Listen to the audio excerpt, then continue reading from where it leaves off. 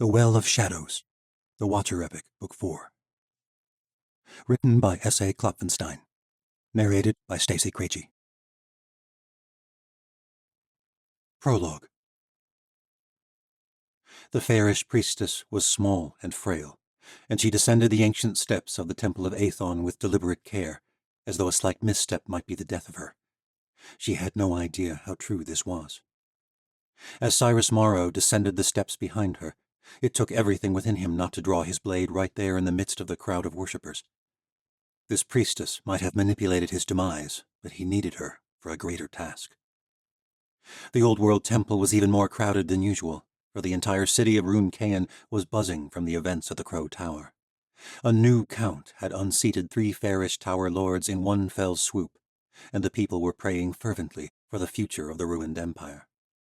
The last time Cyrus had visited this damned temple, the city had been alive with rumors that he might be their prophesied hero, their Gal Dima, who would unite their fractured nation, like in the ancient days before the alien invaders brought them to ruin.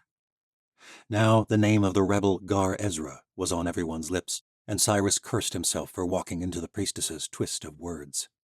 It had been centuries since one person had ruled 3 of the 9 towers, let alone taken them in a matter of weeks. The free companies of the southern world were flocking to join Gar Ezra and his rebels. It should have been Cyrus Morrow, but instead he was entirely forgotten.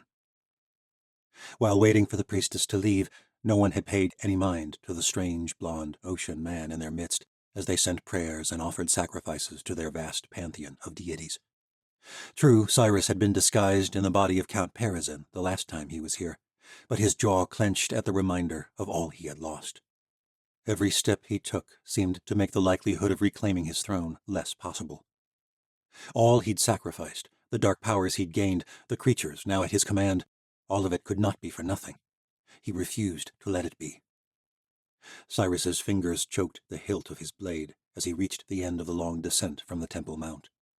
The priestess walked with an airy gait that made Cyrus want to cripple her legs, but he composed himself and followed her through the wide thoroughfare. The streets at the base of the temple were filled with vendors peddling charms and sacrificial doves and scraps of parchment for sending prayers to their gods. Near the edge of the throng, the priestess paused and chatted with a vendor. "Fancy a bead, my lord?" Cyrus nearly drew his blade at the sudden voice, but it was only another peddler, reeking of incense. The copper-skinned fairish man sidled up with a tray of small charms. "Not interested," Cyrus muttered, sinking back into his dark cloak. Though the summer evening was warm, it was bearable, as the cloak was thin and breathable. The priestess spoke with a wispy voice, glancing through the other vendors' wares. "Ah, I've got one you might like," said the bead man, shoving his tray into Cyrus's hands. "Being an ocean, one of your own heroes." The man held up a pendant carved out of obsidian stone attached to a long string of leather. It bore the image of a gallows with a broken beam. Cyrus fought to remain composed. "The sign of the gallows saint?" the man announced stupidly, as though it were possible any ocean might not recognize it.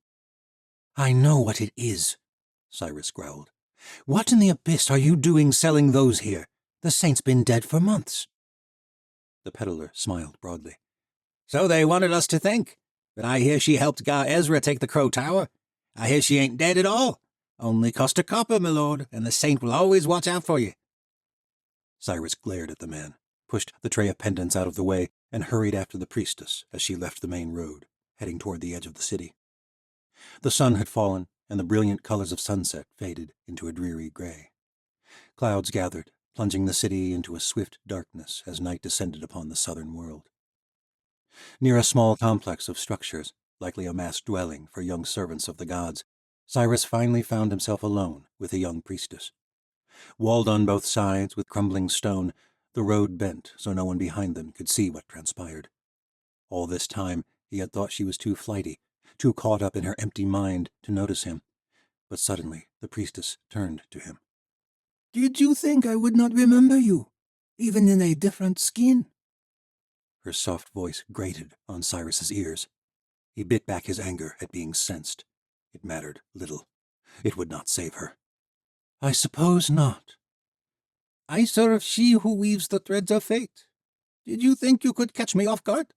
I sensed you in the temple, among the crowds on the Aethon Way. I sensed your rage at that gallows pendant." As she spoke, she pulled an identical symbol from her plain brown tunic. It was carved of cheap balsam wood. "Before I marched on the Crow Tower, you gave me a prophecy," Cyrus said, drawing closer. He stood inches from her, and she did not fear him. This angered him more than anything else about the young priestess, more than her frazzled black hair or wispy voice. "Yes, and you thought I spoke about you, that it was you who were the Galdemar." Cyrus drew a dagger from his belt. He latched onto her wrist, but the priestess did not resist. He brushed the dagger against her copper skin, slowly, waiting for her to tense at the touch of the cool blade. When she did not, he pressed harder, until blood gushed from her forearm. The priestess's mouth gaped with a silent cry. Her blood dripped onto the cobblestone. She met his gaze and glared fiercely. "You may kill the messenger, but it will not change your fate." Despite her bravery, she trembled in his grasp now. Cyrus ran a finger across her wound, tracing an ancient glyph on her skin with the blood. "Unfortunately for you, I have not come to kill you." A chill rushed through the narrow lane. The creatures attacked at his behest, drawn by the ancient spell. Dark threads of shadow wrapped around the priestess like tendrils on a vine, and now she did scream. But her cries were cut off as a pair of wights latched onto her, their shadow enveloping her. A second pair gripped Cyrus by the hand, and they left the new world behind. They emerged on a vast plain of obsidian rock stretching toward dark infinity. The stones reminded him of the star rock of Osha. Strewn across the plain, in jagged shards, it looked as though the earth had been shattered by gigantic beasts. Cyrus stood outside the apocalyptic remains of a fortress in a ruined world. The first world, according to the whites. The original creation. The shadow creatures floated above the ground, ferrying the priestess in silence toward a toppled tower. Cyrus followed behind. He had traveled here multiple times since first summoning the whites, but he could not shake the unease that permeated this dead world. He pushed the feeling aside. Now, more than ever, he could not afford to be anything but relentless. That had been his greatest mistake, the reason he had lost his empire and failed at his attempt to regain power in Fair. He had been too soft. But Cyrus had learned his lesson. Perhaps the fates had weaved against him in the new world, but he was not in that world any longer, and the power he sought to unleash was not bound by its laws. On the base side of the toppled tower, two sharp spires jutted from the stony earth like gargantuan teeth. A large doorway gaped wide, emitting a glowing light. Other than the stars above, it was the only light on the entire plain. The whites flew through the entrance, and Cyrus followed after. The creatures alighted in a vast, upturned space that had once been some sort of great hall. Cyrus strode across what would have once been a wall. The remains of intricate ornamentation were still visible in the stone. He imagined the walls strewn with regal tapestries, golden-winged statues towering beside an ornate throne. But the statues were colorless and shattered upon the rubble. Torches staked into the ground cast distorted shadows each time a white passed. Even here in their world, the creatures did not exist in full form, their dark bodies translucent, faces formless. Though they were the only reason he was still alive, Cyrus could not hold back a shudder as they gathered around him. So many in one place brought a fierce chill to this hall and seeped into his bones. The priestess lay crumpled on the ground, trembling, murmuring soft prayers to her precious weaver. Cyrus strode to the center of the gathering of whites. He gripped her by the chin and forced her to look at each one of the creatures. "What have you done?" she whimpered.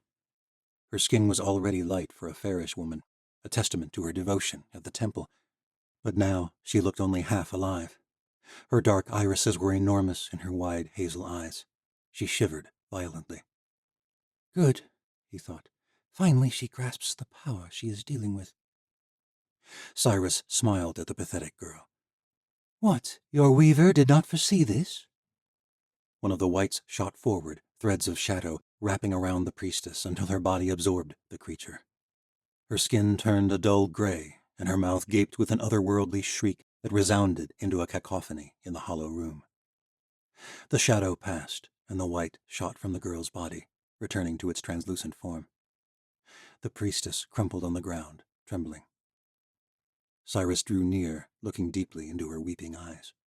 "Whites are like most monsters, my dear, broken, misunderstood, longing for another age. Did you feel her sorrow, her rage?" The girl nodded tremulously. She opened her mouth, but no words came out, only a faint whimper. "These creatures have seen horrors you and I cannot imagine. Well, perhaps you can now." The girl's eyes were bloodshot. She shook as though she had been left out on the icy plains of the Great White North. Tears streamed down her face. "Why am I here? Why don't you kill me?" "Your bloody prophecy," Cyrus said. "It came true. I did not want to believe it. I thought I could use your people's foolish prophecies to build my own power, and if fate was guiding me, it was guiding me to a sure victory. And it was a victory, but not for me. I brought about the rise of the Galdemar, just as you foresaw, and I lost everything." "I only see what the weaver wills, only certain threads." Cyrus was so sick of this talk of her goddess. Whatever her sight was, it was no god. It was magic. "I do not believe in your precious weaver," said Cyrus Morrow. "But you saw what I was and what I was not. You saw my future. You saw my demise." She shook her head, moaning with despair. "You wish me to see your future again, but it does not work like that." "No, you did not just see my future. You set it. I think your prophecy set me on a path to the Crow Tower, though I tried to resist it, though I tried to convince myself it was merely good fortune. You told me what to look for, and when it came, I followed. You made the prophecy come true." I will not help you." The whites closed in on her, and she screamed, "No, please, not again. Just kill me." Cyrus gripped her face and looked deep into her eyes. "You thought one of these creatures felt like hell? Imagine all of them sharing their horrors with you at once. You will beg to die, just as they have countless times, but death will not come. Time will stretch to eternity and back, and you will experience every goddamned moment." A pair of whites latched onto her, tendrils of shadow wrapping around her arms, her chest, her throat.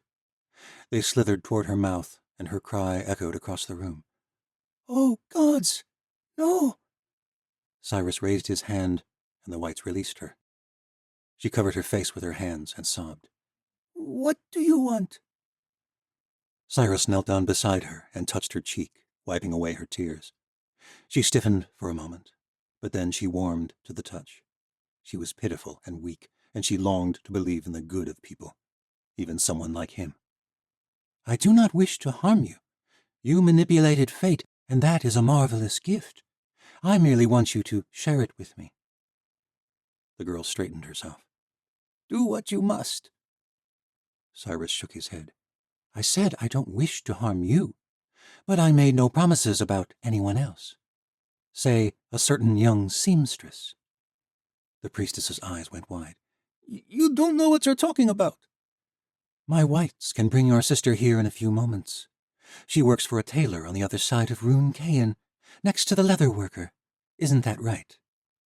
Her expression betrayed the truth, just as Cyrus had known it would. He looked her in the eyes. "Don't test me, my dear. I am the worst monster of them all." She glanced around at the host of whites looming over them, her entire body trembling, as though there were any doubt about her eventual choice. When she spoke, her voice shook. "Fate can only be manipulated at certain moments, certain bends in the path. The day I met you in the temple, there was one of those bends. Had you not suspected that fate was leading you to victory at the Crow Tower, the Galdemar would not have come, and my people would have continued to wait for their hero. But at that moment, the paths diverged." "Good," said Cyrus softly. "Now you're going to tell me where fate will diverge again. A path where I rise." Part 1. The Saints Return. The Saint of the North comes and goes, doing the will of the gods. She may disappear for a time, but when her people need her most, she always returns. I am convinced no mortal could kill her. From Dawn of the Third World. Chapter 1. Tori Burrowdye sprinted through the tangle of bone-white socha trees, weaving as fast as she could between their trunks. Her heart thundered inside her chest, but she kept her breathing steady. She leapt over a rotting log teeming with insects. Bramble crunched beneath her feet, and despite the summer heat, a sharp chill shot up her spine. She spun and dropped to one knee, ready to fight for her life. The morph flew over her and landed sharply at the center of a small clearing. The creature's dark face shifted. Bat-like wings retracted in an instant, and the beast stalked forward in its human form. Fighting back tears, Tori steeled herself and drew her saber from the sheath on her back, all her senses roaring to life. She hated how familiar he looked. He had always been handsome, but now it was just cruel. Darien Redvar attacked, a dark grimace twisting his face. Their blades danced through the air, ringing sharply in the dark forest. Cold sweat wicked off Tori's body with each swift, calculated movement. She had not felt as alive in weeks as she did in this fight, even if her adversary had once been her survival companion, her friend, even if he was dead. Facts that made this fight all the more infuriating. Tori channeled her sorrow and rage. Her senses narrowed her focus to nothing but their two blades. She concentrated all her will on anticipating the morph's attacks, parrying each blow deftly, 1, 2, 3 times. Darien shifted with an angry grunt. His wings jutted from his back, and he launched himself over her. Tori's blade clanged against vicious talons, echoing faintly in the empty forest. There was something about this place. Something different that reminded Tori of the Watcher she had once been. This place was alive with magic. It surrounded her, surrounded all things. An invisible ally the morph was not expecting. The other. With a breath, she reached for the mysterious energy. It was not as distinct as it had once been when Watcher blood surged in her veins, when her connection was part of her very being, but she could still feel the creative power behind the world. Even traces were powerful when you knew it was a connection to the greatest force in the universe. Cold threads of magic enveloped her, then surged. An explosion of energy leapt from her being and collided with Darien's wing, mid-attack. It was not the Conjuri power she had once known, but it was enough. Darien crashed to the ground, his back landing against the gnarled trunk of a tree. Tori stood over him, saber extended, chest heaving. "You've lost, you bastard!" Darien's left wing was broken, and he struggled to lift himself from the ground. He spat blood. A pool of silver glowed on the forest floor. It was only then, as he morphed back into his human form, that Tori saw the jagged gash in his neck from the fatal wound that Jan Devar had given him in Fair. Silver blood cascaded down the ghost's bare chest. "You got me killed, gallows girl." His broken arm hung useless at his side. Shards of bone protruded from his skin, and more silver blood bathed the earth. Tori gritted her teeth. "You're full of Shenza! You're not Darien!" "Aren't I?" Darien struggled to his feet with his one good arm. He fetched his saber and extended it toward her. Silver blood rushed from his neck at the movement. "Ask me a question, something only the real Darien would know." Tori backed away, suddenly losing her nerve. She wanted this to be over. She could end it. One sweep of her blade and the ghost would be gone. For a while, anyway. But what if this is Darien's real ghost? "When we built the gallows," Tori said, "you asked me if I could kill if I were drafted into the Night Legions. What did I say?" The ghost grinned, blood dripping from his lips. "You said the words I learned to live by. You do what you got to survive. That's the way the world is." Tori felt cold all over. She lowered her blade. The creature morphed again, but not back into Darien's metamorphi form. Misha Sufai stood in the clearing, her dark hair hanging ragged at her shoulders, her neck cocked at a horrific angle. "Gods, no! She's already been executed!" Tori opened her mouth to speak, her fingers trembling, struggling to hold on to her blade. A shriek filled the night, and Misha took flight with no wings at all. Tori fell back. The ghost knocked her saber away easily and leapt on top of her. The creature's icy hands wrapped around her throat. Cold silver blood drenched her tunic as Tori struggled to get free. The ghost pressed her into the earth, and Tori feared the forest would open its jaws and swallow her whole. "You did this to me!" the ghost shrieked. "You killed me!" Voices built on top of one another, echoing all around the wood, one after another. "You killed us all! You killed us all!" Tori's lungs burned. Her eyes stung. The ghost's fingers bound her like an oath, and in its dark eyes Tori did not just see Darian or Misha. She saw the eyes of every single person who had died in her wake. Seren, Old Mary, Kira, all the Watchers, Saints, and Lowborns. Their voices built to a horrific crescendo. "You killed us all! You killed us all!" But the words did not wound her. Not in the way the ghosts hoped.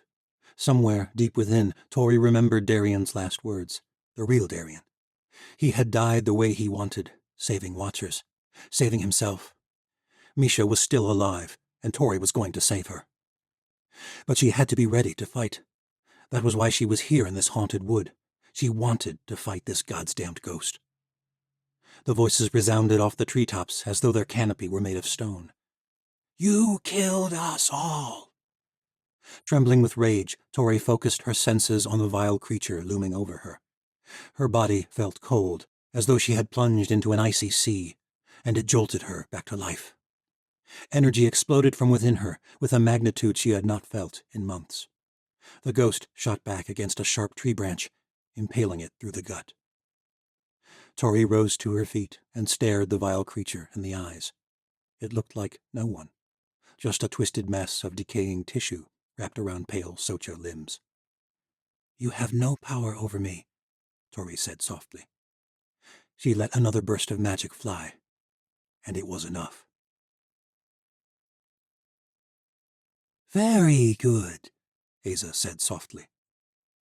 Body aching, Tori rose slowly from sleep and sat with legs crossed upon her bedroll at the edge of their camp in the forest of Gen. Dawn cast warm threads of light through the thick green canopy overhead. Her chest heaved, and her tunic was drenched with sweat, but the blood was gone. "That was your best yet." Smiling wide, Aza clasped her shoulder in a parental manner. Tori sometimes forgot that the Malayan girl was not 16, as her slender body and flushed brown skin suggested, but thousands of years old. An ancient, just like the Darkling Queen, both of them the last of a line of godlike beings once tasked with guiding Tori's world into an era of civilization and progress. But Tori was grateful that Aza had remained in this world, that she had not crossed through the World Gate with Sheva Dekama and the other Watchers they had rescued in the southern world. Tori wiped a rivulet of sweat from her face with the back of her hand. Her chest still pounded, Darian and Misha's apparitions fresh in her memory. She knew it was only the ghosts of Gen playing at her greatest fears, but Darian's death remained painfully near. And Misha. Tori pushed back the horrific thought that she might fail her friend. This was a victory. Tori might not be able to feel magic now that she was awake, but it was the closest she'd come since Medea cut off her connection to the power behind the world. Her body ached to feel it again, here in the real world.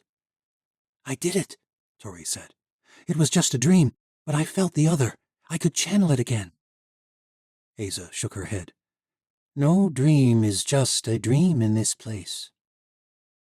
The ancient pointed to a tree at the edge of their camp. It looked just like the one on which Tori had impaled the ghost. There were no phantom remains, but the tree was splintered in half, trunk splayed apart as though it had been struck by lightning. Or magic. A rush of emotion surged through her at the sight. "But how could—" "You used magic, Tori," Aza said proudly. "In this world, just like I've said you could. What did it feel like?" "It was different," said Tori, still trying to wrap her mind around the idea. She took a cloth from Aza and wiped her brow. Her breath slowly calmed. "My Watcher sense was more like a sort of sight, but this was a feeling, something I had to draw in to use, almost like breathing. I had to force myself to see it as the same source. That is because of your Watcher indoctrination. You've been taught to see magic in its parts. Conjuri, regenero, fieri. The Watchers lied? No, said Aza, crossing her arms, suddenly seeming old again. The other resides in fire. So, of course, Fieri can manipulate it. But Watchers are limited in their thinking. And in their blood, said Tori. I could not have been a Fieri. That is what you were taught. I don't understand. It's like a prism. You can cast a beam of light and break it apart into many different colors, red and yellow and blue and so forth. But they are all fragments of the same light. You're telling me colors aren't real now? Aza laughed. Well, yes, but that's not the point. Before the wedding of fire, before Medea stole your magic, you were living proof that Watchers did not see the greater picture. I had 2 gifts. You saw the other in 2 ways. But even then you thought that was all it was. Yet sorcerers have long used magic in other ways. Like Seren and her runes, said Tori. Aza nodded. They are all channels, but there have always been a few who could see beyond them, who could see that all the world was colorblind, and the other was all around, that even the channels themselves were unnecessary for one who could truly see. In the ancient world, they were known as mages, and naturally the Watcher orders saw them as incredibly dangerous. Why? Aza shook her head. Because true enlightenment is always a threat. I'm not sure I understand. You will. For now, it is sufficient to know that the energy you felt in that nightmare, the energy you channeled to obliterate that tree, that you once used as a Watcher, the energy that infuses Yanavi totems and Seren's runes, they are all the same source, merely seen through different eyes. The only thing holding you back from truly seeing is you. Tori nodded, though she still did not quite understand. I don't feel it anymore. Not here. You must learn not to wake up. Aza laughed at Tori's querulous expression and stood. You are making progress quickly, and that is the important thing given the task ahead of us. But is it being quick enough? Aza startled at the third voice, instinctively reaching for her blade. But Tori was not alarmed. She had grown used to the creature's sudden appearances long ago. Lirgay darted over and hovered at her shoulder. The tiny Krokala's marbled skin glowed with a golden shimmer. Aza frowned at the demon fairy. Tori will be as ready as she must. Even for facing the Darkling Queen? We don't have the luxury of time. We must all be ready. The fairy perched on a branch and grimaced, but said no more. Though he never smiled, Tori felt a warm assurance at his nearness, even when he pointed out dark truths. Tori got up from her bedroll and changed out of her sweaty clothes. The trial is tomorrow. Without my magic, the Watchers won't believe I am truly the Gallows Girl. Everything depends on convincing them that Medea betrayed me. I'll need much more than dream magic in the forest of Gen. She pulled on fresh trousers, but paused to scrub her naked upper body with a cloth. Her skin was grimy from sweat and days of hiding in the forest. You will find a way to convince them, Tori. But what if I... Hey, Tori, we need to... Alec Dulbalruk appeared from behind them, his call cut short. His mouth gaped open as Tori turned, then quickly crossed her arms over her chest. Her cheeks flushed, but she could not hold back a chuckle as Alec glanced away and then back, apparently unsure whether he should leave. Tori smiled, and Alec's expression softened. Sorry, I didn't know you were here, Tori said, turning away momentarily. I thought we were meeting you in Loomis. She snatched up her chest wrap and covered herself, then turned back and finished washing what remained uncovered. I went to the temple to visit with my Madrim's spirit before the council tonight. Alex still glanced away from her. I'll leave you two alone, said Aza with a bemused smile. We leave for Loomis in an hour. Leargay buzzed off after her. Tori finished washing and donned a new tunic. It was not clean, exactly, but it was the least dirty. Over a week in the haunted forest of Gen, with no real supplies, had left her longing for the days when she'd had a hot bath in her bedroom at the watchtower. But it was hardly the first time, and in the scheme of her life, it was a silly luxury to miss. Now that she was fully clothed, Alec breathed easier. Tori shook her head, a little annoyed. "You've seen me before, Alec. For God's sakes, we've—" "Sorry, it's just so much has happened since that night. Stormfall feels like a lifetime ago, and ever since I found you, we haven't had any time to—" "What?" said Tori. "To talk about us." "Is this because of Petra?" Tori had told him about her very brief tryst with the Yanavi boy back in the Triumph. They had hardly seen one another since that night, yet she couldn't help but wonder if it had been a mistake to tell him. Alec's brow raised.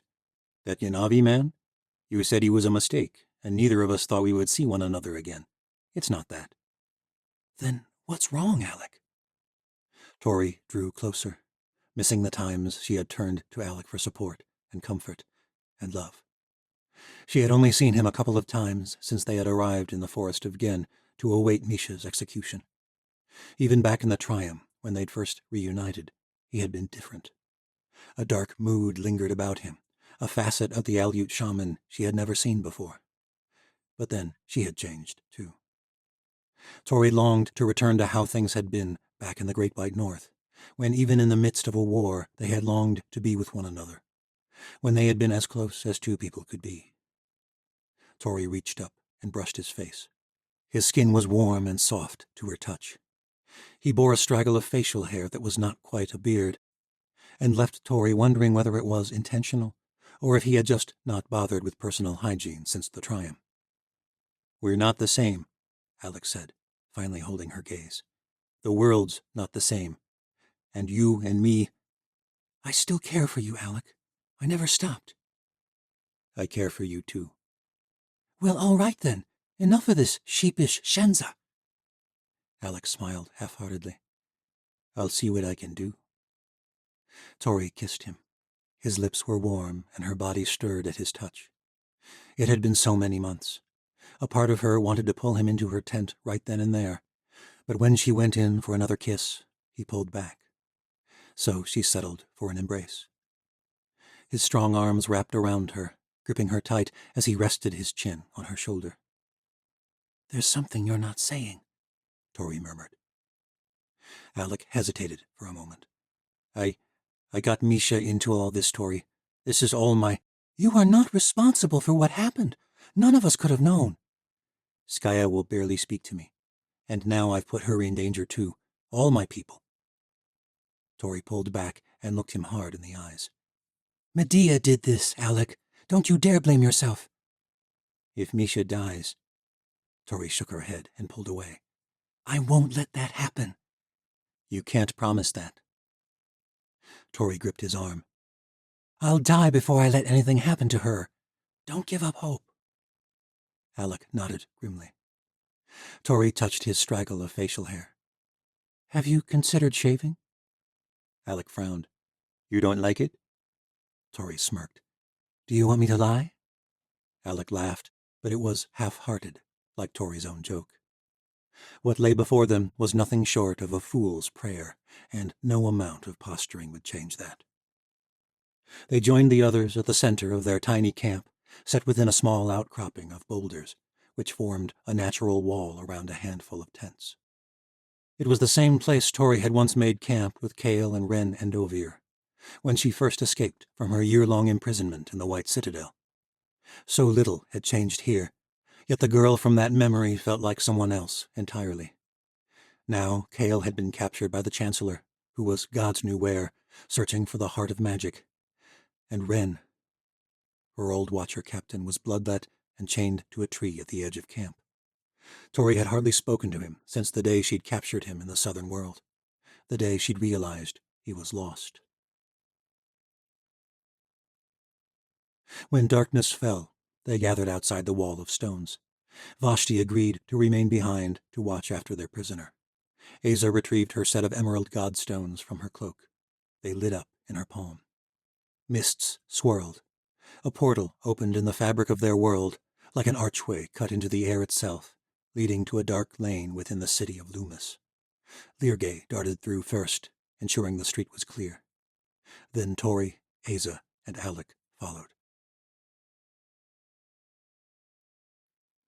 Chapter 2.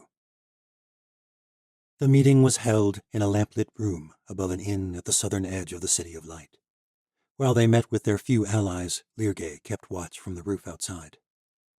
Valeria Sardona and Skaya Dulbaruk arrived by godstones as well, using the second set of stones that Ren had been entrusted with by Medea. She, of course, no longer needed stones to wield magic. She absorbed others' powers, including those of Tori and Soren, and now Misha too, from what Valeria had recounted of the scene at the top of the Tower of Light, when Medea had taken Misha captive. The 5 revolutionaries sat around a table in a shoddy bedroom on the second floor of the inn. Their expressions betrayed the direness of their situation. Misha and Ashi's execution was tomorrow, and they had no margin for error. "No one saw you arrive?" Tori asked, once they had each taken their seats. Valeria shook her head. "I traveled from my personal quarters to Skaya's apartment with the godstones, and we came here the same way. No one knows we're here, Tori." "What's your assessment of the rest of the Watchers?" Since Valeria was assuming the appearance of the Watcher Commander with her morph abilities, only she could gauge the potential for allies amongst the Shadow Watch. They already knew Medea anticipated Tori's return, but the others had no idea that the Gallows Girl still lived, nor that their beloved queen had attempted to kill her to advance her own power. What would they do when Tori revealed herself? Valeria sighed. "We held council today to discuss the execution. Of course, no one is pleased.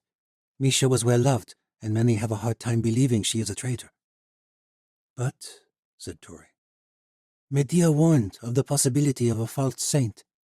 Most members of the Shadow Watch believe that Misha especially might have been prone to such an idea, even prone enough to side with one of the Chancellor's old allies, like Ashi Borodai."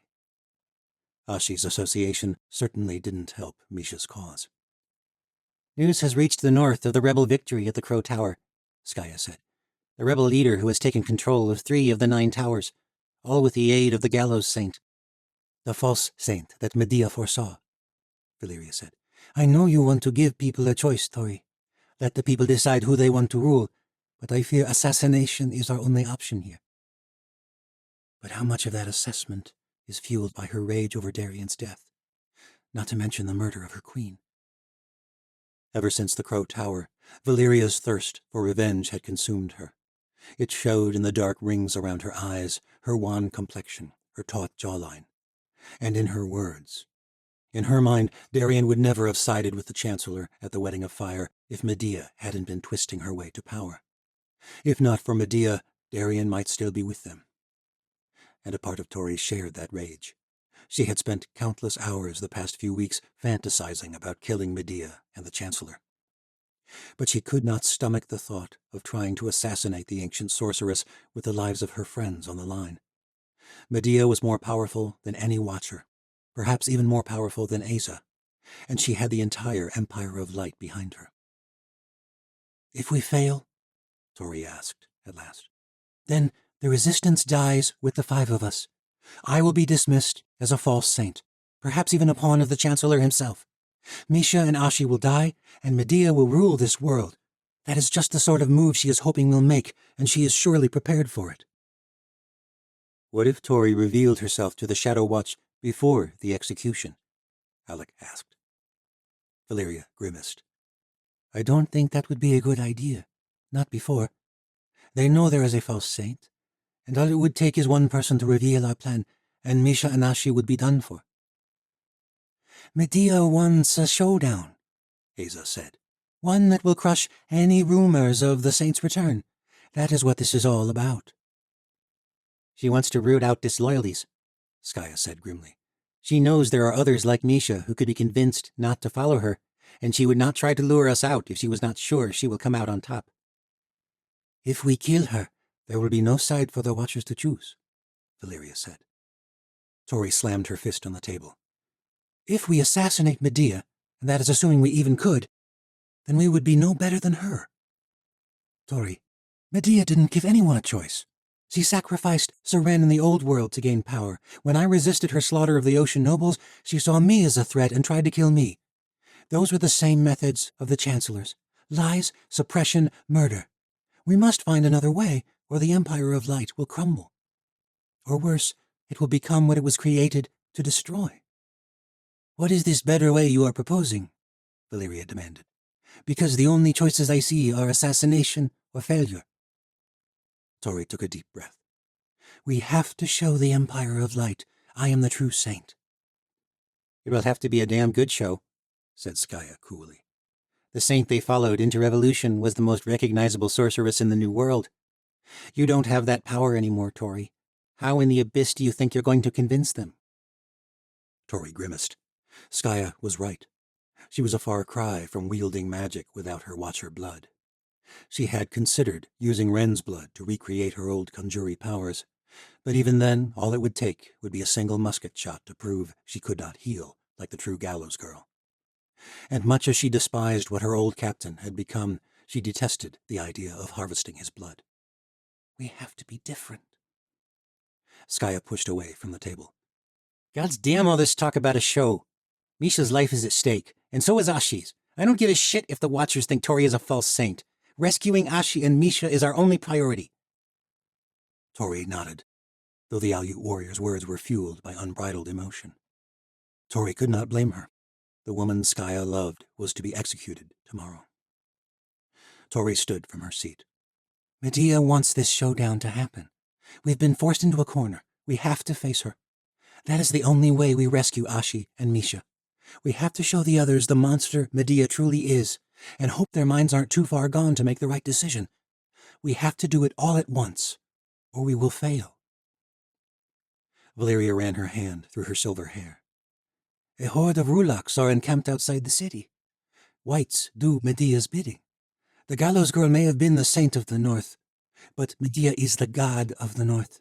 I don't think any of you understand the loyalty that the Watchers, that all the people in the Empire, have for her. If it is your word against hers, I fear we already know exactly who they'll choose. Tori nodded, but she would not be deterred. Not yet. What if the gallows girl commanded monsters of her own? Mouths gaped, even Aza's. What do you mean? Skaya asked. That's not possible. Not necessarily, said Tori. It was the greatest shot in the wind possible, but it was also the only way Tori could think of. She did not have the luxury of magic, so she would have to create her own power. That would be a declaration of war, said Skaya. Only if they choose it. Tori turned to Valeria. Would that be enough of a show for the Shadow Watch? Valeria pondered for a moment. Then a dark smile creased her lips. It would be chaos. And it just might be enough to rescue Misha and Ashi, Tori said. What beasts do you have in mind? Asked Alec. Chapter 3. Alec returned to the forest of Gen with Tori. There was a risk he might be missed the night before the trial, but Tori needed him for another task. And the hard reality was that all their efforts for stealth might not matter anyway. Medea wanted Tori to fall into this trap. It was entirely possible that Medea knew Alec and his sister were in league with the gallows girl, and the queen was merely manipulating them. And that scared Tori more than anything. Their only hope was that the queen had no idea that her commander of the Shadow Watch was actually Valeria Sardona. Every day Tori feared that Valeria would be discovered. Every night she slept fitfully, expecting to wake up to Medea's loyal watchers storming her camp. Or worse, the Darkling Queen herself. But whatever happened tomorrow, this was the last night she would spend in these damned woods. It could very well be the last night of her life. After an insubstantial supper of dried fruit and salted pork, Tori and Alec left camp and made their way through the forest. Always on the lookout, Lyrgay darted through the canopy ahead of them.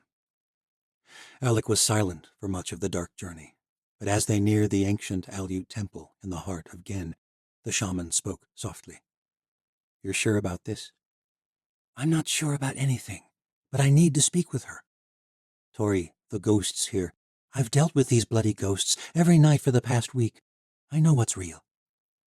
Deep within the forest, there was an arrangement of large boulders that formed a rough circle. The inward-facing stones were etched with faded artwork. Images of crudely drawn Alkine and hunters and North bears and something like a wolf or a fox.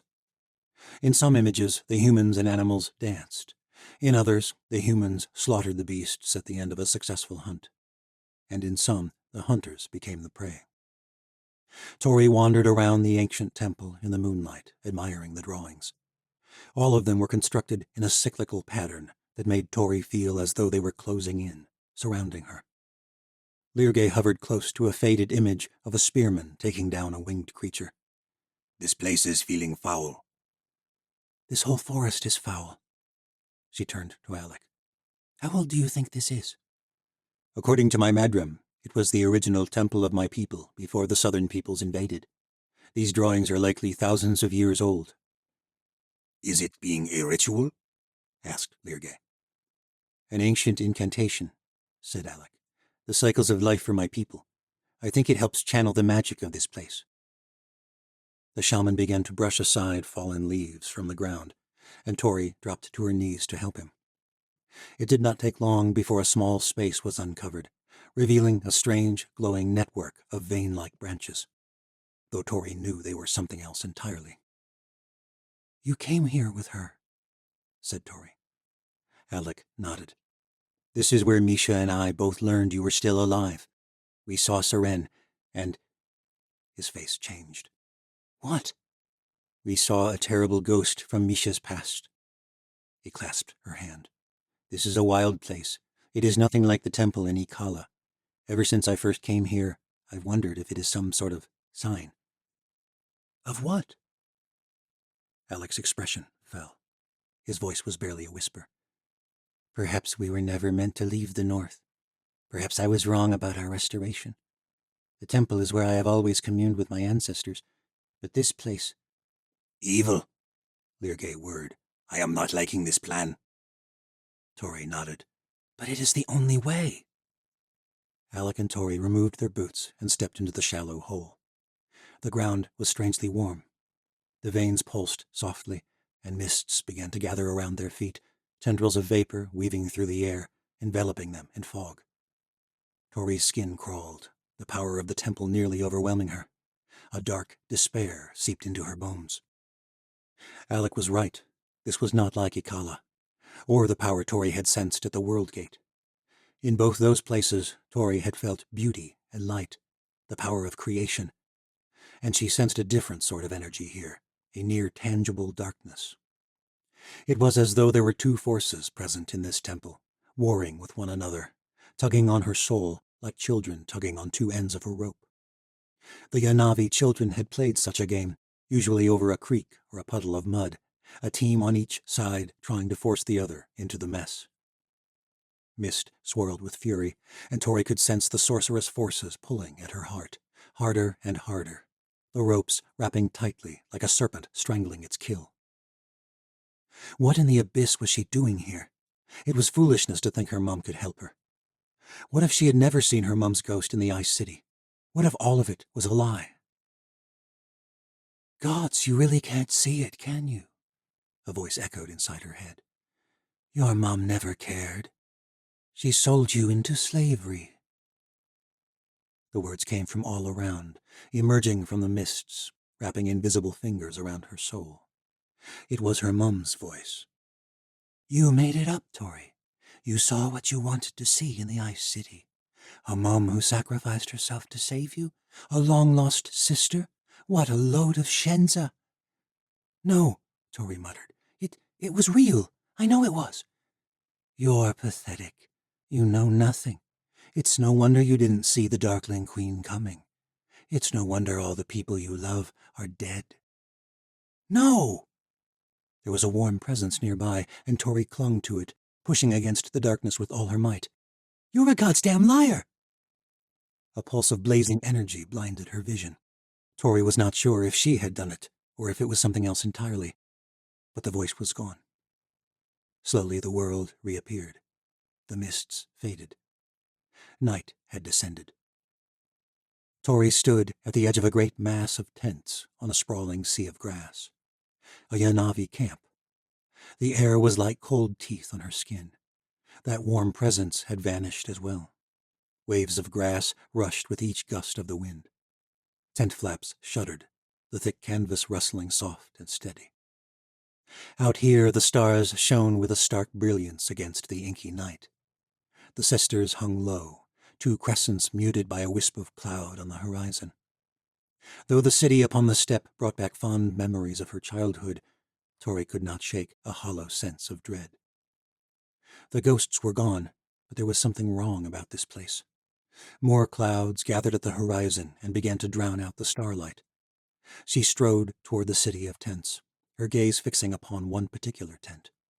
A fierce sense of urgency weighed in her gut. Tori recognized this tent, this night. It's a memory. A child whimpered from within the tent, and a woman with dark hair and pale skin emerged. She was weeping. Of course she was weeping. She had just sold her daughter into slavery. Celine Burrodeye withdrew her hand from her face and looked up, tears glistening in the soft moonlight. Tori braced herself for the dark lies about to spew from her mouth, but the woman smiled. She wiped away her tears, then reached over and did the same for Tori. She had not realized she was crying. Her mum pulled her into a fierce embrace. For a moment, Tori lost herself in pure joy, but then reality seeped in. This is impossible. Tori stepped back.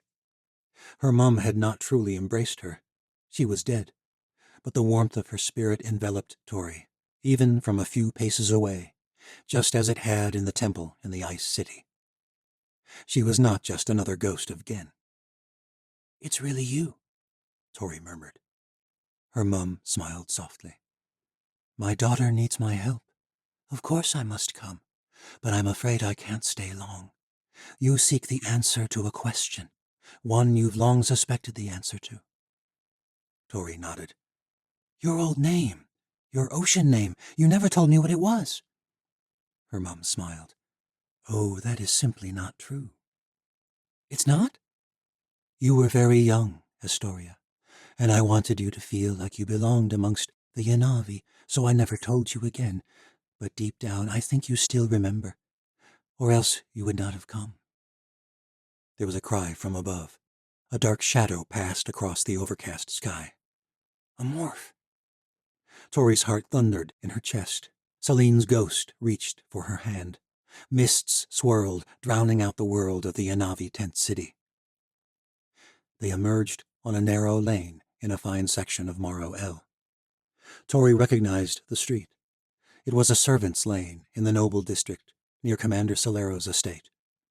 She had traveled it countless times during her years serving in his household. There was another piercing cry that sent shivers shooting through her. A shadow passed over the lane, then disappeared behind the shroud of the White Citadel, which still towered over the center of the city. This is another memory, but not one of mine. She glanced over, but her mum was nowhere to be seen. Soft whispers echoed down the lane, and Tori backed up against a stone wall. A young man and a girl crept through the shadows of the lane. They stopped, mere feet from where Tori stood, and embraced. When they pulled apart, Tori glimpsed the girl's face. Her mum was probably younger than Tori was now. The man looked down at the lane and pointed, the light from his lantern illuminating his face in a golden glow. Commander Solero. Except his face was gray and hideous, the demonic face of the Nosferati she had seen in the caverns of the Crooked Teeth, amongst the horde that had attacked the Chancellor's armies, allowing her to escape. Solero's voice sounded just as she remembered, deep and even, yet full of compassion. He grasped her mum's shoulder and smiled. Even with such a fearsome visage, his smile still made Tori feel warm. He gave Celine instructions to an inn in the Merching District. There's a man who will take you far away from this God's damned place. Celine shook her head. The gods haven't damned me. They've blessed me. Blessed? He asked. How can you say that? Your magic nearly got you killed. You have to leave Osha, leave our family, leave me. His voice caught. I may never see you again. Celine pulled him into an embrace one last time. Magic is not a curse, brother. It is a marvelous gift. One day you will understand. The mists swirled again, but they did not reveal another memory. Tori could sense her mum's presence all around her, overwhelming sorrow. She and her mum wept at the memory, and yet Tori felt warm all over, as though her mum's love were radiating all through this shrouded place. I wish I might have seen my brother again, Celine murmured, before the end. You were right, Mum. He did see the truth about magic. In you, my love. He saw it in you. He knew who I was, didn't he? Who can say? Tori smiled. He knew. That was why he chose me in that line of fringe rats. It made sense why he chose Darien, but not me. It never made sense. He knew I was a sorceress from the start, but he chose me anyway. He knew I was your daughter. If so, then you know more than me, child. I believe it. That is all that matters. And now you know what you must do. Tori nodded. I do, but I'm afraid. That is how you know you've chosen the right path. Mists swirled and dissipated, and Tori and Alec stood alone upon the temple floor. No ghosts, just them. His hand was warm in hers, and Tori realized that he was the reason the darkness had been held back before her mum came to her. He had been the warmth that pushed the dark ghosts away. Tori pulled him into an embrace, and he clutched her tight, hands trembling. Tori brushed his cheek with the back of her hand. You didn't see what I saw, did you? Alec trembled, but shook his head. I was with you at first, when the dark ghosts came. What happened? Tears streamed down his cheeks. His fingers were like ice, and terror tugged at Tori's gut. Alec shook his head and bit back his words. Tell me. Alec stepped back. I saw a vision, just like the one I saw of Seren back in the temple in the Ice City. Like I once envisioned the restoration of my people, but... He shuddered. What did you see? Alec closed his eyes for a long time. When he opened them, he said, I saw the end of my people. Chapter 4. Back at camp, Vashti, Asa, and the others sat around a small fire late into the night, trying to distract themselves from the danger to come. The others soon retired, and Tori and Alec were left alone. Tori felt as though a chasm stretched between them, wide as the canyons of Dim. Talk to me, Alec. There's nothing to say. Those ghosts are full of lies, you know that. Alec stared into the fire. I don't know that, and neither do you. Our plan. If it will destroy your people, we need to talk about this. I led my people here, Tori, to the Empire of Light, to the brink of destruction. You led them to restoration. Medea betrayed that. Alec shook his head. No, Tori. This is Shenza. No one has chosen anything yet. The Watchers will make their choice. The Aleut will make their choice. But we have to give it to them, Alec. We have to show them what Medea is and let them decide. That is what I'm afraid of. I've seen what they choose. In my heart, I've known it for months, ever since I first entertained the idea that you might be alive. I've led them to an impossible decision. Tori stood and crossed her arms. So what? We abandon Misha and Ashi? Alec looked into her eyes for the first time since the others had left, and Tori could sense the conviction behind his words. No matter what I choose, I fear I will lose people that I love. Tori drew nearer. She brushed his hand, and he gripped hers with a desperate ferocity. Tori pulled him close, and Alec clung to her for some time, his arms wrapped around her, his fingers clutching at her back as though she might vanish if he loosened even a little. They said nothing, just held one another. Finally, Alec pulled away. I should go. I wish you could stay tonight. Alec gazed up at the stars peeking through the forest canopy. I need to get back. I've probably already been missed in the city. Tori held onto his hand. Then stay just a bit longer. She reached up and brushed his unkempt hair away from his face. Her fingers ran over his warm lips. He leaned into her touch, and they kissed. For just a moment longer, they pushed back against the darkness. Morning came fast, and Tori felt like she'd hardly slept. The others ate cheese and salted pork, but Tori barely ate a thing. Lirgay hovered nearby, but remained quiet and contemplative. Vashti made small conversation with the watchers from Fair, who had remained to help them when Sheva Dakama led the rest through the World Gate into a new world. The few who joined them were brave and reasonably skilled in their gifts, but they were not warriors. The Chancellor had only wanted their blood. Tori could not shake what Alec had said the night before. Was she leading these watchers to destruction as well? Exposing Medea could open the eyes of many, but a rift between the watchers could lead to civil war. All while the Chancellor and his whites searched for the heart of magic. But Tori could see no other way. Medea was dangerous, and her friends' lives hung in the balance. She could not afford to second-guess herself.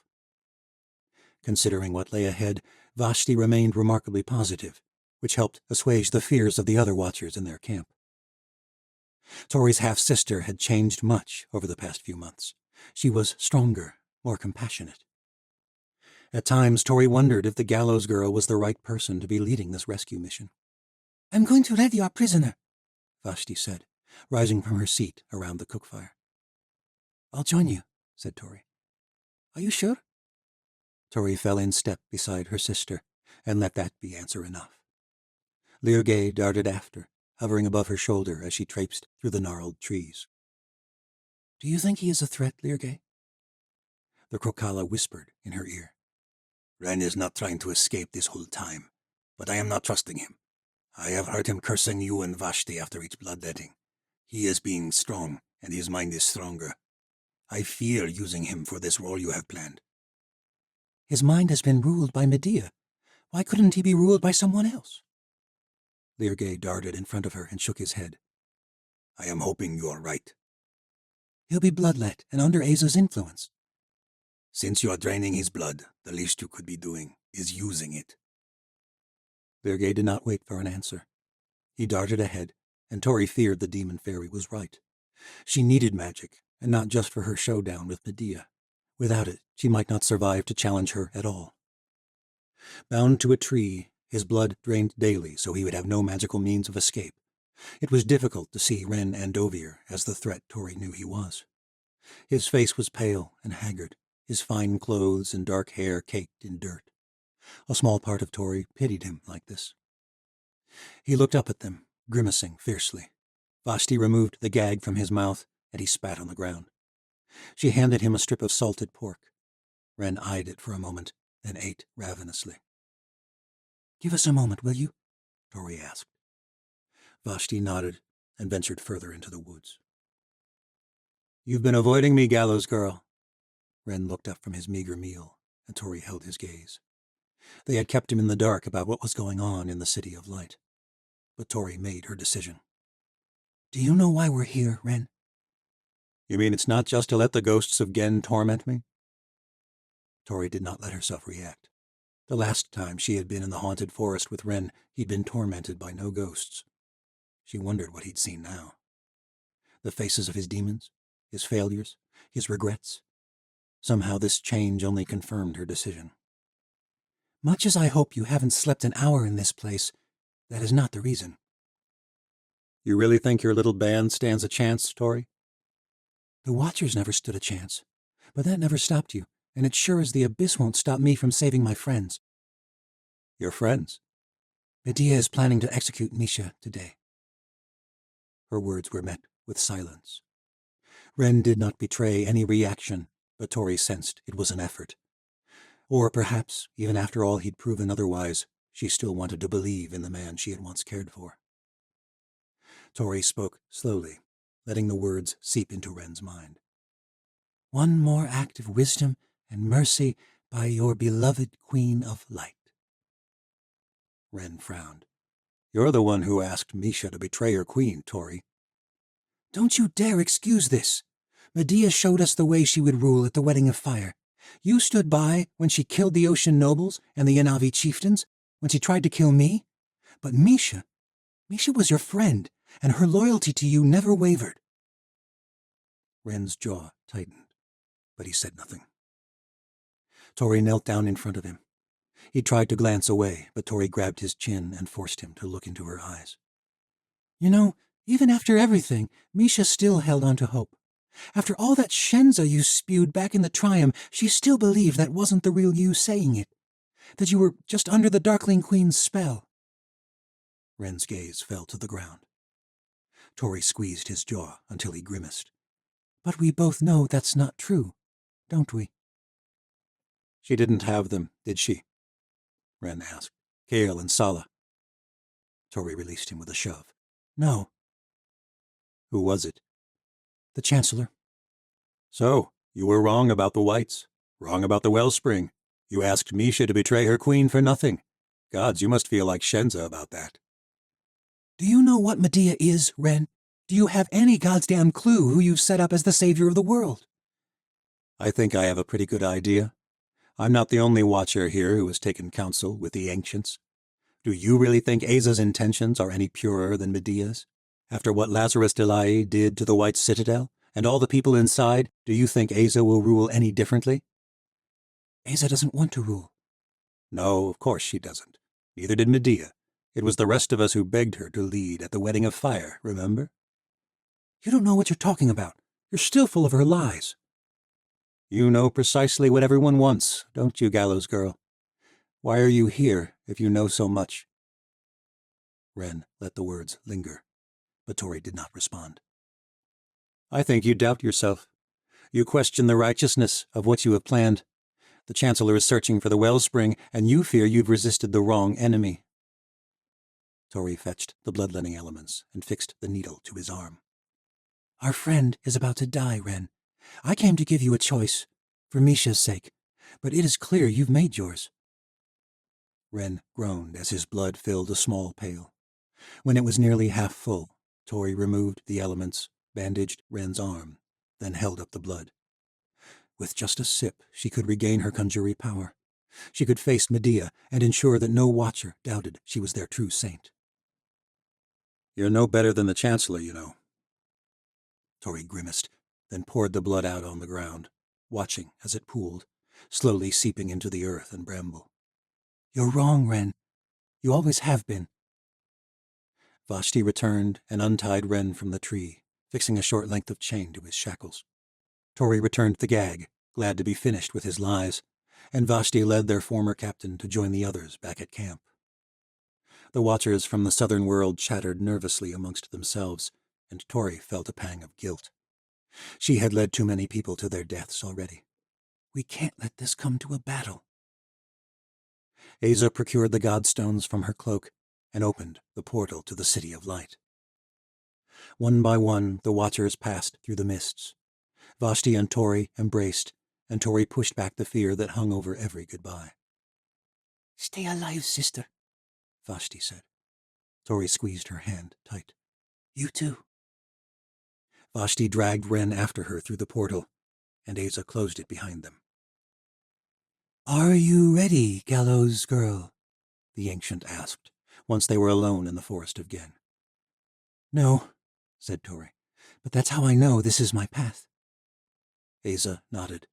She closed her fingers around the glowing stones once more. Lirgay darted through first, and they followed, emerging outside a ruined fortress in the midst of a high alpine valley.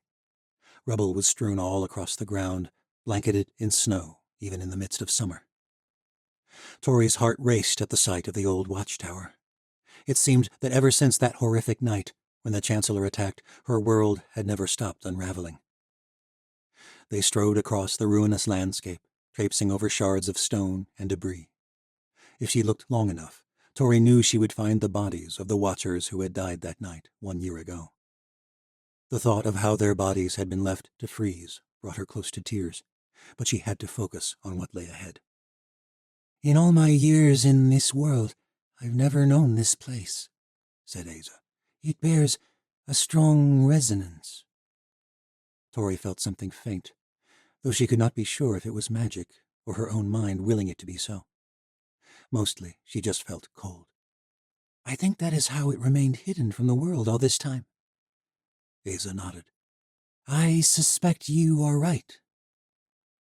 Tori had been unconscious when Cyrus Morrow and his legions led her and the other members of the Shadow Watch into the catacombs, but Vashti had always known the way. The entrance was located in a storage room directly below Wren's old quarters, just where her sister had said it would be. The room had collapsed, leaving thousands of pounds of debris between them and the underground system of caverns that wended beneath these mountains. Asa looked at her expectantly. Tori grimaced. Maybe I shouldn't have poured out Wren's blood. Nonsense, Asa said. I used magic once, in a dream. You felt the other there. Why not here? You are not cut off, Tori. I don't even know what I did in the forest. I don't have magic within me anymore. Not in your blood, Tori. The other flows through all things. You know this. Now close your eyes. But how can I just close them? Tori did. Focus on the power of this valley. Tori tried. With her Watcher magic, she had been able to see the energy behind the world if she focused right. But this, it was different. It was a feeling, something she could not explain, something outside of her, and yet not entirely so. You feel it, Asa said. Good. The other surrounds us like the air we breathe. Focus on that feeling. Don't try to channel it. Just focus on your awareness of it. Nothing else.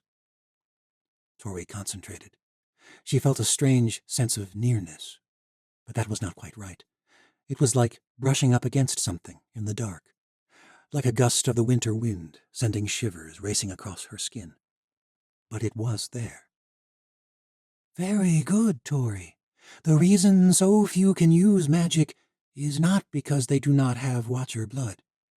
Your blood was only a catalyst, a means of focusing that energy.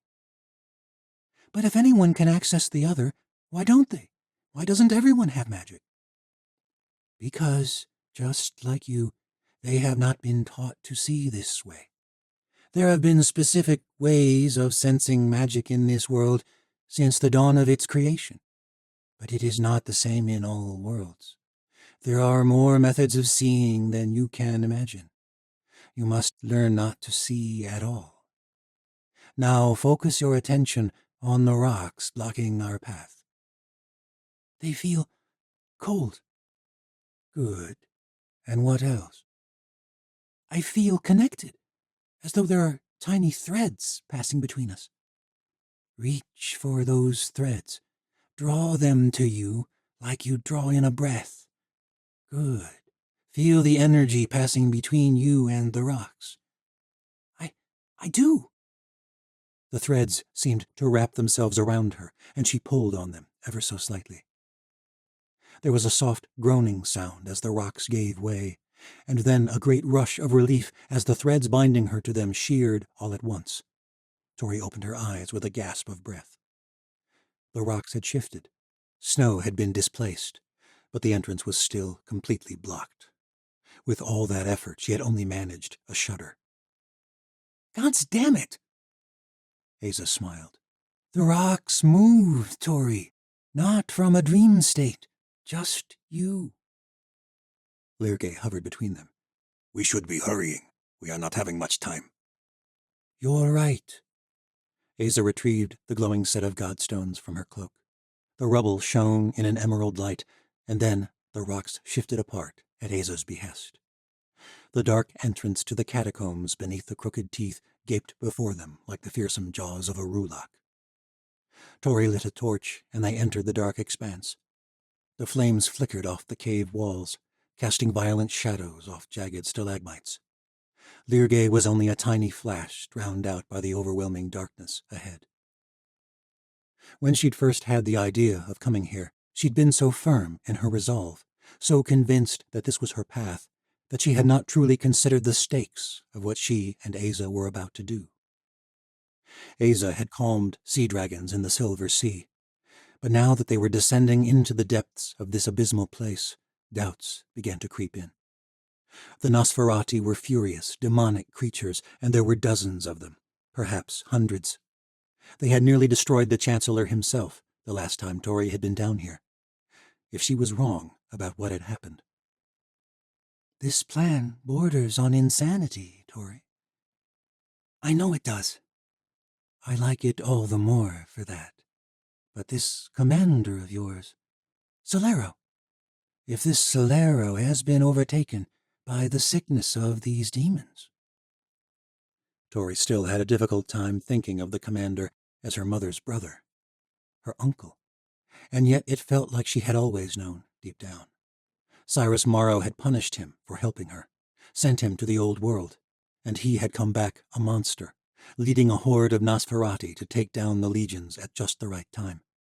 When old Mary had left them, before she brought the caverns down and allowed Tori and Misha to escape, Tori had glimpsed the haggard gray face of one of the demons, and she knew it had been Commander Solero rescuing her one last time. My uncle helped me escape, Asa.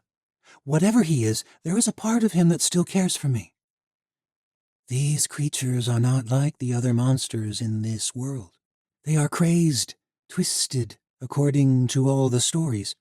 They attacked a crooked village only days ago, killed several people, feasted on their flesh. You said we must learn to live in harmony with all things rather than kill. These creatures know nothing else, Tori. Perhaps they can learn. Tori caught a glimpse of her smile. They pressed on into the darkness, descending deeper and deeper. The caverns were cold near the surface, but soon grew so warm that Tori began to sweat. She handed Asa the torch and paused to remove her cloak. A soft patter filled the silence, echoing off the cave walls. Tori's cloak slipped from her fingers. Lirgay? She whispered. Bracing herself, she glanced around the cavern. There was no sign of the Krokala. Nearby, the long tooth of a stalactite hung down, slowly dripping water onto the floor. There were several of them in this open cavern, and she breathed with relief. Tori grabbed the torch back from Asa, and they continued down the passage. A soft rushing sound echoed up in the chamber, and shivers shot up Tori's spine. She raised the torch and peered into the room. Mistress! Lirgay shot from the darkness and landed on her shoulder, his tiny chest heaving. He pointed down the tunnel, and Tori's heart raced. Red eyes glimmered in the dark, dozens of them. Her breath caught. She held out the torch as menacingly as she could, her other hand gripping the hilt of her saber. She and Asa did not move. The ancient girl's hand glowed with the soft emerald light of the godstones. Red eyes hovered in the dark, watching, but not attacking. Whatever might come, the monsters did not run and pounce with the maniacal terror that they had the last time she had encountered them. That was when they had first returned from the old world, after centuries of longing and hunger and despair. But now, one of the creatures stepped into the light, revealing a skeletal gray face encasing fearsome points of crimson. Tori's heart thundered in her chest, but she stepped forward to greet it. The creature's skin hung loose over its face, and as she looked into its eyes, she saw nothing of the steady, kind man she had once served in Morrow El. His face twisted with a fierce grimace, and his eyes glowed with hatred. The creature that had once been Commander Solero smiled with inhuman teeth, longer and sharper, with bits of flesh caught in the gaps between them. This was a mistake. Oh gods, there is nothing left of the real Solero. Tori glanced at Asa, and her fears were confirmed. She began to back away, slowly. Solero did not follow after her. He merely smiled that bloody, animalic grin, and watched with an unwavering gaze. Tori glanced back again, and to her horror realized why the creature did not give chase. The passage behind them was filled with glowing demonic eyes. They were trapped. Asa, do something! I can't, Tori. What do you mean? You tamed goddamn dragons! The red eyes began to close in, coalescing into dozens of hideous monsters. The creature that had once been Commander Solero stepped forward, leading a horde that stretched deep into the caverns. The dragons had minds I could influence. These are the accursed undead. There is nothing left but raw instinct, to kill and devour. Asa closed her fingers around the godstones, and a portal formed. But Tori felt something wrong about this. The same feeling that had brought her here. The same feeling that had struck her all those months ago, when she had glimpsed Solero's face in these caverns. Perhaps they were nothing but instinct. But it was not the instinct of their demonic forms. There was something more. Tori did not draw her blade. She stepped toward the creature that had once been Commander Solero. His red eyes widened. His teeth shimmered in the flickering light like tiny daggers. Tori took another step. Sharp frigidity rushed through her, and she closed her eyes, focusing on the energy passing between her and the creature, threads of faint magic. Asa was right. There was no mind left. But there was something else, a ferocious energy. The cold touch of dead flesh gripped Tori's hand. She opened her eyes and gasped. Chapter 5. Cyrus Morrow strode across the shattered ground of the abyss, a tremor in his fingers as he hauled the temple maiden after him. He still did not know her name, nor did he care, so long as she was right about this damned place. In all his journeys, Cyrus had not ventured beyond the tower of the abyss, and in truth that ruined corpse of a structure was haunting enough. But when even the whites would not follow him out into the dark plains of this dead world, was he a fool to let her lead him here? He had no choice left. This was his final chance to reclaim the power that was stolen from him. He cursed and shoved the priestess forward. Terror was etched across her wan face, but she made no sound, and Cyrus admired her for that. The endless plains were lit only by the bleak starlight above. The tower vanished beneath the horizon, where dark skies collided with dark earth, and though there was no true warmth or cold in this world that he could tell, shivers racked his body. He spoke to distract himself, to push back the thoughts that he might be walking toward his own demise. I never truly believed the dead resided in the abyss. I am not sure what I expected when I first crossed over to this place, but it was not this empty nothingness. This world is not empty, the priestess said, her voice barely audible. It is full of memory. Memory? The priestess stopped and looked back at the dark horizon. It is not too late to leave, Chancellor Morrow. You don't have to do this. Cyrus Morrow huffed.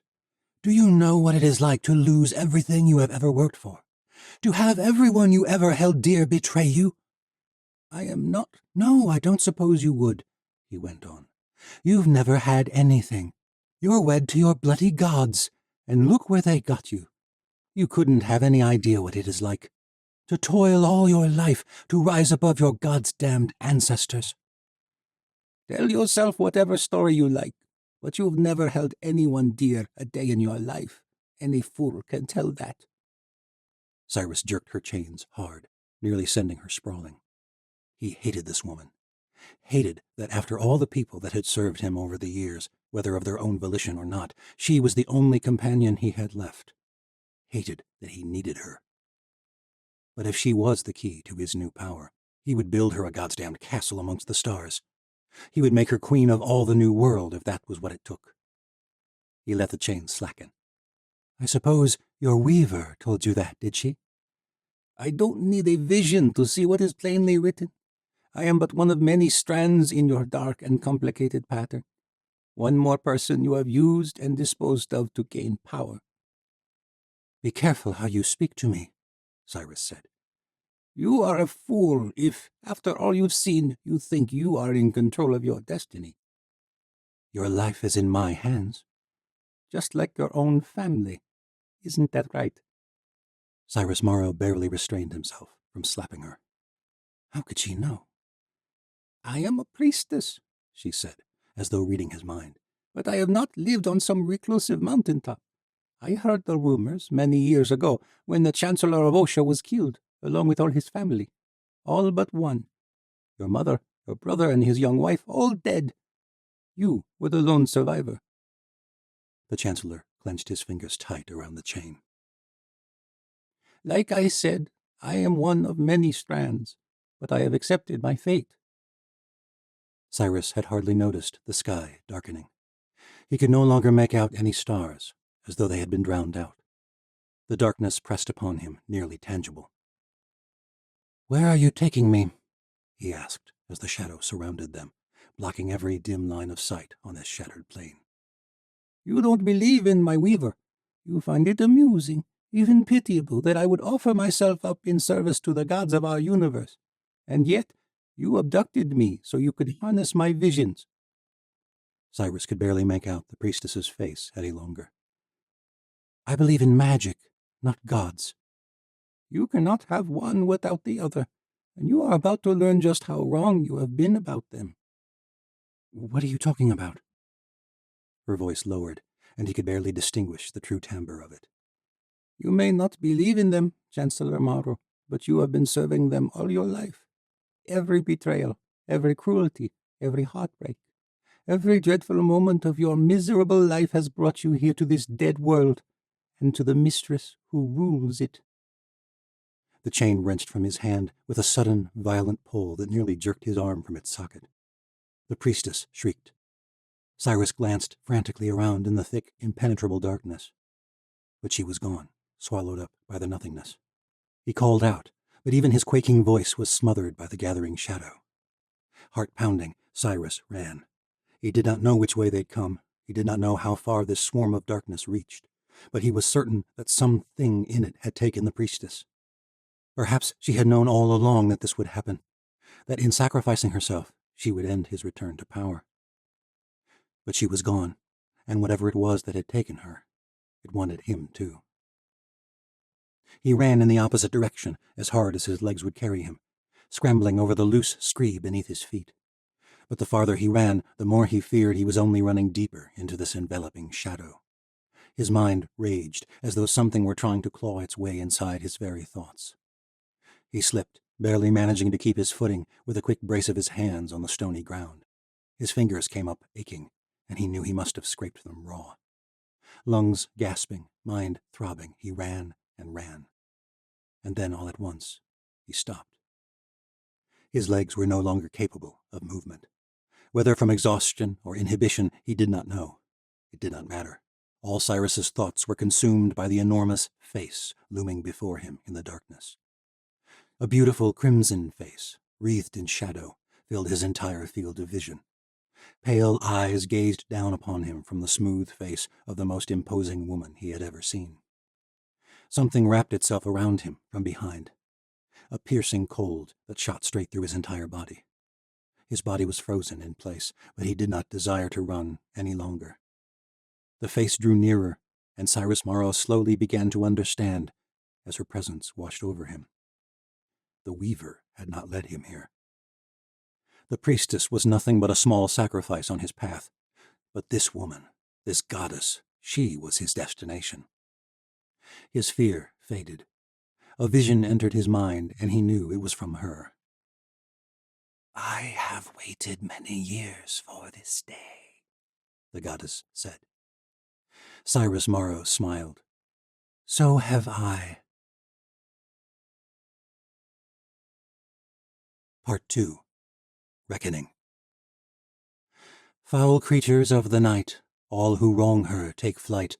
Every wrong shall be right. She is coming for you.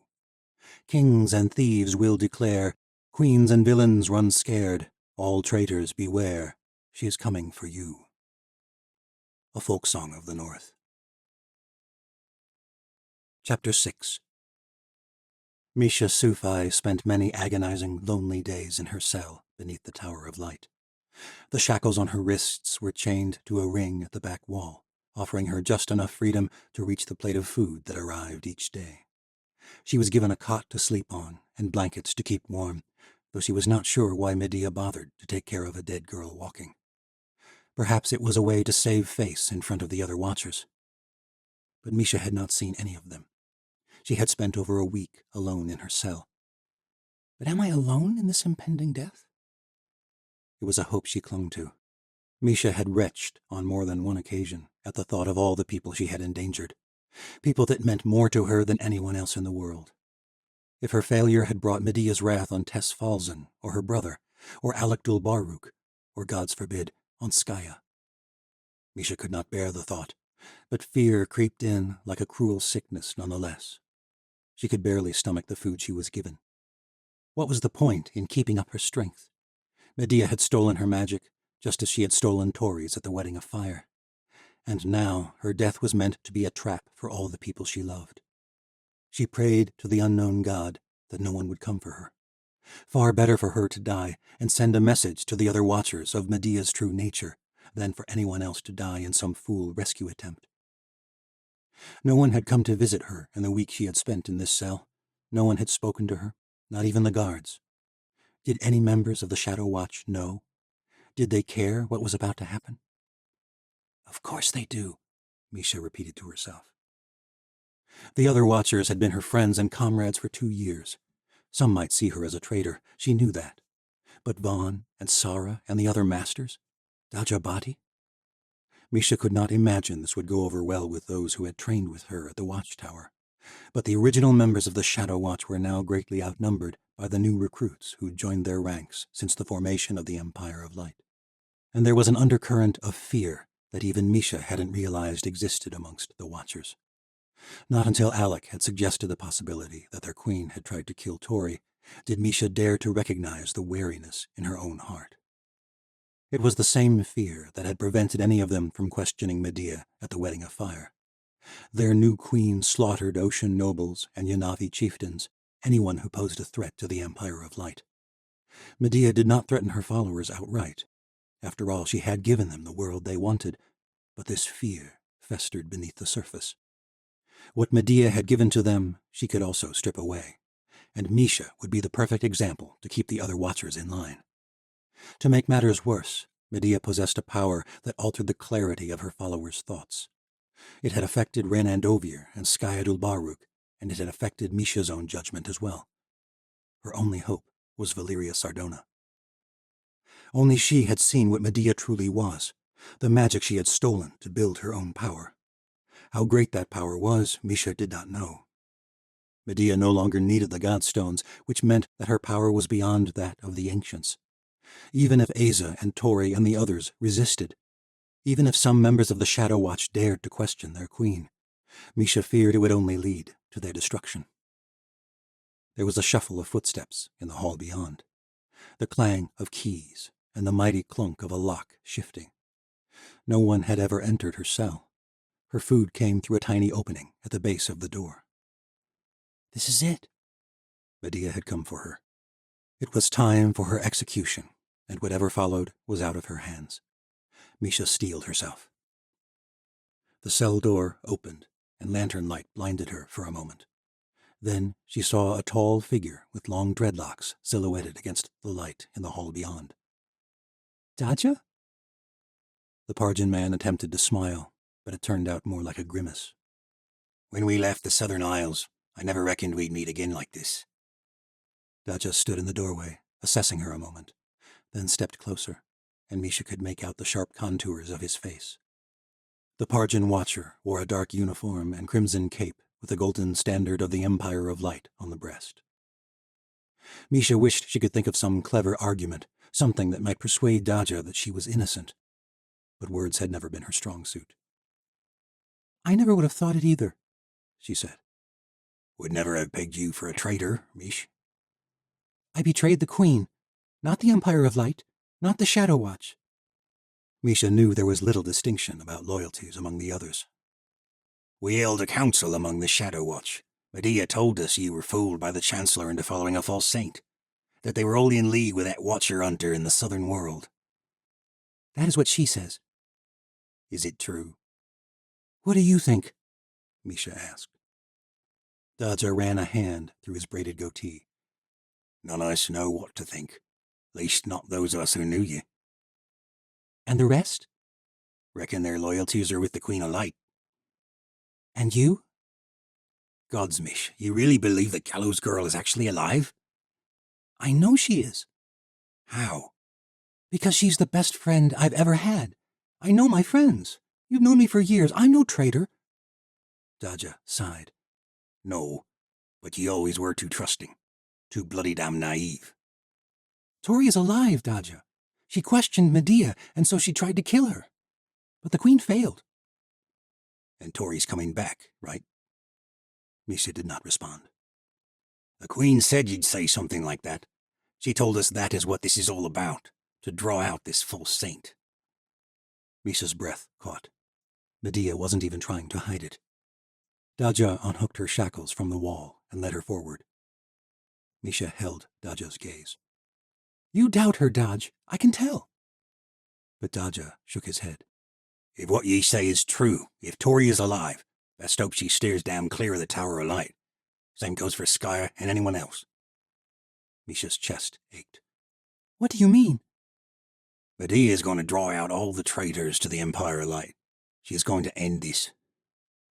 Daja escorted Misha from her cell, and they began the long climb to the top of the Tower of Light. What happened in the southern world, at the Crow Tower? Misha asked as they ascended the steps. I'm not supposed to talk about that. If Tori's just a false saint, what does it matter? Daja sighed, but after a pause, he spoke. There was a falling out amongst the fairish lords. 2 died. Another was the Chancellor in disguise. But ye already knew that. The false saint helped that rebellion take power. The old ruined empire is shifting. They say their great hero has come. Medea reckons it might lead to war if this Gal Demar keeps stirring up rumors about the gallows girl. Fair hasn't been a true force since the old world. Daja chuckled. Neither were the Yanavi or the Aleut, or the bloody damn beasts from the old world. We both know that don't mean a thing. This is the dawn of a new age, and not everyone is keen on it being ruled by sorcerers and lowborns. The Malayans are gathering eastern nations for their court of veils, and we all know how they feel about magic. The Malayans have never sought war. They despise our kind. You can be damn sure they're a threat to the world we're building here. Just like this hero from the southern world is a threat too. The true threat is right among us, Daja. I know you see it. You don't have to follow her. Daja shook his head. You forget, Misha. I'm the son of a pirate. We've always chased the fair wind. Always will. Misha stopped in the midst of the stairwell. She could hear a distant din above. They had nearly cleared the dungeons. You're a watcher, Misha said softly. We make our own wind. Daja said no more. Once they were above ground, they were joined by several more watchers, all newer recruits, who led the way to the pinnacle of the magnificent Tower of Light, the symbol that loomed over the entire city, where Misha was to be put on trial for treason. Chapter 7. Since Misha had last been in the vast pillared council chamber, the conjurer had completed construction on the structure. The great chamber, which had been barren and cold before, was now decorated with the regalia of the Empire of Light. Ornate tapestries lined the walls, depicting triumphant moments in the rise of the new League of Nations. The bear riders arriving at Stormfall, the clash of a Watcher and a Morph in midair, the host of Ruloks marching before the Queen of Light, and many others. Immense marble pillars were etched with gold and silver filigree and topped with intricate entablatures lined with gemstones. Along each wall, gigantic glass doors were thrown open to balconies, which offered a breathtaking panorama of the entire metropolis. In any other palace, this would have been the throne room, but this hall was constructed differently. A wide dais was set at the center, with outward-facing seats for the leaders of each of the individual nations represented by this new empire, as well as a seat for the commanders of the Shadow Watch and the Legions of Light, and of course one more for the Queen of Light herself. The Aleut throne, occupied by Farah Dulbaruk, was fashioned from the luminescent blue icefire crystals of the Great White North. The Morgothian throne was cut at sharp angles from obsidian star rock, while the Yanavi was carved from the red sandstone of the Wandering Dunes. A tangled web of Socha limbs formed the ocean seat, occupied by Ilyana Dragonis, and one that had to belong to the Southern Isles was crafted from the ornate helm of a warship. Medea stood before a golden throne infused with magic so that it glowed with a warm flicker like that of soft flames. The back was fashioned into a set of outspread wings like a magnificent eagle. The Queen of Light's pale face shimmered as she gestured for those gathered to take their seats. Over 100 watchers and ranking military officers were gathered in the hall, and they sat in fine chairs of pale snow pine. Daja removed her chains, and Misha stood before the assembly. She was conscious of her filthy raiment and disheveled hair, standing before all these people in the clean black uniforms of the Servants of Light. Ren Andovier took his seat beside the Queen, which Misha hoped meant that Valeria's secret was still safe. Skaya and Alec were seated near the back, along with Tess and Geordie. The presence of the 2 children sent a pang of dread coursing through Misha's bones. Either Skaya had brought them to say goodbye, or else Medea had ordered them here. But why? She feared she knew the answer. Misha was a cautionary tale for everyone in this room. Most of the watchers present looked like loyalists recruited since the Wedding of Fire. Several of the masters of the Watcher orders were old friends, but Misha saw a few other potential allies. The political and military leaders had come from all nations and were surely loyal to their savior queen. Misha had half expected a dramatic execution before the entire city, but it seemed that Medea only wished to involve the ranking members of the Empire of Light. If Tori showed up, the queen would be able to swiftly determine where their true loyalties lay. Medea's pale face stood out starkly against her billowing black silks. Her expression creased with a sorrowful solemnity as she stood to address the assembly. My friends, it is with great trepidation that we are gathered this evening. This tower was built so it might be a beacon for the world, a sign of freedom and hope.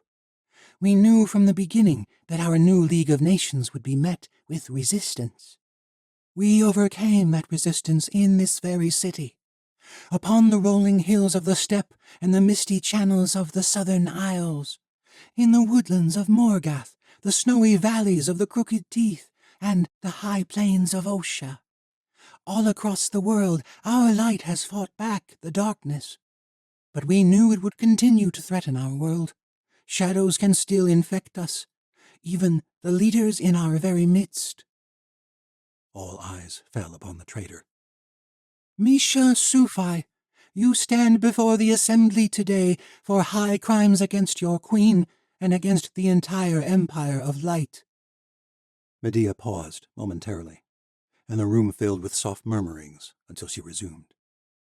You, formerly master of the Fieri Order, have conspired against the world we seek to build. You have fallen prey to the lies of a false saint who seeks to raise up another power in the southern world, and you are not alone in this treachery.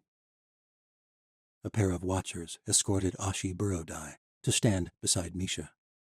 The Yanavi woman's dark hair was a mess, and her face was smeared with dirt, but she did not appear to have been mistreated. Venrajii, the great sultan of the Yanavi, glowered at her from his throne of crimson sandstone. This woman was a servant of the traitor Sala Burodai, Venrajii declared to the assembly. a known ally of the Chancellor. Ashi Burodai resisted the Empire of Light in the Red City and fled with Sala when my people chose a path of light. If Master Sufi was scheming with the likes of this scum, it is clear she has been lost from the light. Medea resumed her accusations. Misha and Ashi both aided a Watcher hunter from the southern world, a hunter who abducted Watcher recruits before we could reach them. Not only that, these two have allied themselves with a southern rebel bent on resisting our light. Is that such a crime? Misha asked. The assembly silenced. Medea gazed upon her without expression. Must all nations in the world serve you or else be brought to ruin? Is that the mission of the Empire of Light? Is that the world you would seek to build? Medea smiled demurely. Ah, but they don't merely wish to live peacefully in their own little world. The fairish seek to undermine what we have built here in the north. They follow a false saint claiming to be Astoria Burodai. Gar Ezra has not made secret who aided his victory at the Crow Tower. This was an overtly political act, meant to undermine our light. Of course, we all know that our gallows saint remains with us in memory, but she died for the sake of this new empire. The true Astoria Burrodai would never have sought to destroy it. Medea looked directly into Misha's eyes. A chill passed over her, and Misha was acutely aware of the absence of magic coursing through her veins, the absence of her connection to the energy behind the world. She glanced around the room. Skaya and Alec were staring at the floor, like good servants ashamed of what their companion had done. Geordie was trembling, and Tess wrapped her arm around him, her own expression hardened. Ren Andovier looked right at her, but there was something strange about him. He looked weary and frail, and Misha had the horrifying thought that he might have escaped from Tori and Asa in the southern world. This might be the real Ren. If it was truly Valyria in Ren's form, she would do something. She would defend her before the other Watchers. Wouldn't she? Medea straightened herself. Your crimes are punishable by death, but our empire was also founded on the premise of change, as Commander Andovier has reminded me often these past few days. Every person among us is susceptible to deceit. Every last one of us might be fooled. And I fear I may have been too harsh and too swift in my condemnation when I first discovered your treachery. Both of you have lost those dear to you, and sorrow does cloud good judgment. And so, Misha Sufai, Ashi Burrodai, I offer you a choice. Renounce this false saint before all gathered today. And you'll what? Let us live? Ashi asked. The Yanavi woman's face flushed. She had lost none of her fire during her imprisonment. Pa!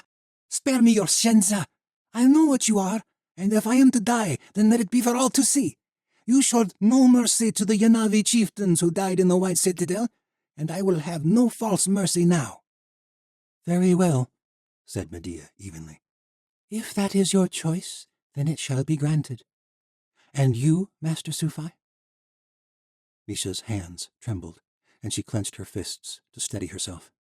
There was no sign of rescue, and if she was to die, she would have the others know just how low Medea was willing to stoop. You offer me mercy, and yet you have already damned me. You have already stolen a part of my life. Yes, they know, Medea said with a smile. I rid you of your magic. You sought to use it and your station amongst the Watcher orders against the very empire that raised you up. The Aleut are already quite familiar with the concept of obliviating magic, and I am not afraid to declare that same fate awaits any other Watcher who betrays their own people. The Queen gestured to the room with a solemn expression, as though what she'd done to Misha had brought her great pain. It was a half-truth. The Aleut shamans could prevent magic for a time, but they could not take it away altogether. The others did not know that Medea could feed off others' magic like a common leech. But the lie was enough to stifle their doubts, and this feigned offer of mercy would be the decisive blow, intimidating her followers while apparently offering a gracious choice. But Misha would not break. Even if Tori did not come, even if this truly meant her death, she would not give Medea what she wanted.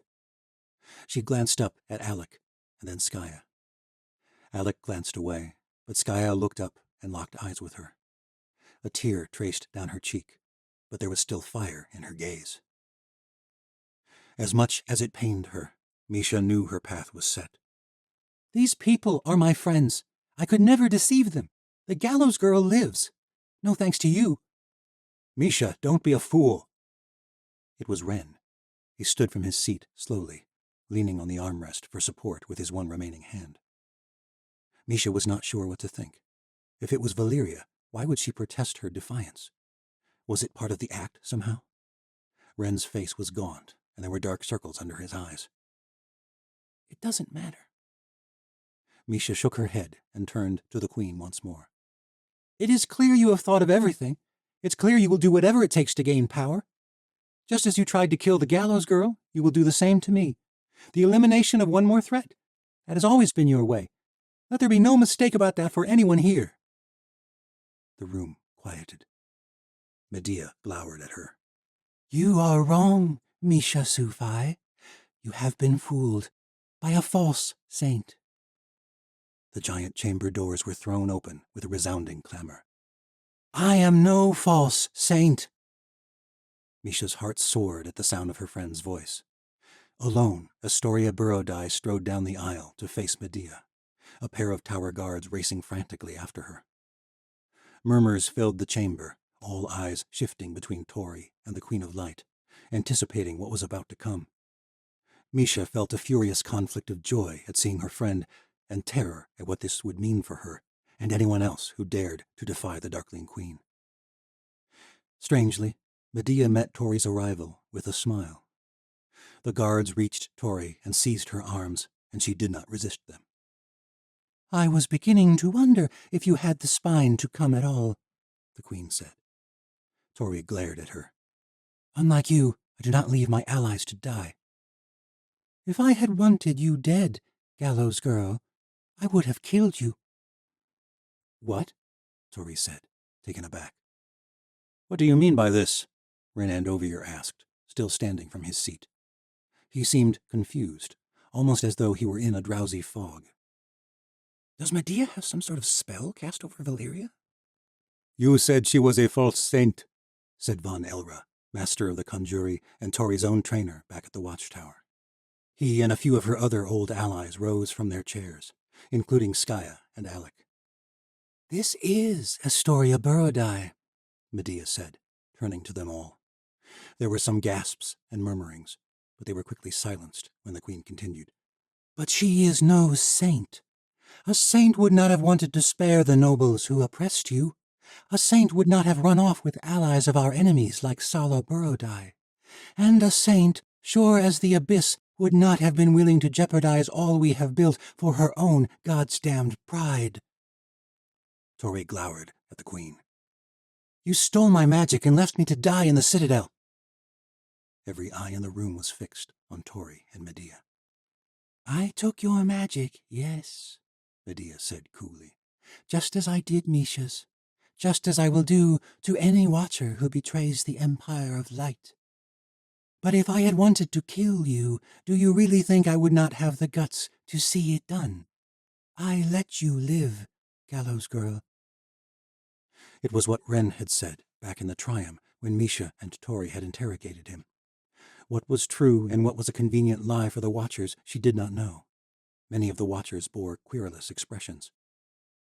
But Misha had not forgotten what she'd seen when Medea captured her.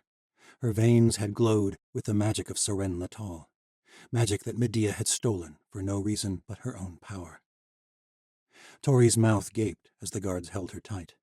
Many of the Watchers in the room stood at the ready, hands hovering at the hilts of their blades. But who will they fight for? Medea remained cool and composed. I gave you mercy and the chance at a new life, Tori Burrodai, and this is how you repay me? By aiding a Watcher hunter who was abducting our recruits? By joining forces with the Chancellor? I did not join the Chancellor, Tori shouted. Yet you managed to let him escape once again, just before the Legions of Light were going to intercede in the southern world. You ensured the Chancellor would still pose a threat, and now you've pitted the Fairish against us.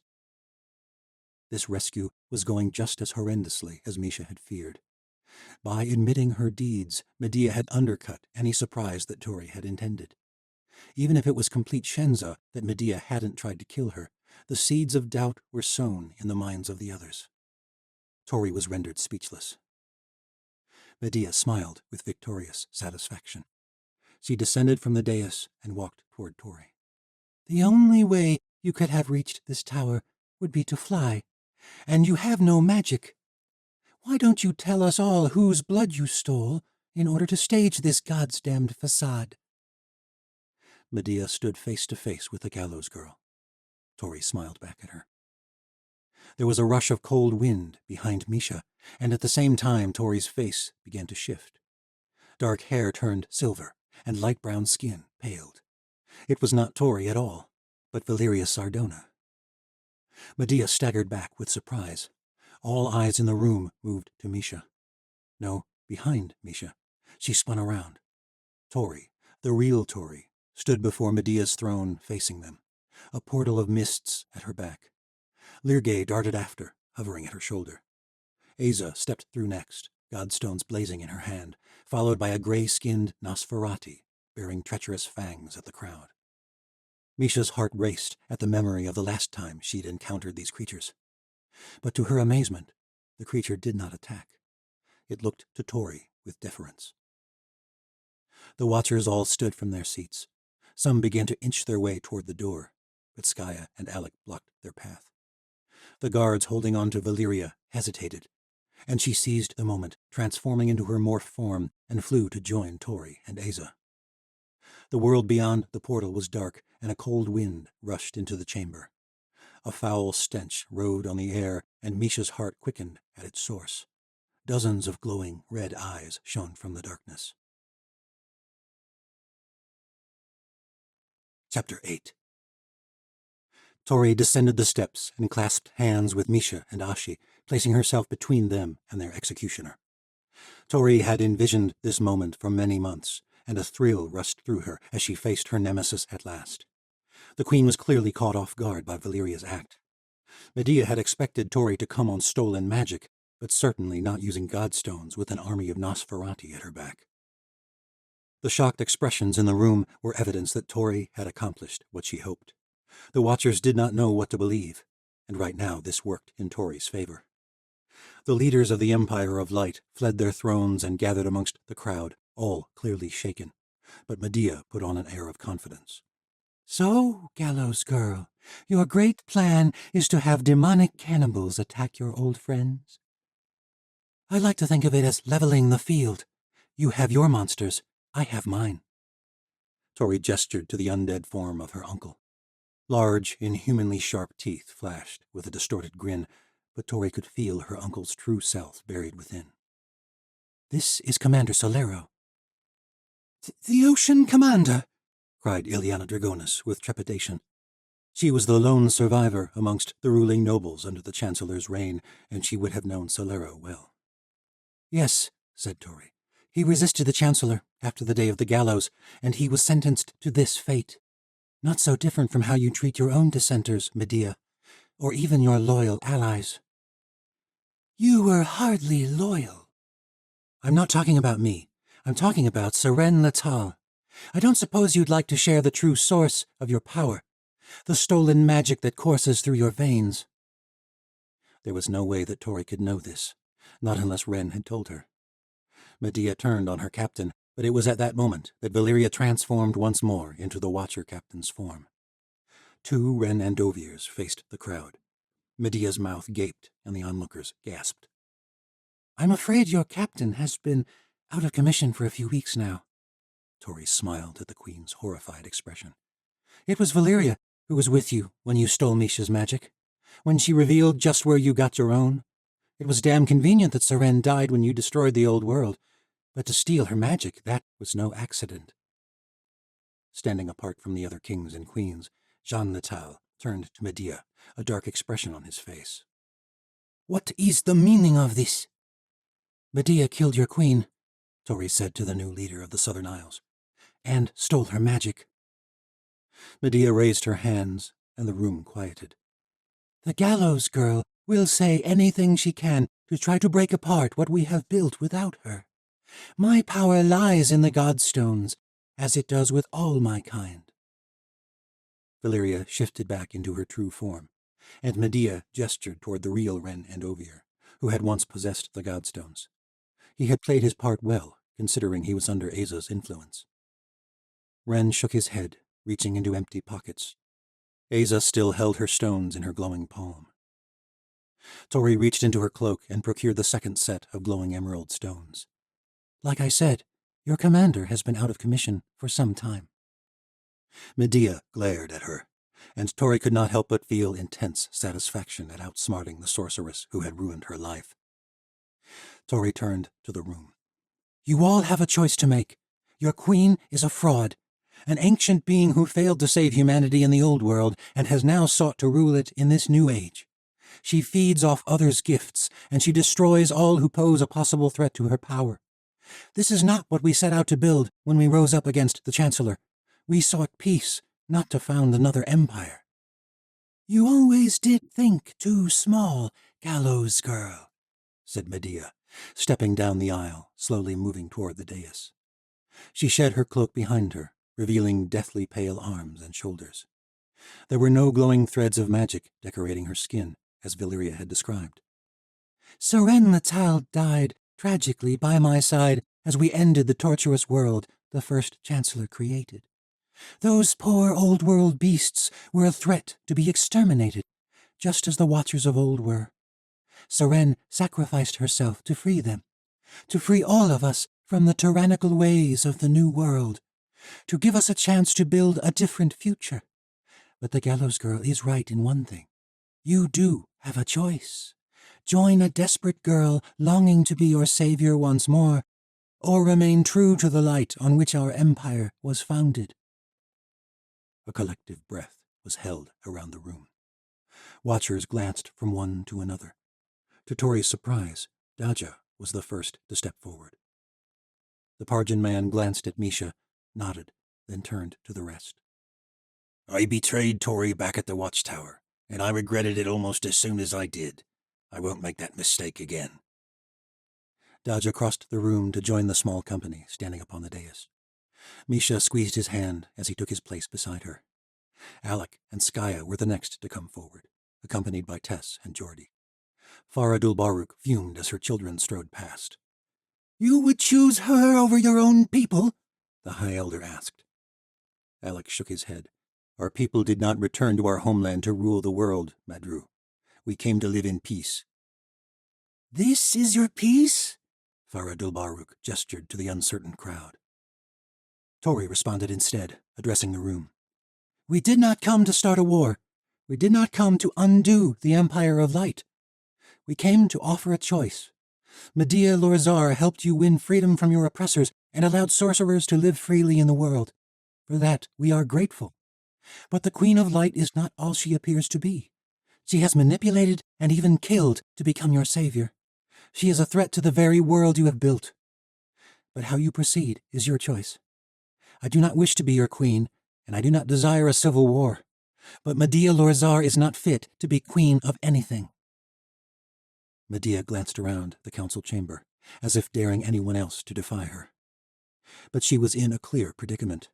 She did not have her godstones, and any use of magic power would risk revealing her true source, or at least further cementing doubts in the minds of her followers. For several seconds, no one moved.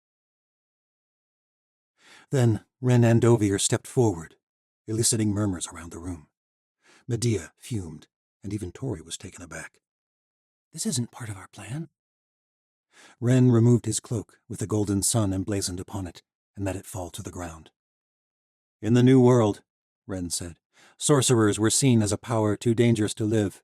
The Shadow Watch was founded on the idea that sorcerers have a right to live and die as they see fit. In the Old World, sorcerers were revered. They protected the weak, and they advised kings and queens. But it was not always this way. There was a time when sorcerers were hunted for another reason, because their power was something to be bought and sold. In the ancient world, watchers were traded like livestock, forced to bend to their master's will. It was similar to how the Chancellor harvested our blood for others to use, and I see this as the ultimate evil the Watchers have long raged against." Ren glanced at Jean Latal and then Tori before he finished. "If it is true that Medea killed Seren and stole her power, then the Gallows Girl is right. Our queen is not fit to rule the Empire of Light." Medea met Ren's gaze. The two stood only a few feet apart, in the aisle beneath the dais steps. "The Gallows Girl speaks lies," said Medea. "It is her word against mine. She has no proof." "Perhaps," said Ren. "I suppose there is only one way to know." Without another word, Ren leapt at the queen. In the same motion, he drew a dagger from his belt and stabbed Medea in the shoulder. A pair of watchers rushed forward and pulled Ren away from the queen, but he merely smiled. And so, too, did Asa. Tori could hardly believe it. Her fingers shook with helpless fury. Aza had gone behind her back, and she had just declared war. Medea staggered for a moment. Whether feigning injury or not, it was unclear. But the movement revealed the large gash in the fabric of her gown. Beneath the dark silks, her pale skin shone with an effervescent glow along her shoulders and down her arm, where the threads of her garment hung frayed and loose. Light weaved through her skin like luminous veins as the wound closed over, leaving no evidence that Ren had stabbed her. Even the blood was gone. Medea stood tall, a soft emerald sorcery ignited into a blaze at her fingertips. At the same moment, Tori felt intense cold at her back. A few feet away, Tess Falzon dropped to her knees and let out a shriek that sent several others to the ground as a burst of the girl's sonora magic shook the room. A white took shape directly behind the crooked girl. Dozens more of the creatures appeared, hovering at the surrounding balconies like immaterial sentinels, barricading them all within the chamber. "Choose your side wisely," Medea said, scanning the room. Tori turned to the Nosferati at her side, and the creature that had once been Commander Solero let out a hellish shriek. The red eyes that glowed beyond Aza's portal materialized, and several of the creatures stepped into the chamber, spittle dripping from long, threatening fangs. This was exactly the outcome Tori had hoped to avoid, but there was no changing it now. Panicked cries filled the chamber. But Medea turned away from Tori and her army and leveled her gaze on Tess. Tori's stomach wrenched. Flashes of emerald magic formed at Medea's fingertips, and the room erupted into chaos. Tori closed her fingers around the godstones, formed a portal, and crossed the room in an instant. She tackled Tess to the floor, and the bolt of Medea's energy shot over them. The young watcher shrieked again. The sound was so piercing, the stained glass murals that decorated the ceiling shattered, raining shards of glass down on the room. Medea flew out of the way of the murderous downpour, a satisfied smirk on her face. Tori spun. It was not out of fear that Tess had screamed. It was for her brother. The young crooked boy had sustained the brunt of the bolt of energy. He lay crumpled at the base of a pillar, eyes shut, clothes seared from the impact.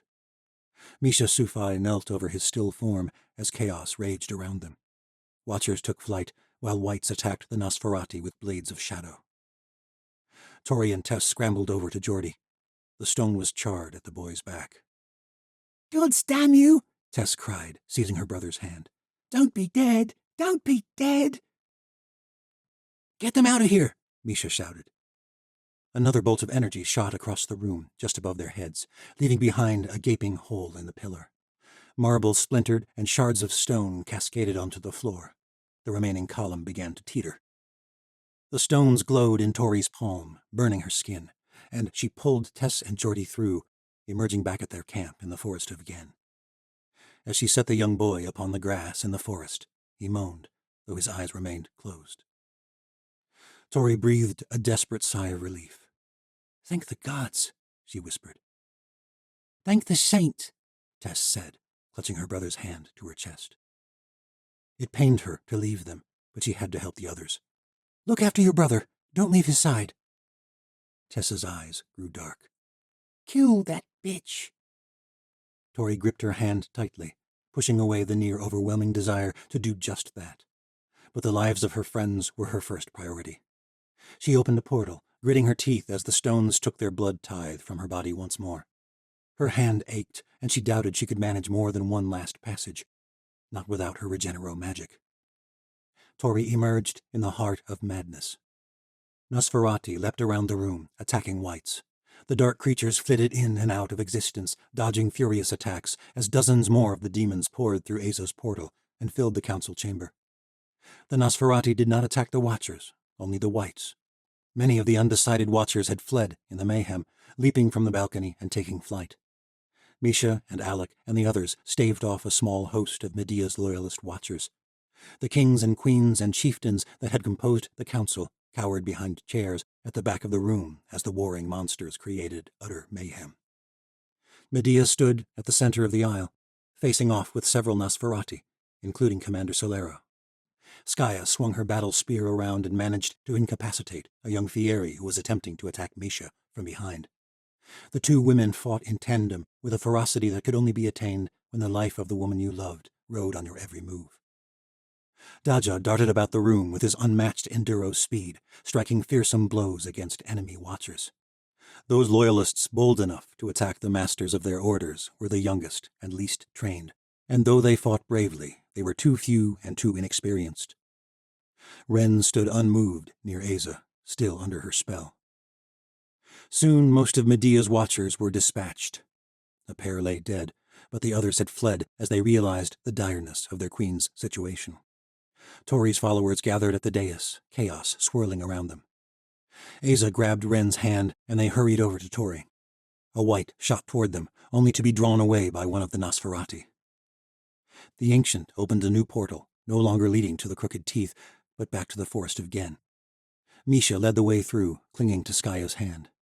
Daja, Vaughn, and Sara flew through. Alec held on to Ashi, helping her along. She had been injured in the battle and walked with a heavy limp. A rush of cold came up from behind. Tori spun and extended her blade to attack the wight. She was stunned instead to see Cyrus Morrow standing between two of the shadowy creatures. One leapt forward with a shadow blade and met Tori's. A sharp chill shot down her own saber, sending a raw pang shooting up her arm.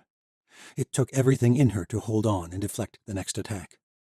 The other wight vanished and reappeared in front of the portal, blocking Alec and Ashi's path. Alec leapt forward with his spear, but the wight vanished, reappearing behind Ashi in the same instant.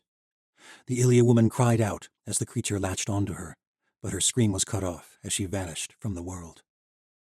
The second wight defended one last attack from Tori, then shot back to Cyrus Morrow's side.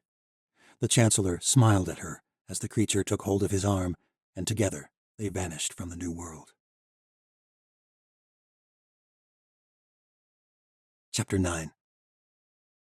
As quickly as he appeared, Cyrus Morrow vanished from the council chamber in the Tower of Light. Tori and Alec were the last rebels in the room. Most of the other watchers had fled, and the number of wights and Nosferati quickly dwindled as well. Alec gaped, eyes fixed upon the place where Ashi Burrodai had stood, just outside the portal to the Forest of Gen, his useless spear still clutched in his hands. Medea's eyes went wide as she sent two of the last Nosferati flying out of the tower balcony with a bolt of her magic. Her eyes narrowed upon Tori. Solero was the last of the Nosferati in the room. The others had either fled the chamber in the madness or been cut down. Solero glanced over at Tori, and she felt an understanding pass between them that made her heart ache. It was a goodbye. Vibrant, pale energy hovered at Medea's fingertips, like lightning gathering in a thundercloud. Solero leapt at the queen, and the chamber flashed with light. Hands seized Tori and Alec from behind, pulling them back through the portal into the Forest of Gen. Tori cried out desperately, longing to help her uncle, but it was no use. Mists hovered in the air, then vanished as Asa closed the passage behind them. Tori crumpled to the ground, and Alec held on to her, shaking as well. Tori knew Solero was dead, truly dead this time. Once again he had sacrificed himself to save her. A pang of anguish filled her chest. She knew it was what he wanted, what many of the creatures wanted, to be able to end their demonic existence and redeem the horrors they had caused. But it did not ease her sorrow. Tori wished desperately that the world were different, that she might have known her uncle as her mum's brother, not as a Legion commander, not as her master. That her mum hadn't been slaughtered by the Chancellor's creatures, that none of this had happened.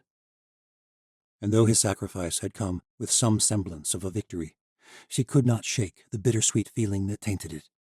They had gained allies and planted seeds of doubt in the followers of the Darkling Queen, but Kale and Sala were still gone. And now Ashi was gone too, right from Alec's hands, and this posed a threat even greater than she had feared. Tori did not know how they could possibly deal with Cyrus Morrow and Medea at the same time.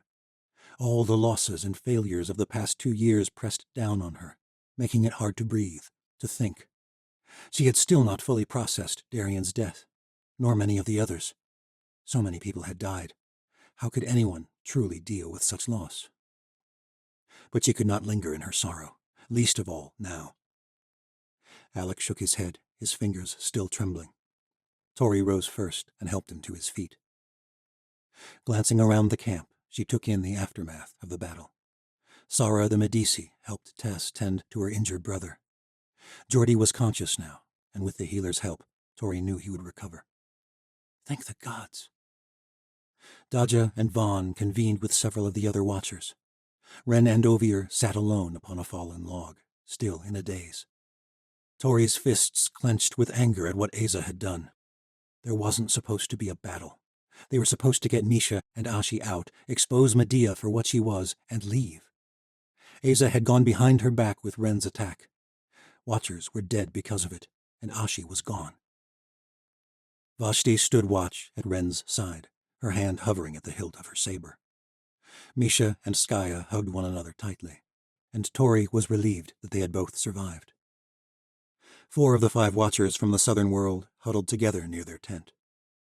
Tori felt guilty she could not remember the name of the 5th, who was missing and likely dead. Nassar? Or was it Suli? Asa stood silently in the midst of them all, and Tori turned to the ancient girl, holding back her rage until they could flee somewhere safe. But Asa spoke first, her voice hollow. Why would the Chancellor want Ashi Bro die? Vashti answered. The same reason Tori sent her with Misha when we thought Medea was the one searching for the wellspring. Cyrus Morrow has not gotten the information he needs from Sala and Kale, Tori finished for her, so he took the one person they both care for. Tori shuddered to think what the Chancellor would do to Ashi in order to get them to reveal the secret of the wellspring. Asa cursed softly. We must go after them, Vashti said, her own desperation evident in her weak voice. Before it's too late. We need to leave this place, Tori murmured. We don't have much time before Medea figures out where we are. I am afraid you have no time at all, Tori spun. Medea Lorzar emerged from behind an outcropping of socha trees. There was no light emanating from her skin. She looked like Shenza, in truth. Her gown hung in shreds from her shoulders. Her dark hair was wild as ever, and though there were no visible wounds that Tori could tell, her arms were stained with dried blood. There were no others with her. The clamor of drawing blades echoed from the trees with a crisp, collective ring. Lyrgay darted away to search the forest beyond their camp for the rest of her followers. Medea grimaced and paused about 20 paces away. If I had come to fight, I would have brought my armies. Asa's fists glowed as she readied the godstones, and the watchers kept their blades drawn, eyes watching in all directions for signs of wights or enemy watchers. Lyrgay shot back to rejoin Tori. There is only being one person in these woods. Who? Tori asked. Commander Solero's demonic form emerged from behind a tree. His dark red eyes shone from the shadows, his gaze fixed on Medea.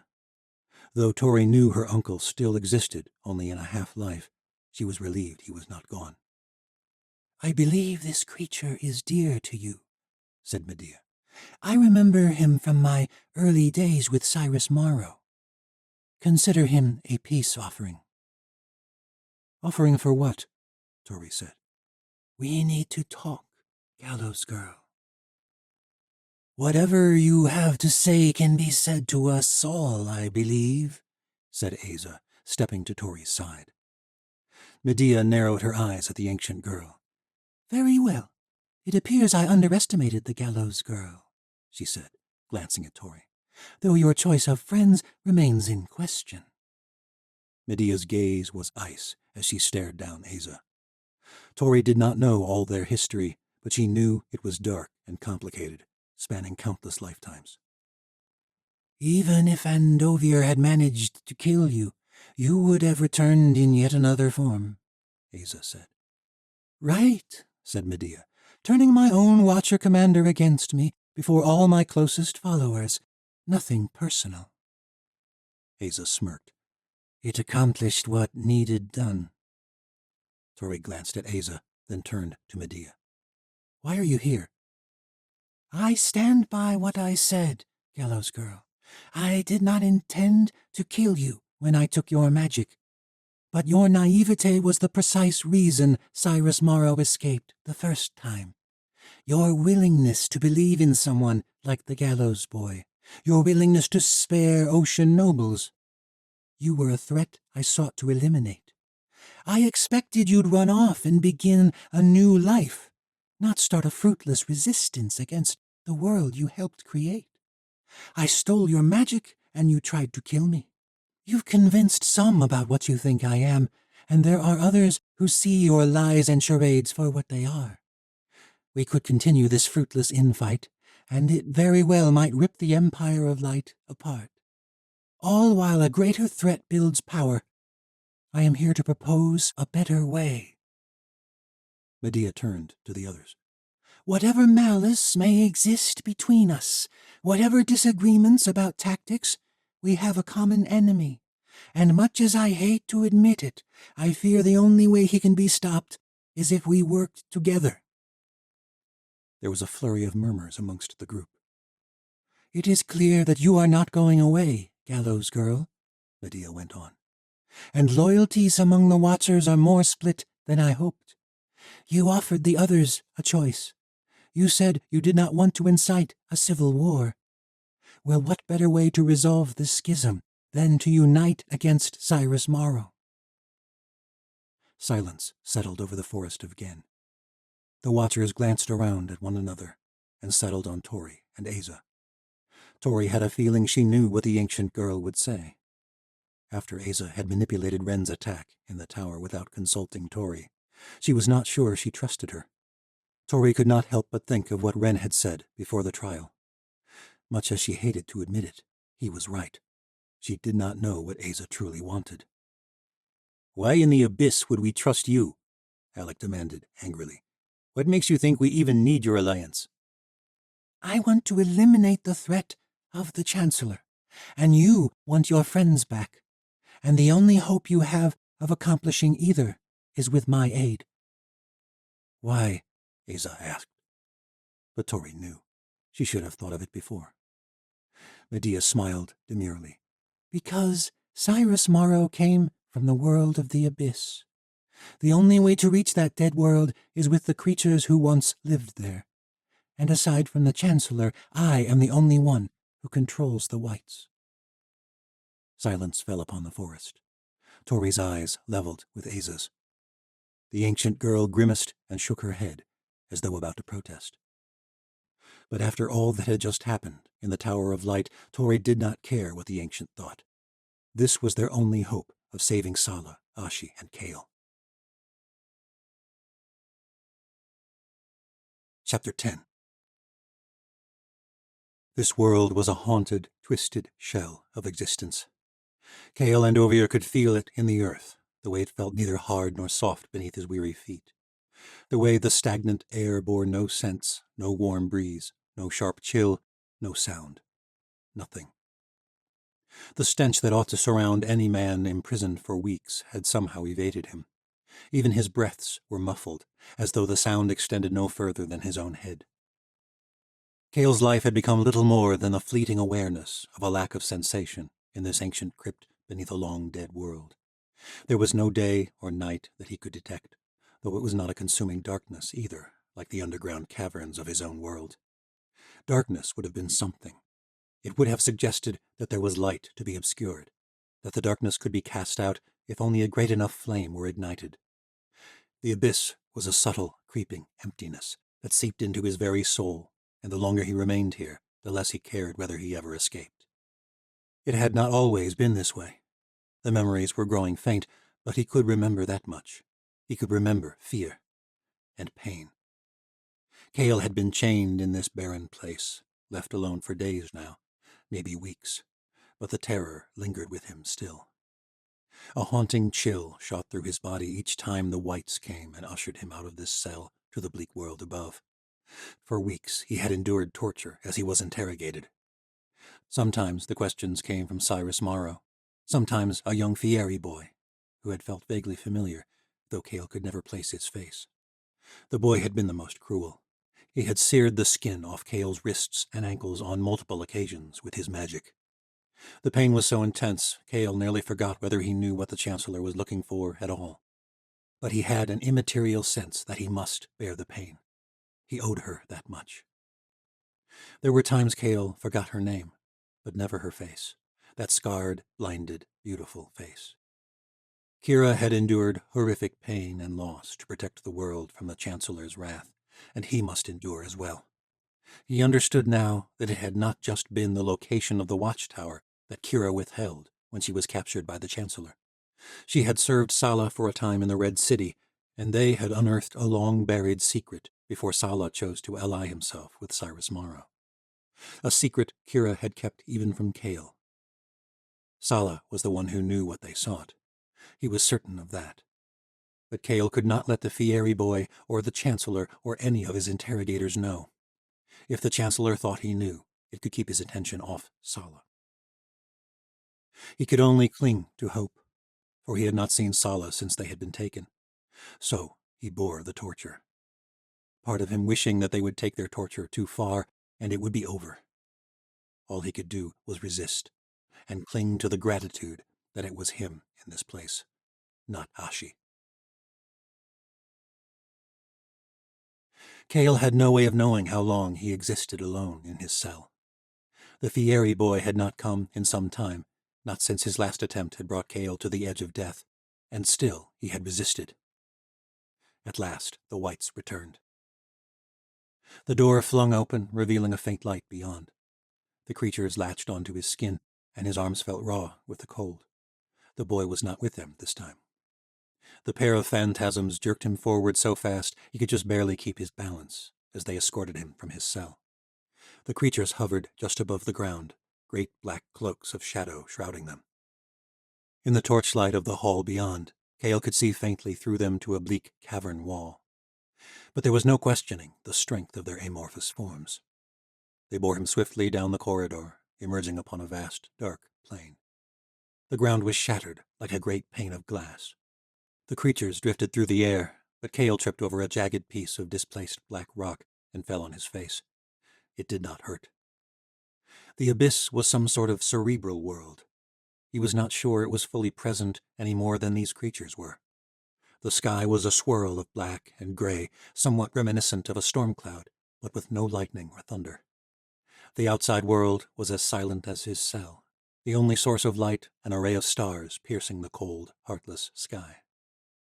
Across the plain, a form began to materialize, a toppled tower jutting from the earth like the body of a mighty beast.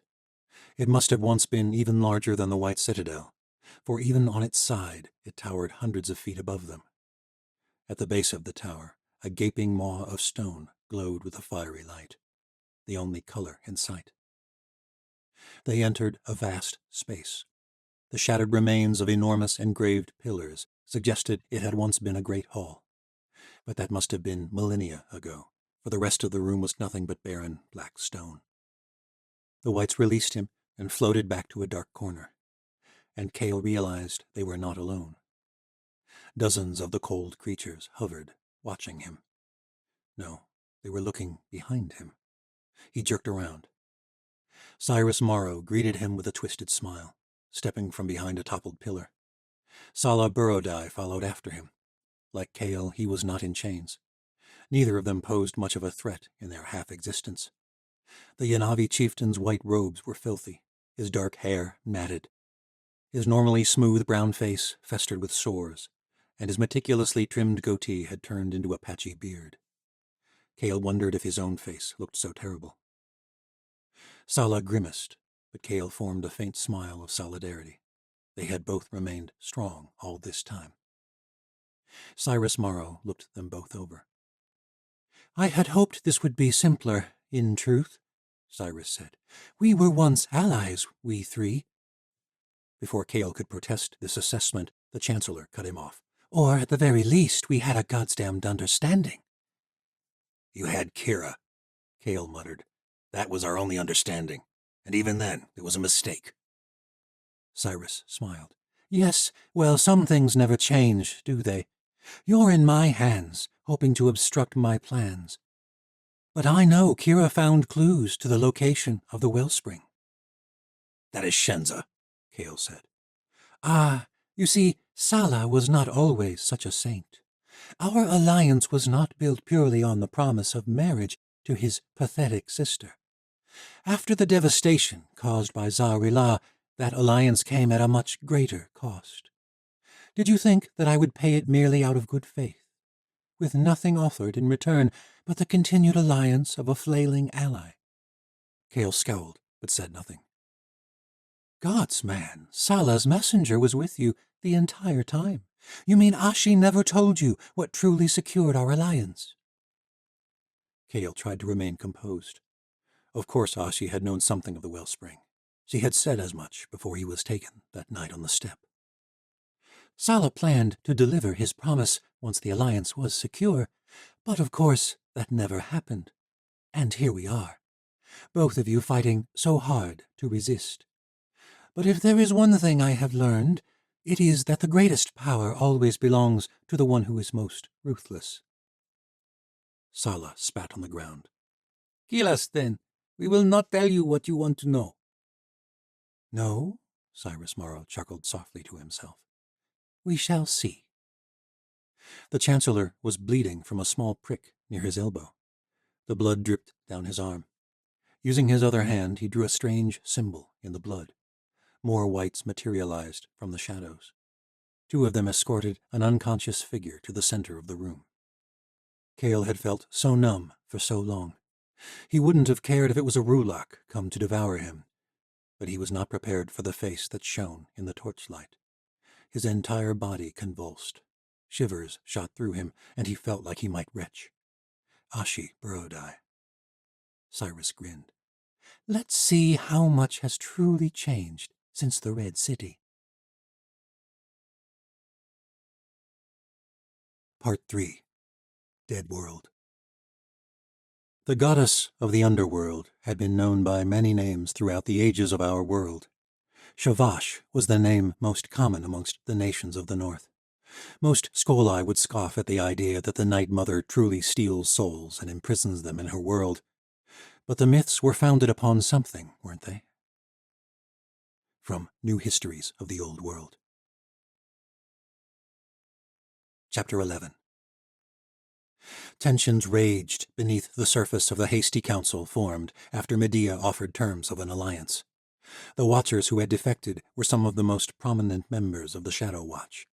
Those who remained loyal to Medea did not hide their disdain, most of all Isla, a tough Fieri woman who hailed from Parja. After taking Misha's place at the head of the Fieri Order, she was one of the few Watcher masters who had not trained with Ren at the Watchtower. It was not lost on Misha that Ren was not invited to this council. "Medea's already grooming his replacement." Isla's raven black hair was cut short. Her expression was hardened even under better circumstances, and she remained close to Medea's side. Misha had never had the sense that Isla respected her as the Fieri master. Isla was the sort to choose the flame over diplomacy, which was precisely why Misha had not chosen her for their mission to the Southern Isles. But while Misha was away, it seemed Medea had seized an opportunity. Isla's deep scowl left no doubts about how she felt about this alliance. The Council of Light seemed unsure how to react to the events of the trial, and Misha could not gauge where their true loyalties lay. Venrajii of the Yanavi expressed cool feelings about an attempt to rescue Sala Burodai, the chieftain he had deposed. But after the revelation of the source of Medea's new magic, Jean Natal of the Southern Isles did not hide his unease about the Queen of Light. Faradul Baruch of the Aleut was difficult to read. Misha's past experiences with the Aleut chieftain left little room for hope, but throughout the meeting, Elder Baruch remained almost entirely quiet, which was not in her nature. The Morgathian king, Karl Scherstedt, seemed loyal to Medea through and through. As for Ilyana Dragonis, the representative of Osha, Misha had always thought her first loyalties were to Ren, especially considering their love affair. But Dragonis had voiced no concerns about Ren's absence from the council. Then again, neither had Misha. It was no easy feat to sit on this council with leaders and watchers who had nearly had her executed. But she was free and alive, and she had to trust that Tori knew what she was doing. There was no denying they all walked along a narrow and treacherous path. For the moment, however, the threat of the Chancellor proved a unifying fear. He was the last true threat to the Empire of Light. The fact that he was gathering power in the underworld left all those on the council rightfully frightened.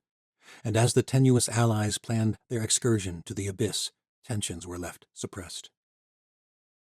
"White Scouts have identified Cyrus Morrow's hideout," Isla said. "An abandoned tower in the world of the abyss." "How's anything survived in that pit?" Daja asked. Isla leveled her gaze at the Parjan trader. "Only a fool could ever have believed those children's tales about the abyss." Medea nodded.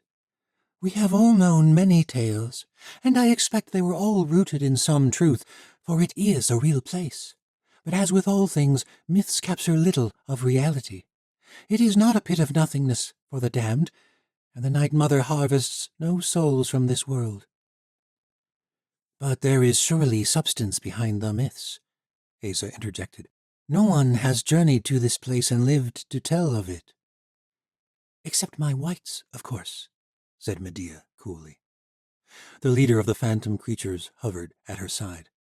It bore no discernible face nor eyes, but Misha had the distinct sense it was glaring at the ancient Malayan girl.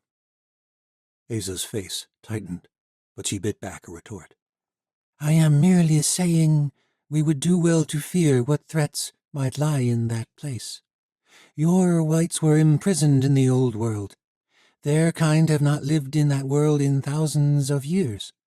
As you and I can both attest, worlds are nearly unrecognizable across such a time." The council members exchanged glances and murmurs, though Misha could not distinguish what was being said. Medea offered an enduring smile. "Yes, well, we shall all find out tomorrow. The whites will bring us within a few miles of the tower, and we will journey the rest of the way on our own." "Why not bring us right up to it?" Tori asked. "The whites refuse to go anywhere near that tower." "Cyrus Morrow's whites seem to have no problem. The element of surprise is paramount." Medea grimaced. "Exactly how Cyrus Morrow has convinced them, I shudder to know. Our scouts believe there are but a few dozen who follow him there. Nonetheless, we will honor the wishes of the whites loyal to me. Without them, we could not cross into that world at all. We will bring a small company, so we have the greatest hope of going undetected. I will bring a band of my own watchers." Misha did not like the way the queen emphasized the distinction, as though they were not all members of the Shadow Watch any longer. Though they were working together, Misha feared the schism was beyond repair. Asa opened her mouth to speak, but Tori rose from her seat to adjourn. "I will assemble my own company as well." Asa shot a momentary glare in Tori's direction, but quickly recovered. "We cross over in the morning," Medea said. "I suggest you all rest well." "Gods help us," muttered one of the watchers. Medea scowled. "Pray we meet no gods in that dark world." A conflict of emotions hung over them all evening. But despite the darkness ahead, Misha could not help but feel hopeful. When she had left Tori in the southern world, Misha had feared it would be a final goodbye. When their plan to rescue Kale and Sala backfired, and Medea uncovered Misha's treachery, she had doubted whether she would ever see Skaya Dulbaruk again. This had been her greatest sorrow in the dungeons beneath the Tower of Light. Now Misha and Skaya sat together, holding hands beneath a thick dining table in a small tavern in the City of Light, and Alec and Tori sat across from them, alive and safe. They were surrounded by old friends, Vashti Borodai, Daja Bhati, Vaughn, and Sara Elra. It was more than Misha ever could have hoped for, and for a few hours her heart filled with joy. Only the gods knew what horrors lay ahead, but for tonight they filled the common room of the tavern, feasting on roasted boar and taters. It was the sort of moment that Misha had fought so hard for, and she wanted to drink it in and never leave. Misha squeezed Skaya's hand and chuckled as Daja boisterously recounted his decision to turn on Medea. He swore he had actually managed to slay one of the whites in the battle. Though Misha was not sure the creatures could be killed, seeing as they did not fully exist in this world, no one tried to contradict his tale. It was enough to be together and to laugh. Much wine was shared, and as their festivities extended into the late hours of the night, the matron of the house soon had to quiet them down so as not to disturb the other guests, most of whom had ventured up the stairs to their rooms. Daja and a few others ventured on to a livelier pub, and to Misha's surprise, Vashti joined them. The Yanavi princess shrugged. Eva, I've faced death and loss at every turn for months, and I don't expect it will get much better in the literal world of the abyss. I'll be damned if I die without getting laid one last time. I'll see you lovers in the morning. They all laughed. The room quieted once they left, and only Tori, Alec, Skaya, and Misha remained. Misha smiled at Tori. I've never seen Vashti quite like that. Tori had remained solemn through the evening, but at that she actually smiled. Misha leaned forward. Don't tell her I said this, but I think losing everything may have been the best thing for her. In the years Misha had known the Yanavi princess, Vashti had never been happy. Now, even though the lives of her brother and her friend were still on the line, Vashti was noticeably different. Though she still tried to mask it, Misha could tell she was hopeful. Tori nodded. She's become a new woman since the days she was betrothed to the Chancellor. Lirgay flitted over to Tori's shoulder, his golden wings glinting in the light from the hearth. She is being a new woman, ever since the opium den. This is Aza's doing. Tori nodded. It was the same with Darien. He changed too before the end. Her expression fell. Perhaps she should get inside all our heads, Misha said. But no one laughed this time. The Malayan girl was nowhere to be found. She had excused herself from the festivities early, and Misha could sense there was tension between her and Tori, though she did not know the cause. Misha gripped Tori's arm across the table. She had tried to recover quickly, but her face had noticeably changed when she mentioned Darien. At least, it was noticeable to Misha. I'm so sorry about Darien. Tori tried to smile, but it was half-hearted. There was an awkward exchange of looks with Alec before she replied. It was a good death, an honorable one. In a strange way, I think it's what he wanted. He died free. How is Valeria taking it? About how you'd expect, Tori murmured. Angry, withdrawn, vengeful. The morph had been absent tonight as well. Much like how Valeria had acted after Darien betrayed her and helped the Chancellor escape at the Wedding of Fire. Valeria had never been one to be honest about her emotions, but Misha hoped to speak with her. They had exchanged brief words in the forest of Gen before coming to the council, but Misha feared for her friend. Valeria was mourning, and she had not gotten the revenge against Medea she wanted. But Misha had long ago learned to give the morph space. She supposed Valeria would come around when she was ready. She's masking it as best she can, Tori said, but I think the only thing keeping her going is the thought of revenge against the Chancellor. If not for that, she would never go along with an alliance with the witch who murdered Seren. And you? Misha asked. What do you actually think of this alliance? Tori managed a more sincere smile. Medea is a problem we will have to deal with in due time. But for now, she is right. She is our only hope to save Sala, Ashi, and Kale. And she still maintains the support of the Council of Light. Perhaps not unwavering support, said Skaya, leaning forward in her seat. We spoke with our Madru, Alex said. She may not be ready to withdraw the Aleut from the Empire, but she is not blindly loyal. Medea showed her true colors, Misha said. Some of her highest-ranking watchers chose Tori. And there's the matter of Seren the Ta, said Alec. If any nation might be convinced to withdraw allegiance, it is the Southern Isles. What about our fairish allies? Skaya asked. The Southern world could be our best chance if things devolve after this mission. Tori sighed and glanced at Alec. There was some unspoken meaning shared between them, but Misha could sense it was nothing good. I pray it does not come to war, Tori said. The Empire of Light is not a kingdom, it is a league of nations. Medea was chosen. What if the nations chose someone else? Misha asked. Like who? Tori asked, an edge to her tone. Aza? Not who I was thinking. Then who? Misha had been thinking it ever since she discovered Tori was alive. She knew Tori had no interest in ruling, but that might make her the best person for the position. Who do you think? Tori shifted in her seat uncomfortably, then stood. Right now, we need Medea. We'll continue to gauge the mood of the council members, but for now we must accept the victory we have and hope for what comes after. Tori gripped Alec's shoulder. Come, walk with me. Alec rose from the table and smiled at Misha and Skaya. I think these two could use some privacy.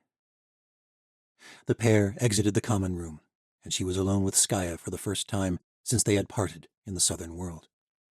Misha wanted to focus on the moment, but she was frustratingly distracted. Something is different about the two of them, Misha said. Skaya turned to face her and shook her head with an enduring smile. They are broken. They must work out for themselves how to come back together as something new. But I do not want to think about them just now. Her calloused warrior's fingers traced Misha's cheek, and she flushed at the touch. What would you rather talk about? Nothing, said Skaya, running her hand into Misha's close-cropped black hair. She leaned in and kissed her, only briefly, and then again, her lips lingering so Misha could faintly taste the dole berries from the sweet Trium wine they'd been drinking. Skaya's tongue brushed against her own, ever so briefly, and shivers shot down Misha's back. She tensed, fearing her fiery power would rise up again and ruin this moment. But there was no magic left inside her. There never would be again, and the absence rose up like an ache in her gut. But then she realized there was nothing holding her back from Skaya any longer. A different fire burned inside her, one she had never truly known before. She pulled Skaya tight and kissed her without reservations. Hey! They pulled apart as the matron of the house strode over. She was not smiling, but Misha could not help but chuckle. This ain't no night house. We got perfectly good bedrooms for that sort of thing, thank you very much. Misha and Skaya both laughed. Sorry, Mum, Misha managed. The woman let a smile slip. But don't let me interrupt you. Hurry along. Misha took hold of Skaya's hand and led her to her bedroom at the end of the hall on the second floor. A single lamp on a table beside the bed illuminated the room in ambient light. Skaya sat on the side of the mattress, but Misha pushed her back so that she fell into the covers. She climbed on top of the gorgeous Aleut woman and leaned in and kissed her hard and fierce. Misha had waited months for this night. She had longed so much for it, but hadn't been able to control the fire of her magic. Now there was nothing holding her back, and she kissed Skaya over and over and over. Her hand slipped beneath the warrior's shirt, and Skaya pulled away from her kiss. Are you sure, Mish? Nevermore. Skaya grinned and helped her slip her shirt over her head, and then she went to work on Misha's own. For a moment they paused and took in the sight of one another. Misha had never seen anyone more beautiful. Skaya's olive skin glowed in the soft lamplight. All across her body, her taut warrior's muscles rippled like fierce waves. Intricate blue and red tattoos weaved up her arms and shoulders, and at her collarbones a pair of small blackbirds faced one another in mid-flight. Misha leaned down and kissed them. But Skaya had another idea. She spun quickly to switch positions. Misha lay on her back, gazing up into Skaya's gorgeous brown eyes, and Skaya kissed her, letting her tongue linger again. Gods! Misha nearly screamed out loud. She loved that taste. Skaya moved to her neck, then began traveling south. Misha's skin ignited with a fire unlike she'd ever felt in all her life. She had never felt so loved, so alive. Chapter 12. At the northern edge of the city walls, Tori and Alec gazed out into the night. A pair of guards stood watch from a tower a few hundred yards off, but there were no true threats coming from the north. Tori ran her fingers along the smooth, newly laid stone. The walls bore few traces of the carnage that had been wreaked during the great battle against the monsters of the old world. The rulocks were off in the foothills of the Crooked Teeth, and they served the Queen of Light. In the distance, Tori could make out the soft glow of the Aleut encampment beyond the outskirts of the city. Is that all your people camped out there? Tori asked. Mostly the ones who remained in the north through the winter. Many of the others have already journeyed to northern Osha to begin new Aleut settlements. These people will join them soon enough. I can't believe you stayed there all that time. Winter had already set in. There was no way for most of them to travel south. They needed guidance, and I needed... His voice trailed off. I wish I could have told you I was alive, Tori said. You have no idea how badly I wanted to be back here, to be celebrating our victory against Osho with you. Alec shook his head. You were fleeing for your life. You didn't know who you could trust. I always trusted you, Alec. I know. I just thought it would feel different. The restoration of my people was a dream I clung to for so long, but when it happened, it barely felt like a victory. It still doesn't, really. Tori gripped his hand. Your people are free. You've returned to your homeland. Alec turned from the wall. This ground feels tainted. It's hard to explain. My people serve an empire. My Saru leads their armies. My Madru serves on a council of kings and queens. The elders talk of building cities in the land Medea allotted us in the north. Is that so wrong? Tori asked. It's not the way of my people. It's a different world, Alec. You couldn't understand. The Ice City was something we were driven to. It wasn't our choice. But we made it our own. All this empire of light. It is still a world built for people like... Like me? Tori asked, growing agitated despite herself. People like the Chancellor, and the Ocean Nobles, and the Morgathians, all the descendants of the alien invaders. It is a world they built. It is not what the Aleut ever would have created. Tori crossed her arms, but she did not speak for some time. I know you fear the same thing, Alex said, that we made a mistake. Tori sighed, but turned to him. She longed for the simplicity of their days in the north as well, when Alex's eyes had shone with hope. She gripped his hand. You speak as though this is settled. The world is still being made. We can make sure it is not a mistake. With Medea? Tori shook her head. I need you to trust me, Alec. She pulled him toward her, her hand drifting up to his scraggly face. But Alec pulled away from her touch and glanced off down the wall. Your visitor is here. Tori spun. Lirgay darted from the darkness and pointed. A creature crawled over the battlements a short distance away. The figure of the Nosferati was even more fearsome in the dark, but it held no sway over her anymore. Tori could feel its cold resonance, but there was humanity buried deep within her uncle's demonic form. He stalked along the wall toward her and stopped a short distance away. Alec backed away slowly. I'll give you some privacy. Tori smiled as she approached Solero. I wish I would have known sooner who you really are. The creature grunted softly, and Tori could make out a meaning with her sense. She was not certain how she knew. She was not even certain the creatures could understand spoken words. It was as though meaning were passing between them, coursing through the fabric of the world. But she knew Solero understood. Thank you for saving me. I know you hoped to die. The creature shifted on bare gray feet.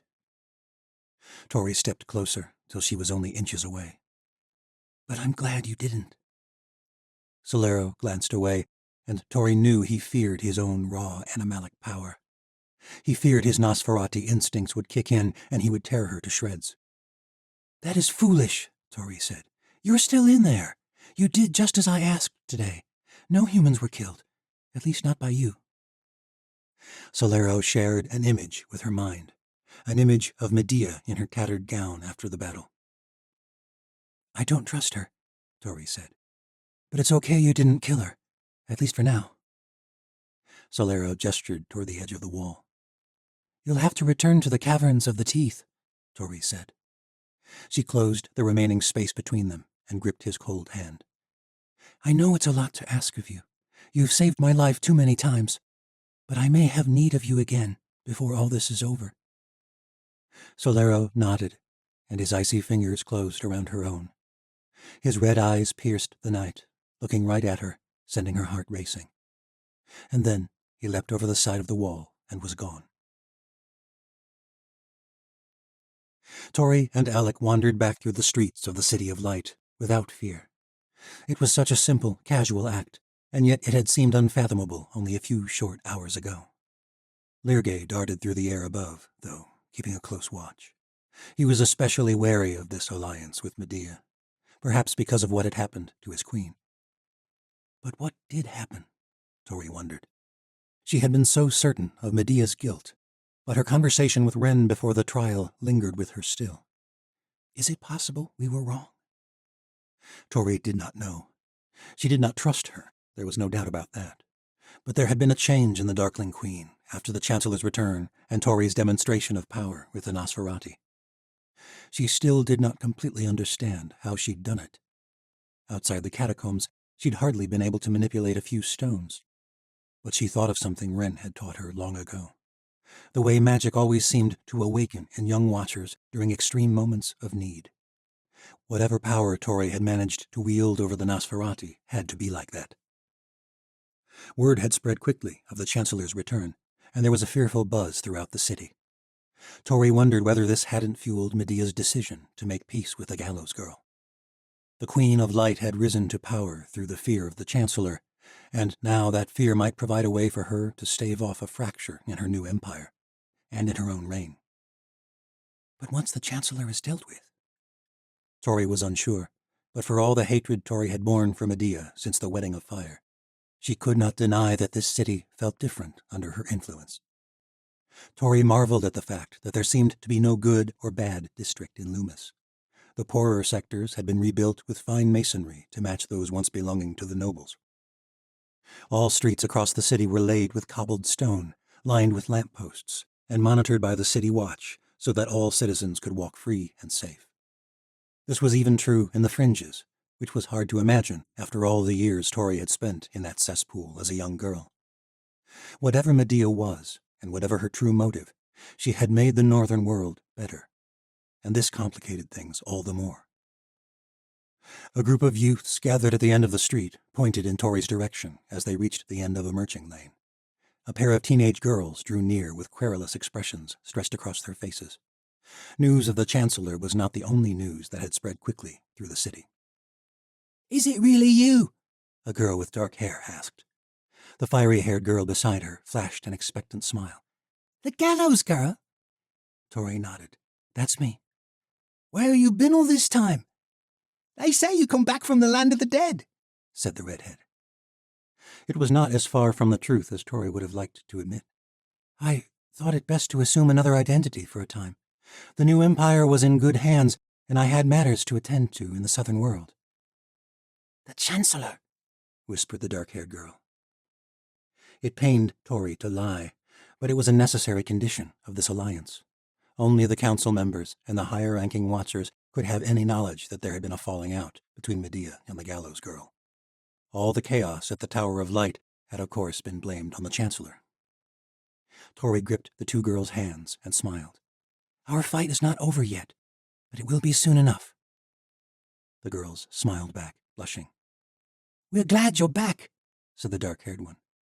All right now, said Alec, and the girls jumped at his deep voice. The Gallows Girl is too kind to say so, but she has much to think on tonight. God, sorry, of course. The girls bowed their heads and ran back to their friends. They whispered excitedly amongst themselves as Tori and Alec passed, but none disturbed them.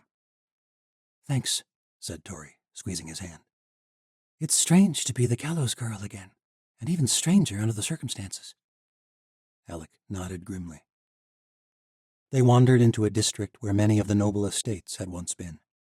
Most of the extravagant manors appeared to have been turned into mass housing complexes, their grounds transformed into public gardens. Tori and Alec reached a large square that overlooked a great swath of the city. The City of Light stretched wide before them, a sea of rooftops and the spires of newly built temples.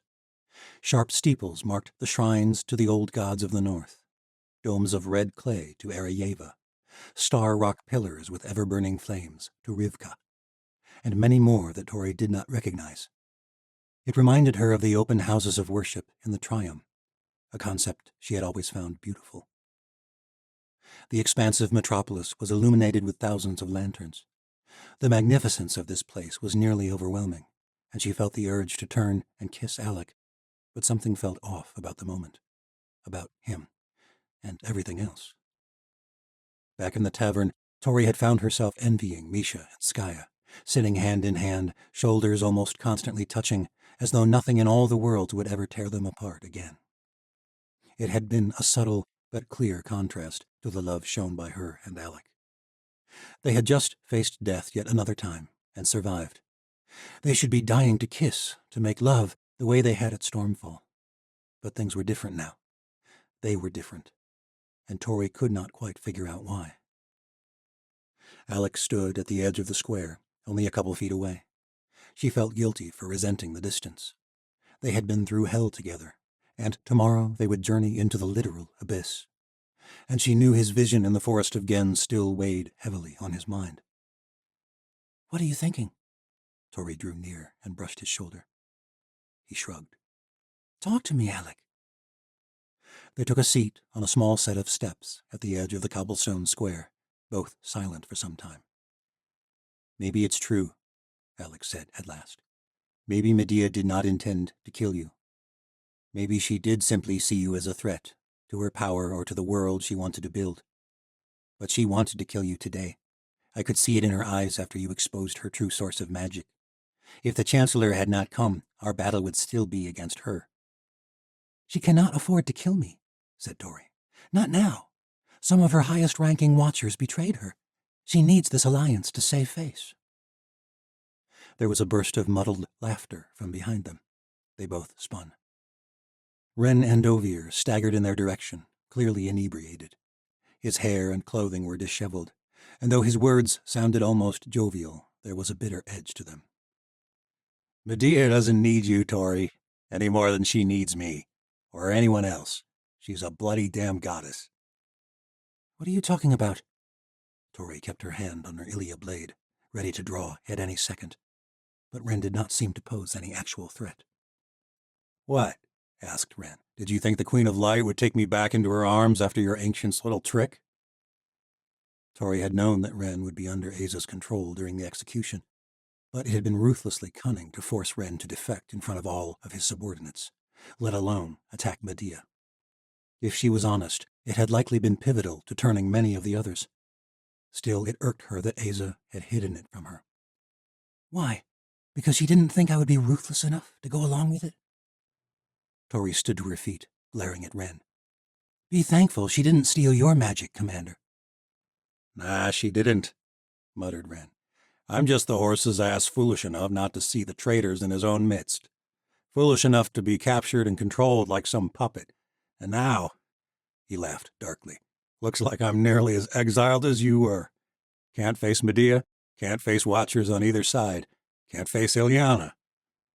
Tori had nearly forgotten that Ren and Ileana Dragonis were involved. She frowned, growing impatient with the conversation. "If you're looking for pity, Ren, you're looking in the wrong place." "Pity, huh?" Ren drew nearer. He gripped Tori's shoulder. "Hey!" Alec shouted, shoving him. But Tori shook her head. She held her old captain's gaze in the lantern light of the square. Ren had been many things over the year or so she had known him, but she'd never thought he would be pitiable. "What do you want?" Tori said. "I built the future of this world, and you stripped me of all I worked for." Tori rolled her eyes. "There are plenty of others who turned on her. Medea isn't stripping them of their stations in the Shadow Watch." "Not yet," Ren said. "But they've got you. I've got no one." "You're the bloody commander of the Shadow Watch," Alex scoffed. "Not much longer, I expect. I wasn't invited to the council today, and now Medea doesn't want me to come with her personal company of watchers into the abyss. She's taking Isla. Says I should remain here to keep watch over the city." "What's that got to do with Tori?" Alec demanded. Ren glared at the shaman, then looked in Tori's eyes.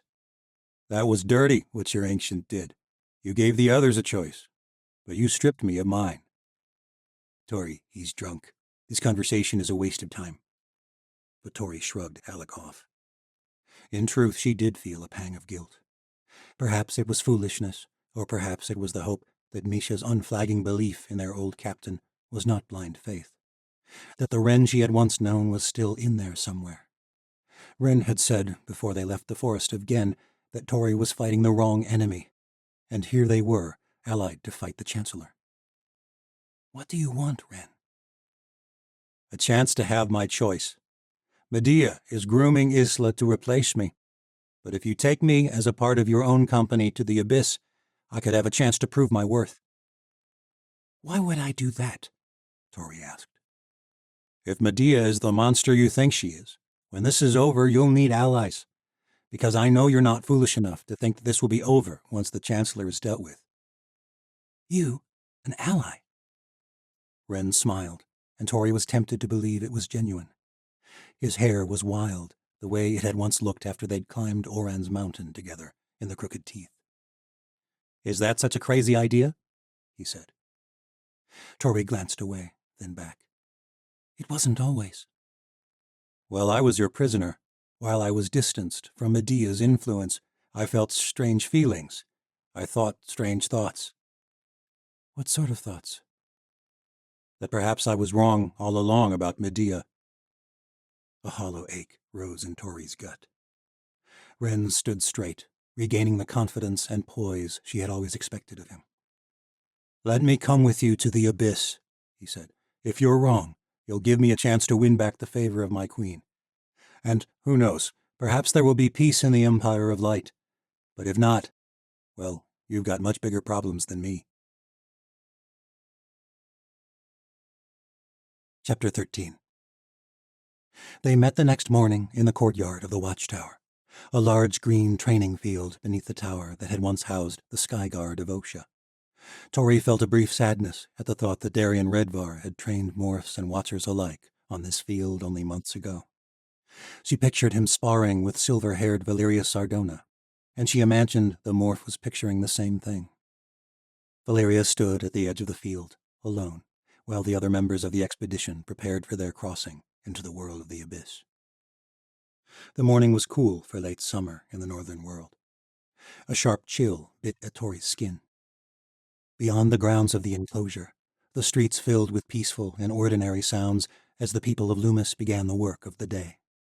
The soft clamor of carts and shouting merchers and the pounding of builders and masons droned on in the distance.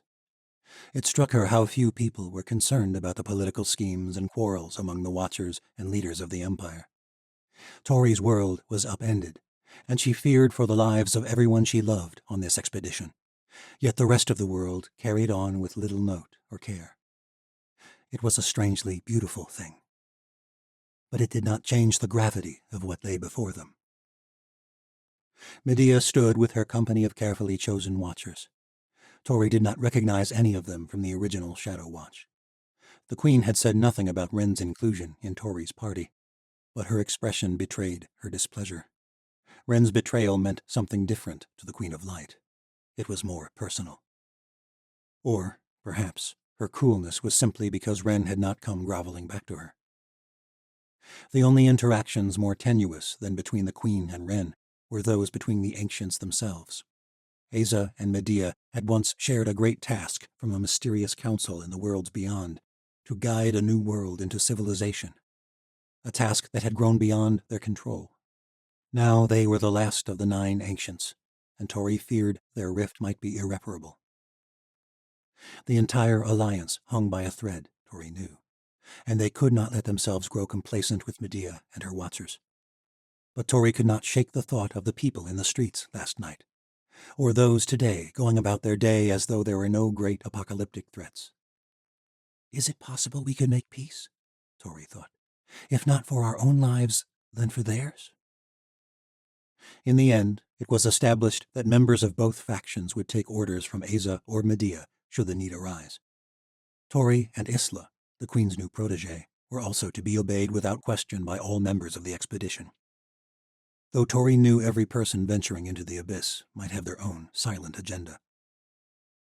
While Asa and Medea discussed details concerning the Chancellor's wights and how to deal with the creatures in their own dark world, Tori retreated to the edge of the training grounds to speak with Valeria Sardona. Lirgay flitted over and hovered above Tori's shoulder. "This alliance is madness," Valeria murmured. Tori nodded. "And it is our only way to reach the Chancellor." Valeria's face tightened. "Believe me, after all the Chancellor did to Darian, there is no one who wants to see him dead more than me. But," the morph lowered her voice, "she killed my queen, and stole our magic. What if she is simply luring us to follow her into the abyss, only to slaughter us out of sight of the rest of the Empire? We don't know her plan, which is why I need you to have my back. I can have your back against Watchers, Tori. But what about her whites? We don't know what her creatures are capable of here, let alone in their own world. Tori took a long breath and gripped Valeria's hand. We have no choice. All we can do is be ready for anything. A great host of whites hovered at the edge of the training grounds. As Tori and Valeria rejoined the group, the creatures drifted closer. The mass of shadowy creatures sent a chill coursing through the air. Medea addressed them all. This journey will not come easy to any of us, least of all the whites. The fall of their world came at great loss, in a time ancient even to Asa and myself. It is a haunted place, filled with dark memories, but it is where Cyrus Morrow hides, and so we must go. Then Asa spoke. It is said that the abyss is the remnant of the first world in our universe, the birthplace of war and hate and all manner of evil.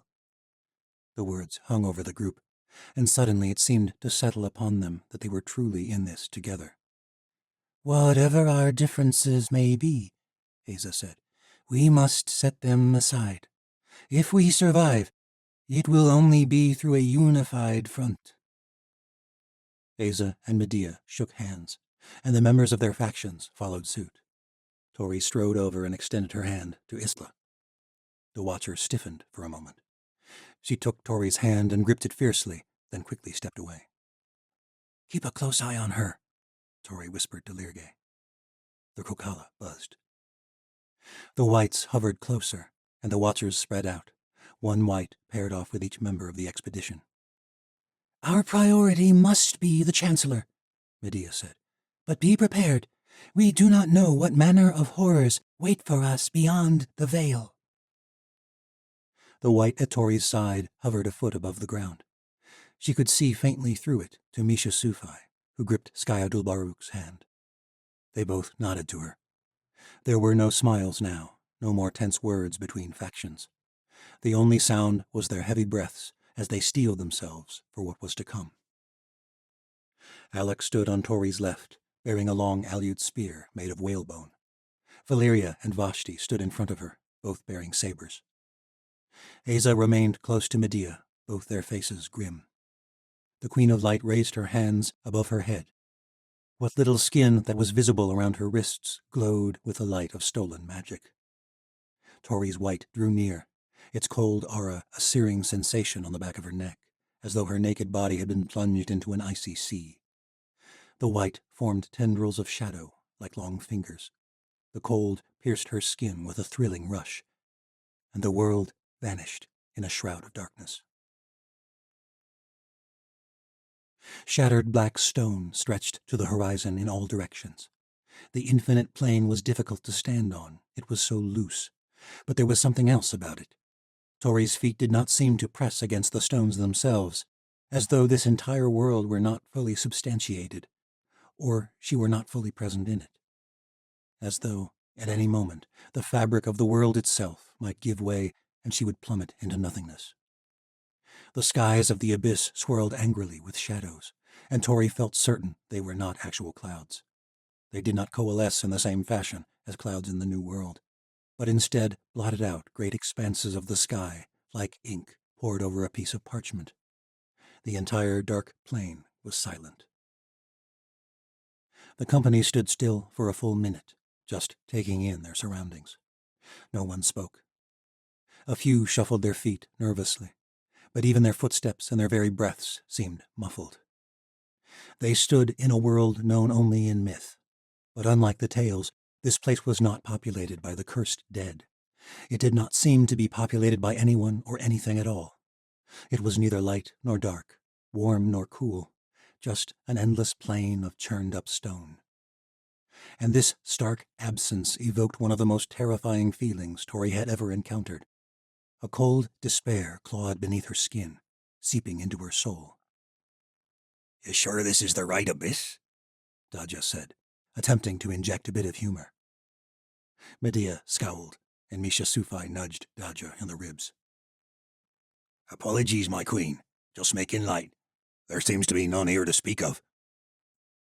No, indeed, Medea said. There is a reason the whites have not returned to the home of their ancestors, Sergeant Barty. But I can assure you, Cyrus Morrow is here. Where exactly? Asked one of her Fieri, who wielded a small ball of flame, though the glow did little to add light to the place. Across this plain. Medea pointed across the nothingness to a bleak horizon. I am sure you have all felt it already, but our magic is not nearly as strong here. We will not be able to fly. There was a flurry of murmurs amongst the company.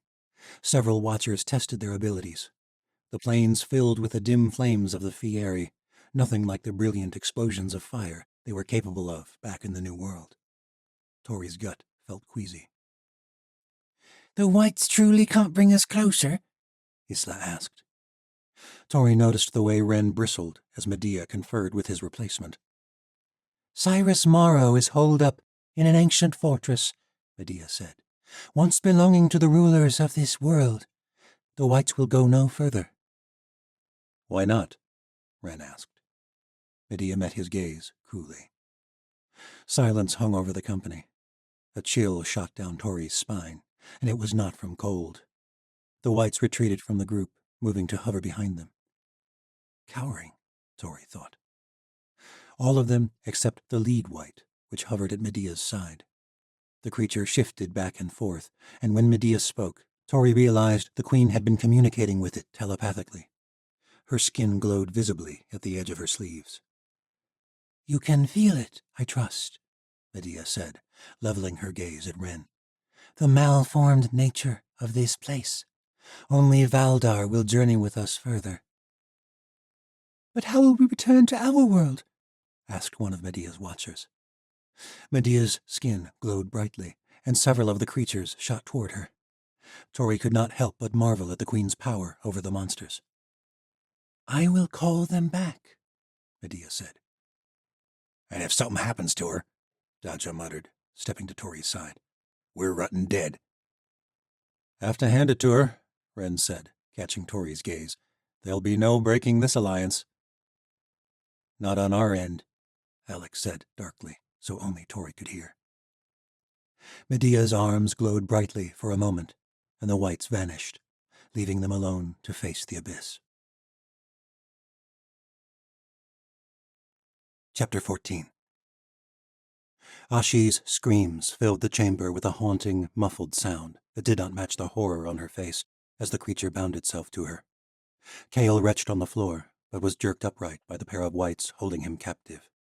It was one of the most helpless and horrific moments in his life, and he could do nothing. The Ilya woman rarely exhibited emotion, and if she did, it was usually anger or annoyance. But now Ashi sobbed soundlessly, writhing on the ground in the center of the chamber. She did not look fully present, as though she and the white had morphed into one formless being. Her mouth gaped, and wisps of shadow poured out and faded in the air like winter breaths. Shadows wove across her skin like dark, pulsing veins.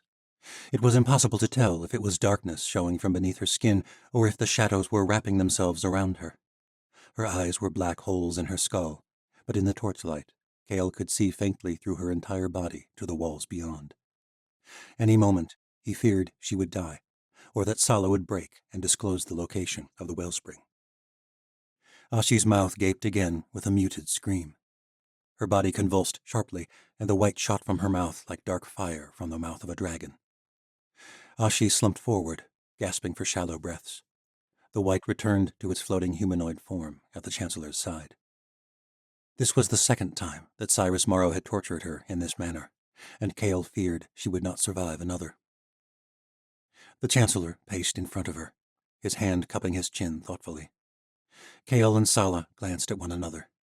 Kale shook his head, only to be jerked back by the whites to face Ashi. Cyrus, too, was looking her over. He knelt down and clasped her chin, forcing her to look into his eyes. Her own eyes looked strange in this place. Normally a bright amber, here they were nearly black. Had they looked that way when the Chancellor first brought her here? Was it merely the light, or was the torture permanently changing her? Ashi glared at Cyrus, then spit. But before it even reached him, it vanished from existence. The Chancellor grinned.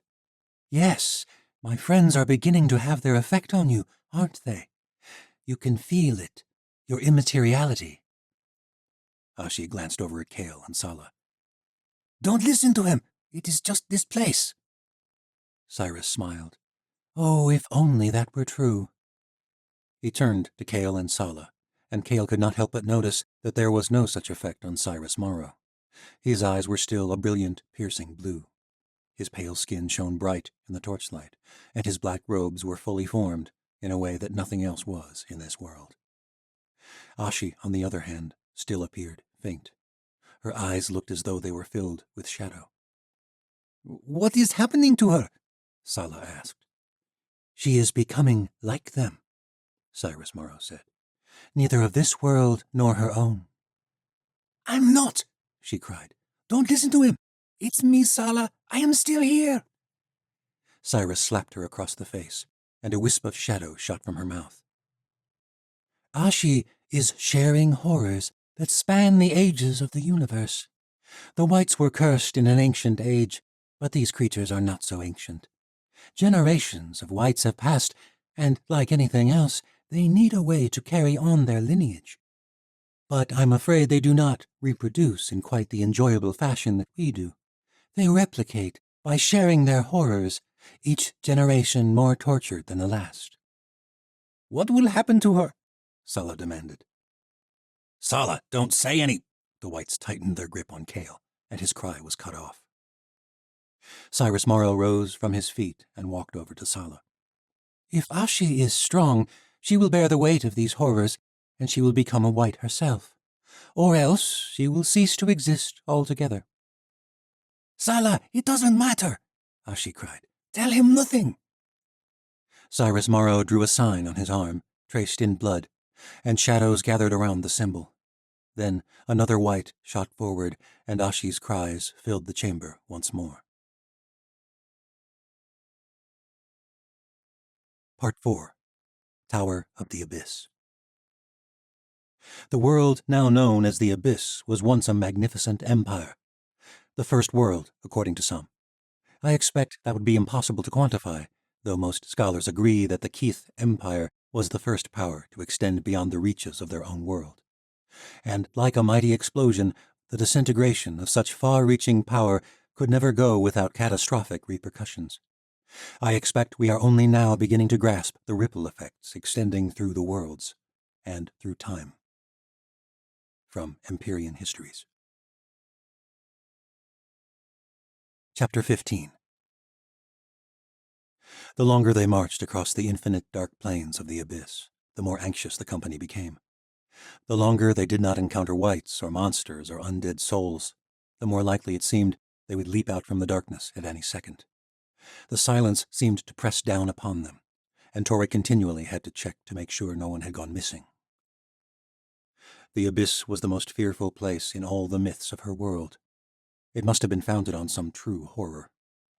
As they marched on, she began to wonder if the emptiness was seeping into their company, into herself, as though her body, her very being, were being drained of existence the longer they remained in this place. Tori swore they were walking in circles. There was no real means of telling if they were going in the right direction, or anywhere at all. No matter how long they marched, the horizon never changed, only stark, oppressive darkness. Vashti remained close by, though she had hardly spoken, which unnerved Tori more than anything else. Her sister was rarely this quiet. None of these people were. Tori slowed her stride. Isla had been keeping pace a few yards away, but Tori did not want the watcher to overhear them.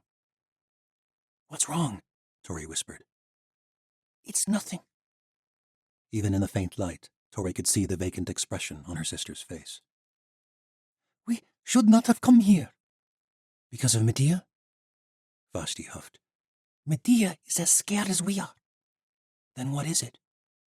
You are more Yanavi than I have often given you credit for, sister. But you are showing the fact that you did not grow up on the steppe. This is the land of Shavash. I know who she is, The guardian of the abyss. You don't believe she is actually here, do you? Vashti did not speak, but the flash in her eyes told Tori all she needed to know. The gods were just the ancients, even Erayeva herself. Surely Shavash and all the other dark gods of our world are the same. Vashti gripped Tori's hand. Her fingers trembled. Our people believe that Shavash brought evil into our world. For that she was cursed, exiled. Each soul she steals is vengeance against those who cast her out. I fear it is already too late for my brother, perhaps for all of us. Chills shot up Tori's spine. She gripped her sister's shoulder tightly. We will make it out, with Sala and Ashi and Kale.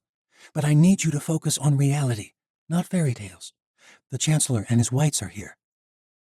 Vashti nodded, but said nothing more. Tori moved to the front of the company with Asa and Medea. The white leader, Valdar, hovered out in front of them all. Their footsteps were soft, muffled sounds, as though a cloth were covering her ears. From time to time, the sky shadows shifted, and that was the only true way Tori could tell that they were actually moving anywhere. The sky would open up briefly, revealing stars that shone with a harsh, cold light. Tori could feel the stars' extraordinary distance from this place, as though they did not share the same existence at all. Tori could not make out any constellations she recognized. No hunter or maiden, no citadel or horned beast or raging boar. "They're not our stars," Alex said, stepping up beside her. Hearing someone else make this observation ought to have brought some sense of calm, but somehow it only made their helplessness more real. They were alone in this corpse of a world, with Cyrus Morrow and whatever dark powers he had given himself over to. Though Watchers could not fly, and their magic was weak, magic pulsed in this world. Tori could sense it, a dark dread pressing all around them. They're different stars because this is a different world, Medea said. Tori thought of the journey that Sheva Dekama had embarked on into the other worlds. She hoped that Sheva and her Watchers had found a much safer world than they had. What happened to this place? Tori asked. Asa and Medea glanced at one another, but remained silent. It was difficult to see more than a few yards in the dim light of the Fieri. Surely you must know, Tori said. History that ancient fades to little more than myth, Asa said. It has been thousands of years since we left our world for yours. Even that is little more than a dream. But the abyss, it fell long before our time. You commune with the whites. They must have told you something. Medea scowled. Tori, I do not like you. Whether you choose to believe that I spared your life in the White Citadel or not matters little at this point. But it would have taken something very great indeed for me to seek alliance with the Gallows Girl. The sky grew even darker, black swaths drowning out the entire starry tapestry. It was not until the Chancellor arrived, until you realized that he controlled the whites. Medea turned to her as they walked. Yes, and until I saw the source of Cyrus Morrow's new magic, ancient runes formed from his own blood. Watcher magic is blood magic too. This is different, Medea said evenly.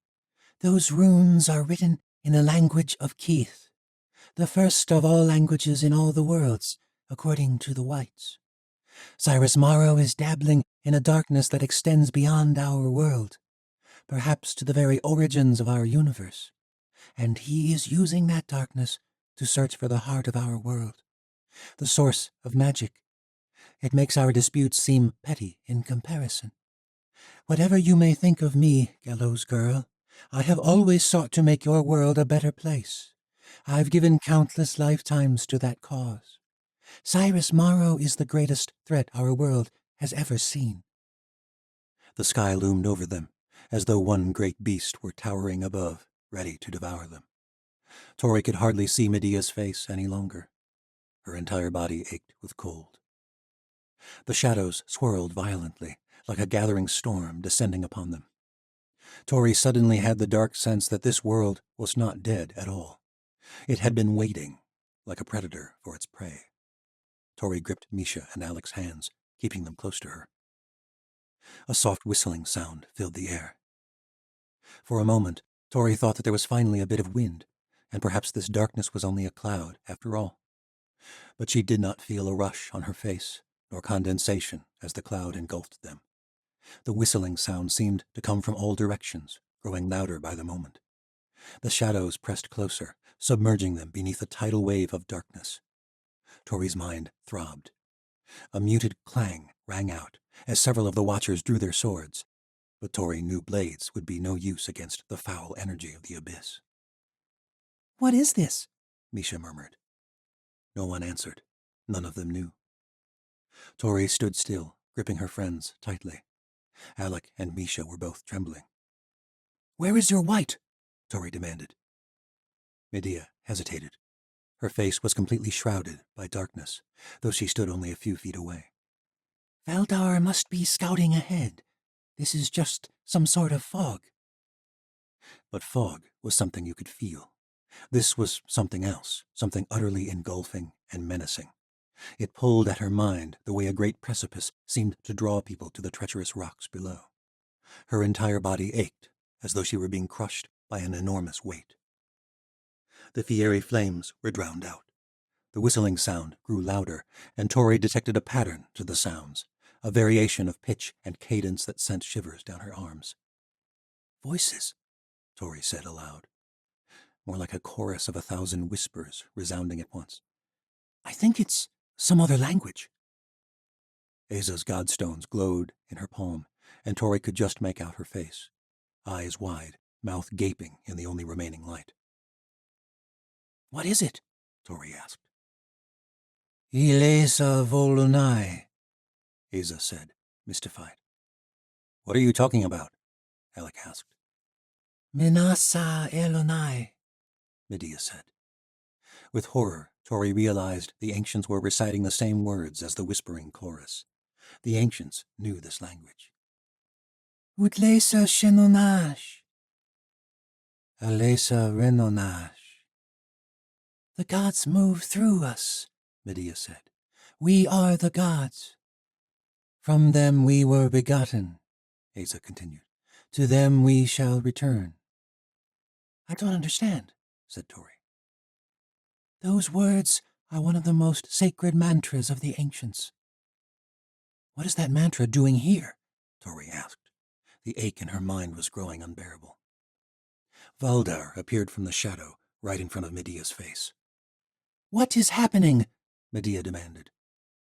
It was the first time Tori heard one of the creatures speak, its voice dark and guttural, as though spoken upon a dying breath. "It is our language," the white cried. "Keith." Medea stopped in her tracks. "What is this darkness?"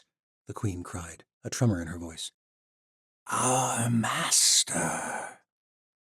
The creature vanished into the engulfing darkness. Tori gripped Alec's hand tight. She could barely see her feet.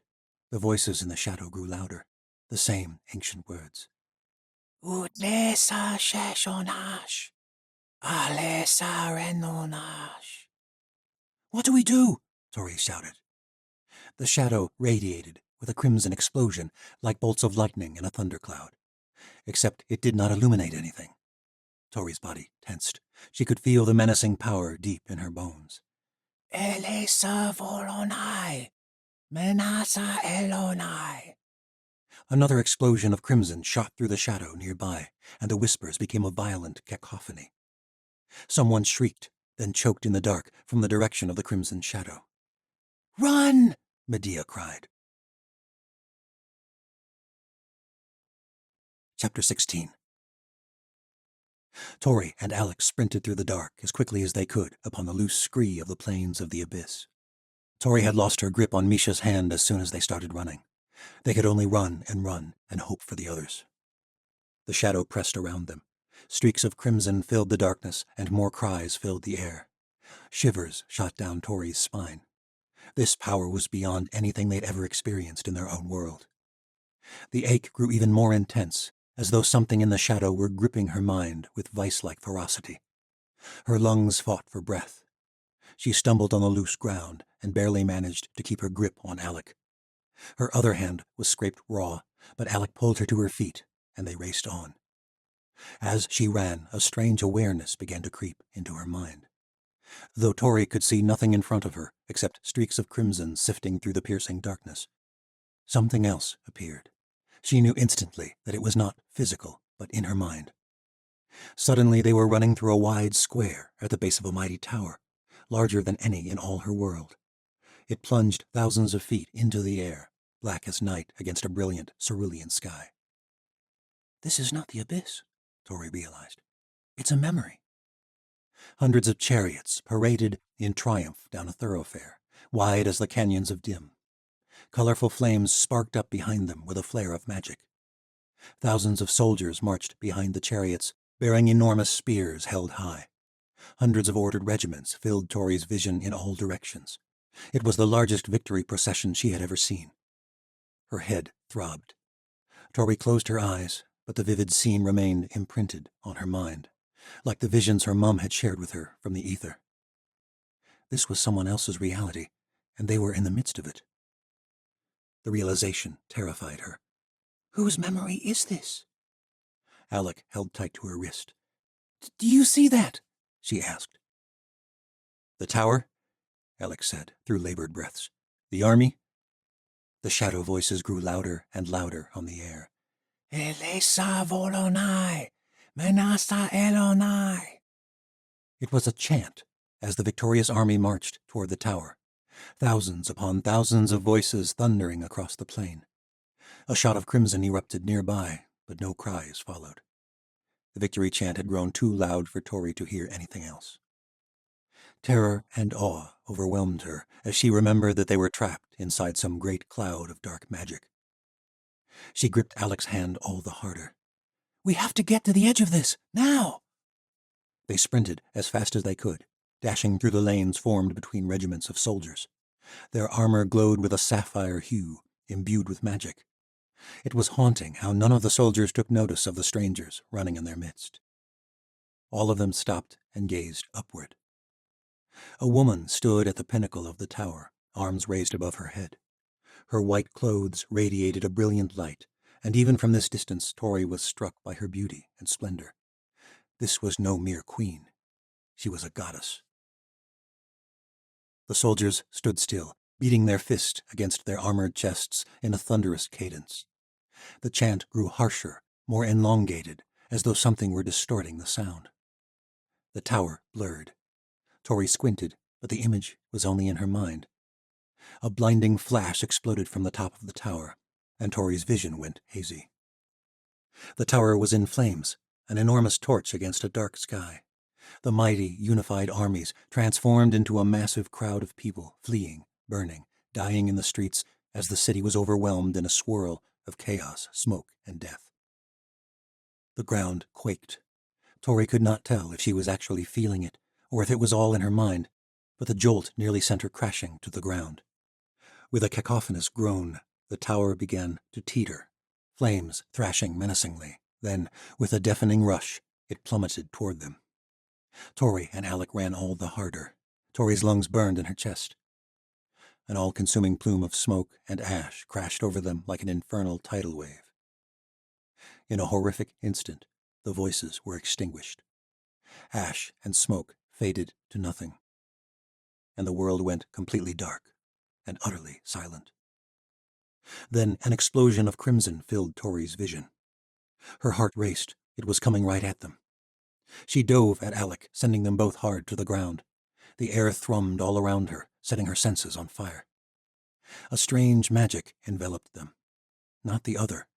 This was the energy that fueled the crimson streaks, the shadow, the visions of the tower.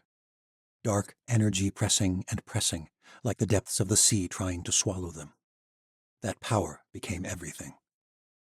Alec choked. Tori screamed and instinctively reached out with her mind to ward back the darkness. And just as she had managed to find the energy in the heart of the Nosferati, there was an energy in this shadow as well. She could sense it, the way it coursed through all things, the way it reached for Alec, threatening to steal the beauty of his life. With all her strength, Tori pressed back. There was a great pulse of energy, and the ground quavered. Then the crimson faded, and Tori's only awareness was Alec's body beneath hers. He was warm, but still. "Alec!" Tori cried. She shook him gently, and then more firmly. "Alec!" He did not respond. Tori eased herself off of him and turned him onto his back. She felt his chest. Nothing. "Alec! Wake up!" Tori slapped his face. "Come on, Alec! Please, please wake up!" There was a loud gasp, and Alec fell into a fit of coughs. Tori pulled him into an embrace. "Oh, thank the gods!" "What happened?" he murmured into her chest. "I don't know. The vision faded, and then there was an explosion of that energy." I felt it," Alec said, "all around me, as though I were drowning in it. All I could think of was my little sister, the one who drowned beneath the ice. I could picture the way she must have pressed up against the ice from below, trying to break through, and I thought it would be strangely fitting for me to die like that too. But then I broke the surface." Alec shook violently. "I think it's over," Tori said, running her hand through his long hair, desperately grateful he was still there with her. "Look!" Above them, the darkness had begun to fade, and the pale light of a star shone through. More followed, soft points of light against an inky expanse. Tori helped Alec to his feet and looked out across the plain. About a mile away, Tori could make out the dark form of a massive rock formation. Tori pointed. "There's a hill, or a mountain, or something." "That's the strangest-looking mountain I've ever seen." The formation stretched across an indeterminable distance, making it difficult to tell how high it was, though it stretched across much of the horizon ahead. But what was strange was the absence of the jagged ridge Tori had associated with the mountains of the New World. This one was completely flat along the horizon, as though it had been cut and fashioned, with a sharp cliff at both ends. Tori squinted, trying to focus her vision in the darkness, but it was definitely flat. Perhaps this was the way mountains formed in this world. "There's a bit of light coming from the end of the mountain, do you see?" It looked like a yawning expanse, some sort of cavern. Alec nodded. "I don't think that's a mountain, Tori. That's the tower, the one we saw fall. I think that's where the Chancellor is." Tori was relieved to hear coughs and whispers coming from behind them. She turned to find more of their companions staggering in their direction. Behind them, the shadow cloud grew smaller as it drifted off into the distance. Tori pulled Misha and Skaya into a fierce embrace. Asa and Medea staggered forward, hair disheveled and covered in dust. Daja followed, and then Ren, Vaughn, and Sara.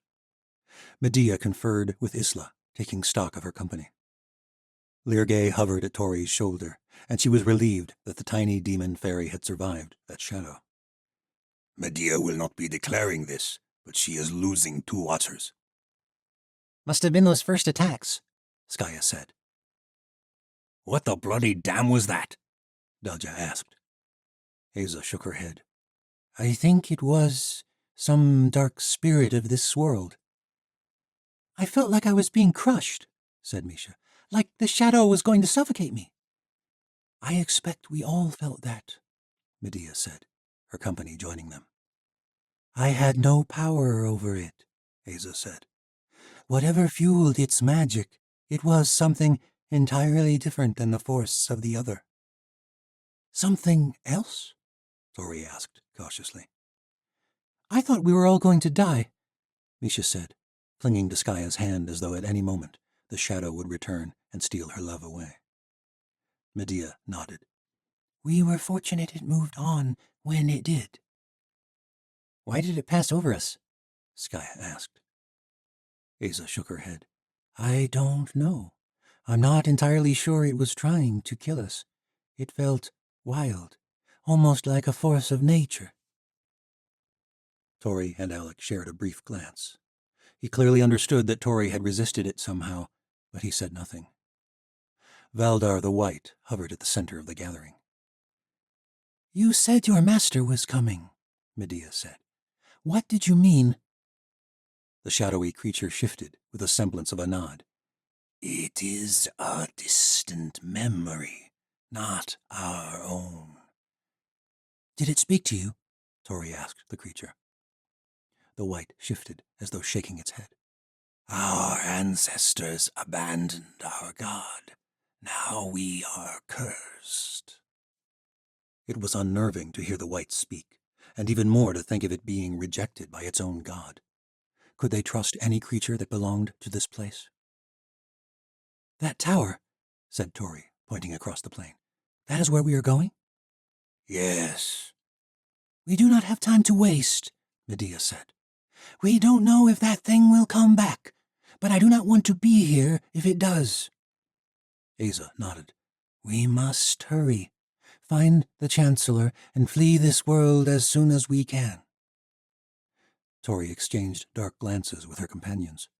They steeled themselves, and Medea led the way forward.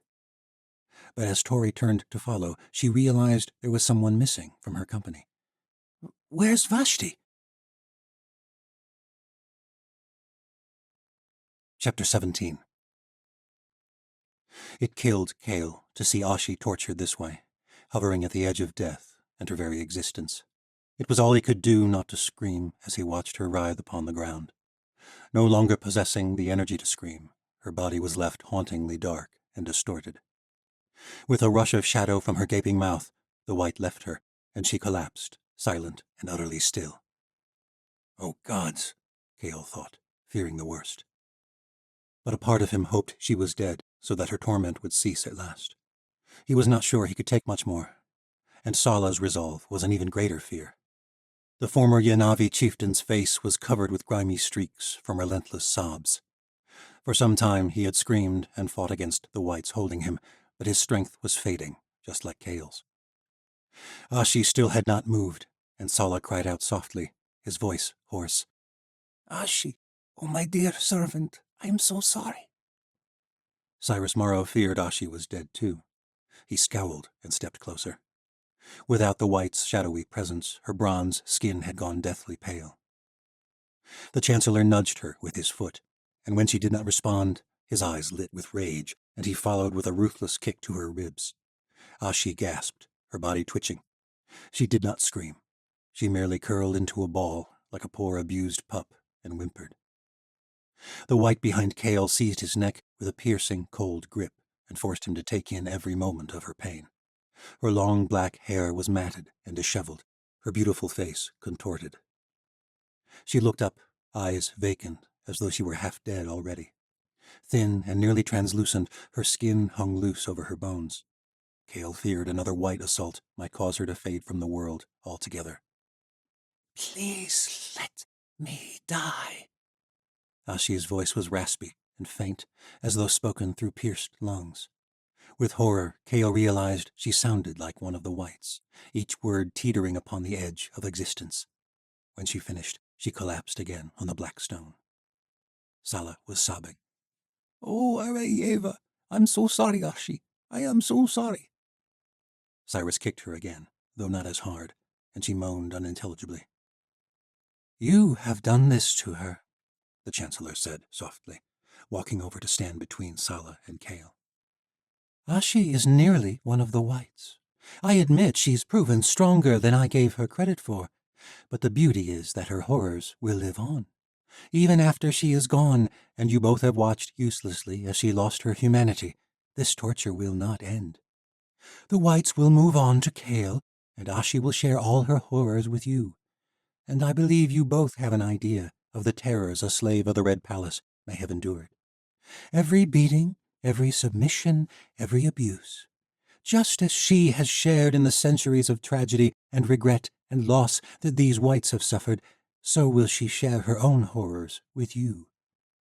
Cyrus Morrow gripped Kale's chin like a vice, forcing him to look into his cold blue irises. Kale shut his eyes, envisioning Kira's face just before she died. In that moment, he had sworn he would live in such a way that would make her proud. He pictured Ashi, as he had come to know her over the past year. At first, a respected foe, then a loyal ally, then the only friend he had left in the world, and then... Ashi was the strongest, fiercest person he knew. She had endured so much to prevent the Chancellor from finding the wellspring. And Kale would endure it too, if that was what it took. You will never find it.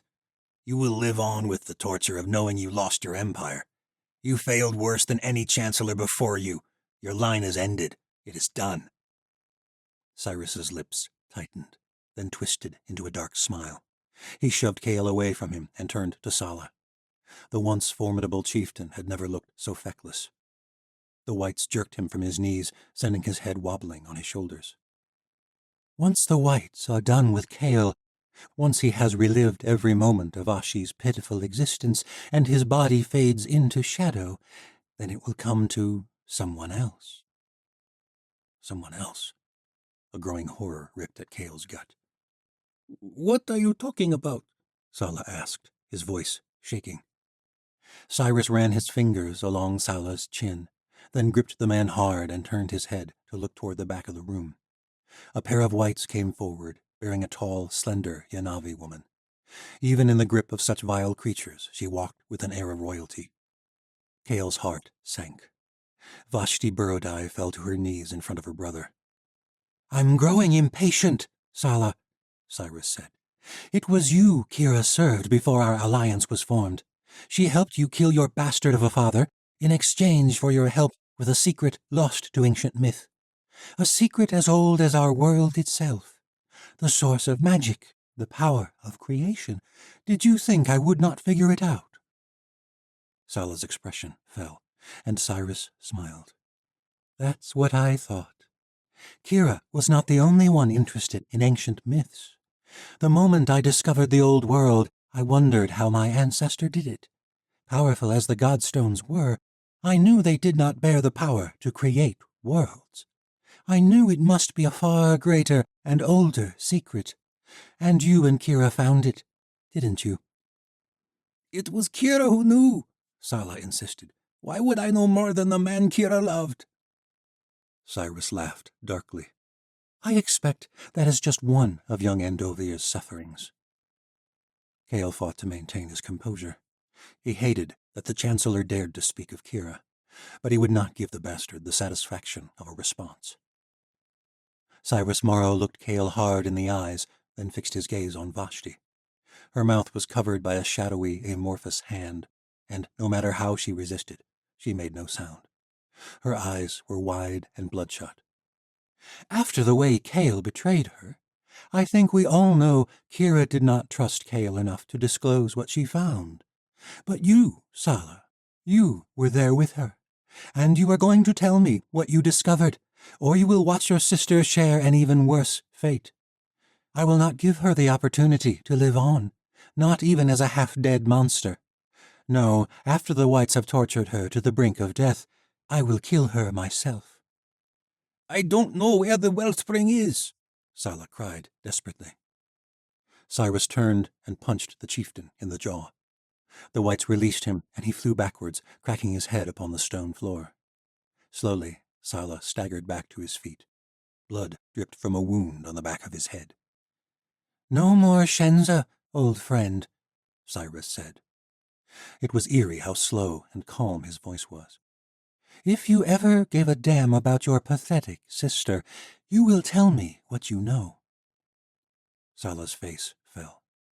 He was silent for several moments, his entire body shaking. But then he nodded. "I know where you should begin your search." "Sala, no!" The whites gripped Kale tight and smothered his cries. Vashti's entire body writhed as she resisted the whites, but it was no use. Tears streamed down Sala's cheeks as he looked into his sister's terror-filled eyes.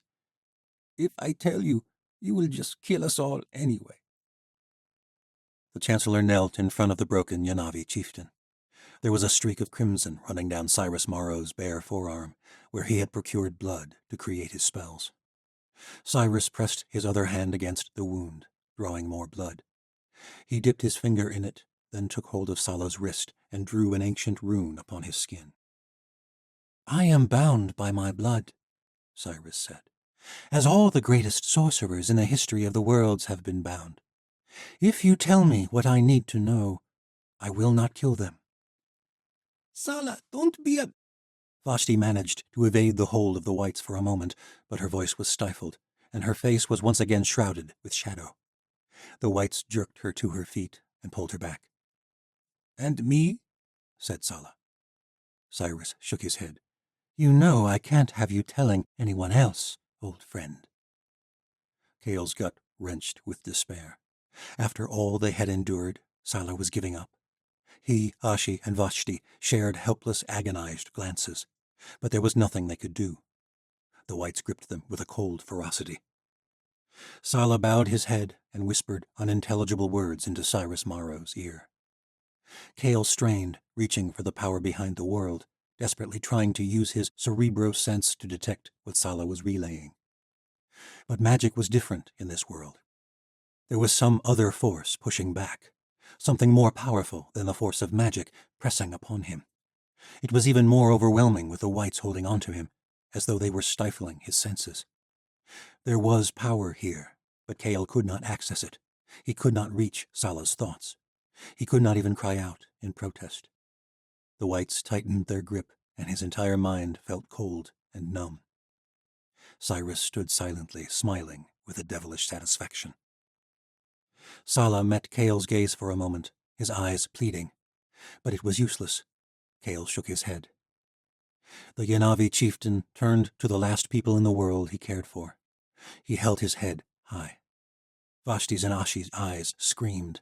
They could only watch in helpless horror as Cyrus Morrow drew his saber and swung it hard at Sala's neck. The chieftain's head separated from his shoulders in one brutal stroke.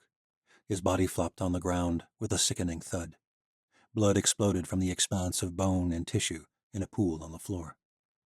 Sala's head rolled on the ground and then stopped a few feet from them. The shadow passed from Vashti, and the room filled with her screams. Ashi clawed at the stone floor, her mouth gaping soundlessly, her eyes filled with tears.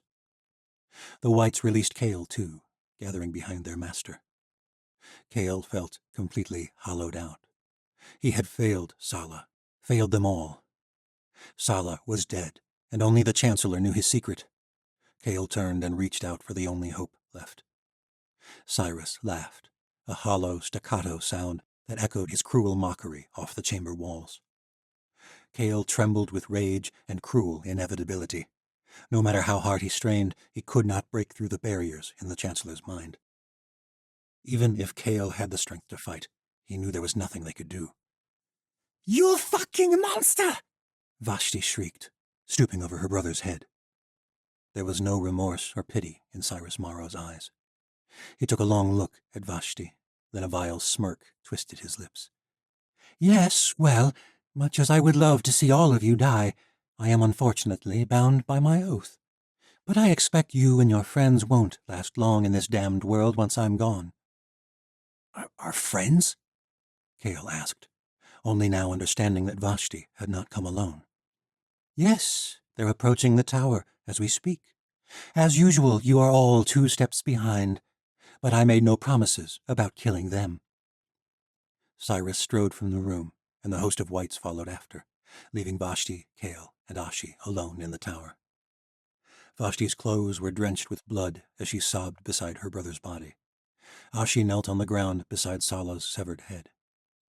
Kale's skin flushed as the cold presence of the whites eased from his body, replaced by a gut-wrenching ache. He had come to see Sala as a friend over the past year, and their weeks of torture had bound them even closer. But he mourned most of all for Ashi. She had cared for her Sultane more than any other. Kale knelt on the ground and gripped Ashi's trembling hand. She met his gaze. It destroyed him to see her in such pain. You didn't... before he... Kale shook his head. "The whites, their power, I'm so sorry. I couldn't." Ashi looked away.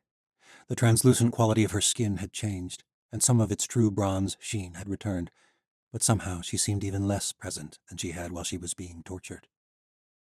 She pulled away from his grip and picked up Sala's head. Blood gushed from the expanse of his neck, but Ashi gazed into Sala's still brown eyes for several seconds while Vashti's sobs echoed off the cold black walls. "Try now," Ashi said. "What?" "My people believe the soul lingers after death, only for a few moments. Perhaps there is still a piece of him there." The whites are gone now, but there is not much time. You must hurry. Kale ached at her desperation. He shook his head. Ashi, he's gone. You do not know that, Skyblood. Please. Kale drew close, and Ashi held Sala's head up to him. Kale closed his eyes and focused his senses. The dark force he had felt still lingered in this place, even without the whites, but it was not quite as powerful. The abyss might be ruled by darkness, but there were still traces of his own magic left. Kale reached out with his mind, and to his amazement he caught a glimpse. It was so fleeting, he worried he had simply willed it to be so. There were no words left in Sala's mind. He was too far gone for that. But Kale saw the unmistakable image of a shimmering silver palace upon a brilliant azure mountain lake. He knew where Cyrus Morrow was going. Chapter 18. A cold, hollow ache coursed through Tori's body, as though the shadow cloud had swallowed her whole. Ahead of them, the rest of their company had already crossed half the distance to the fallen tower of the abyss. We have to catch up to the others, Asa said, gripping her shoulder. I can't abandon my sister. Tori, you and I both know we won't find her out here. Then where is she? Asa looked toward the tower. But that means Cyrus Morrow knows we are here. Asa nodded. It also means he does not want to meet our force, or else he would have attacked us then and there. We must make haste. Tori and the ancients sprinted across the plain as fast as they could on the loose ground. But they were still a couple 100 yards behind when something strange began to form above the tower, beyond the gaping mouth of a cavern near the base of the monstrous structure. A streak of dark energy shot into the night like a bolt of shadow lightning, visible only by the strange way it blocked out the stars. Tori could sense the dark energy in her mind, making her head ache. You don't feel that? What? Asa asked. It feels like magic. It is not the other, I can assure you. The well of magic must be nearly gone in this world. Even my connection is dim in this place. Then what is this other power? Tori asked, a dark fear tearing at her gut. Asa did not answer, but her grim expression was answer enough. Tori and Asa ran harder as another bolt of energy blacked out the sky. Wisps of darkness coalesced in the night. A second cloud of shadow began to descend upon the plain like a gathering fog. They were still at least 100 yards behind the others when the cloud reached them, and Tori lost sight of their companions. Streaks of crimson shot across the sky, and pain pulsed in Tori's skull. The light of the Fieri was consumed by the darkness, and the plain filled with cries and the clamor of clashing blades. Whites! Someone shouted from within the darkness ahead. They had been lured into a trap. The others had no chance to fight whites blindly, and if the deadly crimson reached them. Asa raced ahead, but Tori stopped. Lirke hovered at her shoulder. You are doing it once before, mistress, the Kokala said. Tori shook her head, fearing the implication of his words. No, that's impossible. I am not knowing how, but you are the only reason we are surviving the shadow cloud.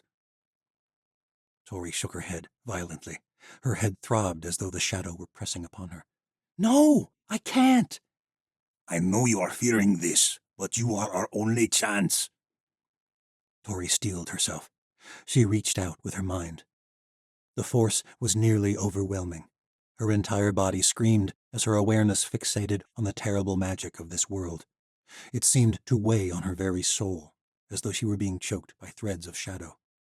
But like the force of the other, this power coursed through this world, and it could also be manipulated. The darkness pressed harder and harder. Up ahead, Asa cried out as a pair of whites attacked. Tori strained as hard as she could, pushing back against the energy with all her inner strength. Slowly, the shadow lifted, hovering over the battle raging at the base of the fallen tower. Flashes of flame lit up the plain ahead, and Tori could just make out darting wisps of shadow wielding dark blades. The Watchers fought back, but the ability of the whites to flit in and out of existence made them a near impossible foe. Daja fought bravely, but his enduro magic was not as powerful in this place, and even he had trouble keeping pace with the teleportations of the whites. No sooner did Daja begin to gain the advantage than the white vanished and appeared behind him, sometimes instantly and sometimes waiting, attempting to throw him off guard. Misha and Skaya fought as a pair, back to back, which proved a more sustainable strategy, as the whites could not surprise them from behind. Ren and Isla attacked with fury, protecting Medea as she cast bolts of emerald magic at the whites. Her sorcery was not lethal, but it disoriented the creatures enough that many of the Watchers were able to press forward. The one advantage the Watchers had was numbers. Cyrus Morrow only had about 24 or so of the creatures at his command. Nonetheless, several Watchers had already fallen, and Tori feared for the others. The whites could not be killed. The only hope was to take out their new master. Cyrus Morrow stood at the edge of the gaping tower entrance, flanked by a pair of whites. The shadow surged, nearly dropping Tori to her knees. She pressed forward across the battlefield, focusing all her concentration on holding back the shadow. A white shot toward her, and Asa barely managed to reach her in time to deflect the attack. The shadow blade vanished along with the creature, then reappeared behind the ancient girl. But Asa had the training of lifetimes, and it was incredible to watch how swiftly she moved and how deftly she handled her saber. The white whipped its shadow blade in a rapid succession of attacks that came dangerously close to Tori. Asa's godstones glowed in her free hand, and a bolt of energy exploded from her fingers. The creature darted back to avoid it, and then a shadow blade passed through it from behind. Valdar, the leader of Medea's whites, withdrew its blade. For a moment, Tori swore the dying enemy creature took on a more tangible form. Then it vanished forever. "Thank you," Asa said, nodding to Valdar. We must bring the fight to him. Tori focused her senses and strode into the midst of the battle. The Chancellor's creatures pressed in on them, but the Watchers continued to ward them off. One white fought its way past a pair of Watchers and shot toward Tori, but Valdar made quick work with a flourish of his shadow blade, and the enemy white vanished. A path formed in the middle of the battlefield, and Tori pressed her way toward the base of the tower. Each step was slow and arduous. Tori felt like she was carrying great weights upon her back. As she neared, her head throbbed, as though the shadow cloud were trying to rip her brain from her skull. Visible threads of shadow descended from the cloud and wrapped themselves around her, immobilizing her, and she came to a stop at the base of the tower steps. Cyrus Morrow descended toward her, smiling. The cloud of darkness began to encroach on the plain once more. "Once again, you have outdone yourself, Gallows Girl. But while you have proven a formidable challenge, in truth, I'm growing tired of you." The cloud pressed harder, and then swelled with a rush of crimson. It lashed across the sky, coalesced, and then shot like a bolt toward the plain. Tori reached out with all her strength at the tendrils of shadow binding her, but she was powerless to resist the deadly force of magic, and she feared it would be the death of them all. But then, all at once, it withdrew, shooting back into the cloud. The shadow began to lift again, and fiery flames lit up the valley. The shadows that bound Tori slipped away like unwinding bits of rope. Whites shot around her, and she realized they belonged to Medea's host of whites, returned from the New World. Streaks of shadow launched from the ground and vanished in flight as Cyrus Morrow's whites fled from the world of the abyss. At the base of the tower, Cyrus Morrow's face was distorted in pain. He spun around, and Ashi Burodai went flying back against the steps. Her head collided with the black stone. As he spun, Tori spotted the dagger embedded in the Chancellor's back. Tori leapt forward to strike, but just as she reached him, a pair of whites latched onto Cyrus Morrow's arms, and he vanished from the dead world in a rift of shadow. Chapter 19. Ashi lay unconscious on the steps, and Tori scoured her body for a source of the blood covering her. But it was not hers. Perhaps it was Cyrus Morrow's. But deep down, Tori knew that was not true. Ashi had not stabbed him anywhere close to a major artery. This much blood could only have come from a mortal wound. Only now that the battle was over and the Chancellor was gone, did Tori begin to piece together what must have happened. The Chancellor had taken 4 people in his search for the wellspring. Her stomach wrenched, thinking of the source of that blood. Ashi gripped Tori's hand and opened her eyes. She glanced at the spot where Cyrus Morrow had stood only moments ago. He escaped, Ashi murmured. Tori nodded. I'm sorry. Ashi squeezed her hand harder and pulled herself to a seated position. Tori feared the answer, but she had to know. Whose blood is this? A lone tear streaked down Ashi's cheek. The blood of my great sultan. Tori felt like she was the one who had been stabbed, rather than the Chancellor. Her gut ached, and all she could do was clutch the Yanavi woman's hand. Her brother was dead. And Kale? She asked fearfully. Vashti? Ashi shook her head. Alive. By that time, the Medici had begun to make their way among the fallen Watchers. Alec joined them in their assessment of injuries. Tori spotted Misha and Skaya and breathed a great sigh of relief. Kale and Vashti descended the steps from the tower, slowly and carefully. When they reached the bottom, Vashti pulled Tori into an embrace, sobbing into her shoulder. Tori quickly fell into tears herself. They had mourned their brother once, and he had lived, only to die moments before Tori might have saved him. She simply could not believe it, as though this were a nightmare, and any moment she would wake up. Vashti shuddered in Tori's arms, her body leaning against her, on the verge of collapse. For some time they did not move or speak, mourning in silence while the others bustled around them. Tori opened her eyes. Several fallen Watchers had been gathered together a short distance away. She prayed there was still hope for them, and even more that no more people she cared for had been harmed. Ashi slumped upon the base of the stairs, staring off, as though her mind were in another world. Tori gripped Vashti's hand and pulled back to look into her eyes. I want to see him. Vashti's grimy face was covered in tearful streaks. I don't think I can look at him again. Not like that. Ashi stood. I will take you, gallows girl. Do not take long, Asa said, approaching with Alec and Misha. As soon as we have gathered our wounded, we must flee this world. Tori nodded, though she did not know that it mattered. The shadows that had loomed over the valley had cleared. Cyrus Morrow was gone, and that dark power had vanished along with him. Misha and Alec led Vashti to the healers, though Tori knew her greatest wound was not something a Medici could aid. Tori and Ashi slowly ascended the high, ruined steps into the fallen tower, and Kale followed after them, never speaking a word. They entered a vast chamber with walls etched with intricate patterns and runes. What spells fashioned this monstrosity? Tori wondered vacantly. What curses laid this empire low? Sala's body lay in a massive pool of blood at the center of the chamber, his severed head set above his shoulders. From the right angle, he might have looked like any other fallen soldier. But as she neared, this somehow only made it harder to accept her brother's horrific end. Ashi stood back, clinging tightly to Kale's wrist. Tori tread softly forward and knelt beside her brother.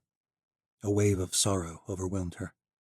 She hated that it had taken so long to discover who he was. She hated how little time they'd had together, because she had needed to pose under a different identity during her time amongst the Yanavi. She hated herself for failing him. She bit her lip to try to hold back the tears, but it was no use. They came anyway. Sala's eyes were closed. He looked strangely peaceful in death. What she would have given for a world in which she had grown up with her half-siblings. A world where her mother might have been able to be with the man she loved. Where their father would not have turned into a monster. None of this would have happened. Her tears turned to angry sobs. She could not bring herself to touch her brother's head. Her knees were drenched in his blood. It was already cold, and Sala's body was growing rigid. She gripped his cold hands and cried until the tears were gone, and all she had were hollow sobs. Ashi and Kale left her alone for several minutes, but soon she heard the soft approach of their footsteps. Sala died nobly, Kale said. He died for nothing. We failed. We did not fail, Ashi said. Sala told Cyrus Mara where to look for the wellspring, and then the Chancellor killed him. But I was able to get inside his mind, Kale said, before he was completely gone. Tori looked up from her brother's body. You know where the Chancellor is going? Kale and Ashi nodded. We will not fail again, Ashi said.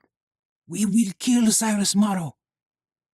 Tori nodded, rising to her feet. Where do we go? Kale grimaced. The kingdom of Malai. Tori shook her head. The wellspring was located in the one nation left in their world where magic was still seen as a curse, where cleansers hunted and killed sorcerers the same way the Chancellor's morphs had for centuries. In order to stop the most dangerous man in all the worlds, they would have to journey to the most dangerous place in their own. Part 5. Gods of the Ancient World. It has grown fashionable to disbelieve in gods.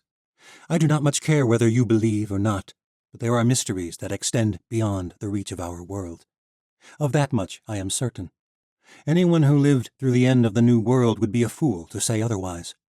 Something or someone from beyond our world manipulated our fates, and I, for one, would like to know who they are. From Dawn of the Third World. Chapter 20.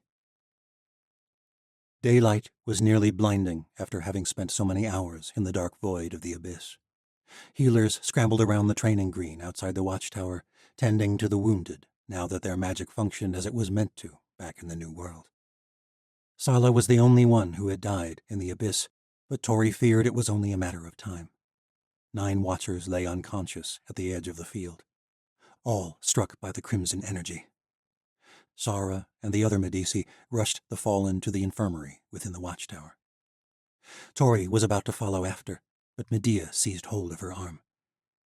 I trust you intend to tell me what you learned in that tower, Medea said coldly.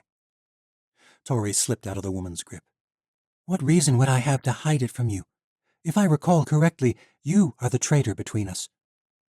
Medea looked more fraught than Tori had ever seen her, even after their confrontation at the trial. Her face was skeletal and pale, her skin drawn tight over sharp cheekbones. Her dark eyes widened. Don't play innocent, gallows girl. It might have worked on the goddamned masses, but don't patronize me. You are not noble. You have let thousands die for your cause. You did not hesitate for a moment to turn my own commander against me. I turned plenty of others, too, Tori shot back angrily. Medea smirked. Yes, and you gave them a choice in the matter. Ren received no such treatment. When you couldn't turn him, you took over. I trust you two aren't holding council without me, Asa interrupted. Enough, Tori shouted. Our people just survived the literal abyss. My brother died, and there are more on the brink of death. We all went through this together, and for my part, we will move forward together. I will hold council with both of you and anyone else you would like to invite. Medea opened her mouth to speak, but Tori cut her off. Tomorrow, our people deserve a night to rest and heal, and to mourn. Tori said no more. She marched over and checked on her companions. In addition to the 9 fallen watchers, many more had sustained injuries of lesser severity. All were taken to the infirmary within the watchtower. It was a small act of unity. But will it last? There were too many nations and too many lives hanging upon this alliance. Was she the only one who could see it? Tori walked amongst the sickbeds within the watchtower, checking in on the injured watchers. The dark energy of the abyss seemed to hang over the room like an invisible fog. Her stomach felt uneasy, but she could not bring herself to leave. Several watchers had suffered a strange, freezing sort of burn from the White's shadow blades.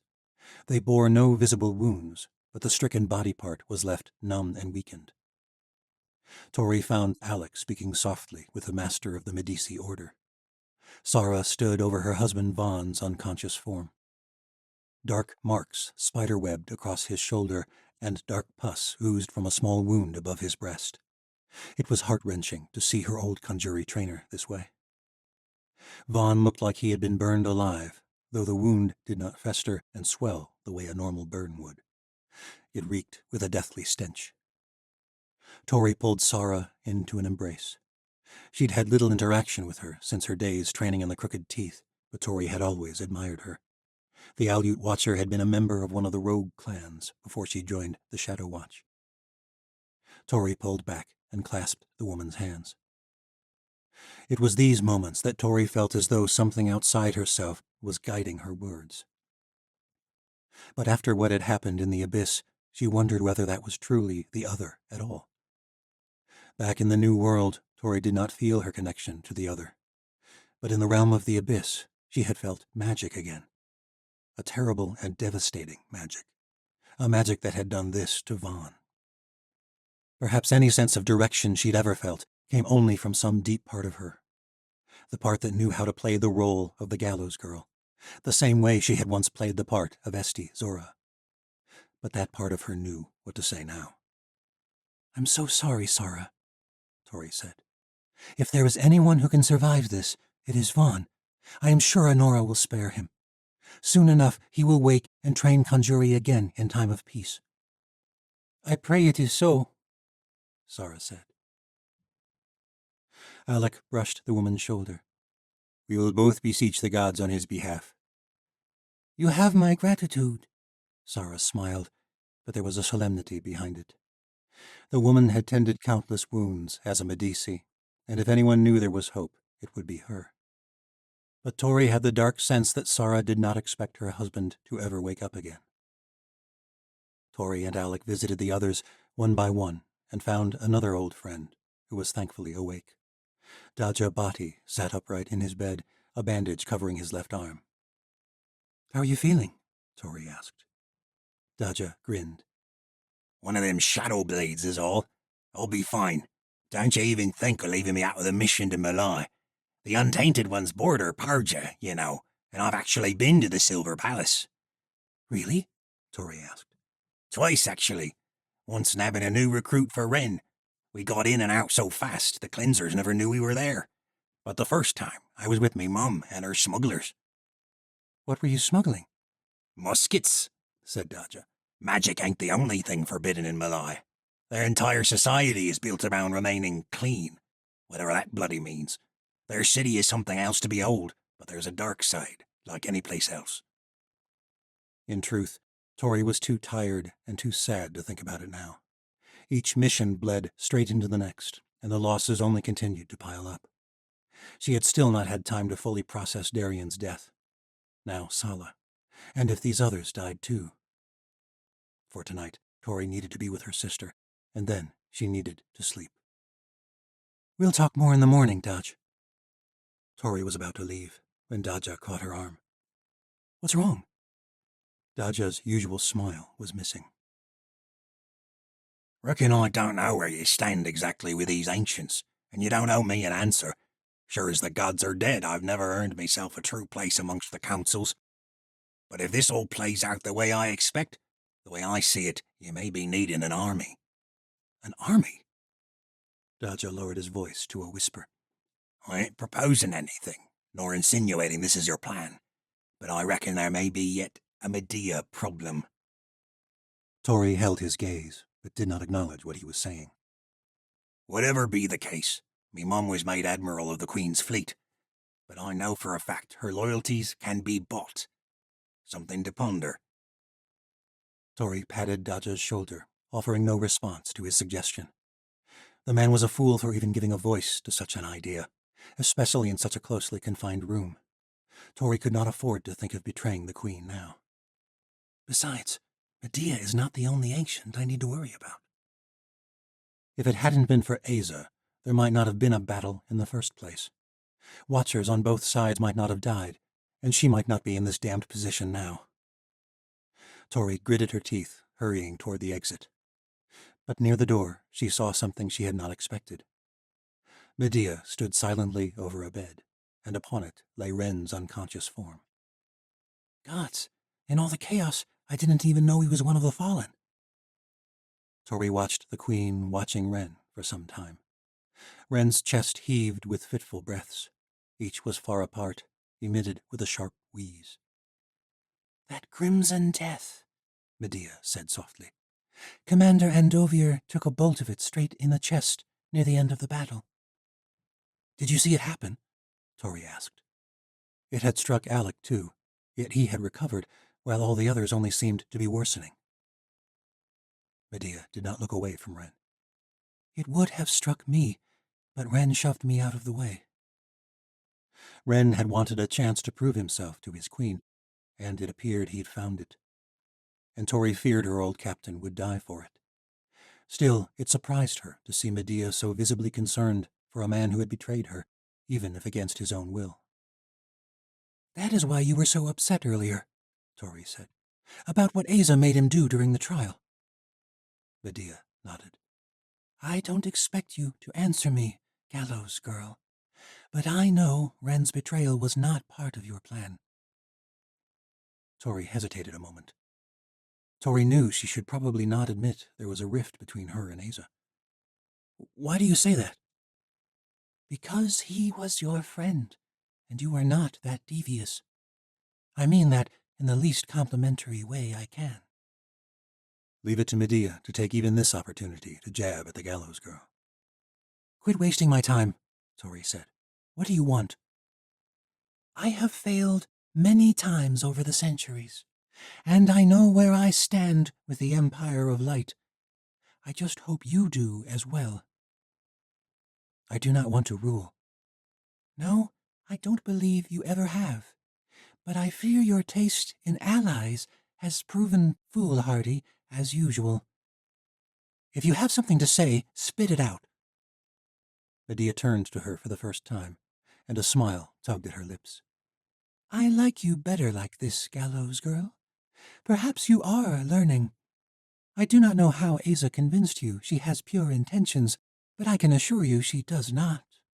We ancients share a fraught past, and if you think that I am ruthless, well, you ought to know that I learned from my master." "Your master?" "I didn't expect she would tell you the true history of our order. Asa was once the leader of the ancients, and let's just say her methods have never been beyond reproach, and her intentions have never been pure." Chapter 21. Kale was offered a room beside Ashi's, but there was no way he was leaving her alone after what they'd just endured, least of all here in the City of Light. He expected some resistance when he ordered a servant to fetch him a cot. Ashi was independent and hard-headed, and she was hardly the type to let a man watch over her. She was an assassin of the Red City, after all. But when the servant returned and set the wooden frame beside her bed, Ashi said nothing. In fact, Kale was not sure she was cognizant of her world at all. The Ilya woman moved slower than he had ever seen, even after her torture, even after her failed attack on the Chancellor. But the moment they'd returned to their own world with Sala's body, she'd changed. The color had returned to her skin, and as far as Kale could tell, there were no lingering ill effects from the whites. But her body was not what ailed her. Ashi's spirit was utterly broken. Her sorrow overwhelmed his cerebral senses without him even trying to reach inside her mind. She would not speak of the whites, nor the loss of her beloved great soul Tain, but Kale could only imagine the horrors that festered beneath the surface. She had loved Sala Borodai as a brother, more loyal than even the most devoted of his Ilya. When the servant left them alone, Ashi excused herself to the washroom, and Kale was left alone in the bedchamber. Exhaustion and sorrow washed over him, and he sat heavily on the edge of the bed. He too was weaker than he had ever felt. His limbs trembled with each movement, and he needed rest desperately. But his mind and heart were too beleaguered, and his entire body was on edge, from the terrors of the abyss, but also the impending threat here in his own world. This damned city was the last place he wanted to stay. Even if they had helped Kale and Ashi escape the abyss, he did not trust anyone from the Empire of Light. Not Medea, not his brother. The thought of Wren made his fingers clench, and yet Wren teetered on the brink of death because of the Watcher's rescue attempt. Surely that must mean something. No, Kale told himself. He was protecting his queen. He did not go to the abyss for me. He never gave a damn about me. It was always his ambitions, his revolution, his power. Much as Cale hated to admit it, he wished for the days when he might have believed his brother would risk his life for him, or when he might have done the same for Ren. But he doubted that time had ever truly existed. There was a loud clatter, and Cale jolted from his thoughts. He staggered across the bedchamber on feeble limbs and threw open the washroom door. His heart raced at the sight within. Ashi knelt upon the floor, half naked, a basin of water shattered upon the ground, spilling everywhere. Specks of blood mixed in, forming a crimson puddle. Cale knelt down and touched her shoulder. Ashi, are you? Her skin was freezing, and her body shook with violent shivers. She wore fresh Zajara pants, but nothing else. Cale grabbed a sheet from a cabinet and draped it over her bare shoulders. But Ashi just knelt there, shaking. It was only when she gasped with a sob that Cale realized she was weeping. It broke him to see her this way. Ashi did not even acknowledge his presence. Her eyes gaped, staring at the wall behind him. Cale felt uncomfortable in a way he had never felt around Ashi. He had seen her naked before.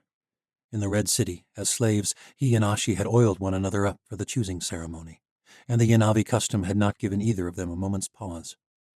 But he felt differently about her now than he had in the Red City. And she was so vulnerable, so raw. The walls in her mind had crumbled, and all her despair and outrage flooded his thoughts. Perhaps it was his own exhaustion, but he could not push her emotions away, no matter how hard he tried. The urge to flee the discomfort of this moment was nearly maddening. Ashi hunched over and shook with heavy sobs, arms clutched to her chest, a steady flow of blood now streaming down her injured arm. Whether she was too shaken to notice, or simply didn't care, Cale feared the wound was worse than he'd first thought. He searched a cabinet and found some thin binding cloths. Taking a small pitcher of clean water from the counter, he knelt beside Ashi and tended her wound. He pressed a cloth hard against her arm. She flinched at his touch, but she did not pull away. Thankfully, the wound was not deep. The mixture of water had given the illusion of more blood than there truly was. Once the bleeding slowed, Cale wrapped her forearm tightly with a dry cloth. Still sobbing, Ashi hardly moved the entire time. Perhaps it was best to let her mourn alone. He shifted to his feet and was about to leave when he felt a desperate pull in his mind. He turned. Ashi latched onto his wrist so hard he nearly lost his footing on the wet stone floor. Clutching him tightly, her fingers shivered against his skin. Ashi looked into his eyes through thick tears, and he broke apart inside. Cale reached out and brushed her cheek. She stifled a gasp. Please, don't leave me, Skyblood. He knelt down again and wrapped his arms around her, pulling her close. His own body shuddered at her touch. As though all of the horrors he'd experienced had washed over him in a great wave of suppressed emotion and exhaustion. He did not have the strength or will to fight it any longer. Cale clutched Ashi tight and cried into her shoulder. He cried because for so many days he had feared he would die. He cried because he had come so close to losing the woman he loved without having the chance to tell her his true feelings. And he cried because he was so grateful they were both alive. Cale did not leave Ashi a moment that night. They held each other on the washroom floor for what felt like hours. Then he helped her into some dry clothes, and then to her bed. He sat on a stool by her bedside and held her hand until she drifted into exhausted slumber. He could not remember the last time he had prayed, but that night he begged the All-Mother to grant her restful dreams. Despite all that he had endured, and how broken and exhausted he was, Cale slept little that night. He lay awake on his cot, listening to Ashi's steady breaths across the room. Cale could not shake the memory of what had just happened. The way she had clung to him, her body pressed against him, the blood and water drenching his clothes. There was no denying his feelings any longer. In truth, he'd known it the night he was taken by the whites. But he could not express it then, and he was not sure he could express it now. But gods, how he longed to take away her horrors, to comfort her in any way he could. Well, not quite any way. He had longed so desperately to kiss her, to cast away her nightmares with passion and love. But he feared in the morning Ashi would realize it was a terrible mistake, only a moment of much-needed relief from their horrors. Anything more felt beyond comprehension. And there was also Kira.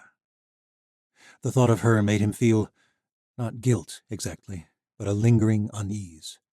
His relationship with Kira had been long and tumultuous, but he had never loved anyone else in all his life. Until now. Cale knew Kira would want him to move on, to be happy and learn to love again, but he had failed Kira in so many ways, and he could not stand the thought of failing again. He could not bear to hurt Ashi. And so he lay awake through most of the night. Ashi was not quick to rise, and when the chirp of birds outside their window announced the arrival of morning, Cale left her to sleep and ventured into the corridors of the watchtower. The building had been completed when he was a young boy, a training ground for noble officers of the Night Legions in the days of Cyrus Morrow's father. He remembered touring the newly christened facility with his brother when they were both young lordlings. Ren had been so fascinated with the weaponry and regalia. His brother had always dreamed of glory and status. Cale had been drawn to a different sort of power, and his curiosity had destroyed their family. Ashi was not the only reason Cale had not slept. His last living blood lay dying in the infirmary, and Cale could not muster the courage to go see him. He walked past the closed wooden doors to the sickbeds and made his way to the mess hall instead. Outside the door, he heard sharp whispers. One voice was unmistakable. "You went behind my back," Tori said. "I did what I had to do to ensure the best outcome," said another girl's voice. Cale did not recognize it, but something about her tone set him on edge. "You set off a fight that never had to happen, Asa. You don't know that. Your decision reflected on me. As I recall, you begged me to come back to join this fight. Need I remind you that I was perfectly happy to leave this world for good?" Tori quieted for a moment. When she spoke, it was barely a whisper. "Did you lead them?" "What are you talking about?" "Did you lead the Ancients?" Ancients? A lump formed in Cale's throat. Who was Tori talking to? "I did," Asa said. "That was a very long time ago. Medea said your methods were not above reproach." Asa sighed. "I was the leader of the Ancients, but I was not always the wisest, and there grew to be disagreements between us, especially after I decided to bring the aliens to this world." "You brought those conquerors?" "It was a grave mistake, Tori. Their arrival led to the slaughter of countless innocent lives, to the conquering of unsuspecting peoples without the technology or skill of an advanced civilization. It led to the eradication of entire peoples. It was my greatest failure, one I have been striving to rectify for many lifetimes. It also led to a schism amongst the ancients, led by Medea. She brought the Watchers to the world. She thought that magic might balance the scales, but that too failed. At every turn, we ancients have only managed to sow more destruction. I realized this at last after my failure as the hangman." At those words, Cale stepped back from the door. The hangman? This is Lazarus Delay, the man whose daughter Cale had killed at the wedding of fire. Chapter 22. At the sudden gasp of breath outside the mess hall, Asa threw open the doors. Cale and Ovir stared at them, mouth agape. Asa's eyes narrowed, and Tori feared what the ancient would do. Cale reached for the dagger at his belt. The godstones glowed in Asa's palm as she whipped them from her cloak. "I wondered when you would figure out who I was, Endovir," the ancient said icily. Cale stammered. It can't be." "You killed my daughter, you son of a whore." Cale raised his dagger, but they all knew it was useless. Cale was visibly frail from weeks in the abyss, his entire body shaking, and that dagger was his only weapon. Tori was not sure what to do. Should she come to Kale's defense? For months I dreamed of tracking you down, Asa said, killing you the same way you killed Nyla. I didn't want to kill her, Laz, but I had to try to stop you both from bringing down that tower. To Tori's surprise, Asa lowered the godstones, and their emerald light faded. Asa heaved a sorrowful sigh. In time, I realized I had been the one willing to sacrifice my daughter all along, just as I was willing to sacrifice my son, the boy you saw impaled in the fringes that night you joined the saints. The moment I began my life as the hangman, I set those poor children down a path to their deaths, just as I was willing to sacrifice the lives of every ocean unfortunate enough to be in the path of the White Citadel as it fell, for the goddamned cause of freedom. And look where that led. In a way, I suppose it was inevitable. Nevertheless, it was your blade that killed my daughter.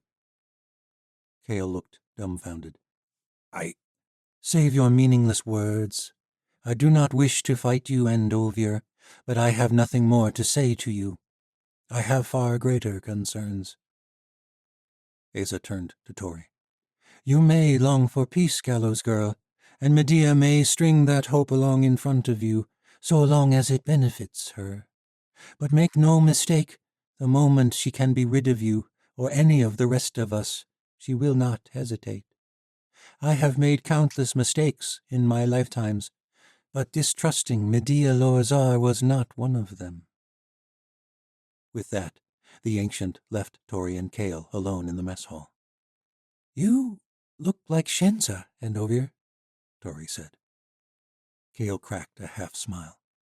Well, I feel like it too. That went better for you than I would have guessed, all things considered. You've developed an interesting taste in allies, Gallows Girl. After what we saw in the Abyss, there is no ally we can afford to lose. Perhaps you're right, but I won't pretend to be happy about it. I never said I was either, but without them, you would not be here. Kale nodded. I am grateful you came for us, Tori. Have you eaten a real meal yet? Kale shook his head. Tori gestured toward the back of the room, where a steaming cauldron was set beside a wooden table loaded with biscuits. The cook's just finished, and this hall will be filled soon enough. You've never been one for crowded halls, as I recall, Kale said as she led the way to the food. I still remember that first day at the watchtower. Wren was fawning over you, and you ran away from the festivities. Some things don't change, do they? Tori said. They ate in relative silence, and the hall slowly filled with people, a mix of watchers from both factions. Isla entered, and her gaze hovered in Tori's direction for a minute. Medea's chief loyalist looked like she was about to come over and say something, but then one of her comrades patted her on the shoulder, and the two watchers joined the queue for breakfast. Tori could not stop thinking of Wren after Kale mentioned her first day with the Shadow Watch. She imagined Isla would love nothing more than for him to die so she could claim his position at Medea's right hand. But the thought of Medea left Tori confused and frustrated. It would be so much easier if Medea were the sort of monster that Cyrus Morrow had become. But Tori had seen the sadness in her eyes in the infirmary, and despite his betrayal, she knew Medea wanted Wren to live. Do you know what happened to your brother? Kale looked up. He's not dead. Still unconscious, like all the others who were struck by that dark magic. You haven't gone to see him. My brother wouldn't want me there. If he woke, he'd probably attack me from his bed. At least he'd be awake. Tori had meant to lighten the mood, but Kale just stared off. Tori stood from her seat. Come with me. What? Kale asked. You think you're the only one with complicated feelings about Wren? You didn't betray him. He betrayed me. Tori sighed. He's a complicated man. I expect he always has been. His actions have brought good and evil, but whatever he is still your brother. He was once my friend. Deep down, I still believe he is. So come with me. Tori led the way from the room. The infirmary was eerily quiet. The injured had left once the Medici had done their work.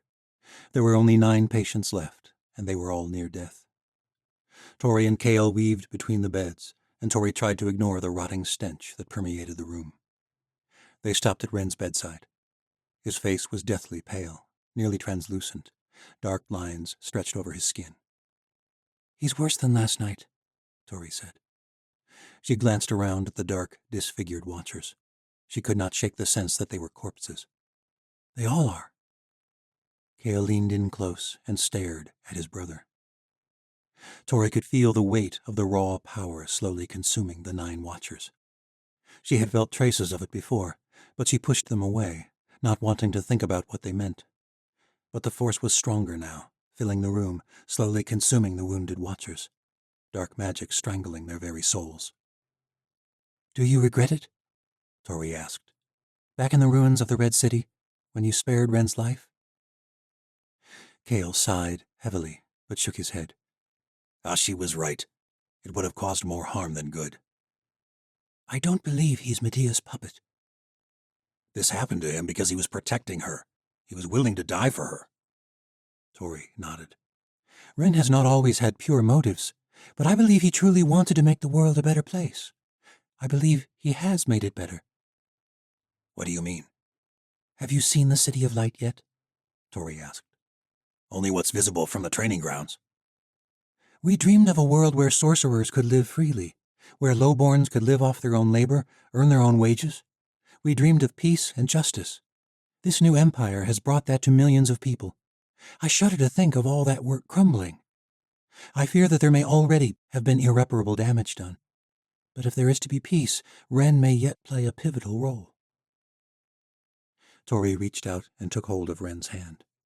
She nearly jerked back at a surge of energy, recognizing it as the same dark force of magic from the shadow cloud that had nearly consumed them. It was consuming Wren. It radiated from his body like a winter wind off an icy sea. Tori's entire body thrummed. She wanted to pull away, but she could not resist the overwhelming power, as though it were binding itself to her, just as it had these fallen watchers. Her fingers clutched at Wren's hand so tight she feared her nails might pierce his skin. "But I wielded this magic in the world of the abyss," she realized with sudden clarity. It was not trying to consume her, but begging for her to do something. Though this was only a trace of what she had felt in the heart of that cloud, it sent a thrill through her entire body. Shivers raced across her skin. The power rushed over her, around her, within her, and then surged. There was a loud gasp. Wren Andovier's eyes shot open. For a moment, his irises looked strangely dark. He blinked hard, and they lightened to their normal bright blue. His chest heaved with rapid breaths, as though he'd just emerged from the depths of the sea. Relief rushed over her, whether from the release of that energy or from seeing him wake, she did not know, but she pulled him into an embrace. Wren felt rigid in her arms. She pulled away and found Wren staring in his brother's direction. Do I know you? Wren murmured. Kale's eyes widened. It's me, Kale, your brother. Wren chuckled softly. Kale, I thought it was you. I just didn't believe you would be here. Tori gripped his hand. It was deathly cold. Do you remember what happened? Wren shook his head. I remember a flash in the darkness, nothing else. Tori did not have time to interrogate him further, for there was a flurry of coughs and gasps of breath that filled the entire infirmary. All 9 watchers were waking up. Part 6. The Empyrean Gate. The aliens believed they were on a mission from their gods, and it justified heinous acts of violence. The earliest watchers believed in a similar divine mandate. Prior to the extraordinary events which led to the Third World, few would have dared such a comparison. But perhaps the watchers and the aliens have more in common than we ever could have imagined. From Dawn of the Third World. Chapter 23. The Medici rushed in and hurried Tori and Kale from the room so they could tend to the waking patients without disturbance. Watchers filled the halls outside the infirmary, curious about the commotion. Sara Elra rushed from the mess hall. "Is it true?" she asked, clasping Tori's hands. Tori fought to remain composed. Her mind was reeling, but the Medici master's grip centered her for a moment. "Your husband is awake. Go to him." Sara hurried off with the rest of the excited watchers from both factions. Tori was grateful for the chaos. It allowed her to slip away before anyone could come asking questions. She followed Kale out of the watchtower, unable to bear the confines of that place. Kale stopped at the edge of the training green, but Tori lingered back. She did not understand what was happening. Ren waking was a coincidence, but all 9? "What did I just do?" Leargay darted over and hovered at her shoulder. You are saving them. Her hands shook at her sides. "That's impossible. It is that power from the abyss. We're not in the bloody abyss." Tori paused and focused her breaths. You are saving them, Leargay said. This is a good thing. "Is it?" But there was no denying what happened. She had felt the darkness consuming those watchers, and she had felt a surge of power when she touched Ren. Tori had woken him, and all the others. She did not understand it, but somehow she had drawn the darkness out of them. She had wielded that magic, just as she had on the plains of the abyss. But she also knew that she could not let anyone know it was her. "Do not speak of this, Leargay. Not to anyone." The Krokala scowled, but nodded and buzzed off again. Across the training green, a number of young watchers practiced their flight abilities.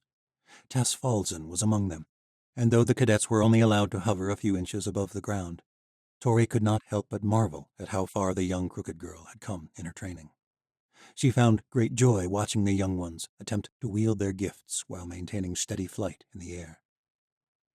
"Reminds me of the crooked teeth," Tori said softly, drawing nearer to Kale. Kira always liked watching the young ones, too. "You don't?" Kale smiled. It was one of the truest she had ever seen from him. Children unnerve me. "Because they're so loud and needy?" Tori joked.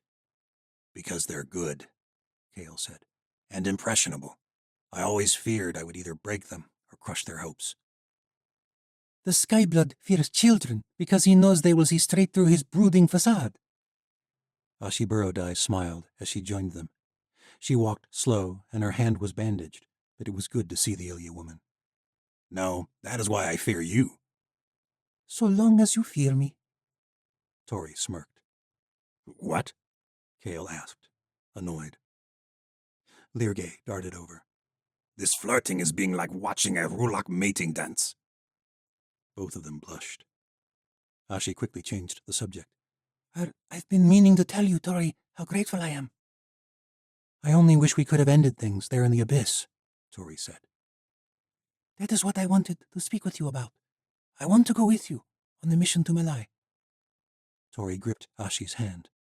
The woman's fingers trembled slightly at the touch. "You nearly died. You need to rest." Tori's right, Kale said. "I suppose you plan to rest too, do you?" Ashi demanded. "You were in the abyss longer than me." Kale shook his head. They'll need my cerebro gifts. "There are plenty of watchers in our company," Tori said. "Both of you have been through hell. You deserve rest." Ashi glowered. "Tori, I lost my great sultan. I cannot bear the thought of being left behind in bringing the Chancellor to justice. Do not tell me you cannot use the skills of an Ilya." Tori sighed, but could not help but smile. "Very well." Ashi gripped Kale's arm, and Tori could not deny the spark between them. Someone ought to have such a spark. "Tori!" Dressed in black Yanavi mourning robes, Vashti did not smile as she approached. Tori had spent most of the night weeping with her over their brother's death. Tori pulled her sister into an embrace. "The council will begin shortly," Vashti said, quickly pulling away. It was strange to think that only 2 days previous, Tori had stood in the throne room of the Tower of Light and led a resistance against Medea. Now the gallows girl was to address the council as an ally of the Empire of Light. The thrones of the represented nations were turned inward, with more chairs interspersed between them so that all present could face one another as they conferred. The council members were joined by Tori and Asa, as well as Medea's commander-in-training, Isla. But there was one more person Tori did not expect. The fairish rebel strode straight to her when she arrived and shook her hand. "What are you doing here?" Tori asked. Gar Ezra smiled. "I suppose introductions are in order," Asa announced to the room. Asa brought him here? When Tori asked Asa to stay and help her save the world, she had imagined them making decisions together, leading together. But ever since Misha's trial, ever since Asa used her magic to force Ren to attack Medea, Asa had been bent on maneuvering behind her back. "This is Gar Ezra of the ruined empire," Asa said, "Count of the Fire Tower, and quite recently named the High Lord of the 9 Towers." Medea bit back her ill humor. It was clear she knew nothing of their surprise guest either. Nevertheless, Medea crossed the dais and reached out her hand to greet Gar Ezra. "Yes," Medea said, flashing a smile. "The first lord to unite the entire ruined empire in centuries. Some even believe you are the Galdemar of fairish prophecy." "You know much," said Gar Ezra. "The coming of the Galdemar hails a return to the ways of the ancient world," Medea went on. "The restoration of Fair's former glory, the days before the aliens came and changed the world forever." There was an edge to her voice, though most likely did not catch it. Medea glanced at Tori, as though to remind her that the alien invasion of this world had been Asa's doing many lifetimes ago. "Prophecies are filled with such grandiose prognostications," Gar Ezra said. Medea smiled. "So you do not believe the prophecy?" Gar Ezra did his best to mask a frown, but failed. "I suspect the subjects of prophecies rarely know, much less understand the significance surrounding them. But I don't find much use in prophecies." "And why is that?" "Prophecies seek to restore something old and lost, my queen. I prefer to build something new. It would seem we are of an accord in this ambition." "Yes, well," Medea said, "a lord of the southern world is most welcome on the council of the Empire of Light. No nation is excluded." "Well, I appreciate the honor. We fairish prefer to build our own world our own way. I do not wish to challenge you, nor to unite with you on this council, at least not in the manner the others in this room have. But perhaps we can settle as allies with a common goal." The point was subtle, but Tori had to hand it to Asa.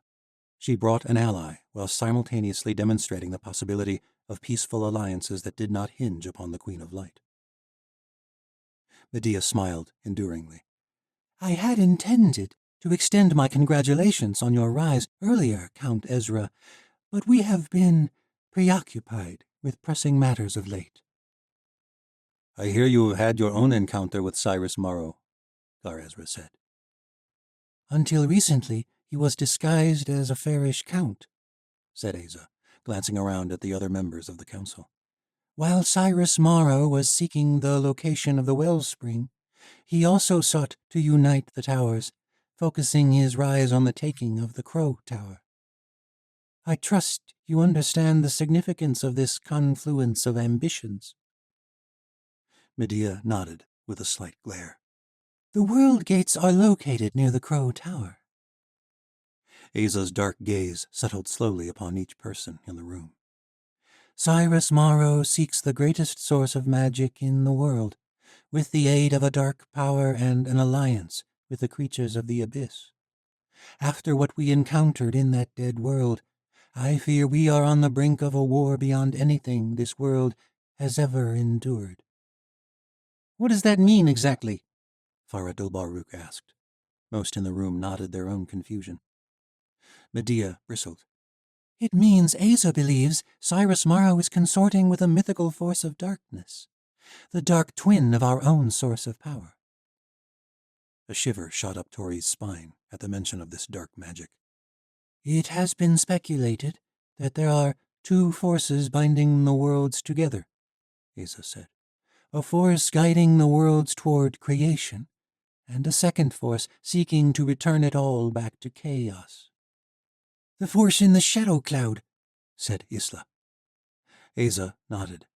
We experienced a memory in that shroud of darkness, a memory of a time when that world thrived, and we witnessed the moment of its destruction.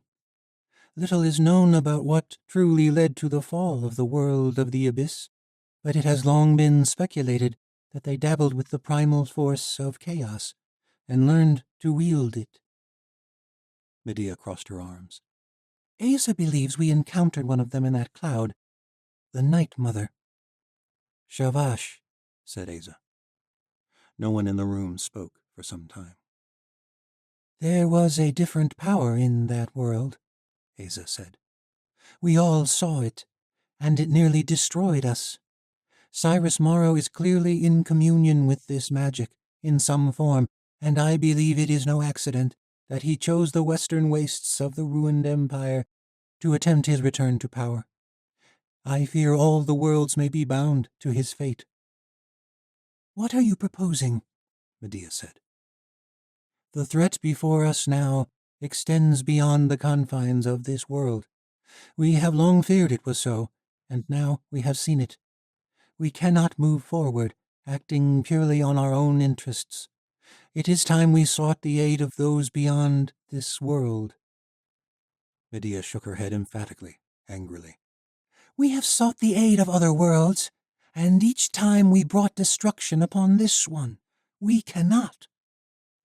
In all our lifetimes, we have never faced such a threat, Asa said. We are not talking about the fate of this world any longer. If Cyrus Morrow has uncovered the power of chaos, this threat could spread beyond the gates, just like the ancient empire of the abyss. We must consult them. We must consult the Empyrean. What are you talking about? Tori asked. The mention of this strange entity sent Medea into a rage. The Empyrean is ruled by heartless snakes. We swore we would never consult them again. I will not. What is the Empyrean? Tori demanded. A sacred and ancient council, Asa said. One that spans the worlds of the otherverse. They sent us to your world, Medea said, meeting the gaze of each leader in the room. It was the Empyrean that commissioned the aliens to cross through the gates. Asa shook her head. It is not only for you to decide. This is a council, is it not? One that you do not preside over. Farah Dul-Baruk stood from her luminescent ice-fire throne. My queen, with all due respect, Asa is right. The council members will have their say, and it seems to me we are in dire need of any allies we can muster. If the threat the Chancellor poses is as great as you say. Medea's lips pursed sharply, but she said no more. I would hear what Asa has to say, said Jean Natal of the Southern Isles. The others nodded their agreement. Tell us of this Empyrean, said Farah Dul-Baruk. Something about the way she said the words made Tori suspect Asa had already consulted Elder Baruk. But why? Despite Alec's hope that his mother would side against Medea, Tori had not let herself entertain the notion. Elder Baruk offered nothing but friction in Tori's experience. And all this was one more thing that Asa was not consulting her about. Her fists clenched with anger, but she said nothing. Asa stood and faced them all. The Empyrean is not a council of rulers as we have gathered here. They represent all worlds entwined by the world gates. Some are sorcerers, some scholars and priests, and others warriors. For countless ages they have offered wisdom and guidance. If there is anyone who might understand the power we face, it is them. It is imperative they hear what we have encountered in the abyss. We do not have time to cross worlds and hope for counsel, said Medea. We have a mission to plan in the kingdom of Malai, and our window of opportunity is about to pass. The Court of Veils is about to begin, Tori said. The perfect cover for Cyrus Morrow to infiltrate the Silver Palace. Indeed, said Asa. There is no time, and we will not waste it. But the Empyrean must be made aware of this growing threat in our world. If we fail to stop the Chancellor, They may be our only chance. The Watchers will all be needed in Malai, said Tori. Which is why we won't be sending Watchers, said Farad Baruch. The chieftain gestured to the guards across the room. The doors spread wide. Tori's heart fell as Alec crossed the chamber and took his place at his mother's side. Chapter 24. Tori couldn't believe it. She felt no better than Medea in this council. It was one thing for Asa and Elder Baruch to consult behind her back. But Alec? They had hardly spoken since they returned from the abyss the previous evening, but Tori had thought nothing of it. There had been bigger things going on. Alec had been helping tend to the wounded, and she had been mourning with her sister and trying to determine how to handle Medea and Asa. It was only now that Tori realized how strange it was that Alec hadn't come to check on her last night. The remainder of the council concluded swiftly. Alec would journey through the World Gate and seek the aid of the Empyrean, while the Watchers journeyed to Malai in the midst of the Court of Veils, the infamous trial in which their grand scion chose his bride. There was more deliberation, but Tori could barely concentrate. She was so angry. As soon as the council ended, Tori confronted Alec in a secluded corner in the vast halls of the Tower of Light. What in the abyss was that? Alec glanced away sheepishly. Look me in the eyes. Why didn't you tell me about any of this? Because I knew you would react this way. Why do you need to be the one to go? Because it is the only way to save my people, Alec shouted. Tori lowered her voice. We don't need some damn council from on high meddling in our world. They're the ones who sent the bloody aliens. Who knows how much destruction they've caused? Alec glowered at her. This is why I didn't want to say anything. What aren't you telling me? Nothing. This has to do with your bloody vision in the Temple of Gen. Look around. We didn't destroy your people. We formed an alliance with Medea. We rescued Kale and Ashi, and we are going to stop the Chancellor. I need you at my side. I have to go to the Empyrean. Why? Tori demanded. What was in that vision? Alec took a deep breath. I didn't just see the destruction of my people, Tori. In my vision, you were the one destroying them. A sharp pang tore through Tori's gut. What? When we first met, I saw a vision of a winter lily breaking through the snow. I remember. It was the gallows girl. Well, in my vision now, that lily turned black. It died? No, it was a black flower rising out of dead earth. This is foolishness, Alec. That could mean anything, or nothing at all. I saw what you did in the world of the abyss. There's a reason I was the only person struck by that power who came back to our world conscious. You wielded that dark power, the same power that was killing those Watchers we brought back. What are you accusing me of? Tori asked. You ran away from the infirmary right after they all woke up. To let their loved ones see them alive. I thought you were the one telling me not to keep secrets. Tori clenched her jaw. They're alive, Alec. Whatever you think is going to happen in Malai, you are fooling yourself. The Chancellor is dabbling with that dark power, and so are you. I have to go. Because if you fail, there has to be another plan to save our world. Alec turned and hurried away. Tori was about to run after him, but a voice stopped her in her tracks. Let him go, gallows girl. Tori spun on Farad Baruch, rage exploding within her. This was your doing. But Elder Baruch shook her head solemnly. My son saw you as the savior of our world, and like all saviors, you let him down. Medea took your place, and when he found you again, you changed. The world changed. I haven't changed, Tori said sharply. Even to my own surprise, I find no solace in that truth. But you have changed, gallows girl. Anyone with eyes can see that. No one can blame you. The world turned against you, and you were forced to accept an alliance with your bitter enemy. I know how much it pained you to ally yourself with me. I can only imagine your frustration at doing the Queen of Light's bidding after what she did to you. Too many people accepted the terms of the Empire of Light without a second thought. But unlike you, I have not changed at all. I may accept my people's wishes, but I am no blind follower. And neither is my son. That was what led him to find you, and that is what drives him now. You must respect that. Tori calmed her rapid breaths, realizing this was all beyond her ability to change. Elder Baruch, I am still on the side of the Aleut. She nodded. I believe you think you are.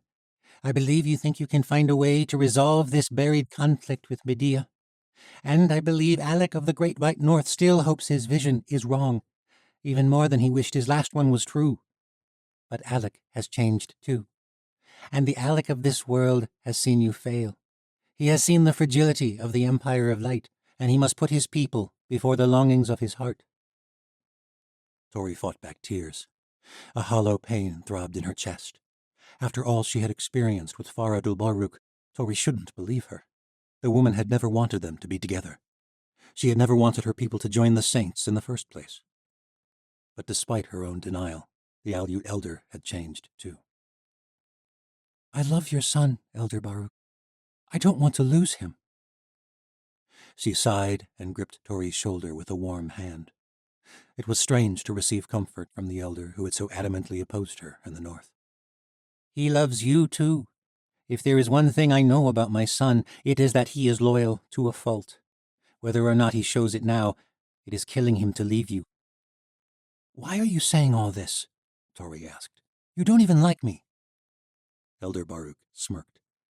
I don't like the gallows girl, but I have begun to see that is not all you are. You're the woman my son loves, and, damn you, my people may need Tori Borodai yet. Am I a fool to hope for peace? Peace is always a fool's hope, but that does not mean we should abandon it. However, peace only lasts under the right leadership. Do you know why I don't like the gallows girl? Well, I used to think you feared change.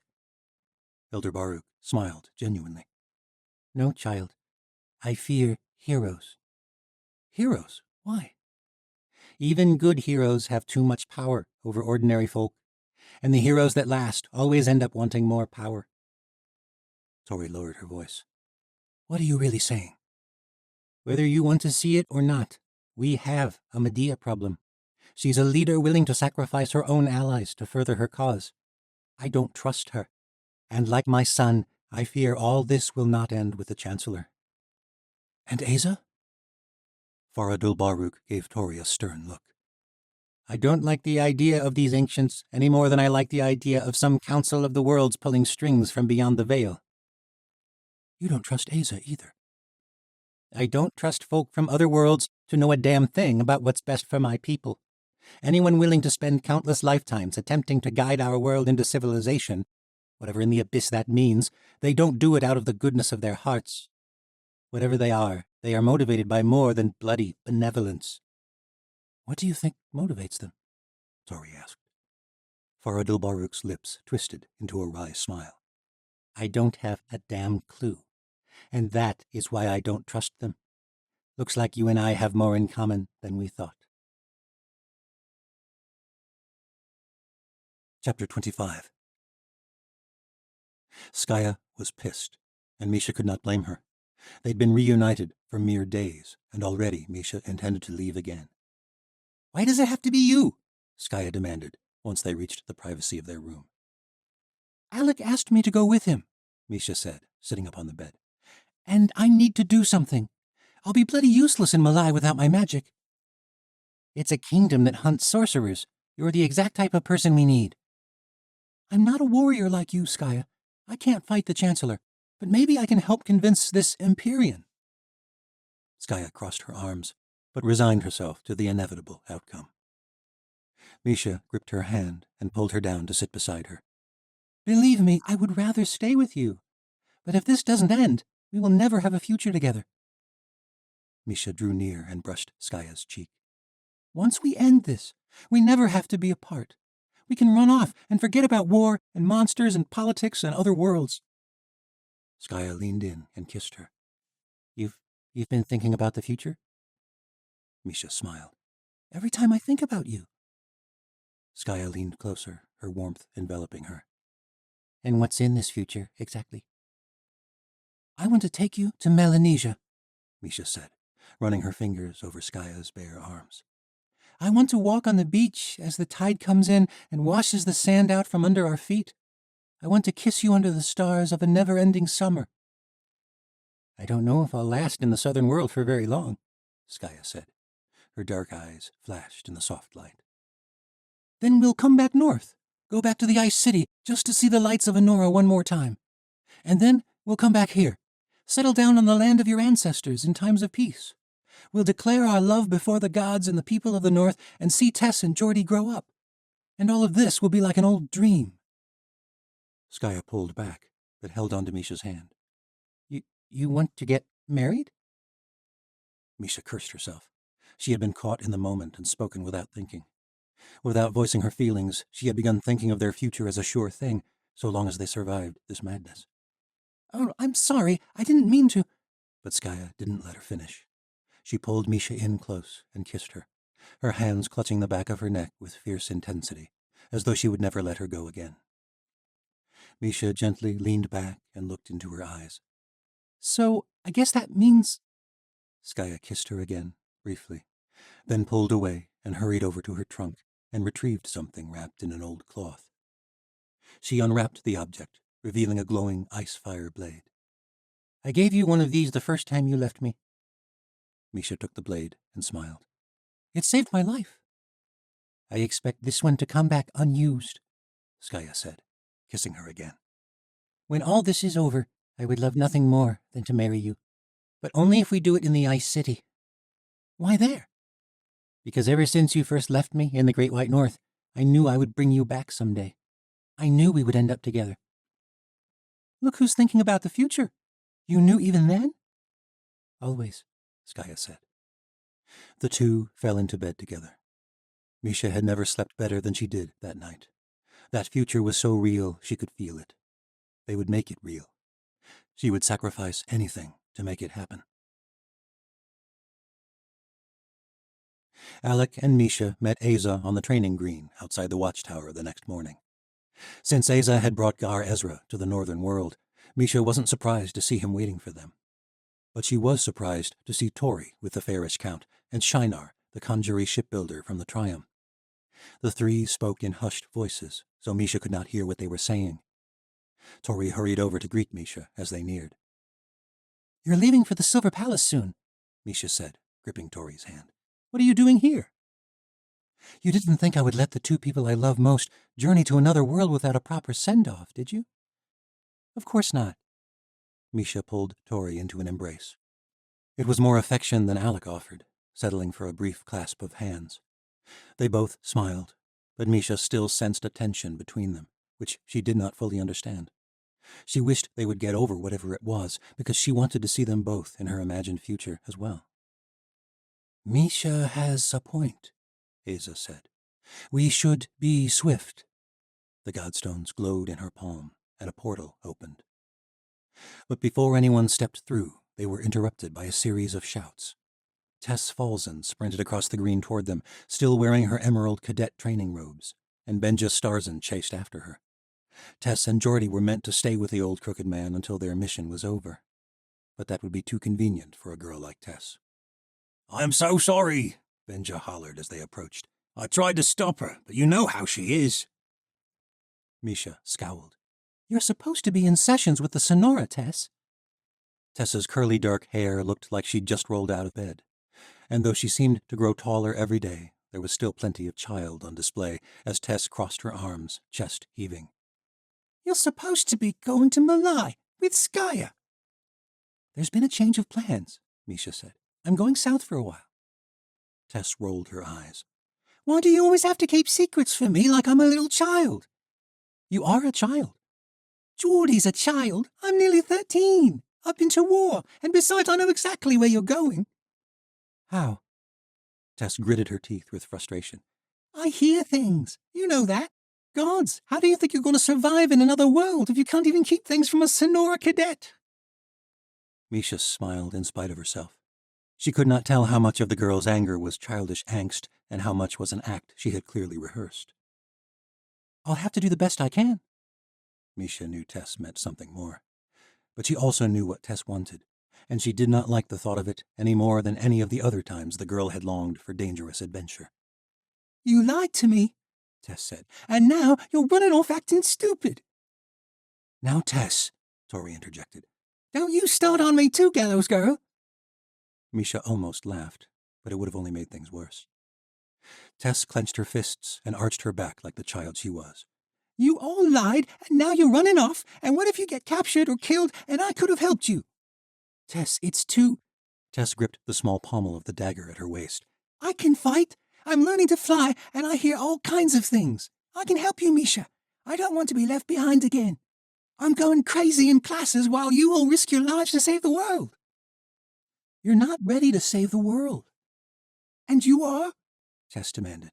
The last time you left me out, you were nearly executed. Angry tears ran down Tess's cheeks. Misha had not quite grasped the toll all this had taken on the crooked girl. If you died in some other world, I could never live with myself, Tess said. Please don't leave me behind again. You don't have magic, and neither does Alec. Let me be your magic on this mission. Misha sighed but nodded, and Tess rushed in and pulled her into a tight hug. You're right, Misha said. No one is ever ready to save the world. We just do the best we can because there is no one else.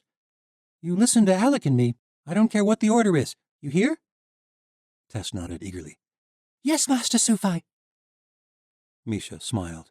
She knew the girl was using that title in a manipulative way, but it was good to hear nonetheless. She had never wanted to be the head of a Watcher order, but the longer her Fieri power was gone, the harder it was to accept that her magic was no longer a part of her. She had not realized what an emptiness it would leave behind. She was not Master Sufi any longer, but she could still play an important role in their last stand against the Chancellor. Perhaps Tess could too. We should be going, Asa said. And they stepped through the misty portal onto the plains outside the necropolis in the ruined empire of Fair. The sprawling skeleton of a city was even more haunting than Misha had imagined. Giant archways of crumbling stone were arrayed across a field in the center, like the rib cage of a horrific beast. Only 3 remained standing. Gar Ezra shook his head. These are truly gates to another world? Asa nodded. Only one of them still functions. But yes, and this dead city at the edge of Fair may play a greater role than you would like, Lord Ezra. So I hear. If Cyrus Morrow should want to expand beyond this world, this gate would be our last stand. That's why Shinar is here, Tori said, gesturing to the Conjuri. Gar Ezra will need to gather troops swiftly. A few more of his steamships will go a long way. Asa nodded, though it seemed clear that the two had not spoken of the matter. The Count shook his head grimly. I said you had allies in Fair, and I meant it. I hope it does not come to that, but I will do what is necessary to protect our world. Tori gripped his hand. We won't let it happen without a fierce fight. The two nodded to one another. The armies of Fair will be ready. Asa stepped up to one of the archways, the godstones glowing in her palm, and she pressed her hand against the ancient stone. Is that it? Asked Gar Ezra, leaning in for a closer look. There was nothing in the expanse of the archway to indicate it was a powerful gate to other worlds. She could not see through to that other world the way she could when someone used the godstones to form a portal within their own world. There was no mist, but she could feel energy emanating from it the same way she could feel the tug of the earth upon her body when she flew, as though the gate were drawing her in. Asa smiled. This gate is meant to be difficult to detect. There were once passages to many worlds, but most were closed long ago. When was the last time you crossed the worlds? Alec asked. I was the reason the Empyrean decided to close the other gates, said Asa, a dark expression flashing across her face. The other ancients know what lies beyond this gate, for they left this world behind. Your friend Sheva Dikama also discovered this. But it has been centuries since I last crossed, and I have no doubt much has changed in the worlds beyond. What should we expect from the Empyrean? Alec asked. Asa gazed into the expanse of the archway. I do not know what remains of the Council of Worlds. When I was sent to this world, they longed to make the other verse a better place. As you can see by how things transpired here, their methods were not without reproach. But I believe their intentions were good, which is why they cut off travel to this world. Tell them of what we encountered in the world of the abyss, and may the other guide you all." Tori clasped Tess on the shoulder. She looked up at the gallows girl with glowing admiration. "You look after Misha, you hear?" The girl nodded intensely, gripping the dagger at her belt. "I will, my saint." Misha pulled Tori into a fierce embrace. She was so sick of goodbyes. "Be safe," she said. Tori gripped her tightly. "I've always loved you as a sister, Mish. If we don't meet again, don't," Misha said, though the very fact that she and Alec were going was a testament to the fear that the Watchers would fail. But she could not let her mind go there. "We will see one another again." Tori touched her cheek tenderly. "If not here, then there are many worlds." Misha fought back tears as she finished the old Watcher mantra. "And we are destined to explore them all." Tori turned to Alec. The shaman hesitated, but then embraced her. "Whatever it was that happened in the abyss," Tori said, "I will die to protect the people of our world." Alec stepped back. "I know." "Believe me," Tori said. Misha did not understand the conversation. Alec and Tori had both seemed at odds since they had come to her rescue at the trial, but something had grown worse in the world of the abyss. "I want to," Alec said, his hand brushing her cheek. Tori grabbed his hand and squeezed it. Both of them were fighting back tears. Alec turned to Misha. "Are you ready?" Misha nodded. And together, Alec, Misha, and Tess stepped through the portal. Part 7. The Silver Palace. Throughout the ages, the kingdom of Malai kept largely to themselves. They did not form alliances. They did not get involved in foreign wars. Little was known about the religious fervor that drove their disdain for sorcery, for few outsiders ventured inside their realm. The one exception was during the Court of Veils, when prospective brides from neighboring lands would attempt to woo the heart of the mysterious Grand Scion of Malai. From Dawn of the Third World. Chapter 26. "You cannot be serious," Asa shouted across the council chamber. "You want to enter the Court of Veils as a contestant?" Medea and Asa, the council leaders, and a host of watchers were all gathered in the Tower of Light to make the final preparations for their mission to Malai. Asa was floored at Medea's idea, though Tori had a feeling it had more to do with the fact that the queen had not consulted her. What did Asa expect after what she pulled with the mission to the Empyrean? The plan was unequivocally crazy.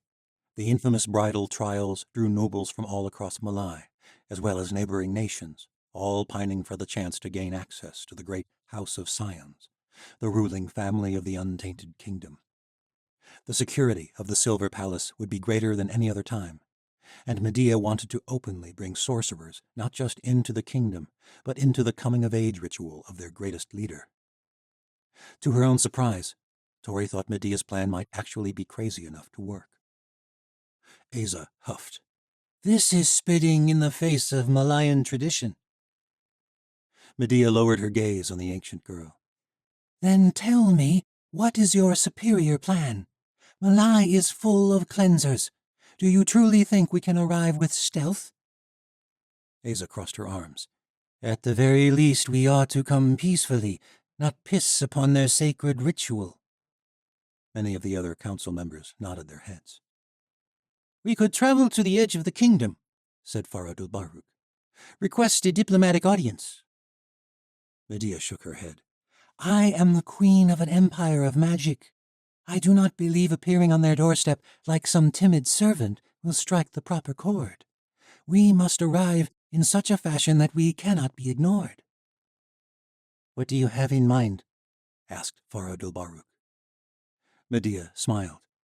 "The opening ceremonies of the court are tonight. I propose we join them." "The Silver Palace is filled with radicals who wish to eradicate magic," Asa said. "Do you really think the source of magic has somehow been hidden right beneath their noses, without anyone's knowledge? Medea asked. Asa frowned. There is no way the scions of the Silver Palace do not know of the wellspring's existence. I am willing to wager that Malayan devotion to their path of the Untainted One is not based entirely upon purity from the ways of some dark god, as they have let outsiders believe. There may be some in the Silver Palace who will not remain so devoted to their scions when they discover what power lies within their own land. A fact the Chancellor will undoubtedly exploit, Asa said. Undoubtedly, Medea said, with a smooth cadence that visibly got under Asa's skin. The Court of Veils will provide the perfect cover for us to infiltrate the palace and gauge the loyalties of the royal elite. My latest host was once an Untainted, Asa said. When I took over her form, her past became a part of my own.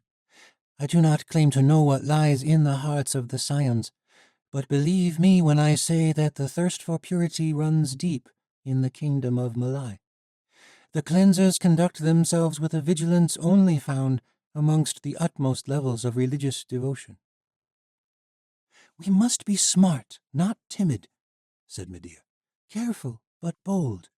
Unless any of you have a better proposal, let's begin our strategy. Asa glanced around the room. Though the council members were visibly ill at ease, no one voiced an objection. Medea smiled. Very good. Medea's emerald godstones glowed in her palm, and a portal formed, a circular window cut into the air itself, revealing a portion of the world shrouded in mystery and myth. Beyond the mists, Tori could make out a stark rush of brilliant blue. The queen seemed to make a point of not using the stolen magic coursing through her own veins. And Tori was beginning to think the unrest on the council was even greater than Faradil Baruch had initially let on. Despite her show of boldness, Medea was on the defensive, and she was determined to prove herself. This did little to calm Tori's nerves about what lay before them. Along with Medea, Asa, and Tori, their company included Valeria, Isla, and Ren. Tori had not had the chance to speak with Ren since he'd woken, but there was a calm solemnity about him that she had rarely seen. He was still clearly trying to prove his own merits, for he voiced firm affirmations for Medea's plan and remained close at her side. The six of them stepped through the portal and emerged in the middle of one of the most beautiful spectacles of Tori's life. They stood upon an enormous bridge, fashioned from pure white stone. Exquisitely carved socho wood formed railings and trellises overhead, all strung with vines that glowed with a soft sapphire hue. The bridge stretched for nearly a mile across Cerulean Lake to an island at the center. Jagged snow-capped peaks surrounded the lake in all directions, though the lush valley itself looked more like a tropical paradise. The lake glowed against the night, as though lanterns were strewn beneath the surface of the water. Tori's company emerged in the midst of a procession heading toward the shimmering silver palace jutting up from the island. The procession was composed of people of many nationalities, dressed in fine garb from around the world. The men wore regal uniforms, shirts with frilly shoulders, or no shirts at all, with bare chests shaved and oiled so they flashed in the light. The women wore vibrant silks and intricate weaves and brilliant colors. But the focal point of each party was the bride. All the young women were breathtakingly gorgeous, decked out in gowns that seemed to go for miles, and traces of silk that barely covered anything at all. The only thing more eye-catching was their jewelry. Shimmering gold necklaces so large they covered entire necks, and flashing gemstones embedded in ornate tiaras. Tori was so enamored at the brilliance, she hardly noticed that the procession had come to a complete stop at their arrival. A company of guards rushed from posts along the sides of the bridge. Medea swiftly withdrew her portal. "Be calm," she whispered to the rest of them. A guard leapt forward bearing a long, elaborately carved spear. He wore a golden helmet that protected most of his face, except slits for his eyes, nose, and mouth, which formed a cross. In a matter of seconds, dozens of guards surrounded them. But they were not the source of Tori's rattled nerves. A woman in crimson robes approached. She was tall, with raven-black hair and brown skin, like most people from Malai. But there was one feature that immediately set this woman apart. Luminous white eyes that appeared to shift like storm clouds. Tori could not tell if the woman's irises were white or if she merely had none. She bore no weapons, but the soldiers parted for her in an instant. The cleanser spoke in a cool, even voice. "What business does the Queen of Light have in the Untainted Kingdom?" Medea smiled. "We have come to wish the Grand Scion long life as he comes of age. You have interrupted a sacred rite of passage. Please convey my deepest apologies to the descendants of the Untainted One," Medea said. "I had intended to announce my arrival beforehand, but news of the Court of Veils was slow to reach the western ends of the continent. I believe it goes without saying the Grand Scion has no interest in joining your League of Nations," the cleanser said. "Why have you come?" "For the Court of Veils," Medea said. The woman's face betrayed a hint of amusement. "You really think the Scions of Malai would deign to allow a tainted queen to join this sacred court?" "Oh, you mistake me. I have no desire to court your beloved Grand Scion, but I have brought a bride on behalf of the Western world. Consider it a token gesture of peace." "We will have no sorceress in the court." "I have not brought a sorceress," Medea said. "I have brought the Gallows Girl." Chapter 27. Tori stepped forward, wary of how this would play out. Only she and Medea had known this piece of the plan. There would certainly be choice words shared amongst the company later, but the expression on the huntress's face suggested that, regardless of what Asa might have thought, Medea had read the situation well. Tori offered Asa a pointed look. "You're not the only one who can play games." "The Gallows Girl is not a sorceress?" asked the cleanser. "All of the legends we have heard suggested otherwise." "Myths have a way of being just that," Tori said. Her lack of Watcher magic made Tori an interesting choice for the court. But did Medea know of the other power she had wielded? Could cleansers sense this force from the abyss? The huntress merely nodded to Tori and Medea, the encounter clearly not going as she'd expected.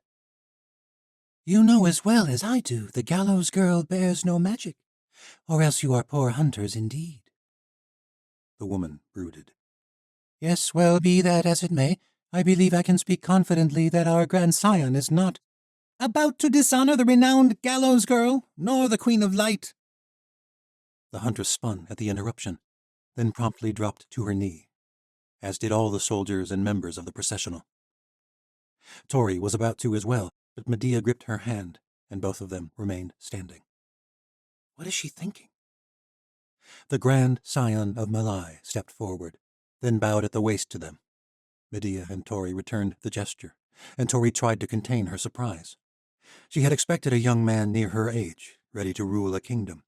But the Grand Scion stood less than 5 feet tall, and his smooth, childlike face and slender demeanor suggested he could not be older than 12 or 13. A gold pattern was woven through his knee-length sapphire robes, and tight black pants completed his ensemble. He wore no crown upon his shaved head, but there was not a person on that bridge who did not know who he was. "Pardon my servants," the boy said with an authority that did not match his age. "Zara does not speak for me." Tori noted the way the crimson-robed huntress braced at the words. "We are honored at your welcome," Medea said. "We do not receive many visitors from the Western continent," the Grand Scion said, "and no sorcerers have set foot in the Silver Palace in many years. But I have heard stories of the Gallows Girl's exploits, and I am intrigued by this curious empire you formed in the West, Queen Medea. I expect I will hear valiant tales during the Court of Veils." The huntress flinched at the invitation, but she did not question her young leader. The scion did not hide his enthusiasm. "My tutors will be relieved they no longer have to answer my incessant questions about the West. So much history and upheaval and betrayal. It is all quite barbaric, very fascinating." Tori glanced at Medea, who bristled at being labeled a barbarian. There was something about the way the boy said it that insinuated something more pointed than his jovial tone suggested, but Tori was not sure what exactly. I will be happy to answer all your questions during the court, Tori said, bowing at the waist again. The boy smiled broadly. Very good. It would be improper for me to escort you, I'm afraid. It might suggest favoritism among the other brides, but my loyal hunter will gladly accompany you through the procession. The crimson-robed woman rose to her feet and bowed her assent to the Grand Scion. And what of the gallows girl's companions, Lord Scion? The huntress asked. Tori knew the cleanser would not welcome the idea of heathen sorcerers entering the palace. We have always welcomed kings and queens who come in peace, Zara. I welcome the opportunity to confer with such a renowned ruler. As for the rest, all other brides brought families and attendants. I see no reason Astoria's guests should be treated any differently. Zara opened her mouth to speak, but bit back her words and bowed. Of course, Lord Scion. Welcome to the Silver Palace, the boy shouted exuberantly, flashing them all a wide grin. He disappeared through the crowd, a host of soldiers creating a path for him along the bridge. The procession moved slowly across the cerulean bridge. After closer inspection, Tori surmised that the glowing vines possessed some sort of natural luminescence, like the ice-fire crystals of the Great Wide North, or the glowing dragon moths of the southern world. The way the lake itself was illuminated, Tori guessed the entire body of water was filled with similarly glowing plant life. Even the snow-capped mountains surrounding this valley shone with a faint blue hue. There was power in this place, whether magical or not. There was no denying that. Tori had heard legends of the reclusive kingdom's splendor, but it had already exceeded all preconceptions. But the beauty was dimmed by the brewing tension within their company. Asa fumed about being left in the dark about the full extent of Medea's plan. Ren and Isla voiced no objections, but they were both vying for the queen's graces, and their disdain for one another was not lost on anyone. And Valyria. Tori could not tell where Valyria stood. The southern islander had been withdrawn since this alliance had formed, even more than usual.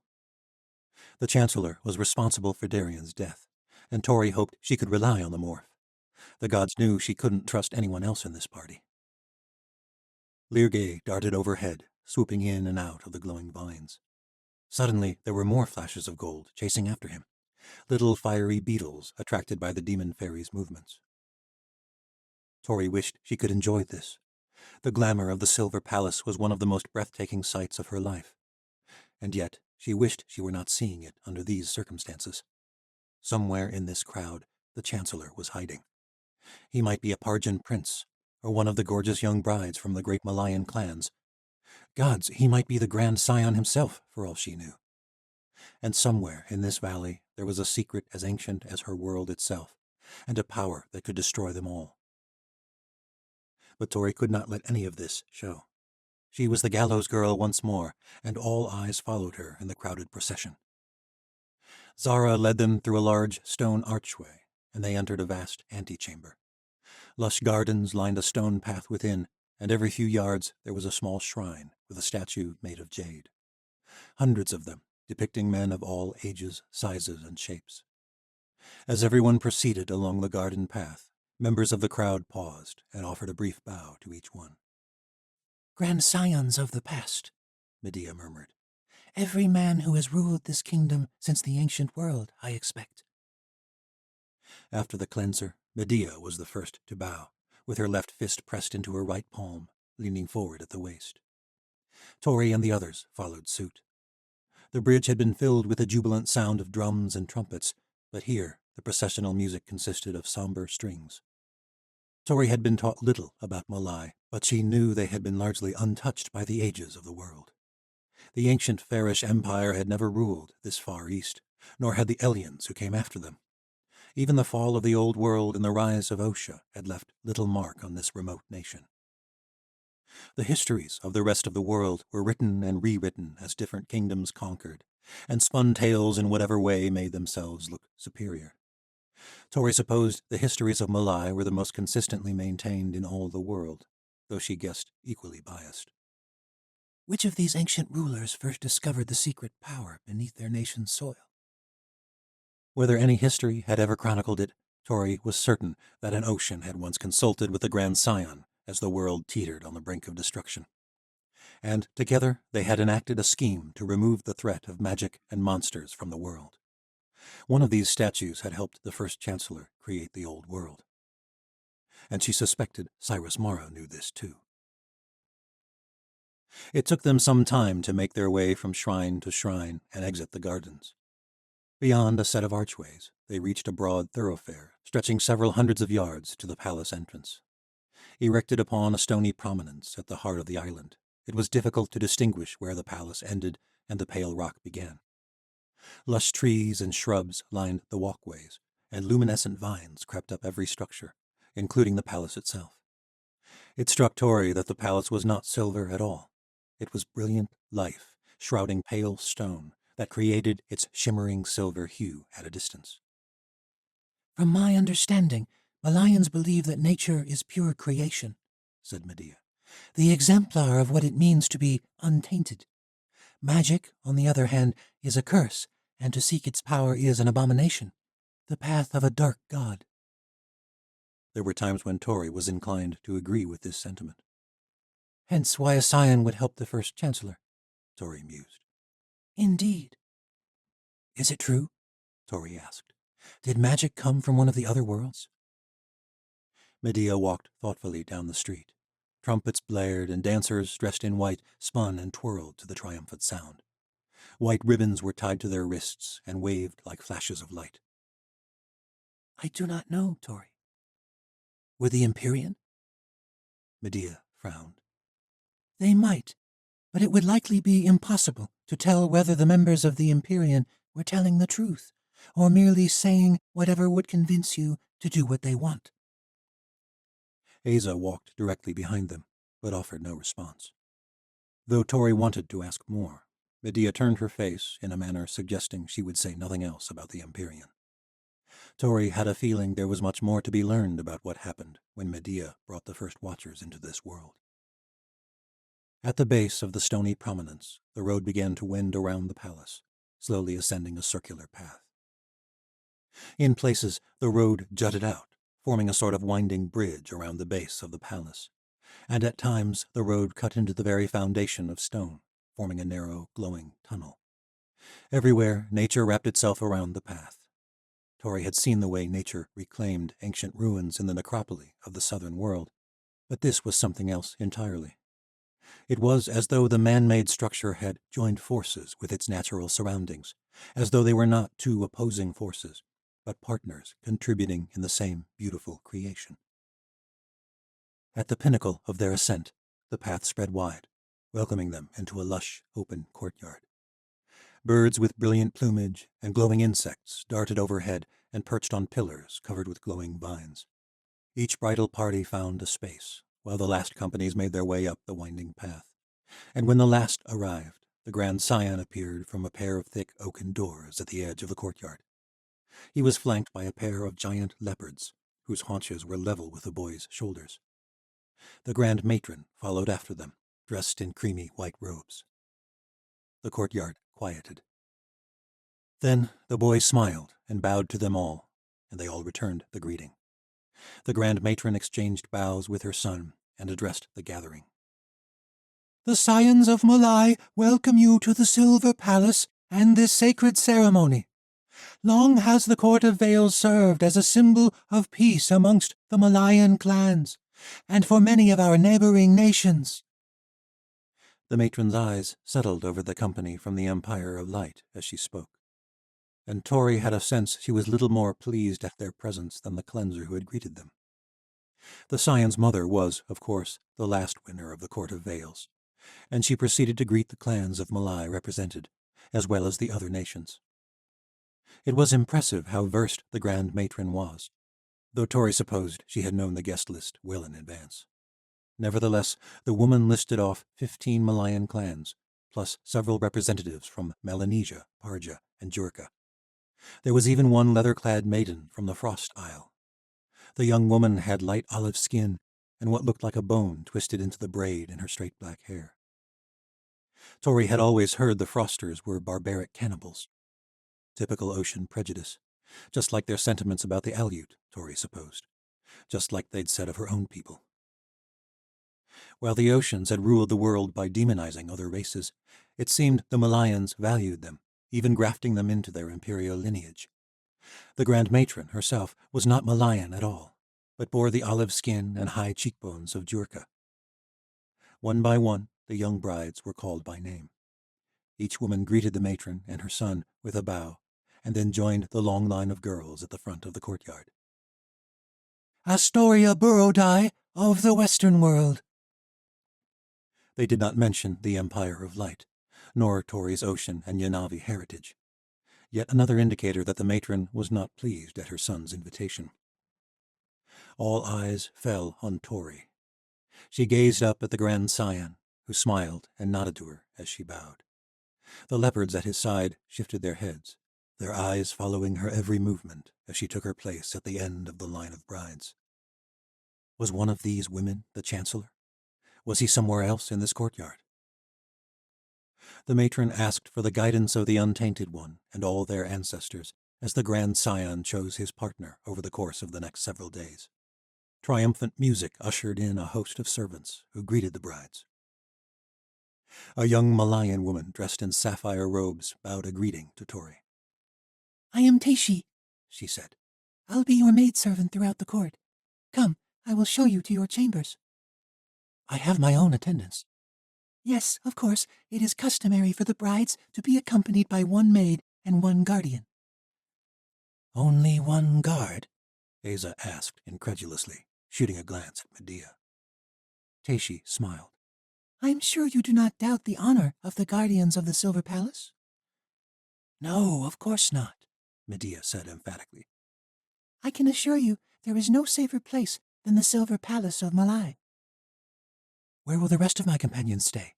Tori asked. As with all visiting entourages, they will remain in the city below the palace.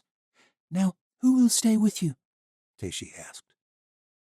Tori thought a moment, suddenly wishing that Vashti or Misha were here. My maidservant, she said, gesturing to Valeria. The Southern Islander glowered at the title.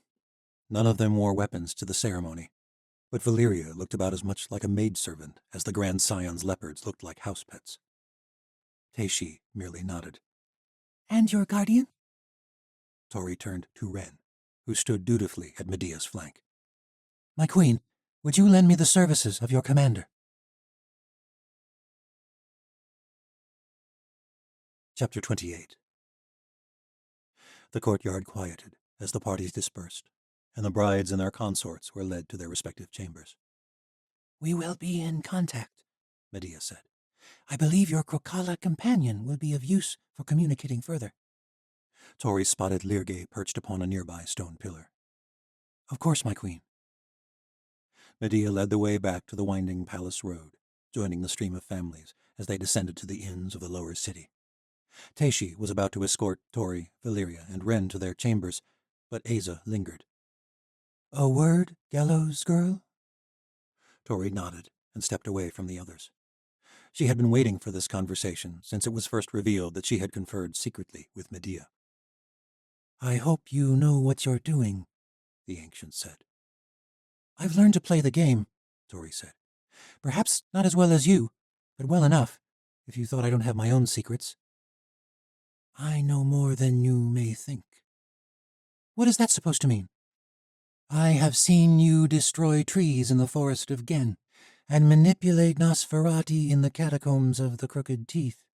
You managed to resist the power of that shadow in the abyss, and I am convinced you are responsible for the recovery of the Watchers who were infected with that dark power. What is your point? Tori asked. It would seem this power goes undetected by the Untainted. What do you think is my point? You taught me to access the other in a new way. That is not what this is, and I think you know that, though you may be too afraid to admit it. I do not think you access the other at all. Tori frowned, but there was no point in denying it. If that is true, what does it mean? Asa shook her head. You grew more powerful in the abyss, while the rest of us felt our powers diminish. The flow of the other was weak in that world, but there was another power. Asa lowered her voice. I believe you can wield the power of chaos, and I think that force is present in our own world. I never would have noticed had we not journeyed to the abyss, but I can feel it lingering now, a subtle darkness in the back of my mind, and I think you can feel it too. Tori was not sure what to say. She did not know what was happening, but it was the fear that had been nagging at her ever since her last conversation with Alec. I used that power to save good people. Like Ren and Ovier? Asa asked. You don't know him, Tori said. I know that even his brother doesn't trust him, and I know that until a few days ago we were keeping him chained up as a prisoner in the woods. Keep your enemies close, right? Tori said. Is that what all this is about? Tori stepped away. We share the same enemy, Cyrus Morrow. You're the one who won't let that unite us. After all she did, you truly want to serve Medea. I want peace, Tori said. The fractures in the Empire of Light have already been made. What are you saying? Asa lowered her voice. The Queen's place on the council is crumbling. It may take months, perhaps years, for the damage to do its work. But the nation leaders no longer trust her, and she knows it. And a cornered Medea Lorzar is dangerous as an ally or an enemy. Asa gripped Tori's hand. Especially for those who backed her into that corner. Please be careful, Gallows Girl. Tori nodded, and Asa left them. What was that all about? Ren asked, when Tori joined him and Valeria at the edge of the courtyard. Tori glanced at him, then at Teishi. Just discussing matters of strategy for the morning court. Once they secured lodging in the lower city of Cerulean, Asa brought Kale, Ashi, and the others through the portal. The mountain air was crisp on Kale's skin, and a mist hovered over the glowing sapphire surface of the lake. There was something fitting about coming here on this mission, as though they were finishing something that Kira and Sala had begun more than a year before, and Kale and Ashi would do it together. Ashi kept close to him, occasionally reaching out for his arm to steady her as she walked along the lakefront. Despite the work of the Medici in Loomis, he and Ashi were both still recovering from their ordeal in the abyss. Ashi's face looked wan, and she moved slower than the usual ease of her assassin's training. And he didn't feel any better, his limbs heavy as he walked. But there was no way in all the hells of Malai they would be left out of this quest. Before they dispersed throughout the city, Asa and Isla held council with the company near the outskirts of the city. This is where we must leave you, Asa said. The cleanser's nowhere here, I expect, Skaya said. Or they can't detect the power of the godstones? I don't know, said Asa. It is not magic the untainted are accustomed to detecting, but it would be foolish to act as though they cannot sense it. They know the Queen of Light will bring more servants, whether or not they know we've brought them at this exact moment. Medea has taken residence in one of the dignitary estates near the palace, Isla said. We'll keep a small company there and handle operations concerning the palace, but the majority of you will disperse throughout the city. There was no doubt who would be chosen for which company, but it was just as well as far as Kale was concerned.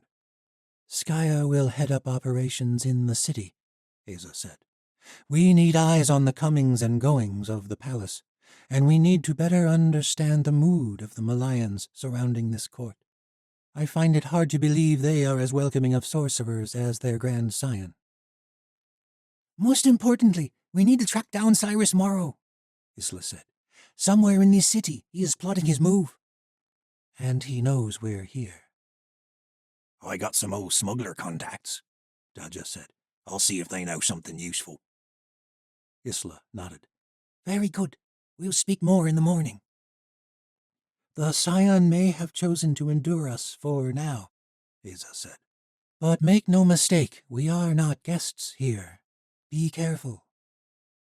They all nodded, then split off in small companies to avoid drawing attention. Before Kale and Ashi could leave, Asa caught Kale's arm and held him back. He grimaced. Asa might not have tried to kill him over what happened with Nyla, but he was sure it was far from forgotten. When the others were gone, Asa spoke.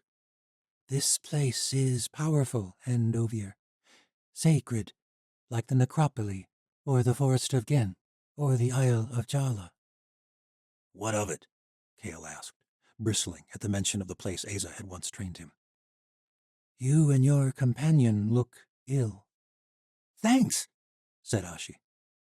I mean no offense, Asa said. The people of Malai do not believe in sorcery, but they do believe in the healing powers of nature itself. They are masters of elixirs. You might find one that hastens your recovery. Ashi offered a thin smile, and Asa returned it. The ancient's face straightened as she turned to Kale. Thank you, he said. Don't mistake it for forgiveness. But my hatred does not extend to anyone but you, and right now we need everyone at peak performance. Asa left them, and Kale and Ashi ventured into the bustling city alone. The palace servant Teishi escorted Tori and her companions down wide, glowing hallways to the rear of the Silver Palace. The inner chambers were well guarded, both by ordinary soldiers with golden helmets as well as the red-robed cleansers. The huntresses offered Ren hard glances, but as Tori had hoped, they seemed less interested in Valyria. She thought it must have something to do with the artificial nature of the Chancellor's morphs. Considering the kingdom of Malai had been reclusive for centuries, coupled by the disinterest in the Eastern world by the Chancellors of Osha, Tori doubted many of these cleansers had ever encountered morphs. The creatures would have had little incentive to search for sorcerers in the Untainted Kingdom. And this could prove quite useful. They passed through a courtyard, lush with the expansive branches of a curious sort of tree. Dozens of narrow trunks lined the paths like pillars, in a perfectly symmetrical pattern radiating from a much larger trunk at the center. Their limbs intermingled into one gigantic canopy about 50 feet overhead. I take it you have never seen a Cestral before. The voice did not belong to Teishi, but to Tori's surprise, the Grand Matron. The elegant woman reclined upon a carved bench near the center of the courtyard. She rose and greeted them with a bow. These gardens are beautiful, Tori said. A Cestral. I have never heard of it. It is a marvelous wonder, the matron said. This particular one is formed from over 100 seedlings, all interconnected at the root as well as the canopy. It would be impossible now to tell where one organism begins and the other ends. Did it grow naturally in that pattern? Tori asked. It is carefully cultivated by the palace gardeners. Each seedling begins on its own, but slowly grafted itself to the others, uniting with their neighbors. Now they form a singular entity. It is how the Malayan clans see themselves, all radiating from the central trunk of the Scions. We are all connected, and our fates are intertwined. And outsiders? Asked Ren. The woman's dark eyes narrowed at him. The court is a reminder that our connection exists to all humankind. However, like any good gardener, there are certain shoots which must be removed, while others are grafted in. Osha was once counted among those grafted in, Ren countered. In a very different age. The Western world has changed much since the Old World. Its people accepted dark notions, and they spread like the seeds of a thistle. Slow at first, but in time it overwhelms the entire garden, until nothing of its former self can be distinguished. Osha welcomed magic only very recently. The Grand Matron scowled. It is not magic that corrupts, no more than wine creates a drunkard. There is a thirst inside all men and women.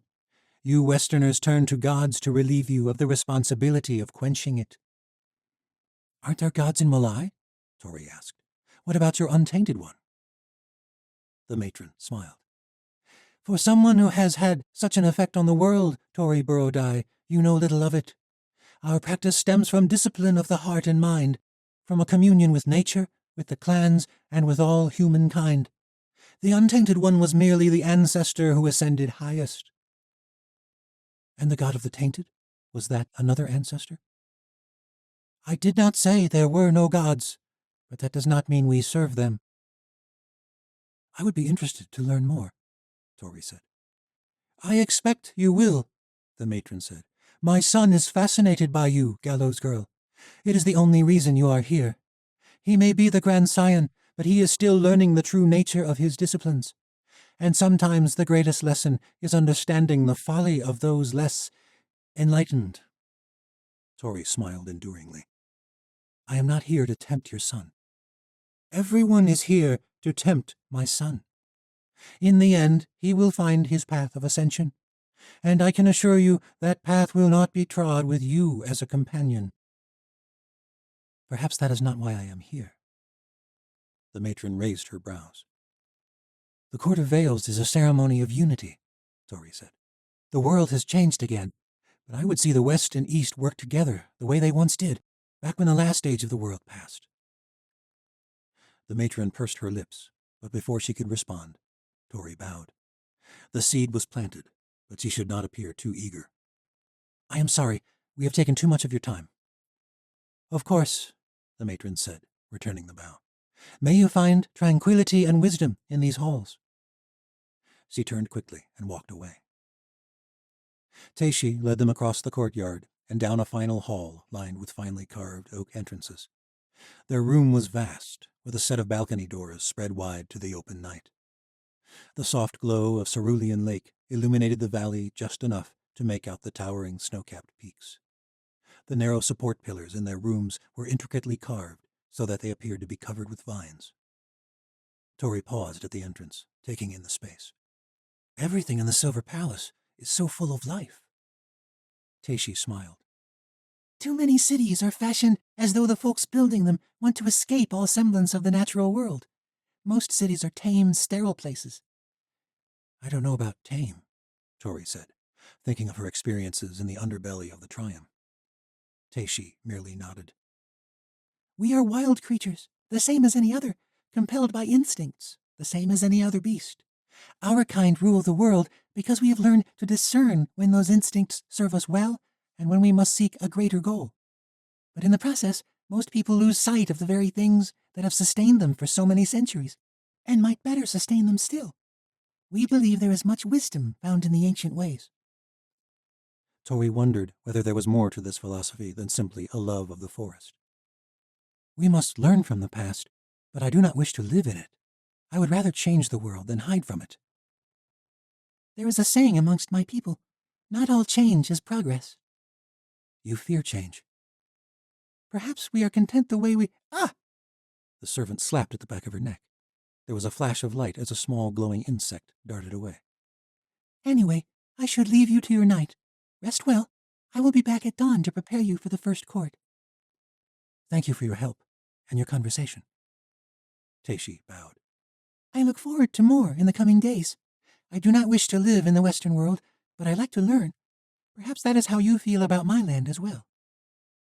With that, the servant departed. Valeria smirked. What in the abyss was all that about? Malayans are philosophers, Ren said. They enjoy verbal sparring the way bravos love a good duel. That was well matched, Tori. I think the matron may even like you. Tori nodded. I am not sure about that. We need to build trust with the scion, Ren said. But with his mother, we need enough intrigue to find out what bargain was struck by the first chancellor. I thought it would be the other way around, Tori said. Ren smiled. The boy is already intrigued, but he has lived his whole life behind a mask. You must show him the woman behind the gallows girl. But the matron already knows how to think about the Empire of Light. She needs to be intrigued, and the way you left mid-conversation was very apt indeed. A Malayan tactic, in fact. Valeria crossed the room. Well, I, for one, don't want to be stung by one of those giant insects in the middle of my— The morph was about to shut the door when Leargay darted in. The Crocala hovered in front of Tori's face, scowling, a small vial extended from his tiny hand. That was him? Valeria asked. The fairy's body flashed with a fiery burst of light. Humiliating. Am I being a common wasp? Sorry, Tori said. It was the only way I could think of. She took the tiny vial from the fairy. Leargay darted to one of the pillars and alighted upon the intricate entablature, arms crossed over his tiny chest. Tori handed the vial to Valeria. I hope this is enough blood. For what? Valeria asked dubiously. We need to infiltrate the palace. What better way than to morph as one of their own servants? Chapter 29. Kale found an apothecary shop with little trouble. Asa wasn't exaggerating about the Malayans' love for natural remedies. There were vendors scattered throughout the lower city, peddling vials of elixirs for various ailments. The distinction between medicine and magic always seemed somewhat arbitrary to Kale, and this was made even more apparent now that magic had returned to the rest of the world, and yet the kingdom of Malay carried on as though nothing had changed, insisting that magic tainted the world. But what did they find so different? The elixir Kale bought was derived from a small plant called leirache, and according to the vendor, brought renewed energy and hastened the body's healing processes. That sounded much like the work of the Medici performed by drawing upon the energy behind the world. Cerulean City was illuminated by the brilliant, glowing vines of thousands of luminous plants. Was that so different than the illumination of the Fieri? Kale's mother had once taught him that the eradication of the Watchers had been rooted in fear. Because a few Watchers in the old world had grown corrupt, all sorcerers were viewed as demons with an insatiable lust for power. Of course, this was a flagrant hypocrisy, since many nobles had possessed traces of power themselves. But it was enough to suppress the rise of magic for centuries. So long as the ruling class kept themselves in line and continued to act as though the lie were true. Until Cyrus Morrow and Wren came along. Is it the same here? Kale wondered. Do the Scions actually believe in the tenets of the Untainted One?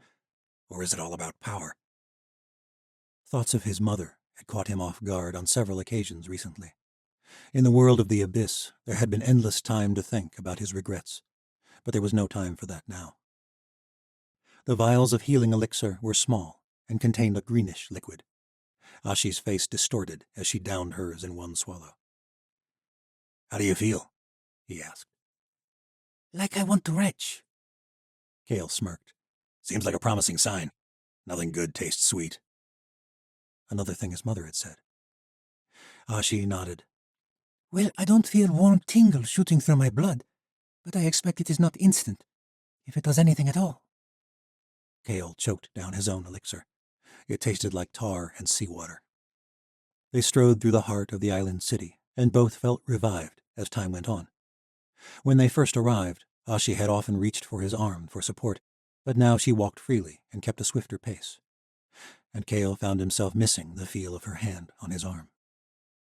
The streets of Cerulean were teeming with Malayans of every clan, and many more people from the nations represented in the bridal procession. The Silver Palace itself was heavily guarded, but the lower city was relatively unpatrolled as far as Kale could tell. He made a point not to rely on his cerebro magic. The Grand Scion may have welcomed their company, but Kale did not want every cleanser in the city to know his whereabouts. For the level of infamy they bore, Kale had yet to see one of the red-robed huntresses. But he was sure there were many nearby, just as he was sure there were more guards in these crowds. Perhaps they did not wear uniforms outside the palace, but considering how many outsiders were here for the court, there must be more security he had not seen.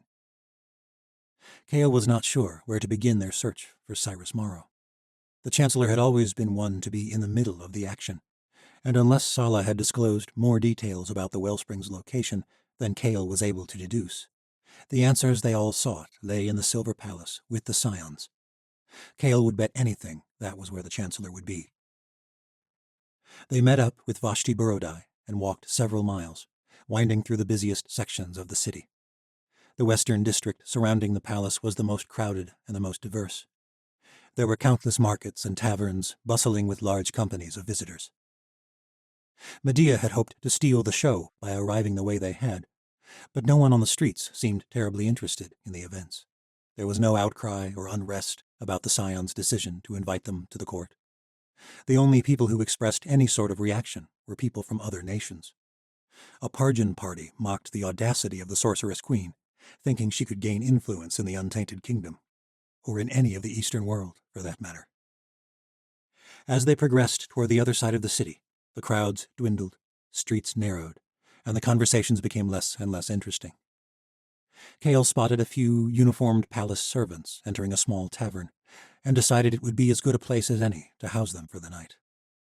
Ashi, Kale, and Vashti claimed a corner table and ordered a rice dish that did not have nearly enough butter for Kale's taste, as well as a white beverage that reminded him vaguely of the ganache popular among the crooked folk, except this bore no alcohol. Ashi and Vashti made a show of commenting about the beauty of the city and the splendor of the brides, while Kale fixed his attention on the conversation of the palace servants across the room. But even they had little of interest to say. Wearisome talk of earrings and frills from the procession, complaints about the arduous hours they would work in the coming days, and hopes that the brides would be less haughty than those in the last contest. The servants were no older than their early 20s, so Kale doubted any of them had actually served any of those brides, but the women spoke of the self-absorption of the previous court's brides as though they had. It was all so very banal that the only thing that struck Kale was what they were not speaking of. The servants said nothing at all about Tori or Medea or magic of any kind. For all their interest in the grass skirts of the girls from Melanesia and the fact that the Froster bride had not worn a gown at all, but leather breeches, it was a strange omission. Surely the arrival of a revolutionary and a sorceress queen warranted some fervor in this city, especially amongst gossiping servants. The women soon left, and Kale returned his attention to his companions. "That's odd," Vashti conceded, after he told them what the servants had been talking about. "I'm sure it's controversial," Ashi said. "Perhaps the servants were forbidden to speak of it." Vashti nodded. "Did you notice in the streets the way no one would outright question the wisdom of the Grand Sire?" "I expect it was implied," said Ashi. "But no one spoke the words," said Vashti. "It is not so strange anywhere in the world to censor public opposition to a ruler," said Kale. "Did you hear what those men in the corner were saying?" Ashi asked. Kale shook his head. He hadn't noticed the men at all. "I was listening to the servants. How could you hear them? You were both talking the whole time." Vashti smirked. It was the closest thing to genuine good humor the woman had expressed since Sala's death, at least that Kale had seen. "We're women, Kale." "What is that supposed to mean?" Kale asked, rolling his eyes. Ashi brushed his forearm. The touch sent a rush of warmth surging through him. "It means we can accomplish more than one thing at a time. Most of what we say is unspoken anyway." Her hand lingered, and there was something about the way her touch paired with her words that sent Kale's mind reeling. He had to force himself not to reach for his cerebro magic to assess her intent. Was it a question? An invitation? Or perhaps it was only his own desire, skewing everything the way he hoped. During his torment in the world of the abyss, he would have given anything for the chance to express his true feelings. It had seemed much simpler locked away in a cell. But with a living, breathing woman, a woman he was terrified to lose? What if she didn't feel the same way? She had cared for Sala. She had been devoted to him. What if that was all she felt for him, too? What if he pushed her away? His confusion was only exacerbated by that night in the watchtower.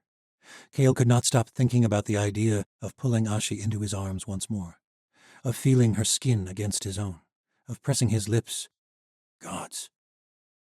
Ashi had not let go of his arm, and she seemed to realize this at the exact same moment and jerked back her hand. His face flushed. Thankfully, Vashti broke the silence before it grew too awkward. "I suppose there is little else we can do tonight."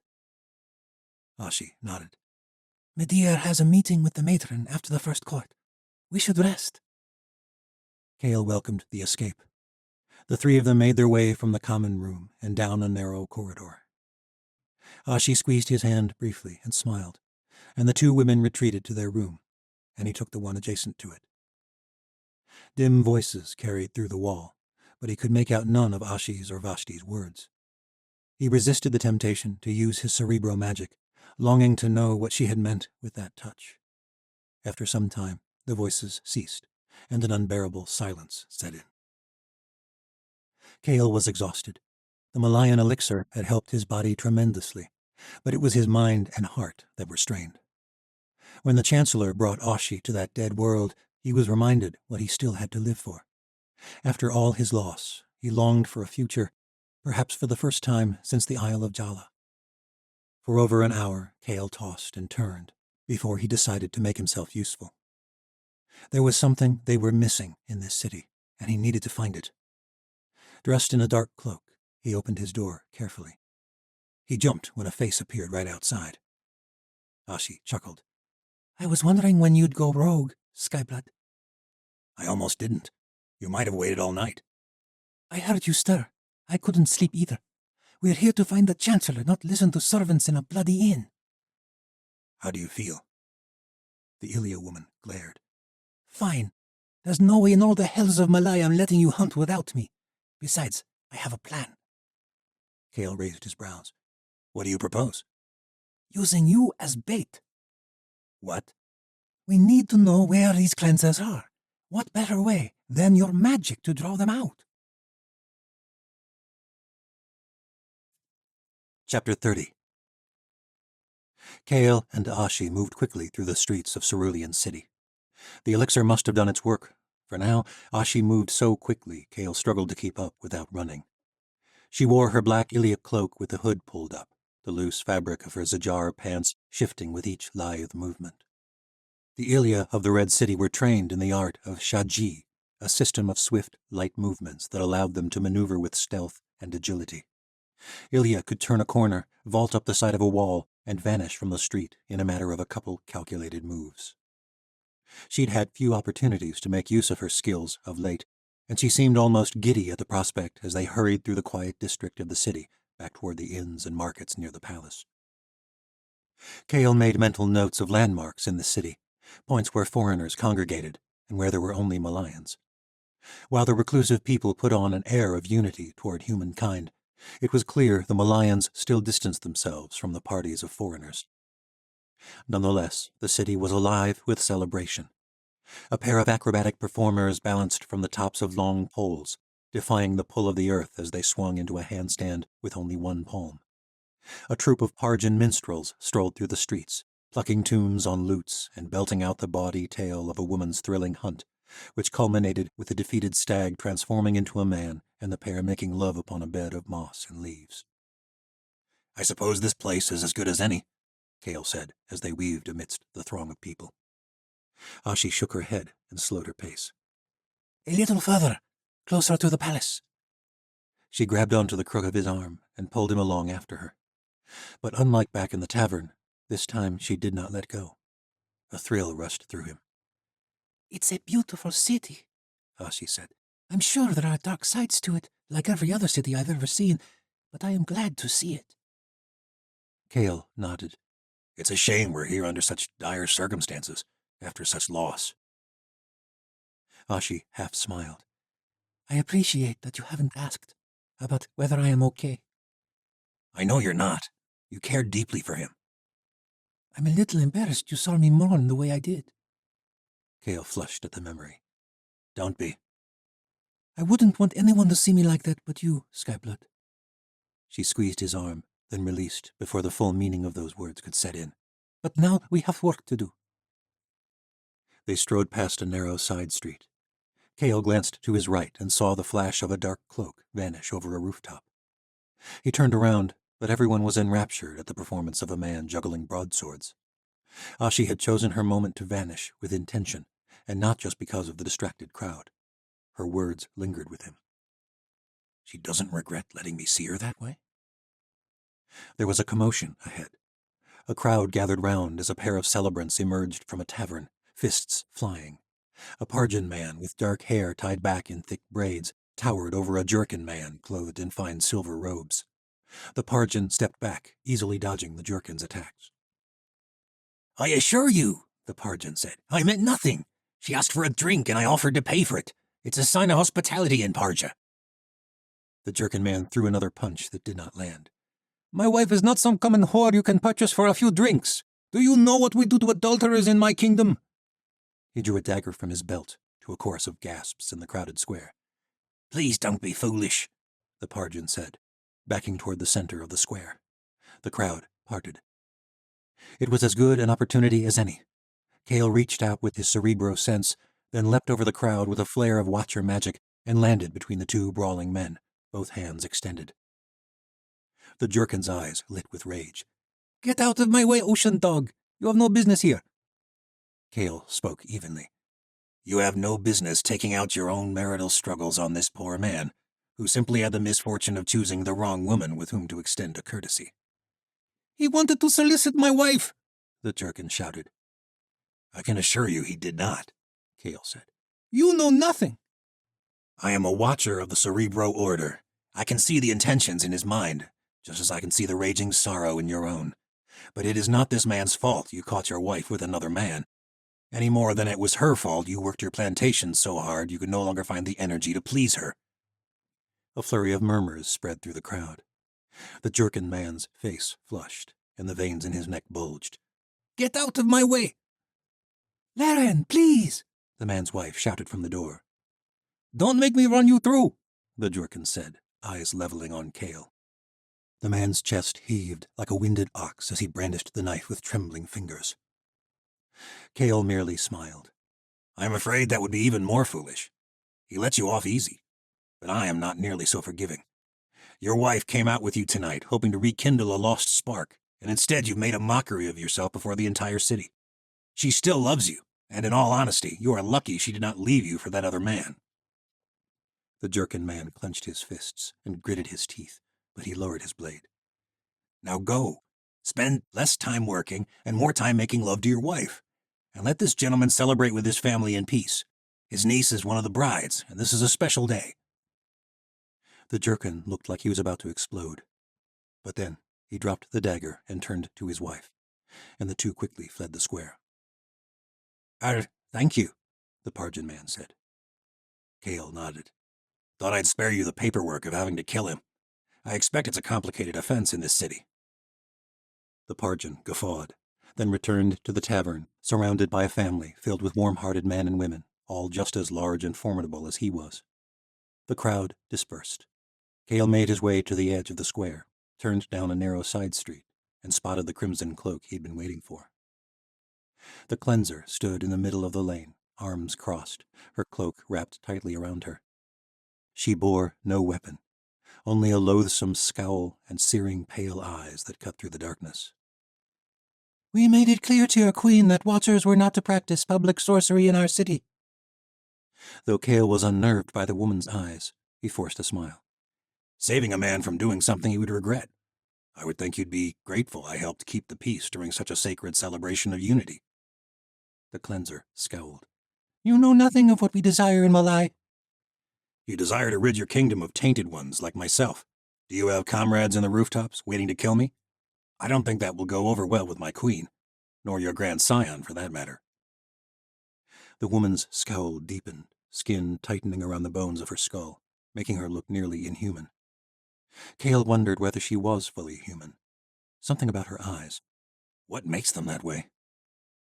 It was one of the few times Kale had ever felt overpowered by mere presence alone, but he did not let it show.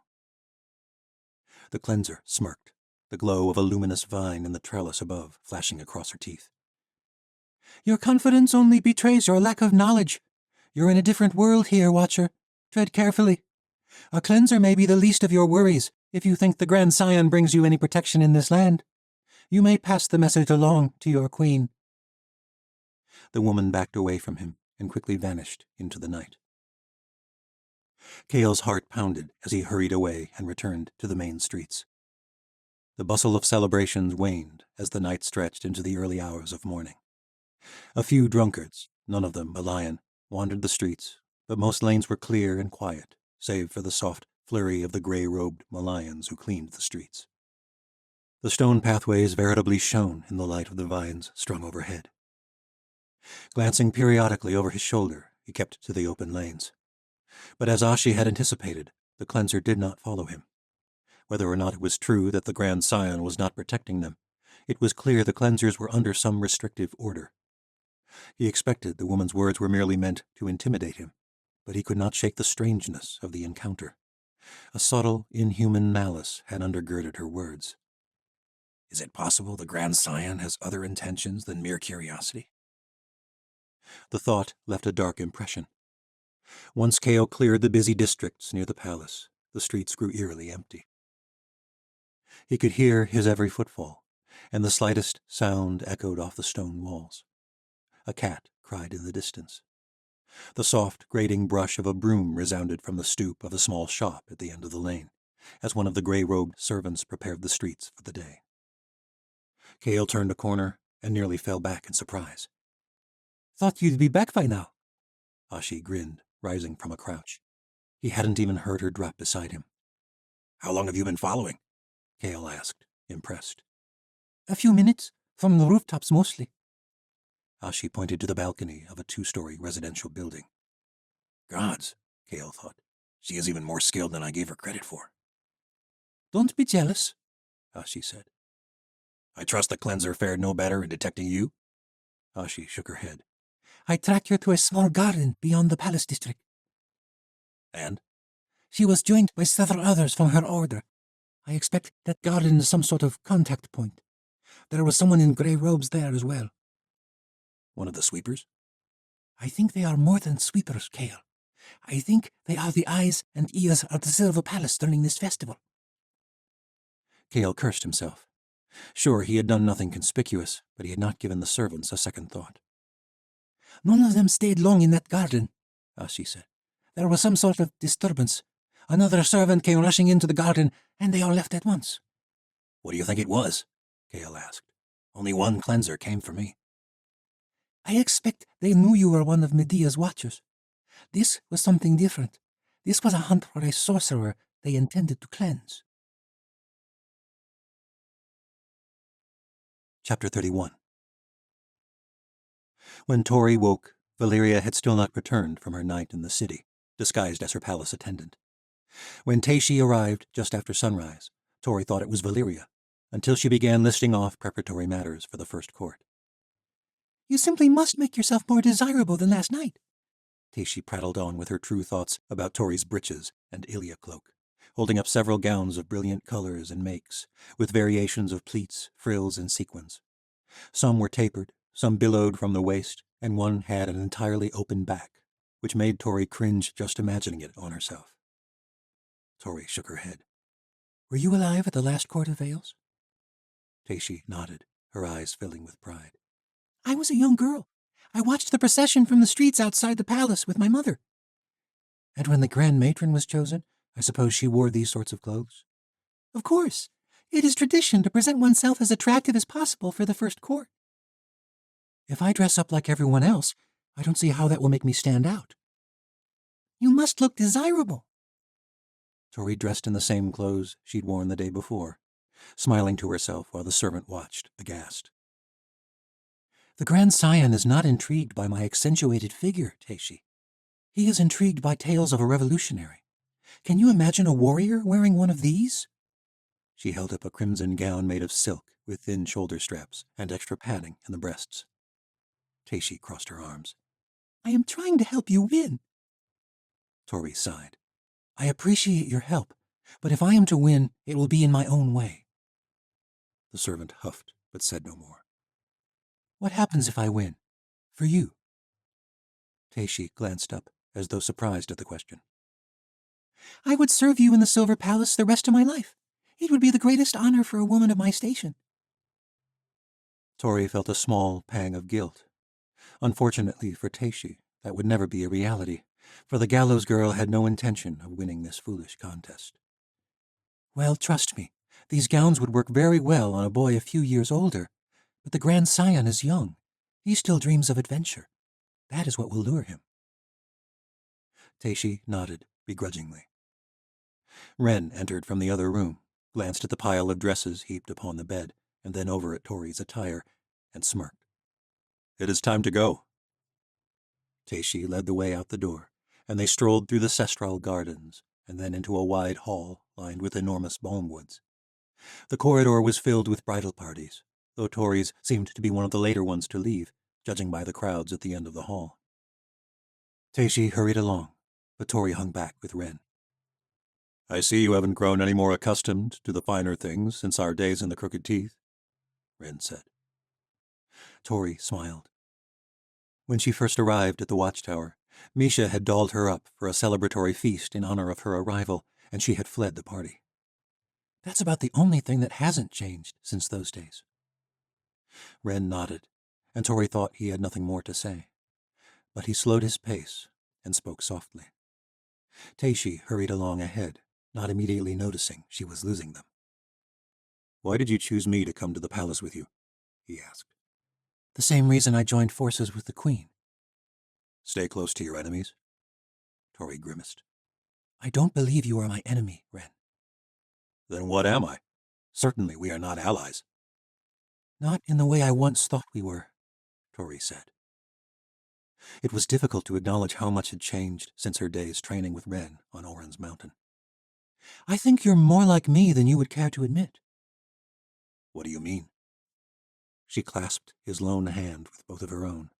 Her fingers were cold. "You play the part you need to play to accomplish what you've set out to do. You were no Legion general, but you became the captain we needed in the Crooked Teeth. You were no high-minded revolutionary, but you convinced others to follow you into a doomed rebellion. You were no traitor, but you followed your queen when it suited your aims. And here we are again, playing parts, making up roles as we go. I've known many Wren Andoviers, but I don't think I ever knew the true one."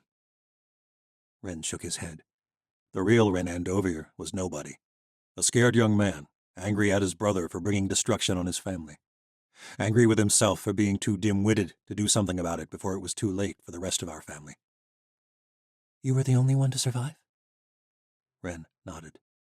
They had come to a stop in the middle of the naturally formed hall. Taishi turned around about 30 yards ahead and crossed her arms. Tori and Wren quickened their pace. "I may never have known the real Wren," Tori said, "but I think I'd like to." "Asa thinks you're a fool, you know, for believing Shenza like that." "Asa thinks she knows everything, even the hearts of men. I think people change." "What makes you think I have?" Tori smiled. "Everything you've done. I think it has always been some form of self-preservation, but you willfully sacrificed your life in the abyss." "For Medea." "For someone else." They caught up with Taishi. "We are running late," The servant scowled. "Lead the way," Tori said. "Where is your maidservant, anyway?" Taishi asked. Tori glanced at Wren, though she knew he did not know either. "She needed to speak with some of our companions," Wren said, without conviction. Tori was beginning to worry that Taishi had caught on to their scheme. What if one of the cleansers had discovered Valyria in the servant's form? But Taishi shrugged. "Well, you are fortunate to have a dedicated palace servant, then. You would do well to heed her advice. Now come." Tori smiled at the girl. She possessed a spark and determination that Tori admired. They entered a vast, open courtyard with tiny garden spaces wrapping around a wide circle of stone. Pillars of white jutted into the sky around them, wrapped with glowing vines, which in the daylight made them appear even more silver than they had the previous night. In this central palace courtyard, the bridal parties gathered, though there were fewer people here than during the Grand Scion's welcome last night. The parties consisted only of servants and personal guardians. A hand grabbed onto Tori's shoulder from behind. Taishi rolled her eyes at Valyria. "Good of you to join us now that all the maidservant duties have been completed. Perhaps tomorrow you can convince your mistress to wear something presentable." Valyria eyed Tori's garb and smiled. "Actually, that was my idea." Taishi scowled, but pointed to a series of small tables at the edges of the stone circle. In the center was a long table of at least 30 feet, spread with a vast array of grains, creams, and herbs. "What exactly is the first court?" Tori asked. Taishi looked aghast. "You do not know? All these maidens have prepared months for this task. Did you decide to join the court yesterday? I guess I should expect nothing less of you Westerners, the way you arrived." Well, Tori thought, feeling guilty again. That's not far off. Tori brushed the girl's arm. "I am sorry, Taishi. Yesterday was a long day. Of course I have been preparing for the courts, but they have become jumbled in my mind. Could you remind me what I am trying to do this morning?" Taishi took a deep breath. "You will prepare a meal." Valyria huffed. "Like a common housewife?" Taishi glared at her.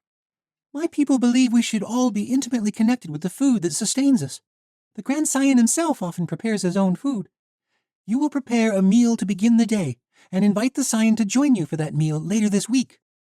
Only 3 girls will be chosen. It is one of the best ways to achieve exclusive time with the Scion. Valeria grunted, but Tori smiled and gripped the servant's hand. Thank you, Teishi. I promise I won't confuse the tasks again. Teishi bowed at the waist. I am here to serve you, Lady Burodai.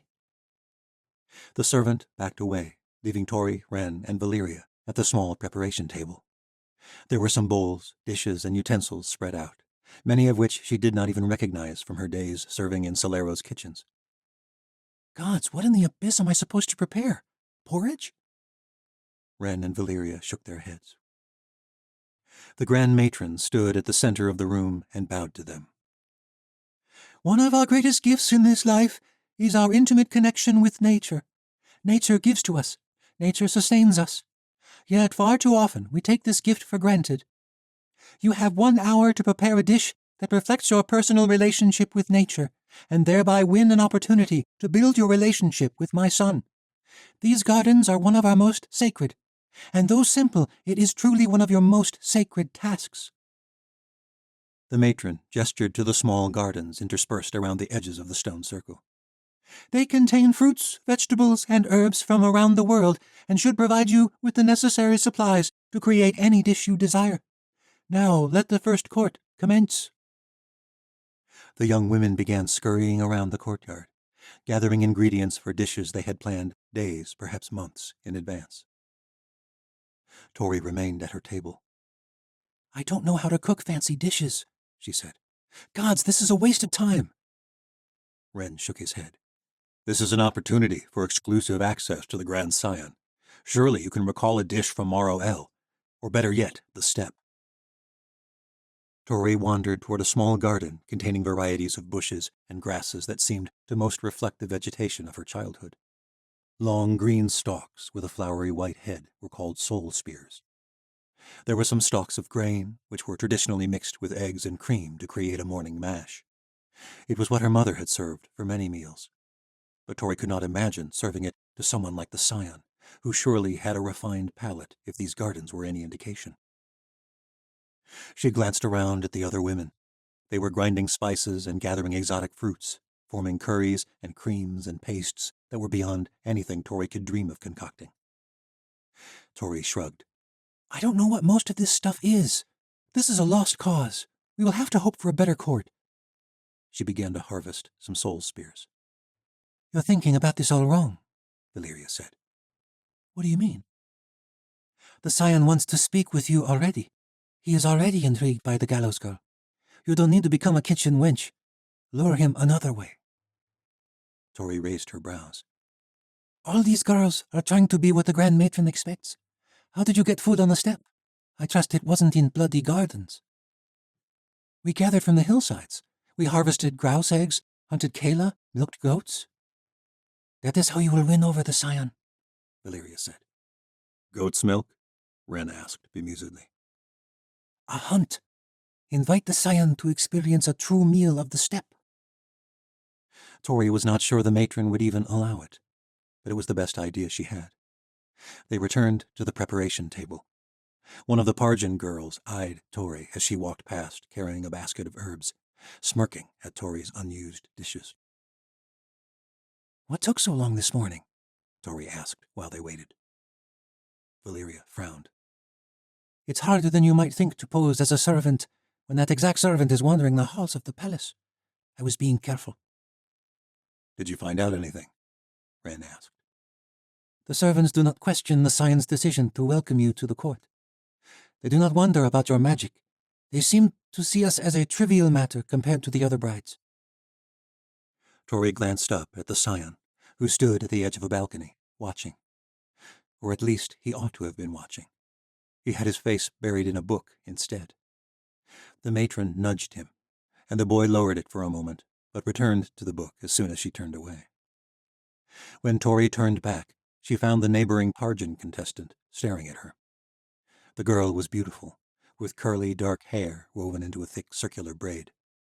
She gestured to the table, where Tori had left the soul spears she'd harvested untouched. Are you going to use that? She asked. Tori shrugged. Do you want it? The girl nodded and smiled as she walked over. Tori had first taken her for some haughty noble, but her mannerisms were soft and timid. You sure you don't need it? Tori patted her shoulder. I'm afraid I never had a chance with this task. Take whatever you want. You are not anything like the stories we've heard. What have you heard? Tori asked. Revolutionaries are cruel and ruthless in my country, just like the privateers of our seas. I thought the gallows girl would be more of the same. Thank you. The girl hurried off. An announcement was made, informing the contestants they only had a few minutes to finish. Teishi hurried over, mouth gaping when she saw that Tori had not prepared anything. Don't worry, Tori said. I have a plan. You have nothing. A herald blew a small horn made of bamboo, and the brides stood at attention. The grandscion and his mother slowly descended the steps from the balcony, and one by one they visited each of the stations, where brides took small bites of their meal, then offered a taste to the scion. If he liked it, he extended an offer to dine alone later that week. The first several dishes were traditional Malayan, or Tori assumed so, as the scion seemed to recognize them and offered compliments about the ingredients. One girl made a delicious-looking assortment of fruit jams spread upon fresh, flaky butter bread, which the scion especially enjoyed. She was the first to be chosen. A jerkin girl was passed over, and then the scion reached Tori. The matron smirked at the empty table. Did you forget your recipe? The matron asked. Tori bowed at the waist and smiled back at her. No, my lady. She faced the scion and bowed to him as well. Lord Scion, before I was the gallows girl, I was a slave. I spent 3 years in the most vile conditions of Osha, the fringes, where I had to fight and steal in order to eat. Most of my existence has not led me to be particularly skilled in the sorts of dishes befitting a scion. But before I was a slave, I grew up on the steppe, where we gathered what we needed from the wild, when nature was kind to us. I expect I know more than anyone here what it means to rely on nature for survival, and I have seen what happens when nature has nothing left to give. I've never had gardens with such grand selections of food. The grandscion's eyes did not leave her for an instant as she recounted her childhood. I am sorry for the hardship you've endured. The matron was less sympathetic. That is a moving story, but it does not excuse your lack of preparation for this court. You're right, my lady, Tori said. I don't know how to cook fine meals, but I do know how to find what I need to survive from nature. It is one thing to gather ingredients from such pristine gardens. It is quite another to survive off what you can gather. It is a communion with nature unlike any other, and it demands that you never take nature's gifts for granted. I would like to invite you, Lord Scion, to join me on a hunt, and I will teach you how I learned to survive. The matron scowled, but the grandscion nodded with a smile. I would be honored to join you. I'll see you tomorrow morning. The matron shook her head, but nevertheless exchanged bows with Tori, and the two moved on to the Parjan girl at the next table. The girl presented a delectable Parjan curry over rice. She took a small bite, then pushed the bowl toward the scion. The boy reached for it, but his mother jerked him back. There was a loud clatter as the Parjan girl collapsed. Her head struck the table, sending curry flying through the air. She's choking, Tori shouted, her gut twisting. She rushed forward and knelt beside the poor girl, prying her mouth open to try to dislodge whatever had caught in her throat. In the midst of the chaos, the red-robed cleansers surrounded the scion and rushed him from the courtyard. The Parjan girl writhed violently in Tori's arms, foam gushing from the corners of her mouth, eyes so wide they looked like they would pop out of her skull. Her skin turned a strange purplish hue, and her veins bulged in her neck. A pair of Malayan healers pushed Tori out of the way, frantically sifting through vials. One produced a crimson elixir and tried to pour it down the girl's throat while her guardian came and held her still. But it was no use. Tori watched with horror as the girl stopped moving.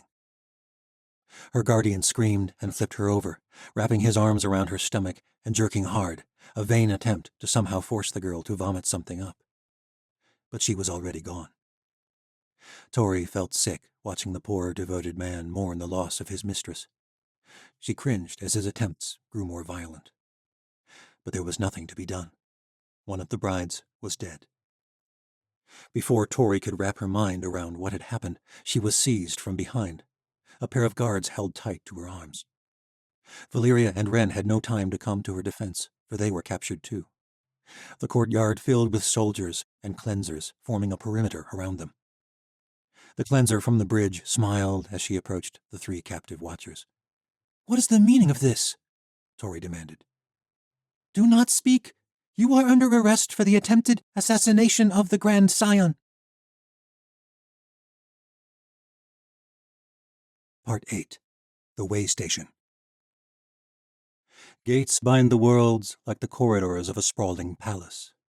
Behind most doors there is beauty and history and splendor. Great halls where kingdoms hold council, princes learn to spar, and princesses entertain noble ladies. Halls where all citizens may enter and pay homage to the glory of their rulers.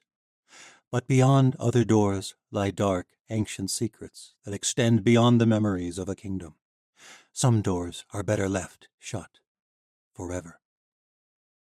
From Empyrean Histories. Chapter 32.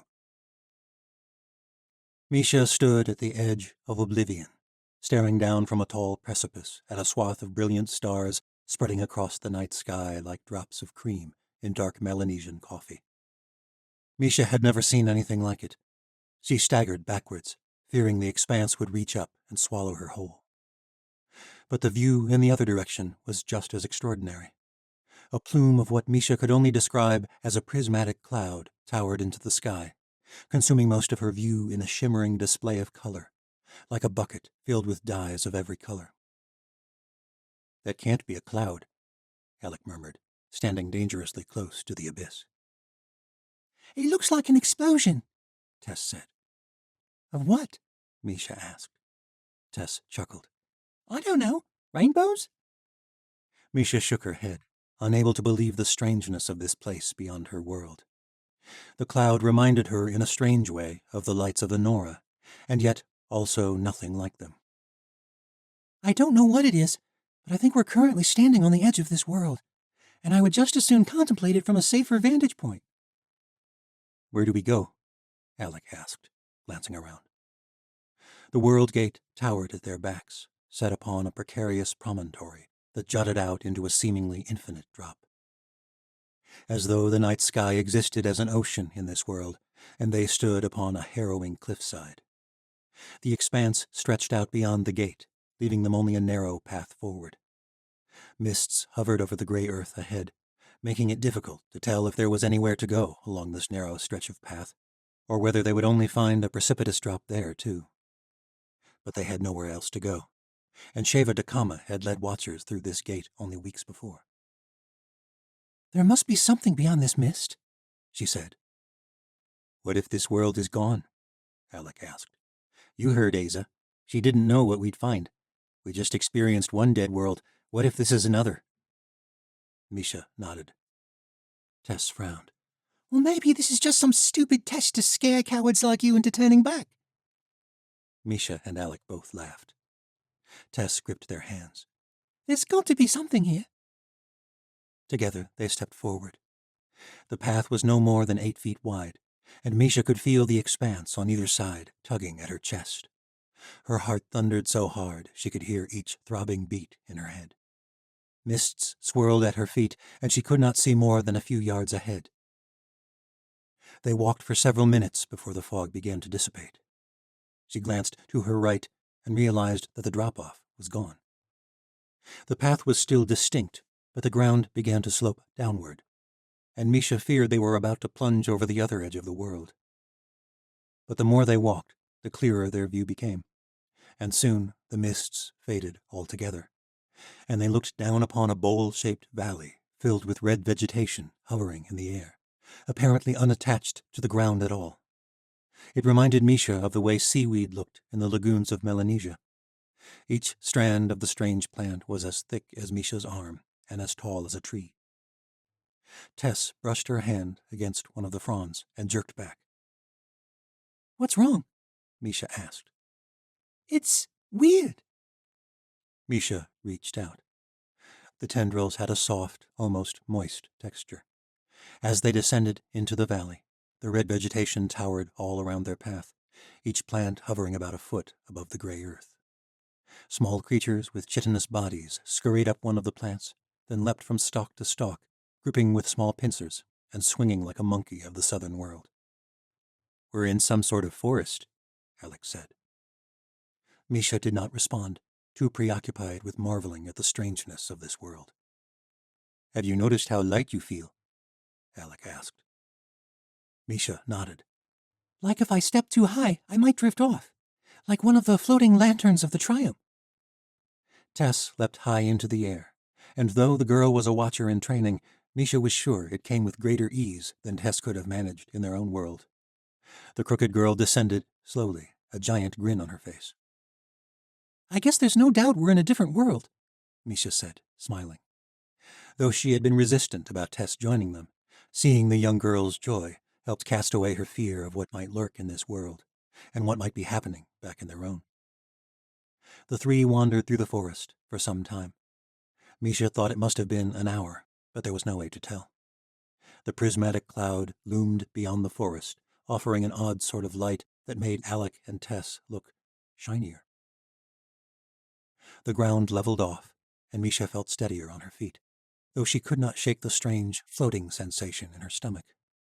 Away from the edge of oblivion, she still felt like she did not have full control of her limbs.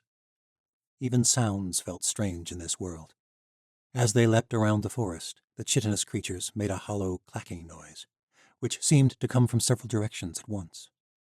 Misha's own breaths seemed to echo, and there was a distant rushing sound. But then Misha heard something different.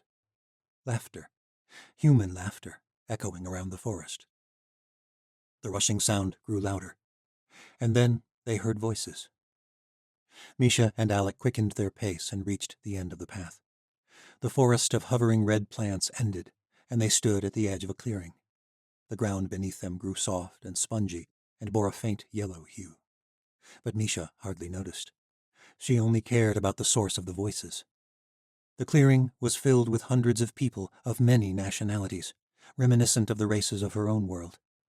And what surprised her most was that she recognized the language. They spoke the common tongue of her own world.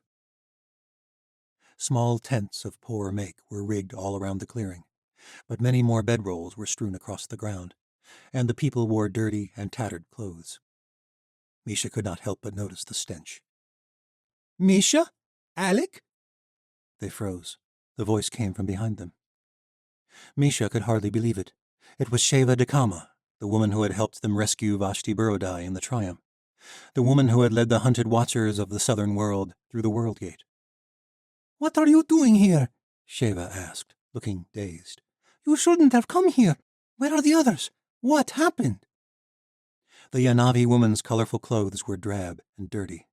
She carried a small basket with an assortment of foods, a loaf of dry bread, a few yams, and some apples that looked like they were on the edge of spoiling. Misha and Alec were both at a loss for words. "Before I left the New World, we learned you had been captured by Medea," Sheva said, clasping Misha's hand. "I am glad to see you are alive." Misha nodded and explained the details surrounding her rescue and the shaky alliance that had formed after the Chancellor had taken Ashi. "How is Vashti?" Sheva asked. "She is with Tori," Misha said, going on to explain what happened in the abyss.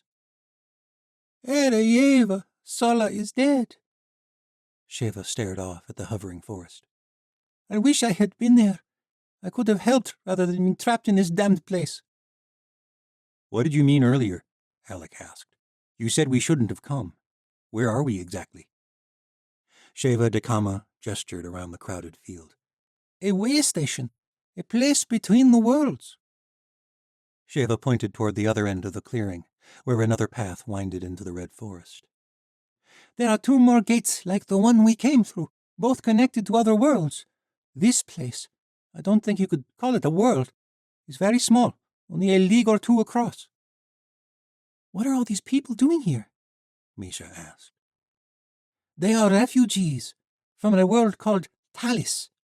Survivors of a magical war that consumed their world. But why are you all here? Misha asked, gesturing around the valley. Can no one leave this place? Sheva shook her head, then pointed to the edge of the meadow, where a small group of soldiers stood, guarding the entrance to another path. The armored men and women bore enormous broadswords, which they held before them, both hands gripping golden pommels, points hovering above the ground. Embedded in the blades were glowing stones, which made the entire weapon glow with an unmistakable emerald hue. "Are those—" Alec began. "Godstones?" Sheva finished. "I believe they are. Those 6 golden knights trade shifts with others from beyond their gate, but no one else is allowed to pass through." "Surely they don't see these people as a threat," Misha said. Sheva shook her head. "They let no one pass. There are more of them at the gate itself as well. Every day some water and food arrives from the world of Sintra, where the knights come from."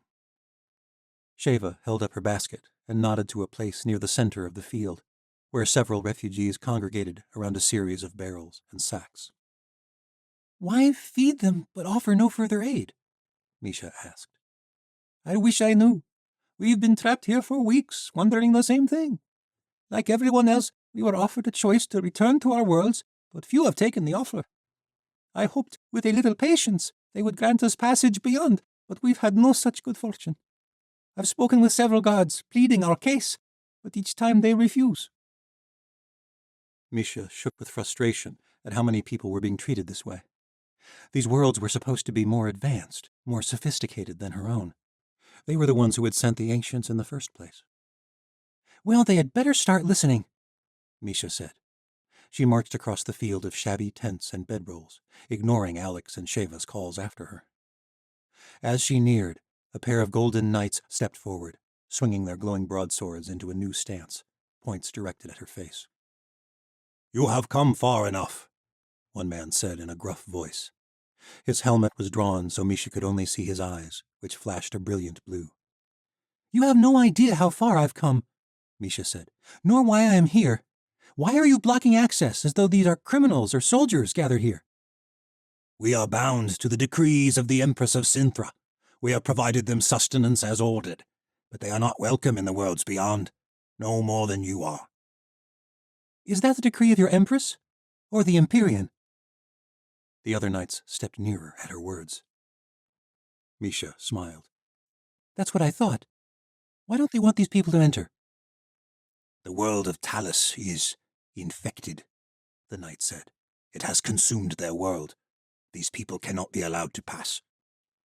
"If they are contagious, why can you come and go?" "It is not that kind of sickness." Misha glared at the man. "Then what is it?" "A dark magic was unleashed. We cannot be certain who has been affected. The world of Sintra cannot risk such a darkness entering the worlds beyond. So yes, the Empyrean has advised our queen to restrict all travel through this station." "And what of those from my world?" Misha asked, stepping nearer. "The new world?" "Your world is known to us by another name. We have heard little report from Altheras in many centuries. Knowledge of the world gates was lost to the powers of your world long ago. But I cannot allow you to pass either." "This magic," Misha said. "It comes from the abyss, doesn't it?" The man's eyes widened. He opened his mouth to speak, but bit back his words. Misha smiled. "Tell your superiors that Misha Sufi of Altheras wishes to speak to her. I was sent by an ancient named Lazarus Delay, who was sent to my world long ago by the Empyrean. We have journeyed to the abyss. We have seen this dark power at work." The golden knights glanced from one to another, as though uncertain what to make of such bold words. Finally, the gruff knight lifted his visor, revealing a pale visage and trimmed red beard. "I will pass your message along." Chapter 33. The prismatic cloud slowly set over the edge of the valley, and a milky band of stars stretched wide overhead. This fragment of a world did not have day or night in any true way. When the luminous cloud was visible, the world shone in a dim but remarkably colorful light, which Misha could only compare to the twilight of her own world. But now that the cloud had set, the sky shifted to a violet light. She had never seen stars so brilliant, nor had they ever appeared so large and near. She thought she could reach out and touch them, and she supposed, perhaps, she could if she leapt from the edge of the world where they had first arrived. In her own world, she might have built a fire, but there was no need for warmth in this place. The ground itself radiated heat. So Misha, Alec, and Sheva Dakama sat together upon the spongy yellow earth and ate near the edge of the meadow, where the watchers from the New World had made their camp. Tess had already befriended a pair of Talus boys and was presently showing off her sparring skills with a pair of broken tent poles. Sheva's bald-headed servant Mendar prepared a simple stew, and they spoke softly as they ate. "I don't know about the wisdom of bringing her," Sheva said, watching Tess disarm one of the boys and poke him in the back. "but it is good to see such joy again." Misha and Alec nodded. "The people of Talus are resilient and good," Sheva went on. "They have treated our people with kindness ever since we arrived. It's remarkable to me that they speak the common tongue. I still don't know what to make of that. I think we must all be connected in some ancient way." "What happened?" Misha asked. "The knights spoke of a dark sickness, but these people seem no different than anyone from our own world." Sheva lowered her voice. "They have been through a hellish existence, the rise of a dark sorcerer's empire that spread across their world. And that sorcery, it lingers with them. I don't know how to explain it. They just change." "Turn violent?" Alec asked. Sheva sighed. "It might be best if I show you." When the camp quieted down for the evening, Sheva Dakama led Misha and Alec away from the camp, while Mendar remained behind to watch after a sleeping Tess. The three wove between sleeping bodies and small huddles of people chattering softly now that their children had gone to sleep. Sheva did not head toward one of the paths to the world gates. Instead, she stepped into the forest of hovering fronds. To Misha's amazement, the plants shifted around them, creating a momentary path through the forest, then quickly drifted back behind them. "They call this crimson lace," Sheva said. "I've been told there were many other wondrous creations when the way station was whole. I expect the knights have seen them on all the fragments of the way station." "There are more gates?" Misha asked. "I expect so. Something happened. The way station was broken apart, the gates separated. I have been to the edge of this world several times. It looks as though the rest fell away into the night sky, the way a cliffside might plunge into the sea after a heavy rain." "This world is making my head spin," Alec said. Sheva smiled. "We are not in the new world any longer, my friends, but I fear it may have been a mistake to leave. I dreamed of a new start, but all I have found is more hardship and cruelty." "I think we may stand a chance of convincing the knights to let us through," Misha said. "The way they reacted, their commander will be most interested in what we have to say about the abyss. Perhaps we can convince them to bring all these people through." "I would not be so quick to declare victory," Sheva said darkly. The crimson lace spread apart, revealing a small clearing in the floating forest. At the center of the space was a covering fashioned from thin poles that reminded Misha of the bamboo of Melanesia. "If you cut open the lace, there is an inner stalk that is remarkably useful," Sheva said. "Some of the refugees harvest it to build more tents, and there has been talk of creating more permanent shelters. But the people never actually do it. I suppose because deep down they all know they won't last long enough for it to matter." "What do you mean?" Alec asked. Sheva Dakama grabbed one end of the covering and began to drag it back. Misha and Alec helped her. Beneath the makeshift trapdoor was a pit, perhaps 15 feet deep. At the bottom, a young man gazed up at the sudden light and squinted. Misha instantly noticed the strange lack of color in his eyes. They were dark, like chasms. The man had pale skin, but dark veins weaved through, giving him a marbled appearance. At the sight of the intruders, he let out a shriek and leapt up, clawing at the sides of the pit. but he was not strong enough to reach them, and slid back down to the bottom with an agonized wail. "There are many more pits like this one scattered across the forest," Sheva said. "This is what they are fleeing from in their world?" Alec asked uneasily. Sheva nodded. The man leapt again. As he slid back down the side, he let out a series of shrieks that set Misha's teeth on edge. "What is it exactly?" Misha asked. "The knights acted like it was some sort of plague." "They say it is the spirit of a dark god from their world. I would not claim to understand the intricacies of their religion or the nature of magic in their world, but I suppose a plague is as good an explanation as any other. It takes them slowly. Sometimes it is the eyes that show first, sometimes the darkening of their blood." "Does it kill them?" Alec asked. "They are given over to the control of whatever power has taken them.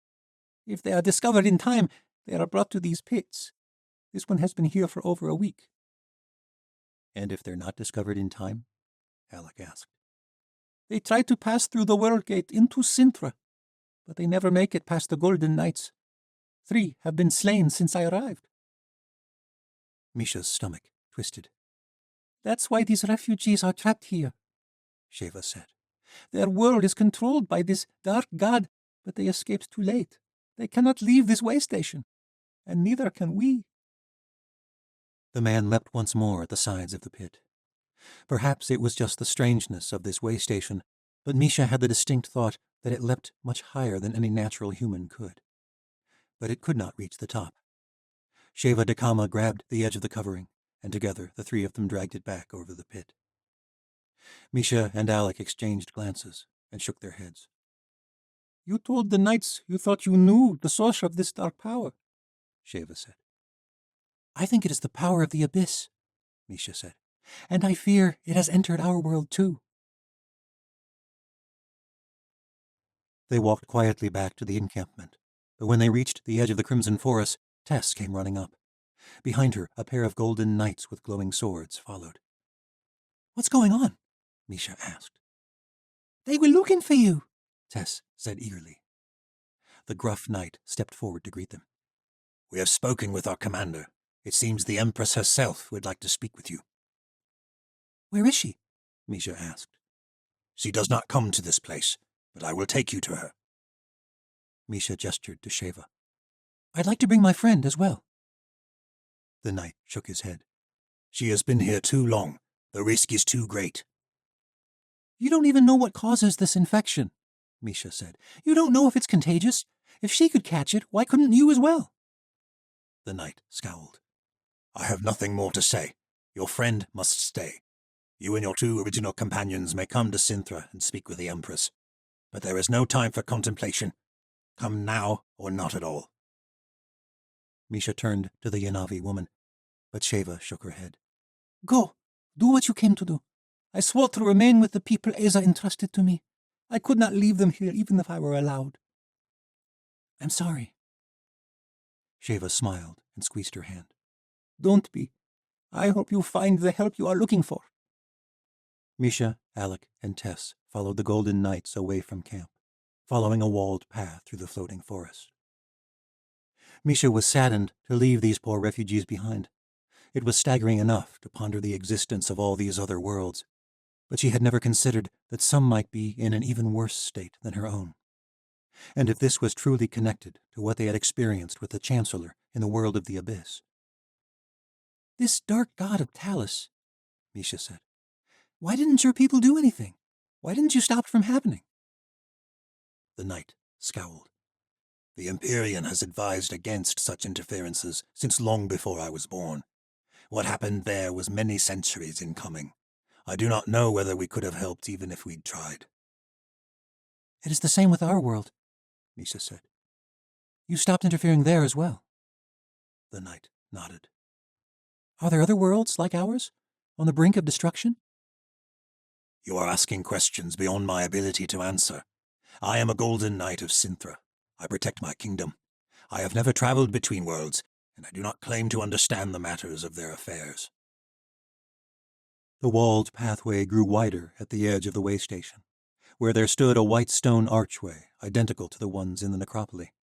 The archway faced a dark region of the night sky, where only a handful of stars shimmered. Misha grabbed onto Tessa's hand, then Alex. As she reached, she noticed something peeking from the sleeves of the shaman's tunic. Against the olive hue of his skin, a dark vein shone faintly from beneath his skin. Misha glanced again, but his sleeve had covered it up. The light was strange in this world. That must have been the reason. The gruff knight drew the glowing emerald god blade from his sheath and plunged it into a notch in the archway. Just as in her own world, Misha felt the power of the gate, though beyond there was nothing but the expanse of night. Misha, Tess, and Alec stepped to the edge of that fragment of a world, and they crossed once more into oblivion. Part 9. Untainted. To remain untainted is not truly an act of sacrifice. It is a sacred way of life passed down through the ages by our greatest ancestor. While the rest of the world toils and strives, we fix our eyes on a simple devotion. But the greatest transformation of all is found in the accumulation of the smallest of acts.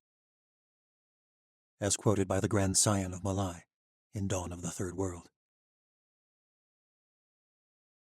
Chapter 34. The Hall of the Scions greeted Medea and her cohort with silence. Kale was surprised to have been invited, but Medea was insistent she have a cerebro with her. And with the knowledge that Kale and Ashi had uncovered the night previous, they knew there was more going on in the Silver Palace than the Scions had let on. But the matrons suspected the exact same thing of them. They bowed before the dais, then stood to face the Grand Scion and his royal council. Tori was brought to join them, bound in thick chains.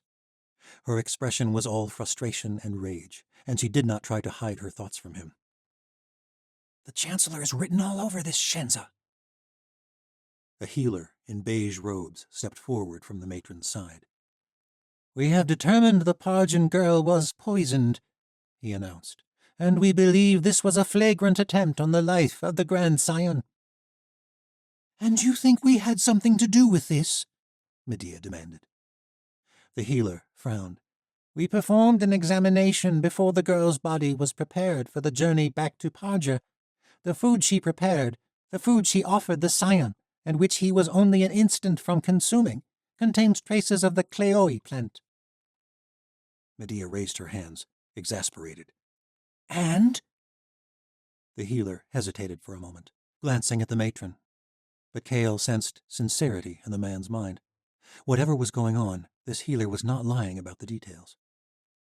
It is remarkably similar to a plant common in Yanavi spices, the healer went on. Shani, commonly called salt spears, a plant Tori Burrodai harvested, though did not use, and which the poor Parjan girl took from her table. The matron crossed her arms. Do not think for a moment that we believe this was a coincidence. Tori stepped forward. I had no idea what it was. What reason in the abyss would you have for putting a deadly poison in the gardens in the first place? Medea stepped to Tori's side. Though the queen had requested his service, her mind was completely closed to Kale. The matron glanced at the healer. The man stroked his thin beard nervously. We are examining all the plants in the garden, but I can assure you Kleoi was not planted in preparation for this court. I have checked every inventory. Our gardeners informed me that they avoided including the soul spears for just this reason. It was planted after. Medea scowled. If we wanted to kill the Scion, we would use magic. Then how do you explain this? The matron nearly shouted. I believe you know precisely how, Medea said, gesturing toward Kale. My servants tell me your cleansers had a bit of a disturbance last night. Yes, the matron said. Perhaps because one of your shapeshifters was detected roaming the palace under the guise of one of our own servants. A pair of guards led Valeria into the room, bound at the wrists. Kale had a difficult time believing the frantic response of the cleansers that Ashi had described was because of the morph. Valeria's eyes lit up. I went nowhere near those gardens. So you admit to using magic in the Silver Palace, the matron said. Tori stepped to Valeria's side. She did so on my orders. I asked her to scout the palace. You do not trust our guards? She was searching for signs of Cyrus Morrow. The matron's expression did not betray her true reaction. Her lips were a thin line, the muscles in her cheeks taut. Not angry, not surprised. Cale could sense nothing from her. She came prepared for this. The matron smiled condescendingly. I am afraid, whatever it is you think you'll find in the Untainted Kingdom, you are sorely mistaken. However, I do recognize that this would have been a rudimentary attempt to murder my son. Cale could not prove it, but he had the sense there was something else she was holding back. As she spoke, she glanced at the cleansers on the council. Our investigations will continue, the matron said. It is possible this was an unfortunate accident, though unlikely considering the training our gardeners receive. It is also possible that this was a cruel attempt to win the Court of Veils by one of the other brides. The Parjan princess was seen by many to be a top contender. There is a reason the Silver Palace is well guarded by our own soldiers. But I must warn you, while there may be no damning evidence to convict you yet, do not think for a moment that the other girls will not suspect you all the more. If it was truly another, there is a reason they chose such a well-known plant from the steppe. Was that a subtle acknowledgment about their suspicion of the Chancellor? Cale was unsure. The matron bowed to them. In the meantime, you will need to replace your handmaiden, Lady Borodai. Beg pardon, Medea said, before Tori could answer. Why is that?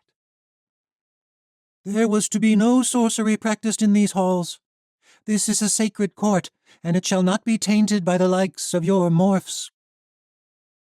The matron turned and left the room, flanked by a pair of cleansers. The Grand Scion lingered for a moment. The boy had been so quiet, and still Cale had nearly forgotten he was there. He had spent the entire time staring at the floor, but now he held Tori's gaze unwaveringly. Cale could not tell what lay behind those large brown eyes. Intrigue? Apprehension?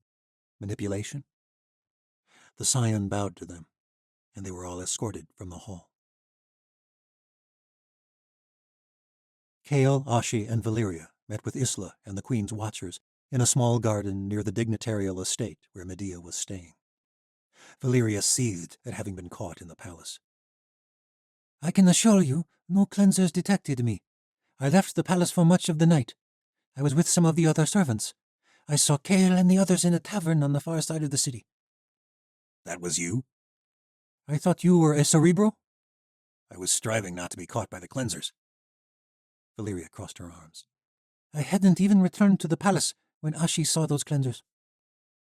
Isla scowled. So what exactly are you saying? Something happened last night, and I think the matron was trying to tell us so, without telling us out loud. Why would she do that? Isla asked. Why speak in some sort of code? Ashi spoke up. I agree with Valeria. Those cleansers ran off in the opposite direction. Anyone could see the matron is hiding something, but perhaps it is not from us. Cale? Isla asked. Cale pondered for a moment. There were many times he wished he had a greater gift than that of a cerebro, something that aided him in combat. But dealing in the realm of minds had some advantages. The cleanser's own senses stemmed from the mind itself, allowing him to use his magic while altering their perceptions of it. The matron knew well enough to guard her thoughts in the presence of watchers, but he had been able to sense tension among the ranks. I believe she is suspicious of one of our own, Cale said. Perhaps she originally suspected we had infiltrated her palace, but I think she knows it was someone else. She may even believe it is the Chancellor, but she could not let on for fear of who might betray her. But she had a distinct interior response to Tori's mention of the Chancellor. Then he must be in the palace, Ashi said. Or someone close to the Scions has allied themselves with him, Cale said. I don't think she trusts the cleansers, and I think that may be why she cast our morph out of the palace. To infiltrate them? Isla asked. Valeria grimaced as all eyes fell on her. You want me to morph into a cleanser? You've got to be kidding. Chapter 35. Tori woke before dawn to Taishi's voice at her door. Mistress, you must get ready. The next trial is not until tonight. It's not even light yet. Taishi grinned, looking perfectly comfortable at such an early hour. Exactly. After what happened yesterday, it's probably best no one knows where we're going. Tori rubbed her eyes. What are you talking about? Your hunt with the scion. I assumed that was cancelled after his mother accused me of trying to kill him. A messenger just came from the Grand Scion himself. We meet him at the edge of the city, but we must be swift. Tori cursed, but quickly dressed in her Ilia cloak and a pair of soft leather pants. She quickly roused Vashti and Ren, and they set out. Vashti grumbled at the early hour for much of the way, but Tori had to admit she preferred her sister's company over Valeria's. Vashti had replaced her as Tori's handmaiden after the events with the matron, and even in mourning, her sister had become one of the people Tori felt most comfortable being around. With Valeria, she did not know what to say. Darian's death was not exactly the foundation for a warm friendship. Taishi led them through the maze of courtyards and gardens, walking ahead to keep watch, while Ren followed at a distance. Leargay darted among the trellises of plant life that stretched above the halls. He had informed them of Kale's theory about the matron, but Tori had her doubts. What if this is a trap? She asked softly. If the matron believed you were here to harm her son, she would not allow you to take him on this hunt, Vashti said. Does she know? Tori wondered. Taishi waved them forward, and they hurried after. Vashti walked with a determination that was remarkable, considering all they had been through the past few weeks. This was not the woman who had broken down to a near catatonic state the first time they had believed Sala was dead. Their experiences in the Triumph had changed her, and the events in the Abyss had only focused her resolve. Vashti wanted the Chancellor dead, whatever it took. What if we're wrong about the wellspring and the first Chancellor? Tori said softly, so Taishi could not hear. The only way we can know for sure is for you to go on this hunt, Vashti said. Tori hoped her sister was right, but she felt wary of the entire plan. They were in a land that had forbidden magic for millennia. Perhaps they had been fools to think the Scions knew anything about the wellspring. A part of her still worried this was a trap. She was not sure how, but she feared going into the woods alone with the Grand Scion might be a foolish mistake. She doubted the cleansers actually believed she possessed no magic gifts. During her time in the Silver Palace, Tori had not sought out that dark energy, but she knew it was here. Her awareness was growing stronger in the Untainted Kingdom. That force was everywhere, though not nearly as strong as it had been in the Abyss. But she tried not to focus on that awareness. In truth, she feared what would happen if she accessed that magic again. I hope you're right, sister, Tori said at last. We need to know what the Scions know, Vashti said. And our best chance is the Grand Scion. He already likes you. Make him trust you. Taishi hollered at them to hurry. Standing at the entrance to a servant's corridor, the Malayan girl motioned to them, and they followed her into the narrow space. Why must we take this way? Vashti complained. The hall was lit by a series of glowing vines, creating a faint blue light. But even in the dimness, Taishi's glare was unmistakable. Have you forgotten how close the Grand Scion came to death? We cannot be too careful. Taishi turned and hurried down a narrow, winding passage. After descending hundreds of steps, they emerged in a small lane outside the palace. Taishi glanced around. Near the end of the street, a gray-robed girl with thick braids was sweeping the stone. Tori stepped forward, but Taishi caught her hand. It's clear, Tori said. Taishi held a finger to her lips and shook her head, her eyes never leaving the end of the lane. The gray-robed servant picked up her broom and vanished around the corner. Leargay had informed them of what Ashi suspected about the street sweepers, but this was most interesting indeed, if even the Scions did not trust their own eyes and ears within the city. Taishi pulled up her hood and gestured for them to do the same, and Tori realized for the first time that Teishi was not wearing her palace uniform. They stepped cautiously into the street and hurried away from the servants' entrance, heading in the opposite direction as the sweeper. For all its shimmering lights and the towering magnificence of the Silver Palace, Cerulean City was not as large as it had appeared from the bridge. The western portion of the island housed the city at the base of the palace. Villages lined the shoreline across the lake, extending to the edges of the mountain valley. While none of the Malayan structures appeared to overwhelm nature on the island, they did not reach uninhabited forest until they were a couple miles inland. The cobbled streets of Cerulean turned to a soft dirt path, and soon there were no buildings at all, and even the path itself was overtaken by nature. Teishi paused and glanced around, motioning a quick sign with her fingers. Then the Grand Scion emerged from behind a tree. He was accompanied by a lone guard. Both wore plain clothes. The Scion wore faded brown pants and a navy tunic that was too large for his scrawny frame. Tori hadn't even noticed how thin the boy was before. The tailoring of his clothes was obviously intentional in the Silver Palace. "We will remain here," Teishi said, motioning to Vashti and Ren, and then the Scion's own guard, too. "The sun will rise above the peaks in an hour. We will meet you back here at that time." "You're not coming?" Tori asked, surprised. "We follow our Scion's orders," the guard said. Tori spotted Leargaze glint in the thick branches of the forest. "Thank you for coming, Lord Scion," Tori said as the others walked away. "It is an honor." She bowed, fist pressed to palm before her chest, and the Scion returned the greeting. "I promise not to call you Gallows Girl if you promise to call me by my true name."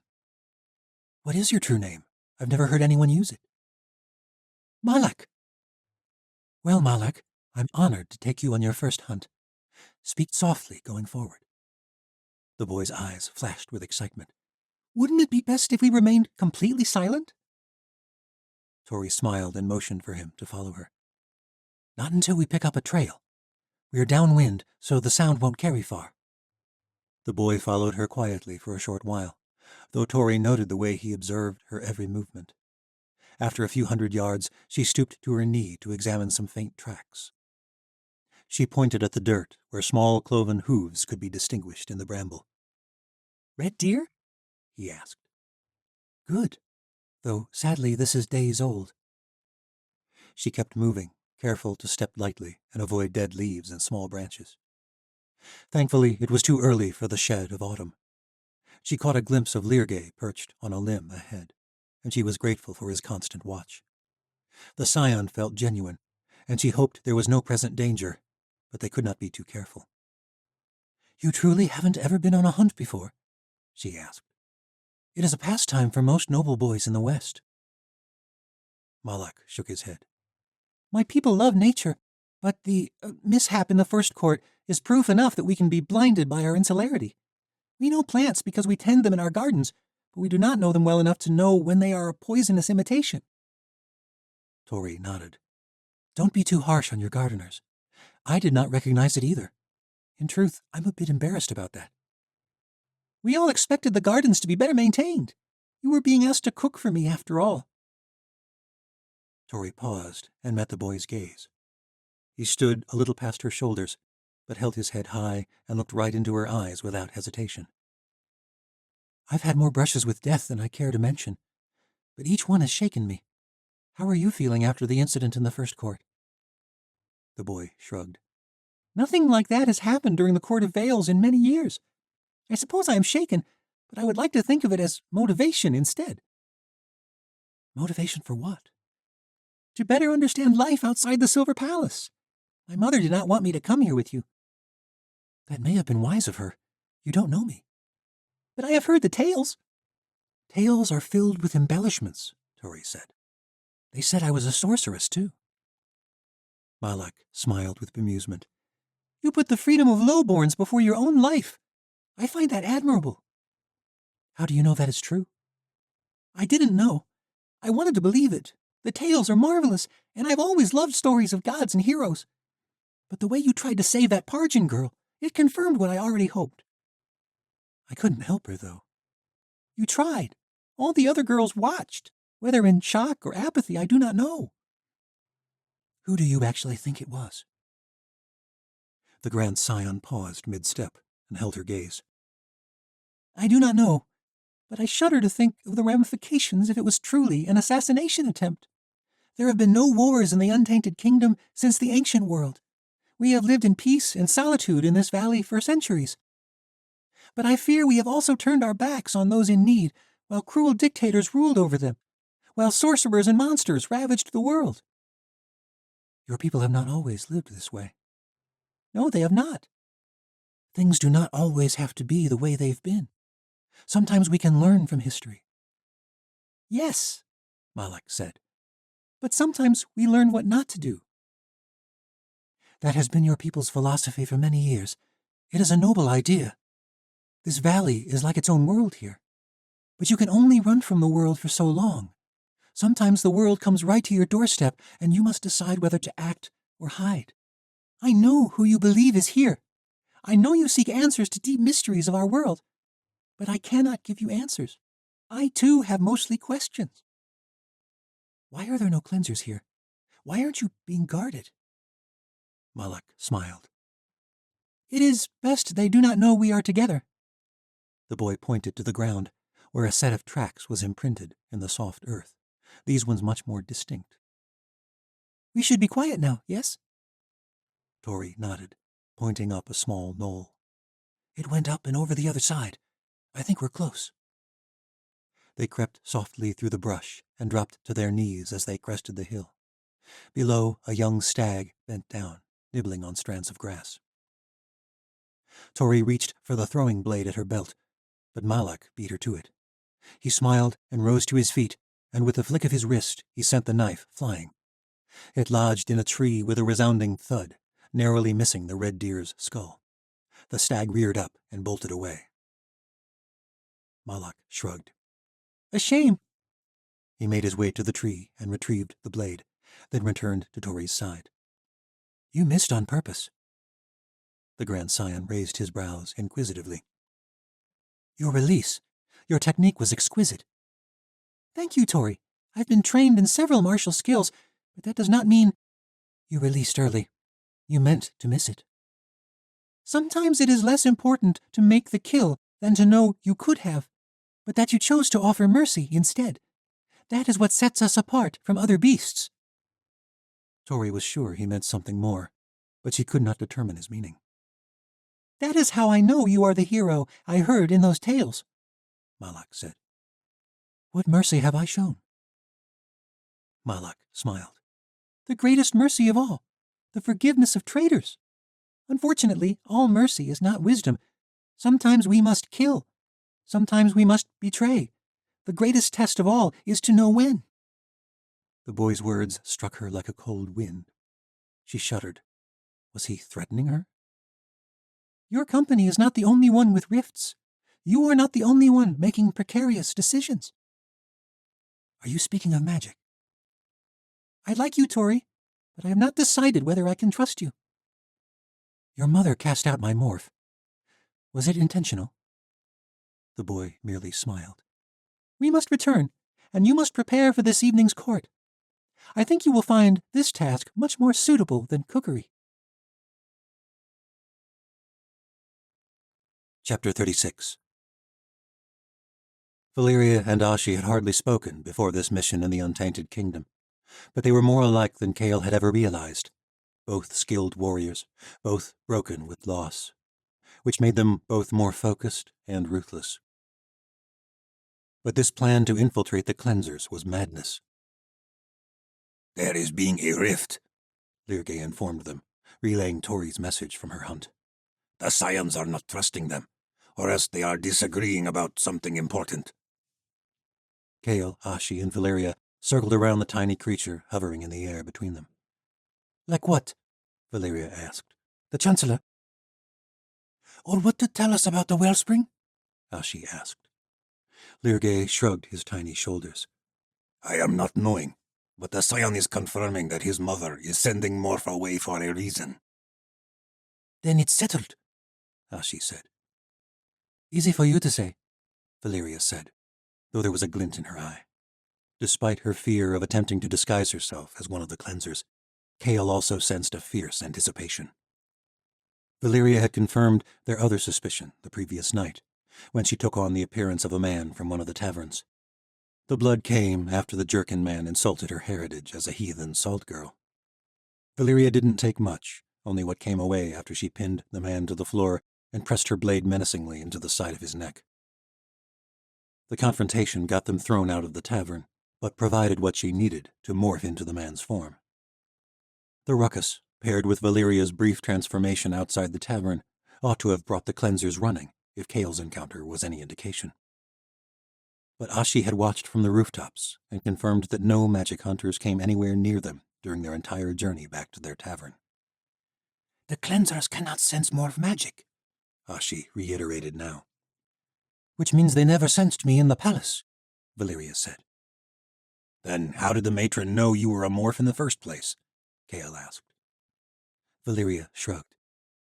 Perhaps she has powers of her own. Perhaps they don't remain any more untainted than the nobles of Osha. I don't think so, Kale said. Maybe it is even simpler, Valeria said. The matron must have seen me. She lingers around the palace. It was possible, but Kale was no less nervous as they left the inn. This plan left an ache in his gut. The second court was held in a circular sparring grounds near the palace. Stands were erected all around, forming an arena where all the bridal parties could watch the second task, hand-to-hand combat. As he arrived, Kale spotted Asa near the arena, and Daja and Skaya and many of the others were scattered amongst the exuberant crowd. Though this court was far more of a spectacle than the first task, neither the Queen nor Isla were in attendance that Kale could tell. Ashi and Valeria were stationed outside the event, and since Kale did not intend to stay long, he sat alone near the front. The brides were paired off, with runestones cast to determine the one contestant who would move on to the second round by default, thanks to the poisoning of the Parjan girl. There was much outcry from the others when the young woman from the Frost Isle was selected. The Malayans had an edge in the first round, as the style of combat was Kai Fen, a sacred art of the Untainted Kingdom. Each bride was scored for strikes to their opponent's core, which the Malayans were adept at defending with precise maneuvers with their palms and forearms. Everyone, except Tori, had surely trained in these arts, but the Malayans were drilled from their earliest days of schooling. Later rounds would involve staffs, wooden blades, and finally blunted sabers, which the Malayans were less experienced with outside of dueling arenas. The Untainted Kingdom had no standing army. All people were trained in skills of combat and could be conscripted should the need for war ever arise. But to Kale's knowledge, in all the history of the New World, it never had. And there was a stark difference between sparring competitions and true combat. The folk of the Frost Isle were fierce hunters and warriors, known for their raids of northern Jerkin settlements. Naturally, the young Froster was at the top of the list of brides the Malayans hoped to see ousted in the round of Kai Fen. The only bride higher on the list was Tori. While the Malayans did not gamble themselves, it did not stop them from taking advantage of the foreigners' baser inclinations, much like they seemed to do with alcohol in the taverns. Many members of the visiting parties placed large bets on the fighters, which led to vociferous cries of despair from the Jerkin section as the first bride was eliminated by one of the Malayans with a sweeping kick to her chest. The blow knocked the Jerkin girl off her feet, and a Malayan girl from the Suri clan was hailed the first victor. Kale read the minds around him without inhibition. There were cleansers scattered throughout the amphitheater, but the majority were concentrated near the terrace on the far side, where the Grand Scion and the rest of the honored family watched the fights with great anticipation. Over the thunderous roar, Kale hopped from mind to mind, some exuding joy, some anger. On occasion, he glanced up to the Scion's terrace, but received no indication that they noticed or cared about his use of sorcery. In the Silver Palace, he'd discovered that the Scions were trained in warding against cerebro powers, and he expected their cleansers were as well. In the second match, a Malayan bride from the Lanai clan sparred with a scrawny Melanesian girl. It was not much of a match. Next was Tori. She was paired with a tall, spry girl from the Ebonai clan named Rika. She wore all white, her raven-black hair tied back with a crimson band. Kale's magic was best used in stealth, so he rarely attempted to push his luck when he knew it would go detected. But he was tired of waiting. He had to be more obvious. The cleanser who'd confronted him in the city the previous night stood at the edge of the terrace, watching the arena intently with her pale eyes. She did not cheer, but each time a Malayan girl struck a successful blow, she dipped her head with approval. As Tori and Rika faced off at the center of the arena, Kale dove into her mind, blowing past her mental barriers. It was so forceful, she jolted back from the edge of the terrace. Kale turned to a Parjan man who had lost substantial money on the first fight. "Put your money on the gallows girl." The man shook his head. "I have already lost too much. And look at her. She does not know the proper forms." Tori held her hands in fists, unfamiliar with the traditional Kai Fen form of straightened palms and clenched knuckles. Rika stepped back on her right foot, and Tori leapt forward. But the Malayan girl sprang with remarkable speed and flung her bare left foot at Tori's chin. Her neck jolted back, and she flopped to the ground. The Parjan man smirked. "You see?" But Kale had already walked away. He hurried down the aisle steps and reached the edge of the arena, pushing his way past young Malayan boys and girls enthralled by the match. Rika landed a jab to Tori's chest, scoring 2 more points. Tori could only afford 3 more hits. Kale glanced up at the cleanser and smiled. Her eyes followed him the entire way. Tori backed up hurriedly, dodging another attack, this time successfully deflecting the girl's kick with her forearm. She was not as close as he hoped, but Kale wasn't worried about stealth at this point. Tori glanced briefly in his direction, and he shouted, "Astoria, the left knee!" Kale had clearly sensed the cleanser's obsession with the sport the moment he entered her mind, and she had noticed Rika's slight weak point immediately. Tori's next move was brilliant. She feigned an attack with her right fist, leaving her left cocked back and her chest exposed. Rika seized the moment to land another kick to Tori's chest, scoring 2 more points, but Tori was ready for this one. With feet planted and knees bent, she absorbed the blow and caught hold of the girl's foot with her hands. It was a worthless move in Kai Fen, as it scored no blows to the core, but Tori twisted hard and spun away. It was enough. Rika staggered on a sprained knee, and Tori leapt forward and landed a couple of blows of her own. They were not graceful, but the sort that landed in street fights. Rika nearly toppled at the impact. Tori might not have been skilled at forms, but with Rika's favored kicking attacks compromised and her movements slowed, Tori made quick work of her, advancing to the next round. Kale glanced up at the terrace. The cleanser was gone.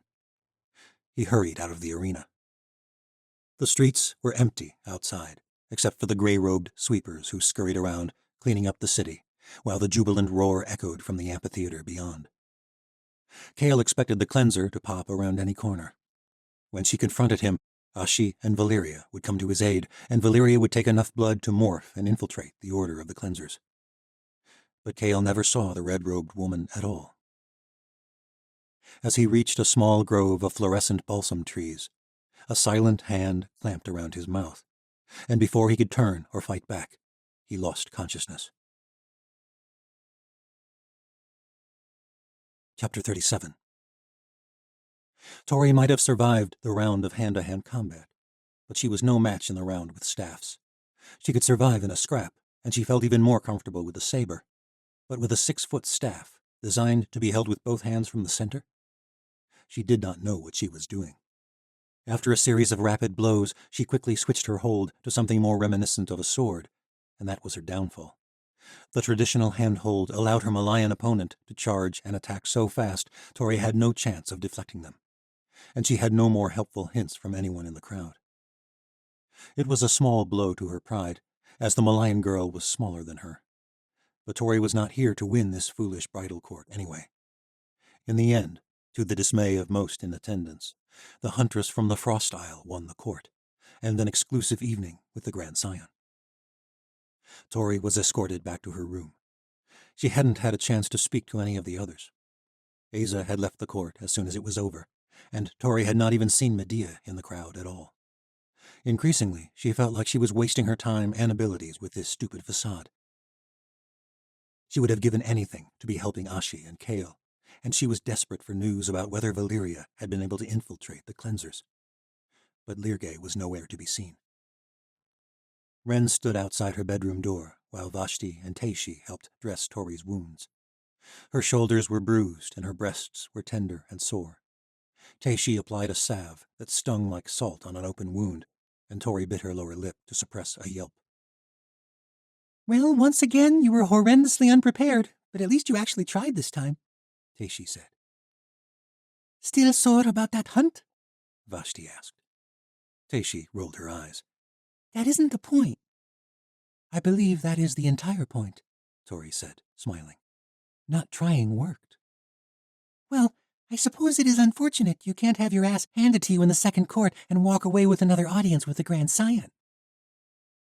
Tori and Vashti laughed, but Teishi was not entirely kidding. Tori had to remind herself that their actions had a profound effect on the girl's destiny. Teishi saw this court as a once-in-a-lifetime opportunity at a new future, and Tori had no plan to fulfill that destiny. Perhaps I can speak with the Scion on her behalf, Tori thought. Ren tapped from the other side of the door, then entered when Tori announced they were all decent. A message just arrived from the inner palace, he said. The Grand Scion would like to meet with you in the Garden of the Ancestors. Vashti shot a look at Teishi, smirking. The girl crossed her arms. I concede. It appears the Grand Scion admires failure. Tori chuckled. She liked Teishi's tenacity. Why didn't he simply come here? Vashti asked. Clearly he favors you, Teishi said. But he must not appear so at this stage of the court. Venture to the gardens as though you were going for an evening stroll. When you see him, make it appear as though you ran into one another by chance. Tori glanced around briefly, but there was still no sign of Lirgay, or Kale or Ashi. She was beginning to worry that something had gone wrong.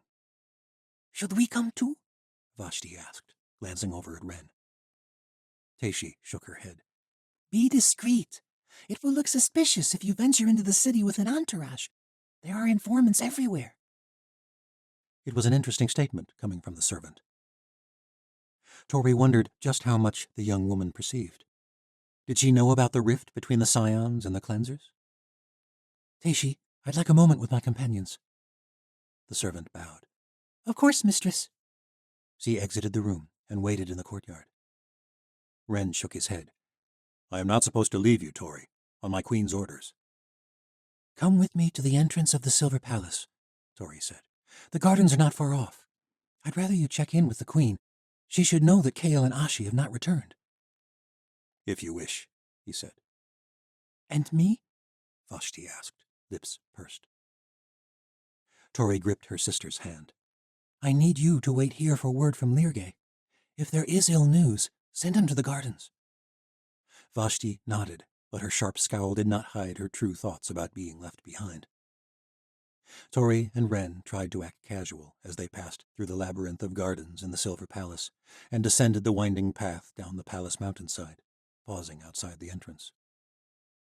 I do not like the idea of leaving you with the Scion, Ren said. I don't like his secrecy, and neither does the Queen. All the more reason for her to know what's going on. Where is she tonight? There was a council back in Osha. She's Queen of the Empire of Light. There are important matters to attend, even while hunting down the Chancellor. Well, since she's not here, it's my decision. We need to send watchers looking for Kale and the others. I fear the Cleansers are up to something. And not the matron and her son? Ren asked pointedly. Tori gripped Ren's hand. His skin was cold, though the night was temperate. I suspect everyone. But your brother did not perceive deception when we were brought before the Scions. More often than not, my brother does not see clearly. Tori wondered whether there would ever be any repairing the two brothers' relationship. Though they had both narrowly survived the abyss, they had hardly spoken since Ren woke in the infirmary. What do you perceive? Tori asked. That there is much the Grand Scion is not saying. If he wanted to kill me, he surely had opportunity to try by now. And his mother? Ren asked. Tori shook her head. I don't know, Ren. She had the opportunity to pin that Parjin girl's death on me, but she didn't. We know when the world was on the brink of destruction once before, the Scions allied with outsiders. I believe they realize forces are coming together in their kingdom whether they want it or not. We must be patient. You must find out what the Scion knows, tonight. Tori clasped her warm hands around his cold ones. Speak with Medea. I will handle Malak. Tori pulled her cloak over her head and hurried through the streets, making her way toward the Cerulean Bridge. She knew Ren was right, and the delay in word from Kale only confirmed it in her mind. They were running out of time. The Garden of the Ancestors was not far from the palace, and she soon spotted the towering white walls enclosing it. Within, large trees towered overhead, their luminescent blossoms open to the night, casting a violet glow upon the entire garden. Glowing dragon moths flitted around from flower to flower. Tori looked around briefly, but saw no sign of Lirge. The Scion was seated on a bench, alone, gazing up at the small jade bust of one of his ancestors set upon a pedestal. Malak patted the seat beside him, and Tori sat. Imagine seeing you here, the boy said, a hint of excitement in his voice. Tori played along. The gardens were not entirely empty, even at this hour, and the city was full of informants, as Stacey had been eager to remind her. I didn't expect to see you alone. Malak smiled. I am never alone. He said no more, and Tori guessed it was some common maxim of his people. Or perhaps he just meant there were guards nearby. Who was he? Tori asked, gesturing toward the statue. All these people are my ancestors, but this one has always intrigued me the most. Much to my mother's chagrin, I believe. He is Grand Scion Altair, our last ruler in the old world. Tori held back her interest, but this could not be a coincidence. This was the Scion she suspected had joined forces with the first Chancellor of Osha. I didn't think your people were involved with the war between the worlds. No, said Malak. That is what interests me most. In the West, there are few histories of the old world, but we have preserved tomes of histories, largely biased, as you can imagine, but less often referenced are the personal journals of many of our great rulers. Most of them read like a kitchen servant's list for the market. It turns out the day-to-day lives of these great men were not all that interesting. Some even kept lists of what they ate and with whom they spoke each day. But Altair was more introspective and philosophical in his later years. Our people lived through the apocalypse in relative comfort and peace, but Altair wished he had done more. He must have been a good man. Malak nodded. What is most interesting about his regret is what was implied. Which was? That he had done something, but he felt it was not enough. I am not sure I follow. According to our histories, the Untainted Kingdom was not involved in the war in any capacity. Yet Altair said he had done something, but he wished he had done more. It is a fact only the Scions would know, a tiny history hidden from the official record. And I believe you know what Altair did during the war. You alluded to it with my mother the night you arrived. It is a theory, Tori said. I have reason to think your ancestor allied with the first Chancellor to end the war between the worlds, to create a world to trap the beasts that ravaged the world, to end sorcery. You've been to that world, haven't you? Said Malak softly. All the beasts that have returned in the rest of the world, that is where they came from, isn't it? Tori nodded. Even here we were not spared the devastation. Cerulean was not attacked, but the villages across the lake were less fortunate. My people always thought the Krejci were myths, wild apes that ruled these mountains long ago. Now I understand why someone would want to imprison them in another world. Tori closed her eyes. It pained her to hear of more devastation, but she needed to keep pressing. It begs the question, how could such a world be made? What kind of power could create worlds? What power indeed? Malak asked. Tori grimaced. She was trapped in this game of philosophical banter the Malayans so enjoyed, but she was growing tired of it. Kale and Ashi and Valeria were missing, and she feared the Chancellor was making his move. She did not know whether she could trust Malak, but she could not afford to wait any longer. She had to make her own move. Medea and another of my companions each bear ancient stones of great power, which come from other worlds. More worlds? Malak's eyebrows rose. That is very interesting. For centuries, one set of these stones was in the possession of the chancellors of Osha. We used them to travel to that prison world and to destroy it. At first, I thought the first chancellor must have created that world on his own, using the stones. But I don't believe that's possible. Even to destroy that world required 2 sets of stones, and the magic still took a terrible sacrifice. All magic takes a sacrifice, whether or not it is apparent to you at the time. Tori rolled her eyes, no longer caring about impressing the boy. My point is, there is no way the first chancellor could have done this alone. I think he had help, and a power much greater than that of the Godstones. You believe he received help from Altair. You think this was the contribution my ancestor spoke of. I do. Malak spoke carefully. My people believe in the power of creation. It is the focus of our entire lives. It is the focus of mine as well, Tori said. But we approach it in very different ways. The Malayans approach such power with reverence. You Westerners seek to harness it, to use it and bend it to your will, and look at what that has wrought. Yet your ancestor saw the need to harness it too, once. And we have returned to a similar state in the world, haven't we? I know why you've come here, Tori. You want access to the heart of the world. You believe you must save it, and the power of the wellspring will help you. Isn't that what Altair believed? Malak shrugged his shoulders softly. I am not so sure. I see much of myself in my ancestor. He too was fascinated by the outside world, and cared deeply for it. As I said, he wished he could have done more to help the world, but I don't think he wished he had done more with magic. I wonder what my ancestor would think if he could see the state of the world now. The way everything has come around in a circle. I think I know the source of Altair's regret. Because of the lives lost in the war, yes, but also what it drove him to do. Because he waited to do anything until there was no other way to help the world. My ancestor regretted adulterating the heart of creation, and I fear to do the same. Tori leaned forward in her seat and touched his arm. Malak shuddered at the sudden contact, but he did not move away. I do not seek that power, Malak. I want to stop someone else from harnessing it. Cyrus Morrow is here in this city. He is searching for the wellspring, and if he finds it, I fear for all our world. And you believe we should entrust the deepest secret of our world with you? Malak said. But this proposal is predicated on 2 assumptions.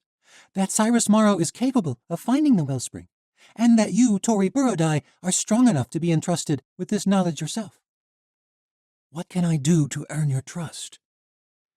Malak rose from his seat and folded his hands over his chest, as though in prayer. It is not something you can do. It is what you are. The Grand Scion leveled his gaze at her. Your cleansers have not detected any magic. I would not have been able to allow you to enter the Court of Veils if they had. There was no use denying it any longer, and she needed the boy's trust. She just hoped it was not a mistake. The cleansers could not sense my power because I have access to a different magic. Malak nodded. You wield power, yet you have no idea of its true source, do you? Tori shuddered. It was the reason she was so fearful to access it again. But that power was ever present in her mind, a constant, subtle pull, especially here in Malai. And she was beginning to understand why. You know what the source is, Tori said. Malak heaved a deep sigh, then glanced around and began to back away. I cannot say. Cannot, or should not? Both. There was fear in the boy's wide eyes, something Tori could not explain. I am bound by sacred oaths. I should not have even said this. Then why did you ask me to come here? The Grand Scion suddenly looked like the boy he truly was. I didn't ask you to come here. I thought you must have sought me out. The crunch of footsteps sent Tori's insides churning. She leapt to her feet. The cleanser from the bridge approached from the entrance. Zara's hands hovered at her scabbard, her white eyes strangely dim. With a rustle behind one of the statues, several more red-robed women appeared from the tangles of the garden, surrounding Tori and the Scion. Chapter 38. What are you doing here, Lord Scion? The leader of the cleansers said. With this sorceress? She is not a sorceress, Zara, Malak said. and you will do well to remember to whom you speak." "I see very clearly with whom I speak," Zara said, eyes leveling on the scion. "A foolish boy who reads too many foolish tales about a world he knows has fallen. But you should know better than to lie to an untainted about sorcery." Tori did not like this. The gardens had emptied while she and Malak were talking. There was no one else in sight. She had been a fool to send Ren away. To his credit, the boy did not tremble. Malak stood tall, demonstrating more power than he ought to possess at such an age. "Tori is a guest in our kingdom." "The gallows girl is a troublemaker," Zara said coldly. "She stirs up war and unrest everywhere she goes, and she very nearly led you to make an unforgivable mistake." A pair of cleansers latched onto Tori's arms. She tensed, but held still. Within the sleeve of her cloak, she fingered her Ilya blade. But there was another weapon that tempted her. Perhaps it was exactly what Zara hoped, to trigger her into making an unforgivable mistake. The boy straightened. "I am your grand scion." Zara smiled, misty eyes churning. "You have much to learn, Lord Scion, if you truly think the Sisters of the Untainted One would let you betray everything we stand for. Now it is time for this outsider to leave our kingdom and for you to return to the palace." Zara drew her sword and stepped closer, eyes growing darker. There was no way in the abyss the cleansers were going to let her out of the city alive. Tori could feel that dark welling of magic all around her, inside her, begging to be unleashed. The cleansers choked her arms with an iron grip, but Tori suppressed the urge to lash out. Another pair of red-robed women seized Malak by the arms and began to forcefully escort him away. Zara drew near, her breath strangely scentless. "You have brought darkness into this pure land, gallows girl. You sought to defile our customs, our scion himself. Your queen and all her watchers are one thing, but the power that courses through your blood is a filth I will never allow to endure." "How can she know?" "I am not your enemy, Zara," Tori said. Zara's eyes turned dark like a thundercloud, and she raised her blade. "No!" Malak jerked himself free from the cleansers, punching one in the jaw. He shot forward, and Zara turned. Tori did not let the moment go to waste. As Malak leapt at Zara, the cleanser's grip on Tori loosened slightly. She dropped her arms hard and spun, letting her Ilya blade fly from her sleeve. The short dagger sliced through the tendons of the first woman's wrist, spraying blood, and she crumpled over, clutching at the useless appendage. The second cleanser staggered back. The girl's pale eyes were murky and wide. Tori planted her right foot, spun, and plunged her blade into the woman's chest. As she withdrew, blood spurting from the wound, Tori seized the woman's saber from its scabbard and turned to face the other assailants. But none of the cleansers attacked, and Tori realized why the second cleanser had been so easy to take down. Zara was crumpled on the ground, body curled over Malak. Her saber protruded from the boy's stomach. Gods, he ran right into her blade. The woman trembled violently as the poor boy spluttered, bloody foam forming at the corners of his mouth, dripping down his chin. His eyes were wide with terror. Bile rose in Tori's throat. "Get out of the way! One of you, go to Medea. We have healers." Zara's pale eyes churned like raging seas as she turned to face Tori. "We will never defile our scion for the sake of some cheap sorcerer's trick. Your scion is dying. We can save him." The boy whimpered, the smallest motion sending more blood oozing from his mouth. Zara set his head down upon the grass. "You are an abomination. To think that you can manipulate the powers of the world for your own whims. Where has that gotten you, gallows girl? Monsters have returned to our world, and you serve a sorceress tyrant. Already your great empire of light is crumbling, and you bring your conflict here to defile our sacred land, our sacred ruler? You did this, Zara." Tori turned to the other cleansers. One of them knelt beside the girl with a maimed hand, wrapping the wound with a strip of her robe. Another stooped over the body of the second cleanser Tori had attacked, but it was a clean kill. The rest of the women stood back with clear uncertainty, even if by accident their own leader had mortally wounded the Grand Scion. Tori pleaded with them. "Let me help him. There is a Medici at Medea's estate, a watcher gifted in the realm of healing. Malak does not have to die. Please." Zara staggered to her feet, tears streaming down both her cheeks. her pale eyes bright once more. She pointed her blade with a trembling hand. "Don't you dare use his true name. No one but the matron may address him so." "He is dying," Tori shouted, unable to comprehend this level of idiocy. She raised her own saber once more. The gardens filled with the ringing of drawn blades. Tori glanced at the other cleansers. "Your mistress would let your scion die rather than let a sorcerer help him. What will you do?" Zara scoffed. "You are one sorceress, and your power is weak." She is not being only one. Zara spun at the sudden voice. Leargay darted into the woman's face, clawing at her pale eyes. She shrieked and twisted frantically. Vashti and Ashi leapt into action. Vashti flew over the garden wall and landed upon the shoulders of one cleanser, wrapping her legs around the woman's neck. With a quick twist of her legs, the woman's neck snapped, and Vashti sprang away, landing in a crouch. Ashi appeared from the other direction, leaping from a tree, and she slashed another cleanser across the stomach. The woman dropped to her knees, clutching at a gaping wound.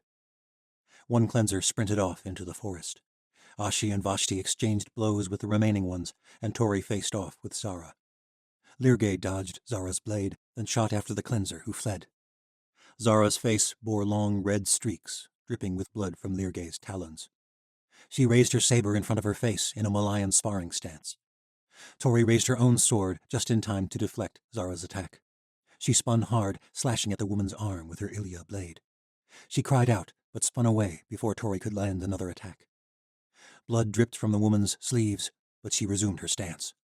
"Your scion is dying," Tori shouted. "Go to the abyss," the woman said, and she leapt forward again. There was something about the woman's attack, a blinding hatred Tori did not fully comprehend. Though filled with rage, her attacks were predictable, and after a couple quick exchanges, Tori landed another jab with her Ilia blade, this time to the stomach. Clashing sabers rang in the forest as Ashi and Vashti exchanged sharp blows with two cleansers. The cleansers were agile and good at defense, but their forms were designed for a structured fighting style. The Malayans had clearly experienced little combat to the death, and they were quickly dispatched. Vashti and Ashi closed in on Zara from behind. "Enasha!" Zara shouted. "Defend our kingdom!" The last cleanser had been helping the woman with the maimed hand, but her injured companion had fled. Enasha knelt on the ground, weeping beside Moloch. She pressed her red robes against the wound in his stomach.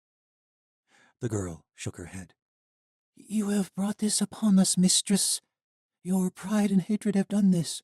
Kashi has gone to fetch the Watcher healers. We may still be able to save the scion." Zara trembled with rage. "You fool! He is lost, and if you taint him, he will be damned. Now stand and fight, as we were trained to face those who threaten our way of life." The girl did not move. Zara gritted her teeth and leapt at Tori, but she never reached her. The woman fell on her face, Ashi's Ilia-throwing blade protruding from the back of her skull, flesh and bone split open. She jerked on the ground, blood gushing from the wound, then went still. Ashi nodded to Tori with cold satisfaction. Tori rushed over to Malak, clutching the boy's hand. He was unconscious, though a quick check confirmed he was still breathing. But Zara's saber still protruded from his stomach. "Thankfully," said Enasha, "Zara was not foolish enough to remove the blade. There would have been no hope for him." Tori breathed a sigh of relief. She clasped the girl's shoulder. "You have done well. You may very well have saved your ruler's life." Enasha shook her head, glancing at her mistress's body. "Cleansers do not serve the scions. I betrayed my ruler." "You did the right thing." "Something changed in Zara. The moment you arrived, she became filled with hatred. I cannot explain it." "I think I may be able to," Ashi said, dropping to her knees beside them. Tori gripped the Ilia woman's hand. "I thought something went wrong. I was so worried about you. Where is Kale?" "Something did go wrong. Something did go wrong," Ashi said bitterly. "Kale drew that cleanser after him during the second court, but she never found him. We followed her out, but she reached one of the gardens and gave up her chase. We don't know where Kale is." "And Valeria?" Tori asked. "We captured the cleanser ourselves." You didn't," Enasha's voice carried off. "We left your sister alive," Vashti said. unconscious and with a large knot on her head, but well enough. You said you knew what was wrong with Zara, Anasha said. Ashi nodded, turning to Tori. I think Cyrus Morrow has infiltrated the cleansers. I think he influenced your mistress with some dark power. That is how that poison was planted in the garden. That is why the Scion did not trust them. But why would the Chancellor care about the cleansers? Tori asked. There was a loud spluttering, and all eyes turned to Malak. The boy's eyes did not open. His voice was barely a whisper. The cleansers are the only ones who know the way. Chapter 39. Kale felt like Shenza. His head throbbed, and though his memory was foggy, he was pretty sure he'd been struck over the head. His entire body ached, and his eyes opened into darkness. Am I blind? He could make out no forms, but this did not seem like the overwhelming darkness he had sensed in Kira's mind when she had lost her sight. But everything was dark and blurry. There was a foul smell on the air he could not quite place. He reached for his cerebro sense, but felt nothing. He sat on cold, hard ground, his hands chained behind his back. He was in no Malayan garden, he was certain of that much, which meant they had failed their mission. That damned cleanser had been too quick. Ashi, he croaked. It hurt even to speak. A soft glow appeared to his left, and a flash of shadow. No forms or shapes. The shadow hovered over him. Gods, what is wrong with my eyes? Kale squirmed against his bindings, but it was no use. What are you doing to me? He cried. Don't worry, your eyes will return to normal soon enough. That voice. He recognized that voice. His mind still ached, and he couldn't place it, but he knew it made no sense here. All the cleansers were female. What is going on? Where am I? You're in a holding cell, in an underground system used by the cleansers. What is wrong with my eyes? They have begun the cleansing process. Don't worry, I have no intention of letting them complete it. For either of us, brother. Ren? Kale was not sure whether to feel relief or fear. There was a rustling around the room, and though Kale could not see who they were, he knew they were among many prisoners. Ren, get me out of here. Where are Ashi and Valeria?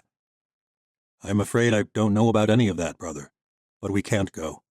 There are 10 of us here, all chained like you, magic suppressed by whatever concoction they used on us.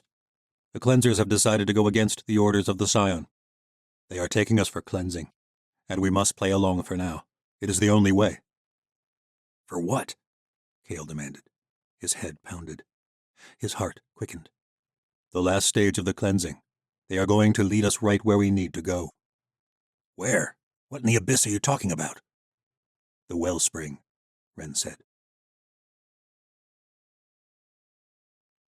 Part 10. Council of Worlds. First it was gods, then the aliens, then the Watcher orders. There was always some sense in the old world that there were forces outside our world manipulating the progression of fate. The truth may actually be simpler, and even more terrifying. From New Histories of the Old World. Chapter 40. Beyond the World Gate, they emerged in a haze and followed the golden nights to the crest of a small hill, where they caught their first breathtaking glimpse of the world of Synthra. Before them stretched a city built upon massive spires of rock, lit up brilliantly against an inky sky with thousands upon thousands of lights. Buildings were constructed upon ledges in the rock, painted in bright indigos and forest greens and the fires of sunset. Even at night, the colors were clear and vivid.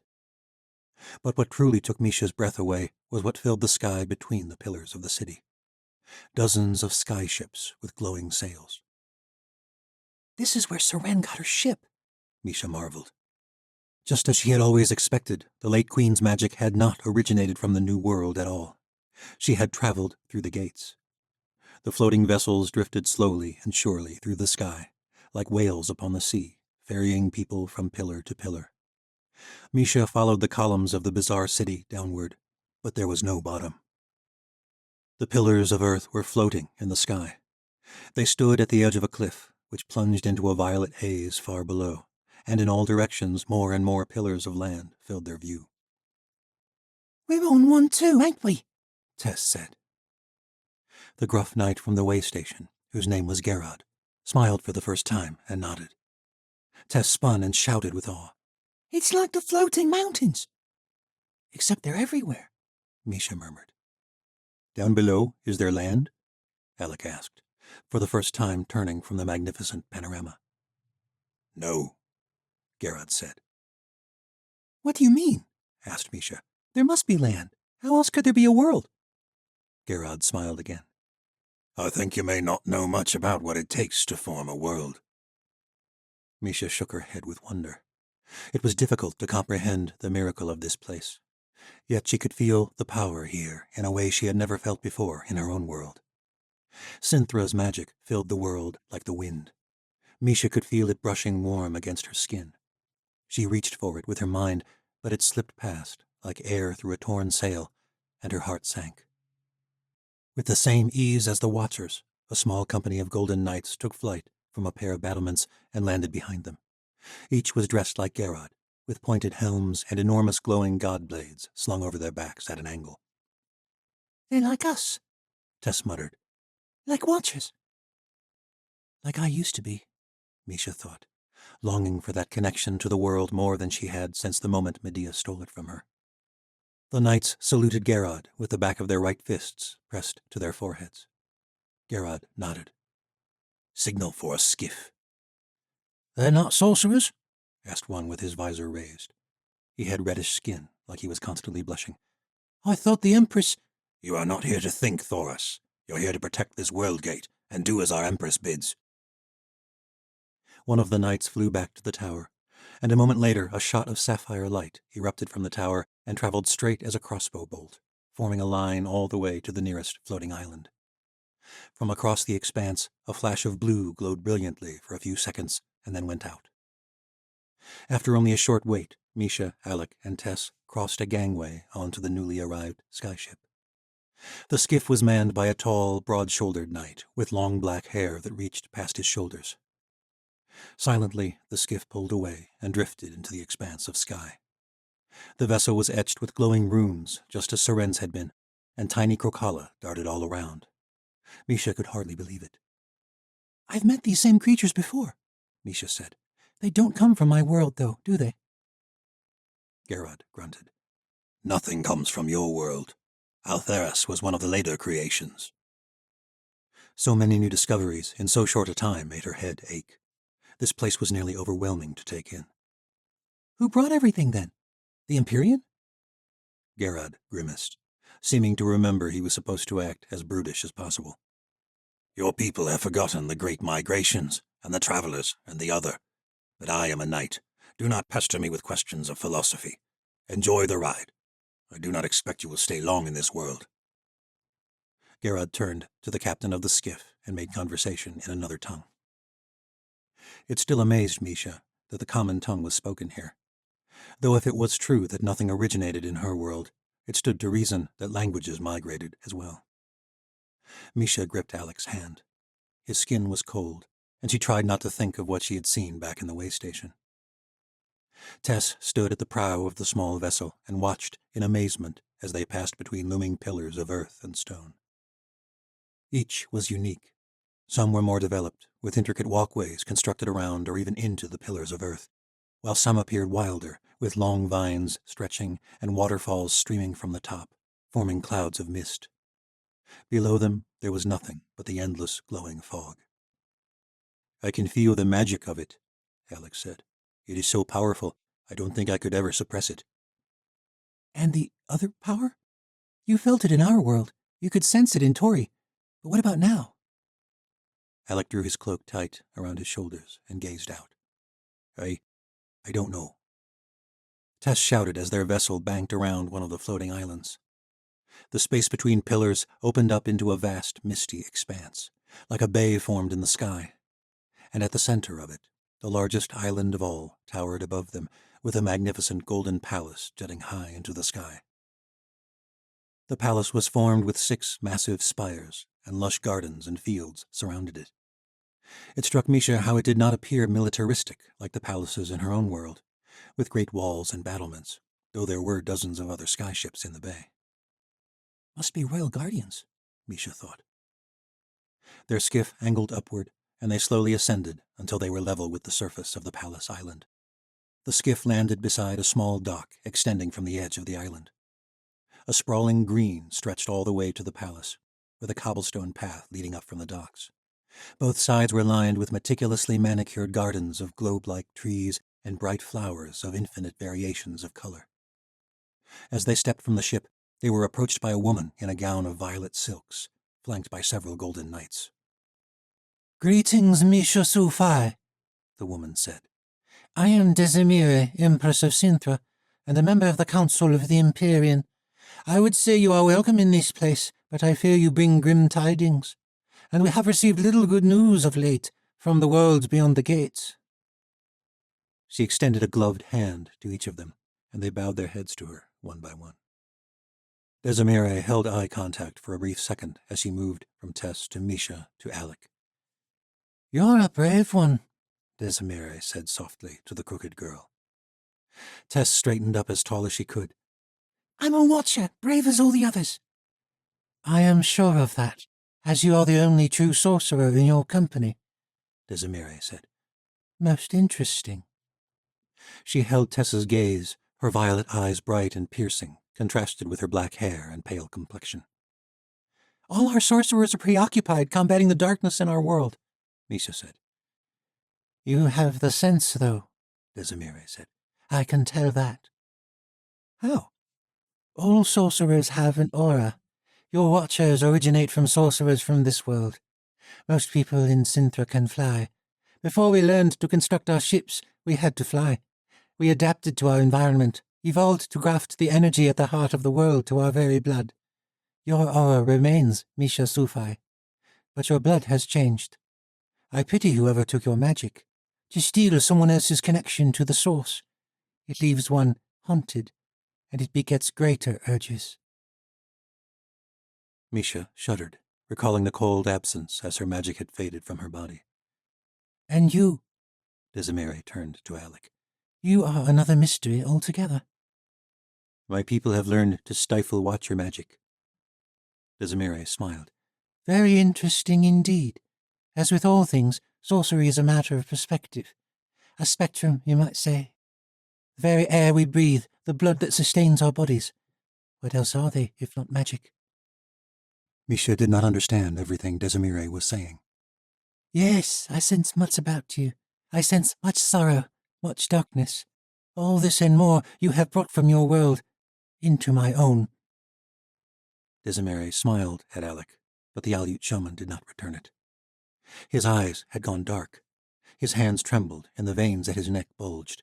He shrieked with a sound that sent shivers racing through Misha's core. Then Alec leapt at the Empress. Chapter 41. Alec never reached the Empress. He froze in the air mid-attack. He thrashed violently, and his face began to shift inhumanly, just as his arm had back in the way station. His skin churned as dark veins bulged at his neck, as though some sort of dark creature were crawling all through him. Misha cried out and rushed forward, but a pair of golden knights pulled her and Tess back, leaving Alec to face the Empress of Sintra. Desimire stood straight and still, but Misha knew it was her power that held Alec immobile in the air. He writhed against invisible bonds. Shrieks filled the air. "What are you doing to me?" Tears streaked down Alec's cheeks. "Did you think you could hide your secret from me, Alec Durbaruk?" Desimire demanded. "Did you think you could enter this world and we would not know?" What are you talking about?" he groaned. His voice was barely distinguishable. Misha hardly even recognized him. "Gods, I should have said something. I should have done something." Alec was infected, and she feared for his life. But the knights held her fast, and she had no magic to fight back with. "What's happening to me?" Alec cried, looking down at his distorted body with horror. It pained Misha to watch. Her stomach felt sick. "You ventured into the land of the abyss," Desimire said. "but you did not come back alone. You brought something with you, a poison." "I don't know what you're talking about," Alec shrieked. His head jerked back as though it were seized by an invisible noose. Desimire stepped slowly toward him, her violet eyes set firm with fierce determination. You are not welcome here, filth. The Empress was not talking to Alec at all, Misha realized, but to that dark energy coursing through him. The power of the other flows through me, Desimire said. The force of creation itself. Countless lives have been lost driving all chaos from this world, and I will die myself before I let you return to Synthra. Alec's skin was dark all over, as though a shadow were consuming his entire body. A light formed at Desimire's fingertips. No! Misha cried. But Desimire did not respond, and the knights gripped Misha's arms until they ached. Light exploded against Alec's chest like the fire of a cannon. He convulsed in the air. Another bolt collided, and he screamed with agony as his shadow clashed against the light, with a crackling of magical energy. Misha feared any moment all life would vanish from her friend's eyes. Another bolt, another explosion, and Alec went still. Slowly, Desimire's magic abated, and he lowered to the ground. Oh, gods! Misha cried. No, no, no! Alec slumped on the ground at the edge of the sky docks, his entire body limp. The knights released her, and Misha rushed forward and knelt on the ground beside him. Wait, Desimire said, stepping to her side. You are fortunate he has not infected you already. Is he? Misha could not bring herself to say the words. Alec's shirt hung in singed tatters, and Misha saw no signs of the darkened veins on his skin. But she saw no other signs of life either. His chest did not stir. Desimire knelt to examine Alec more closely. Tess gripped Misha's hand from behind, pulling her close. Misha prayed to the Unknown One. She prayed to Anora and Shalom of the North. But she knew it was useless. The gods weren't real, and they could not save Alec. I should have said something, Misha said, tears blurring her vision. Back at the way station. We shouldn't have brought him here. If you had not brought him here, Desimire said, he would have become like one of those poor creatures in the way station. Now be still. Desimire looked Alec's body up and down, then reached for his hand. A soft glow emerged from her fingertips and enveloped Alec's body. She knelt over his chest, placing her palm over his heart for a moment. Then she leaned over his head, parted his lips, and breathed into his mouth a glowing silver breath. Alec jerked forward and coughed violently, eyes wide with fright. His gaze settled on Desimire. Misha feared he would attack the Empress again. But Tess gripped her hand. Let her handle this. Desimire smiled, and Alec calmed, though his chest heaved with desperate breaths. What happened to me? He asked, glancing around as though he did not know where he was. Desimire looked him over slowly, then stepped back. A battle was just fought inside you, Alec Dulbaruk. You are fortunate to have survived. Tess and Misha pulled him into a hug. Gods, I thought you were lost, Misha murmured. I think I was, he said. Do you know what that was? Desimire asked. Alec nodded. The power of the abyss. From the way station? Misha asked. No, it came back with me from the abyss, didn't it? Alec turned to the Empress. Chaos, Desimire said. That is what we call that power. The violent force behind not just the abyss, but all the other verse. It was present in all worlds when they were created. Here, after much toil and sacrifice, our ancestors managed to cast it out. In the abyss you saw a world that was given over to chaos. You could say it is the opposite of Synthra. I came close to death in the abyss when I encountered that power. But Tori saved me. She saved the others too. Desimire's face creased with a deep frown. You can see how well she saved you. No one wields that power, though they may have the illusion of doing so. It is a sickness that slowly consumes its host. If I had not freed you, you would have lost anything you might call yourself, just like the poor souls in the way station. What did you do exactly? Alec asked. His face was flushed, and despite having just returned from the brink of death, he looked more alive than Misha had seen him in days, even before they had first crossed out of their world. Desimire paused before answering. The people your world call Watchers bear a connection to the heart of creation in their blood. The power of chaos sought to form a similar connection with you. And if it had succeeded? Alec asked. You would have grown in power, but your soul would have become subservient to something else. When we were in the abyss, Alec said, we were overwhelmed by a cloud of shadow, and we saw memories of the fall of that world. There's a god left in that world, isn't there? Desimire shook her head. The abyss is a mystery, even to the Empyrean. Our histories hold that world as a cautionary example of what happens when the force of chaos takes hold. It is a dark magic that entices and deceives, as the other guides and invites. The refugees in the way station, said Alec. Why can't you help them? They are farther gone than you were, exposed to chaos for years before they decided to flee as the last of their world was consumed. And our world? Tess asked. Desimire grimaced. Long ago, the gates to the world of the abyss were destroyed.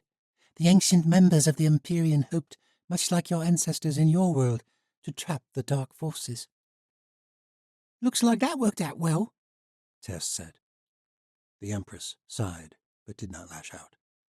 Whether you like it or not, the ancient council was wise to cut off the abyss from the rest of the world, and we would be wise to learn from what happened in that world, and in others that have fallen. But our world is not lost, Misha said. Your ancestors fought this darkness before. They subdued chaos here in Cinthra. That's why this world feels different, said Tess. Magic is stronger here. Desimire nodded. That was long ago, and the days of the Empyrean interceding in the affairs of falling worlds have passed. There is hope for our world, said Alec. It can still be changed, and there are many others who are of the same mind. The Empress smiled. I pray this is so, but the tales you tell of the abyss lead me to fear it may be too late. Did you say it was too late when Seren Latal came here? Misha asked. Desimire's brows rose. How did you... We are not the first travelers from Eltheris to speak with you, Misha said. No, you are not. I take it from the way you speak of her that Seren is dead. Misha nodded. I am afraid so. Desimire glanced away from Misha, signaling she did not wish to speak more of it. As I said, the decision is not mine to make. Tomorrow evening, you will present your arguments to the Empyrean. They will decide the fate of your world. Near the edge of what Misha could only describe as a spatial shore, an enormous globe of stone was constructed upon one of the floating land masses. It lay at the edge of a cluster of islands, which seemed to form a vast Cinthran city, or perhaps a continent. No waves lapped upon a sandy beach, but here the islands came to an end, and nothing but the violet mists remained, stretching to the horizon. Misha was well familiar with the rhythms of the sea, and something about this place gave her the same impression. We are in motion, Misha said. All these islands are. Desimire nodded as they stepped onto the gangway stretching over the sea of mists below. I am impressed you noticed. It is very subtle, very slow. Misha reached the other side of the gangway and looked back. There is a faint wake from these islands in the mists. The ship had a similar effect, only more noticeable. All the islands orbit around the heart of our world, Desimire said. If we were to fall, Alec said, glancing down as he reached the middle of the gangway, what would happen?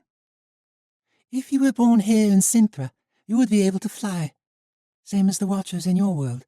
If you were to fall now, one of our knights would catch you, but if you were alone, I expect you would meet the heart of our world. And what then? Misha realized where Alec was going with his question. Desimire frowned. You would either be consumed by that power, or if you were worthy, it would change you forever. The knights led the way along a cobbled path, winding up the hill. Several other skyships arrived at sky docks, scattered around the narrow island, and dozens of people ascended the hill to the globe of stone. The heart of your world, said Misha. You mean the other? A heart is the source of all life in the body, as is the heart of a world. It is not the other, any more than your heart is your blood. It is a channel. A divine mystery. Desimire said. Your world once contained power beyond the other, Alex said. How did you eradicate the dark power? Creation and chaos are the primary forces of the universe. At first all things are a mixture of both. In fact, I would venture to say that nothing would exist without chaos. But in time, we must choose, and our world chose to complete its creation. But how? Alec asked. According to our histories, there was a great war. How exactly might one fight chaos? Desimire smiled and shook her head. Young shaman, you ask questions as deep as the mysteries of the universe. My world is much more ancient than yours, and even we were not the first. How old is your world? Misha asked. That is like asking how old one of these godswood trees are. Desimire gestured at two enormous trees that flanked the globe of stone. They were larger than any tree Misha had ever seen in her world. Their trunks were thicker than a guard tower, and they rose hundreds of feet into the air. Their trunks were the soft blue of a glacier, and their leaves were pale as Desimire's skin. There are ways to tell in our world, said Alec. And to do so, one would have to destroy the tree itself. Some things are best left as mysteries. Desimire paused at the base of a small set of steps and gazed back. From the pinnacle of the hill, they could see across the floating city, extending beyond the scope of Misha's vision. In the other direction, clouds hovered at the horizon, allowing them to see the faint outline of the sun without hurting their eyes. To her amazement, Misha found that the sun was not one at all. You have two suns? Misha asked. Desimire smiled. Two bodies orbiting one another so closely, most of the time we can't see them. But though our eyes may deceive us, they dance on nonetheless. The suns dipped below the horizon, and the clouds lit up with a radiance of oranges and yellows. As the other council members entered the globe of stone, few so much as glanced back, but Misha could not help but pause and marvel at the splendor of this place. Sometimes we are more connected than we realize, Desimire said. And the fate of one may affect the fate of all. That's why you welcome Seren, Misha said. Desimire nodded.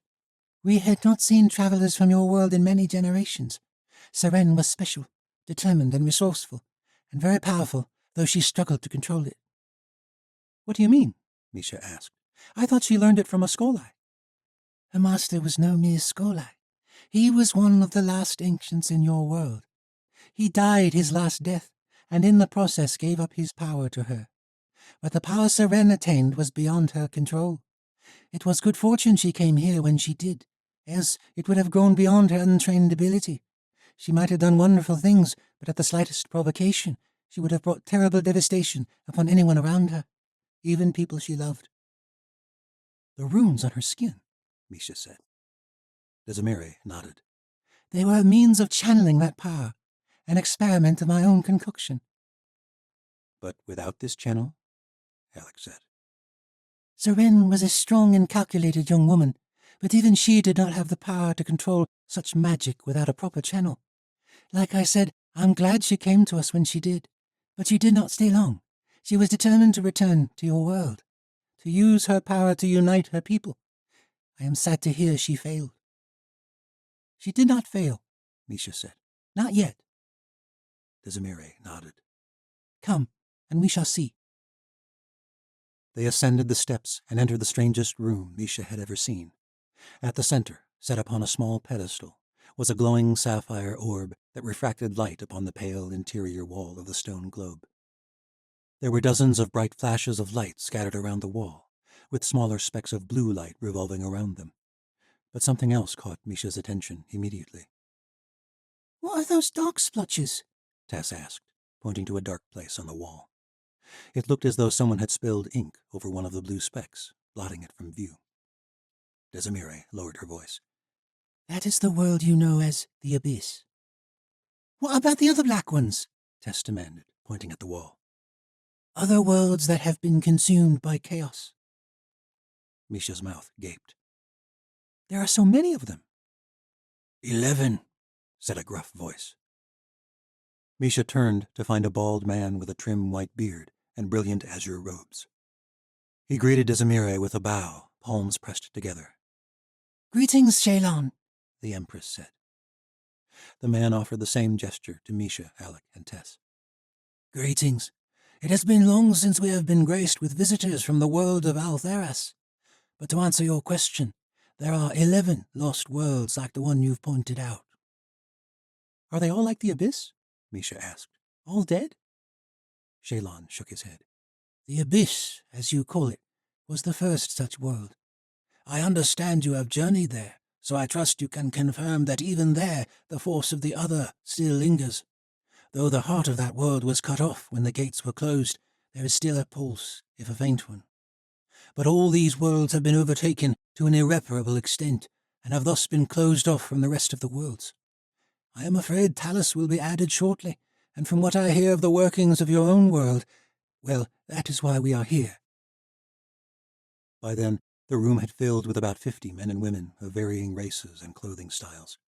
Most of the members were advanced in age and dressed in fine robes. The room was encircled with seats looking down upon the assembly floor, where the glowing orb was set. Shalon ascended a small set of steps and took his seat, and Desimere took hers beside him. Misha, Alec, and Tess stood alone beside the steps. Misha nudged Tess. Listen close. We need to know who might be sympathetic to our cause. But Tess shook her head. I've been listening to them since we got off the ship. They all sound like Shalon. They all want to cut off our world. Chapter 42. Once all members had gathered and taken their seats, Shalon rose and addressed them. Welcome, friends from the worlds of the Otherverse. There is much to discuss, and I fear grave decisions to be made. More worlds are being consumed by chaos. For some time we have observed such events from afar. It has been some time since this council has engaged with worlds beyond those represented here, but we are pleased to welcome Alec, Misha, and Tesla from the world of Altheras, and I believe they may shed light on what we have been observing with the spread of chaos. What do they have to show that the other has not already shown us? The speaker was a tall man, his hair snow-white, his skin a dark shade of brown. When he mentioned the other, he gestured to the orb. It must be something like the Godstones, Misha thought. Some sort of channel. Shalon smiled enduringly. They have journeyed to the Abyss itself. There was a flurry of murmurs around the room. Impossible, said a woman with pale skin and bright red hair. All the gates to that world were destroyed. Alex stepped forward into the open space surrounding the orb. We arrived by the aid of whites. Shalon nodded. Of course. There is a man from our world, Alex said, a vile ruler who was overthrown for his malice. For some time now he has been journeying to the abyss with the aid of whites. He has been dabbling in dark, ancient sorcery. All eyes in the room were fixed on Alec. But I believe there is something far worse, something he has awakened, or given himself over to. I don't quite know how to explain it. We encountered something in the abyss, a cloud of shadow thrumming with crimson energy. It engulfed our entire company, and we all shared a vision of that world as it crumbled. We believe those memories came from some god of that world. Alec paused. The council members turned to one another in their seats and murmured with fervor. Unthinkable! Shavash and all her followers were vanquished. All inhabitants were cast out or killed. Misha stepped forward, and the room quieted. Did you speak of Shavash? A woman with tightly pinned black hair nodded. I am surprised you have heard of her. In our world she is known by the same name, Misha said. The guardian of the abyss, the Night Mother. Shalon stroked his chin. That is most interesting indeed that such a name should last so long in a world that would have been so primitive when she reigned. Is it true that the abyss was the first world? Misha asked.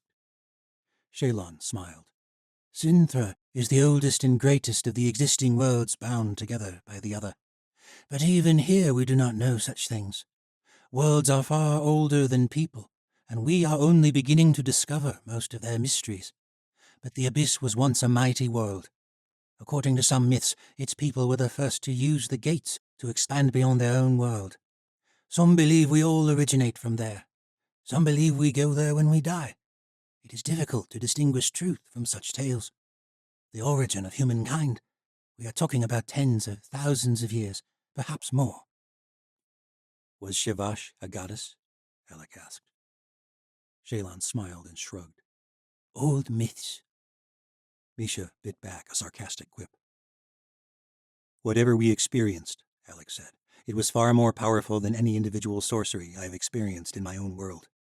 And whatever the source, a man in our world has learned to wield it, and it has entered our world. What do you mean? Asked the man with dark skin and white hair. Alec glanced at Desimire, who nodded.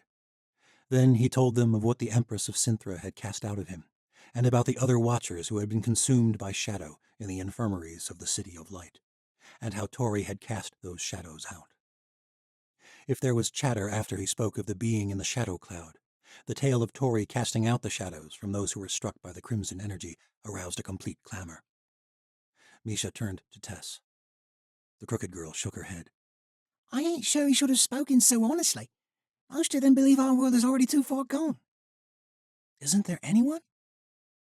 Tess glanced back at Desimire, then subtly gestured to her right, where the woman who had first mentioned Shavash sat. Only two? Misha asked. What about Shalon?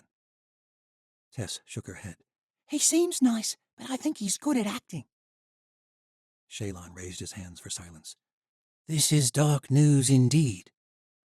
Alec nodded to them. Our world has grown dark, yes, but we are on the brink of great light. Old ways are changing. Cruel rulers are being overthrown.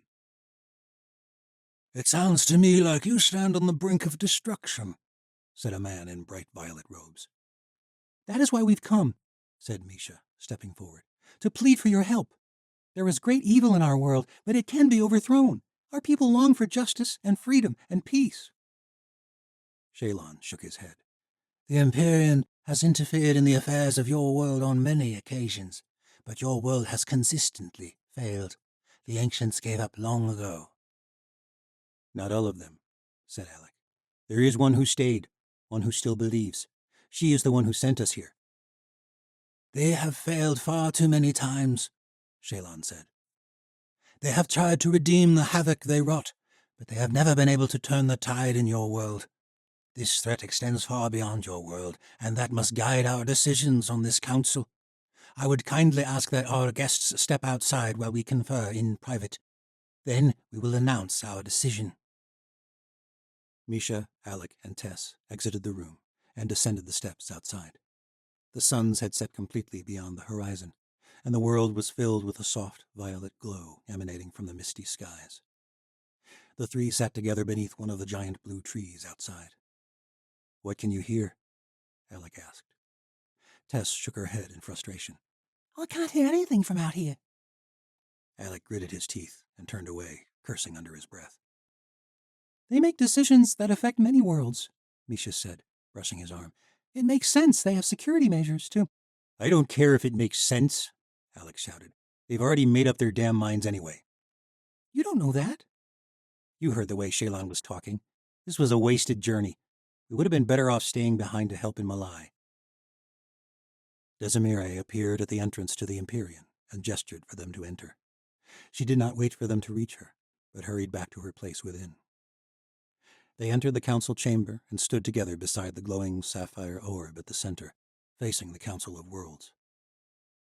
We are ready to vote, Shalon said, but I will offer you the floor one last time. Alec huffed. You convened for all of 2 minutes. You knew your decision before we even came here. Shalon glanced at Misha, but she did not know what more she could possibly say. She looked at Desimire, and though the Empress's eyes betrayed the hopelessness of the situation, she smiled at Misha. Desimire stood and addressed the council. Many of you are ready to vote to abandon the world of Altheras once and for all. It is true that world has been in decline for many centuries. For a time they chose a strange but perhaps wise path and left the ways of magic behind entirely. And it was for this reason, as well as our own failures, that the Empyrean pulled away from that world. I grew up studying these histories and believing this was right for us to do. Until the young sorceress Seren arrived. She had grown up in a world without magic, a world without a connection to the other, and she was desperate to learn, to help her people, to change their fates. And her world now stands on the brink of salvation and utter desolation. Look around. Desimire gestured to the wall of glowing stars and worlds. So many have fallen. To some of you, these are merely dark stains on a beautiful canvas, but they are filled with people like Seren, like these three. I have seen the love they share for their world and their peoples. I motion that the Empyrean intervene one last time. The man with white hair stood. We have been down this path before, countless times. We are talking about a cursed world on the verge of being overwhelmed by chaos. And not for the first time. No amount of effort has changed the trajectory of the world of Altharas. Meanwhile, Talos has been overtaken by the power of the Abyss, and we have dragged our feet for too long in making a decision. I motion that we intervene and destroy the way station that leads to the fallen worlds of Talos and Altharas, and prevent further spread of this dark power. The members of the Empyrean stood. But to everyone's surprise, including Misha's, Tess stepped forward.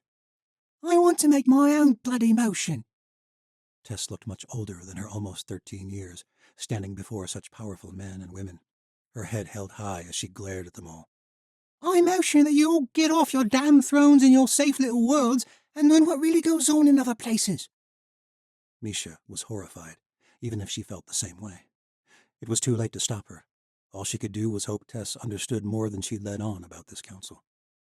You don't know what it's like to have your home destroyed, Tess said. To lose people you love to war. You sit up here, safe from darkness and killing, and you think you have the right to decide the fate of my world? Shalon opened his mouth to speak. Oh, you shut up, Tess cried. You're the worst one here. I heard what you were saying to the others before you came up to us, acting all nice. You made up your mind before we got here, and convinced half these people to do the same. Many of the council members' mouths gaped, but Misha noticed several smirks at Tess's brashness. Tess squared her shoulders and spun around, pointing her finger at the council members. You think you can just say when it's okay to give up on people? Do you have any idea what that means for them? Thousands of people, millions maybe, all of them will die. Shalon glared. Thousands of people die every day, even in peaceful worlds. Don't be dramatic. You are dramatic? Tess asked. Try losing your papa at 11 years old because some bastard let monsters back into your world. Try losing your mum a few weeks later. Try watching a bunch of stupid adults ruin your world. There's good people left. Most of them are. Our only problem is all the powerful ones are arseholes. After meeting all of you, it seems like that must be some law in all worlds. This stirred actual gasps and a few muffled laughs. Shalon crossed his arms. Your unbridled tongue is not appreciated, young lady. But there is truth in what you speak. Yes, most people are good, and yet the other verse is still full of assholes. He cracked the hint of a smile. Though perhaps it would benefit you not to insult the very people you need to convince. Tess squirmed under the man's gaze, but she did not back down. Give us a chance to save our world. You used to help it. There's a reason we stopped interfering in the future of worlds we did not truly understand. Well, we do understand our world, Tess said, and we know it can be saved from this chaos stuff. Help us. Please. You're asking me to order good soldiers to sacrifice their lives for people they don't even know. I'm asking all of you to fight for what's right, Tess said. Isn't that what this Empyrean is for? It sounds to me like you've been running from this chaos, and world after world is dying. I think it's about damn time you fought back. A pregnant silence hovered in the room. Then Shalon raised his hands. We have 3 motions. Let the voices of all worlds be heard. Misha, Alec, and Tess were thrumming with joy and anticipation as they sailed on Desimire's skyship toward the World Gate at the edge of the floating islands of Sintra, a host of ships at their backs. In a matter of days, the worlds had assembled armies, including a company of sorcerers and golden knights.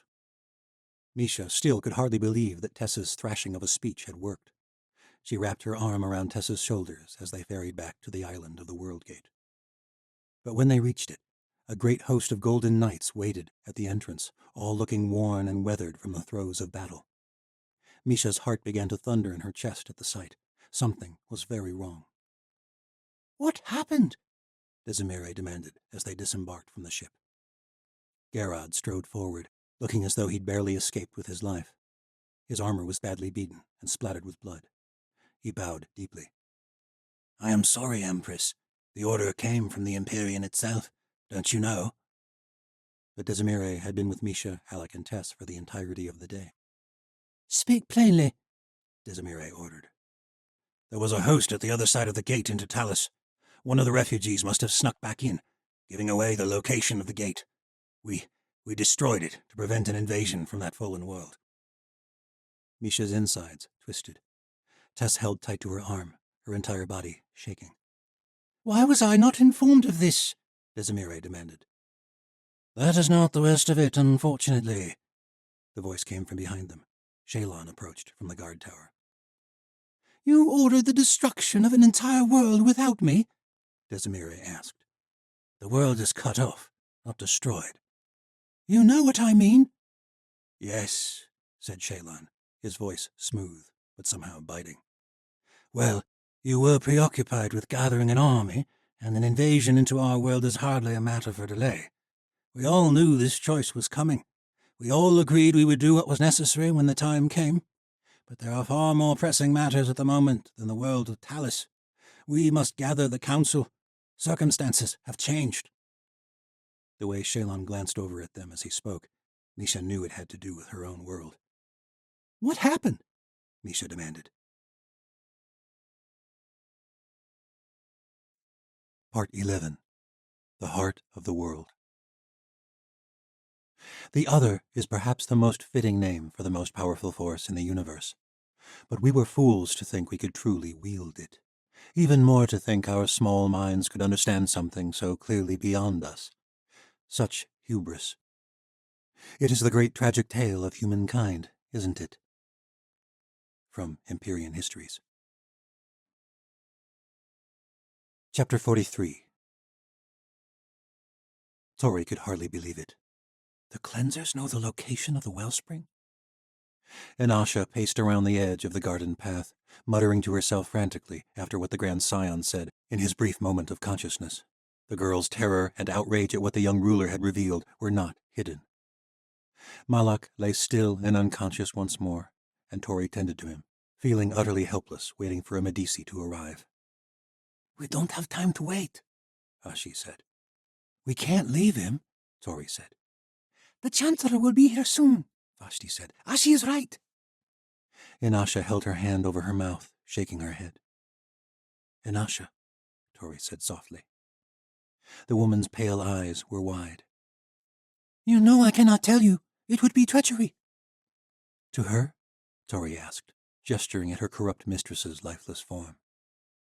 Inasha glanced over, and a tear streaked down her cheek. They have Kale, Ashi said. Inasha shook her head vigorously. I cannot speak to you any longer. I have already betrayed my mistress, and now she is dead. Ashi's hand hovered at her blade, but Tori motioned for her to hold back. She bit back her own frustration. Your mistress was deceived by someone who seeks to take that power for himself. The Chancellor has already infiltrated your ranks and is probably heading there now. We are here to stop him, to protect the wellspring, but you have to help us. Inasha trembled, but she did not pull away when Tori gently took her hand. After all this, Inasha gestured to the bodies strewn across the garden of the ancestors. I fear you are right about my order. There was another watcher we took prisoner the night you arrived, a morph. Tori cursed and glanced at Ashi. The hunt I saw, the Ilia woman said, gritting her teeth with anger. The Chancellor, Tori said. Gods, he's probably let himself be caught, Vashti said. He's been setting us up. Inasha nodded. I expect you are right. There were others captured tonight. We were not only sent here for you, gallows girl, or your missing friend. Ereyeva, Vashti muttered. They're gathering us up. What are the cleansers doing with them? Tori asked, fearing the answer. Tonight is the night we are taking the prisoners to be cleansed. What does that mean? She asked. They're going to the wellspring, Tori said. Now. Watchers arrived in the Garden of the Ancestors with a sudden flurry of voices. Sara Elra and her Medici pushed the others aside and began tending to the Grand Scion's wounds, taking great care as Sara removed the saber from the boy's stomach, while two others focused their magic to prevent too much blood loss. As the blade came free, Malak jerked forward violently, eyes moving around frantically. He held Tori's gaze. What are you still doing here? Go! Malak passed out. There was a great commotion as a company from the Silver Palace arrived, and the matron rushed to her son's side. There were no cleansers in her company, only a handful of palace servants. Carefully selected, Tori guessed. The matron cradled her son's head as the Medici finished their work. The boy remained unconscious as the Medici loaded him onto a stretcher. The matron turned to Tori as the other servants began dealing with the bodies in the gardens. The idea of such power being used on my son. I always thought it would be better to let nature take its course, until the opportunity came for me to choose, and I did not question it. There was no doubt I would allow anything to keep him alive. I must thank you, Gallows Girl. Your cleansers have turned against him, Tori said, but there are some who remained loyal to the Scion. Inasha and... where is the other? Tori glanced around, realizing for the first time that the woman had not returned with the others. Where is Kashi? Inasha asked. Lirge darted over. The cleanser is remaining with Isla and Medea. The queen is wanting to hear more about what is going on with the orders of the cleansers. And Ren? Tori asked. Where is he? Lirge shook his head. I am not seeing him there. Finished preparing Malak's stretcher, Sara answered in a low voice. Ren did not come to Medea's estate, to my knowledge. Tori cursed, fearing for Ren as well as Kale. Who else was taken? And that is not all, Sara said. The woman looked worn, as though she had hardly slept. Several watchers did not return from the second court, my husband among them. The cleansers, Tori said. She turned to Vashti. Gather whatever watchers you can find. We'll meet at Medea's estate, then we are going to find the wellspring. Daja rushed to greet them at the doors to Medea's estate. Asa was already there, along with Skaya and a few of the watchers. Where is Medea? Tori asked. Daja looked confused.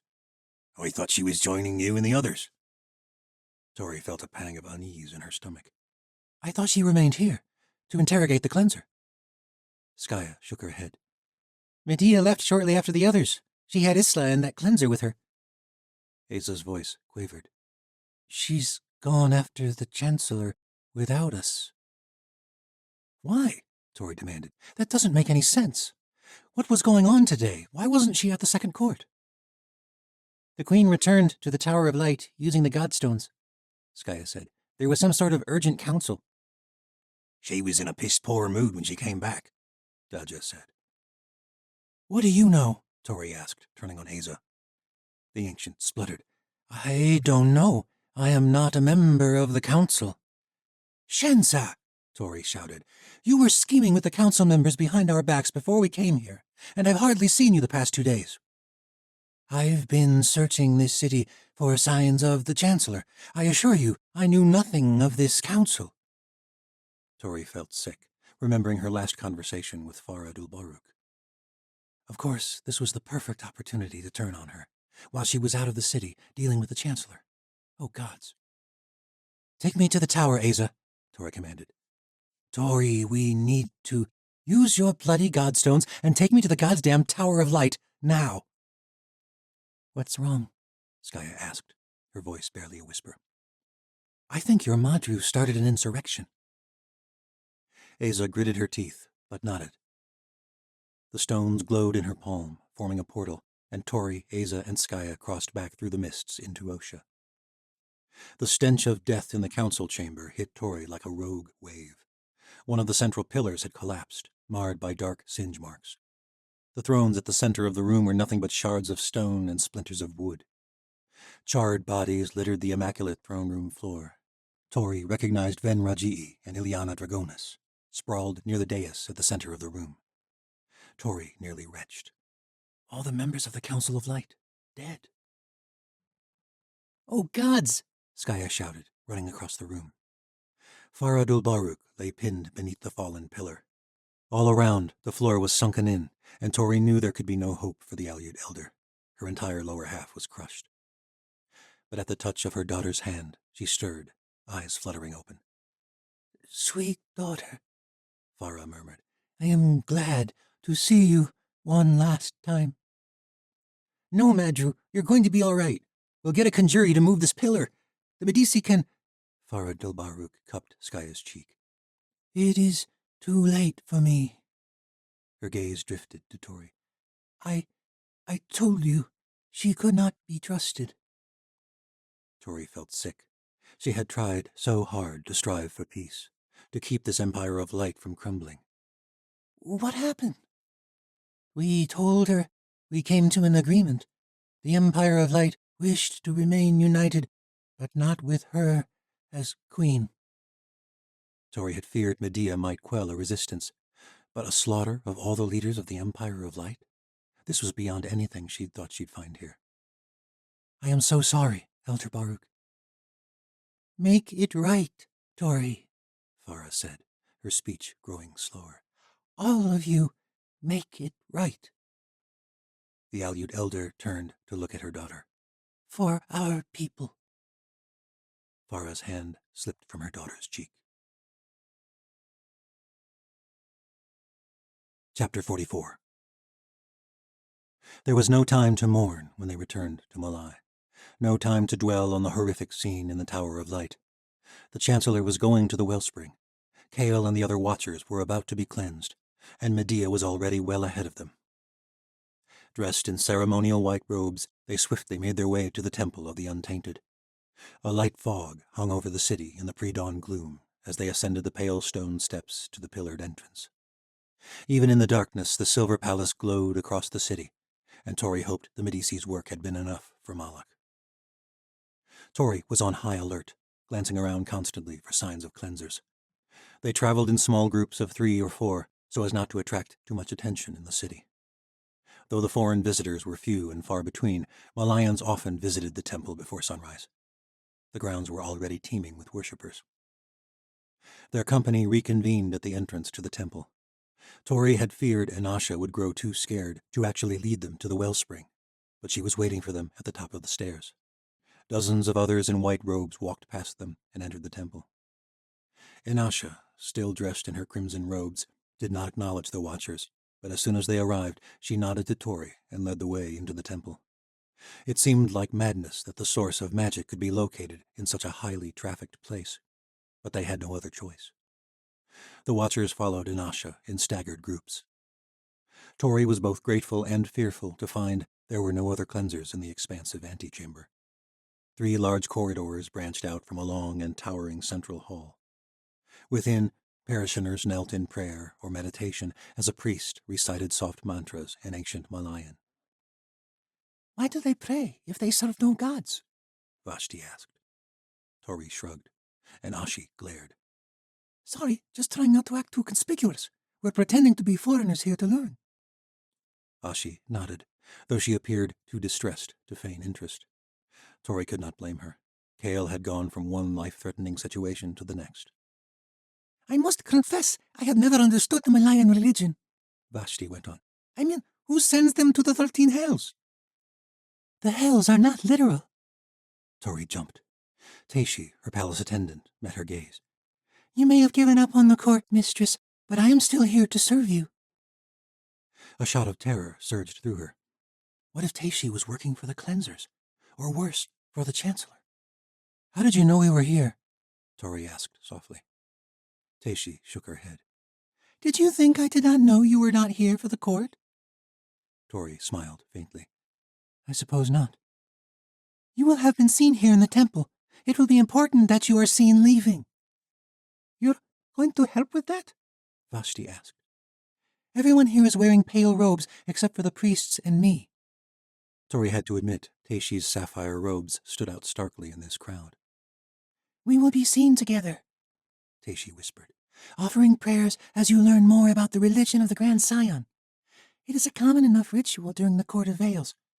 And when a white-robed Yanavi woman is seen leaving with me again, it may buy you time should the cleansers become suspicious. And which Yanavi woman will be seen returning with you? Tori asked.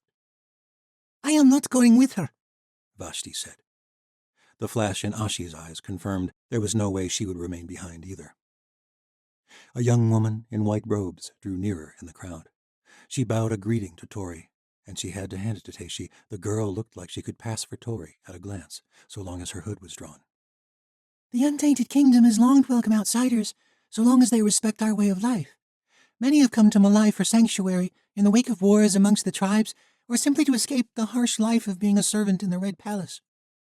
There have been Yanavi maidens serving in Cerulean City for many generations.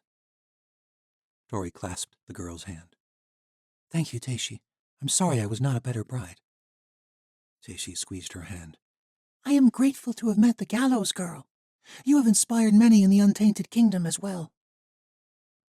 Inasha the cleanser moved beyond the hall, and Tori passed through a chamber containing innumerable paintings and relics upon the walls. Many parishioners paused to admire them or bow their heads in reverence, though their significance was not immediately clear to Tori.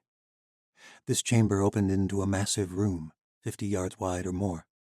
On the outskirts there were small gardens and shrines, but everything focused around a gaping hole in the center of the room. Tori paused to take in the chasm.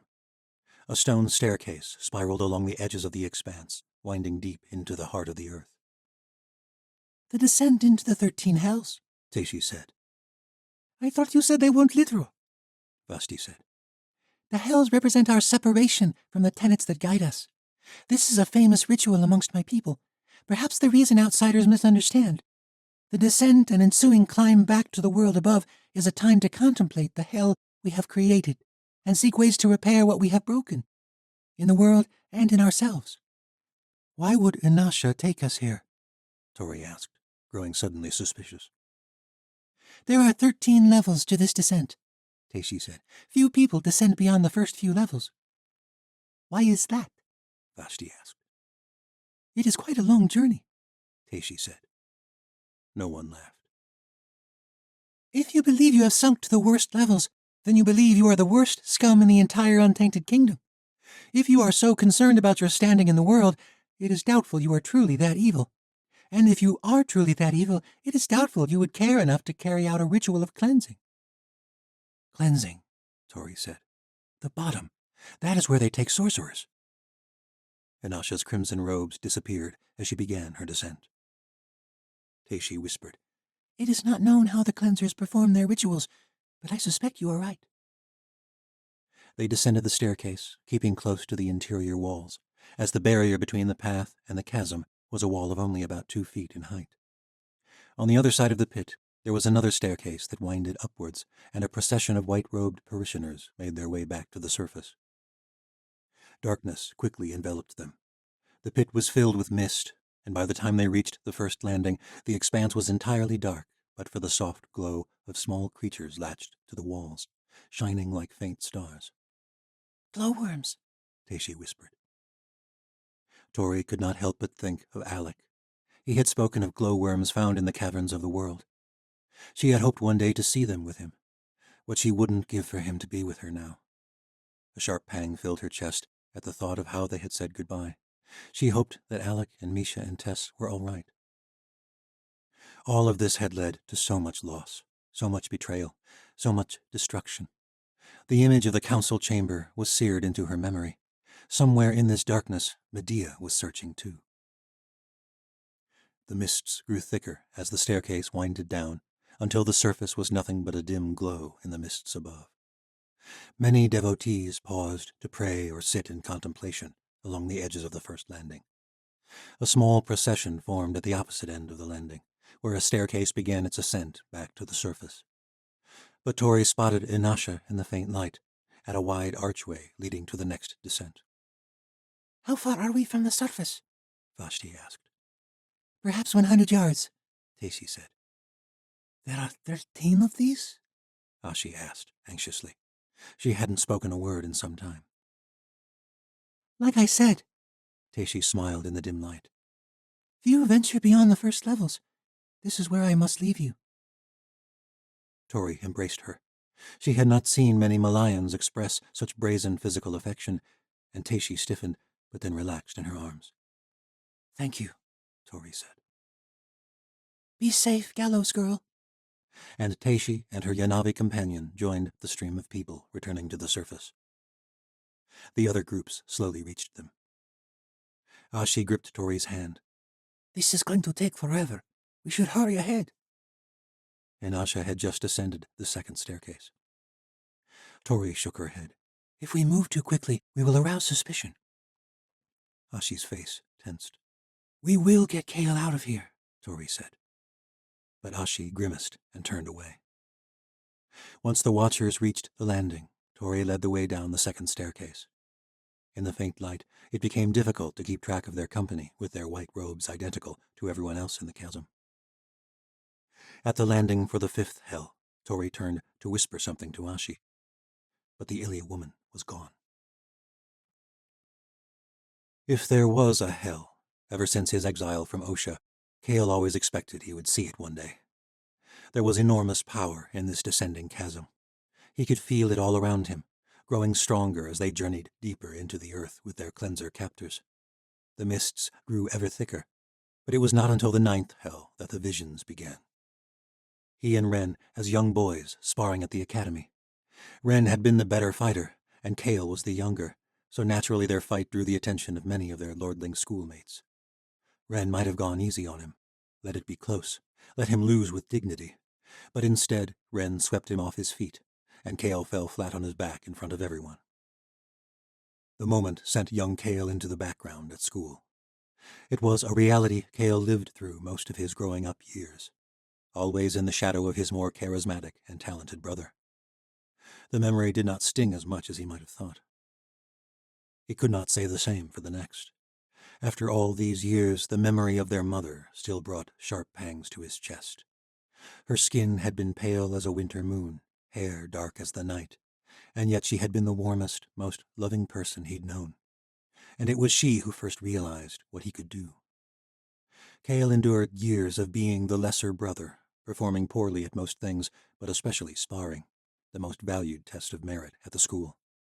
In fact, Kale lost every sparring match he ever fought, until he was 13.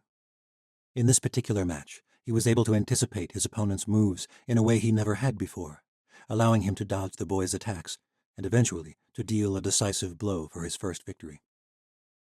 Lillian and Ovier explained privately what had really happened in the fight. He was a watcher, and his mother and brother possessed gifts as well.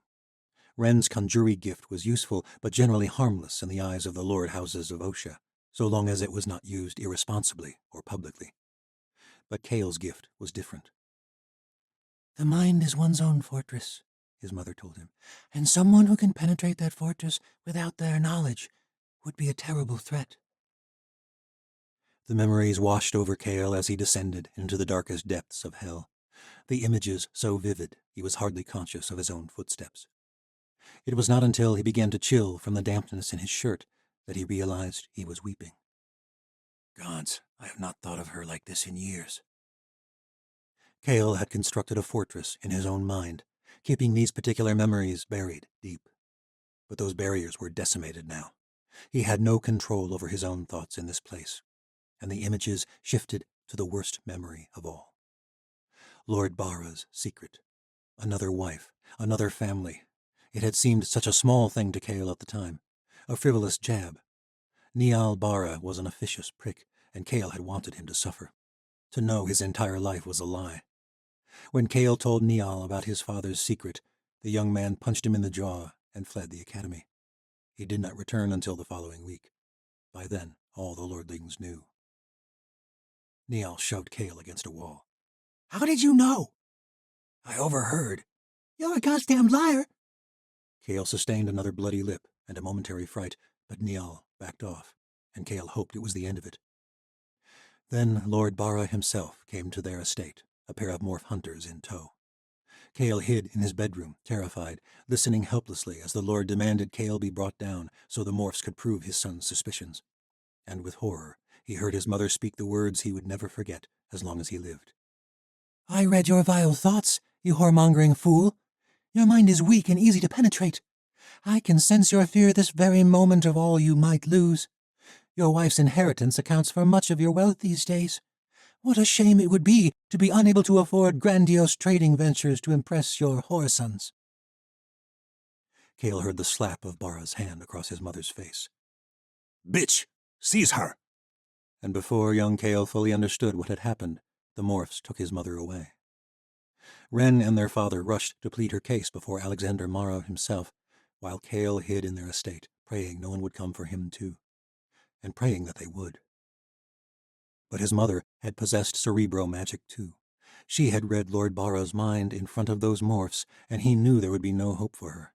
Bara was too cruel, too powerful. When Ren returned, he told Cale what their mother had said. "Run!"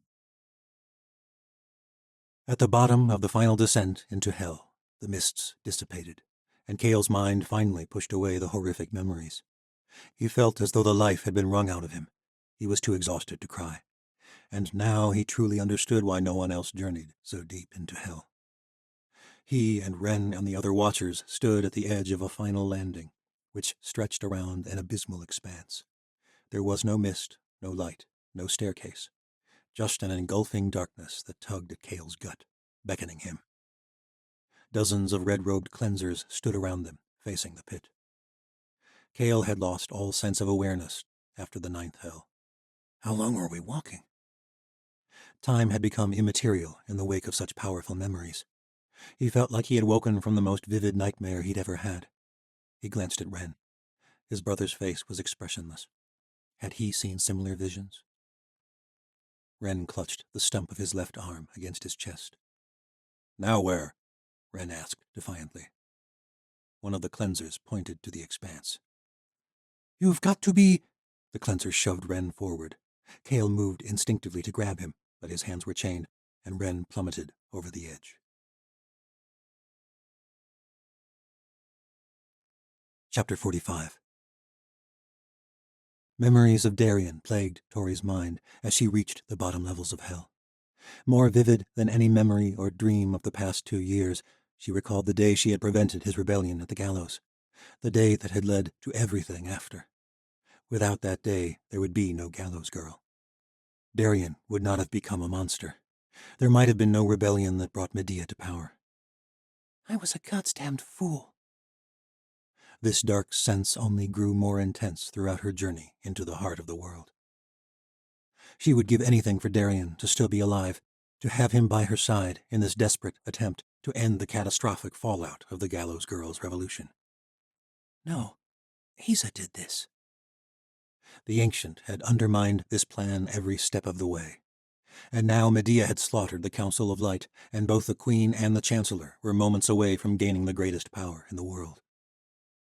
Despair clutched its long fingers around her throat, and with each breath and every step forward, she felt weaker and weaker. Or perhaps it was only the effects of the mists in this god-forsaken pit. Their company reached the final landing and slowly regained clarity. Faces were streaked with tears and drawn with fright. Vashti had gripped Tori's hand the entire journey, though Tori didn't even notice until she withdrew her hand to find it numb. "I saw Sala," Vashti whispered. "In the abyss?" Tori asked. Vashti shook her head. "I have already relived that horror countless times. No, it was our time on the steppe during the winter, all the time we spent together, after years apart, and instead of reveling in it, I was consumed with revenge. Even that last night I hardly spoke with him. I was so angry, because I thought he'd given up. If I had known those were the last hours I would have with him." Tori squeezed her sister's hand. "Sala loved you, Vashti, and he knew you loved him. The rest is Shenza." The others reached the bottom, and once she was certain no intruders were in their party, Inasha acknowledged them for the first time. The cleansers stood at the edge of one final pit, which had no staircase winding round its edge. "The way is often where you least expect." Gasps filled the chamber as Inasha stepped into the chasm. Tori peered over the edge to find one of the strangest sights she'd ever witnessed. The very gravity tugging at Inasha's body seemed to have shifted. Rather than pulling her downward, it pulled her toward the side of the pit, forming a mind-boggling path down into the heart of the world. Inasha beckoned them forward. Hurry! The others are farther ahead than I hoped. As they descended into the pit, Kale soon forgot they were walking downward. The forces of the earth worked differently here, or perhaps did not apply at all.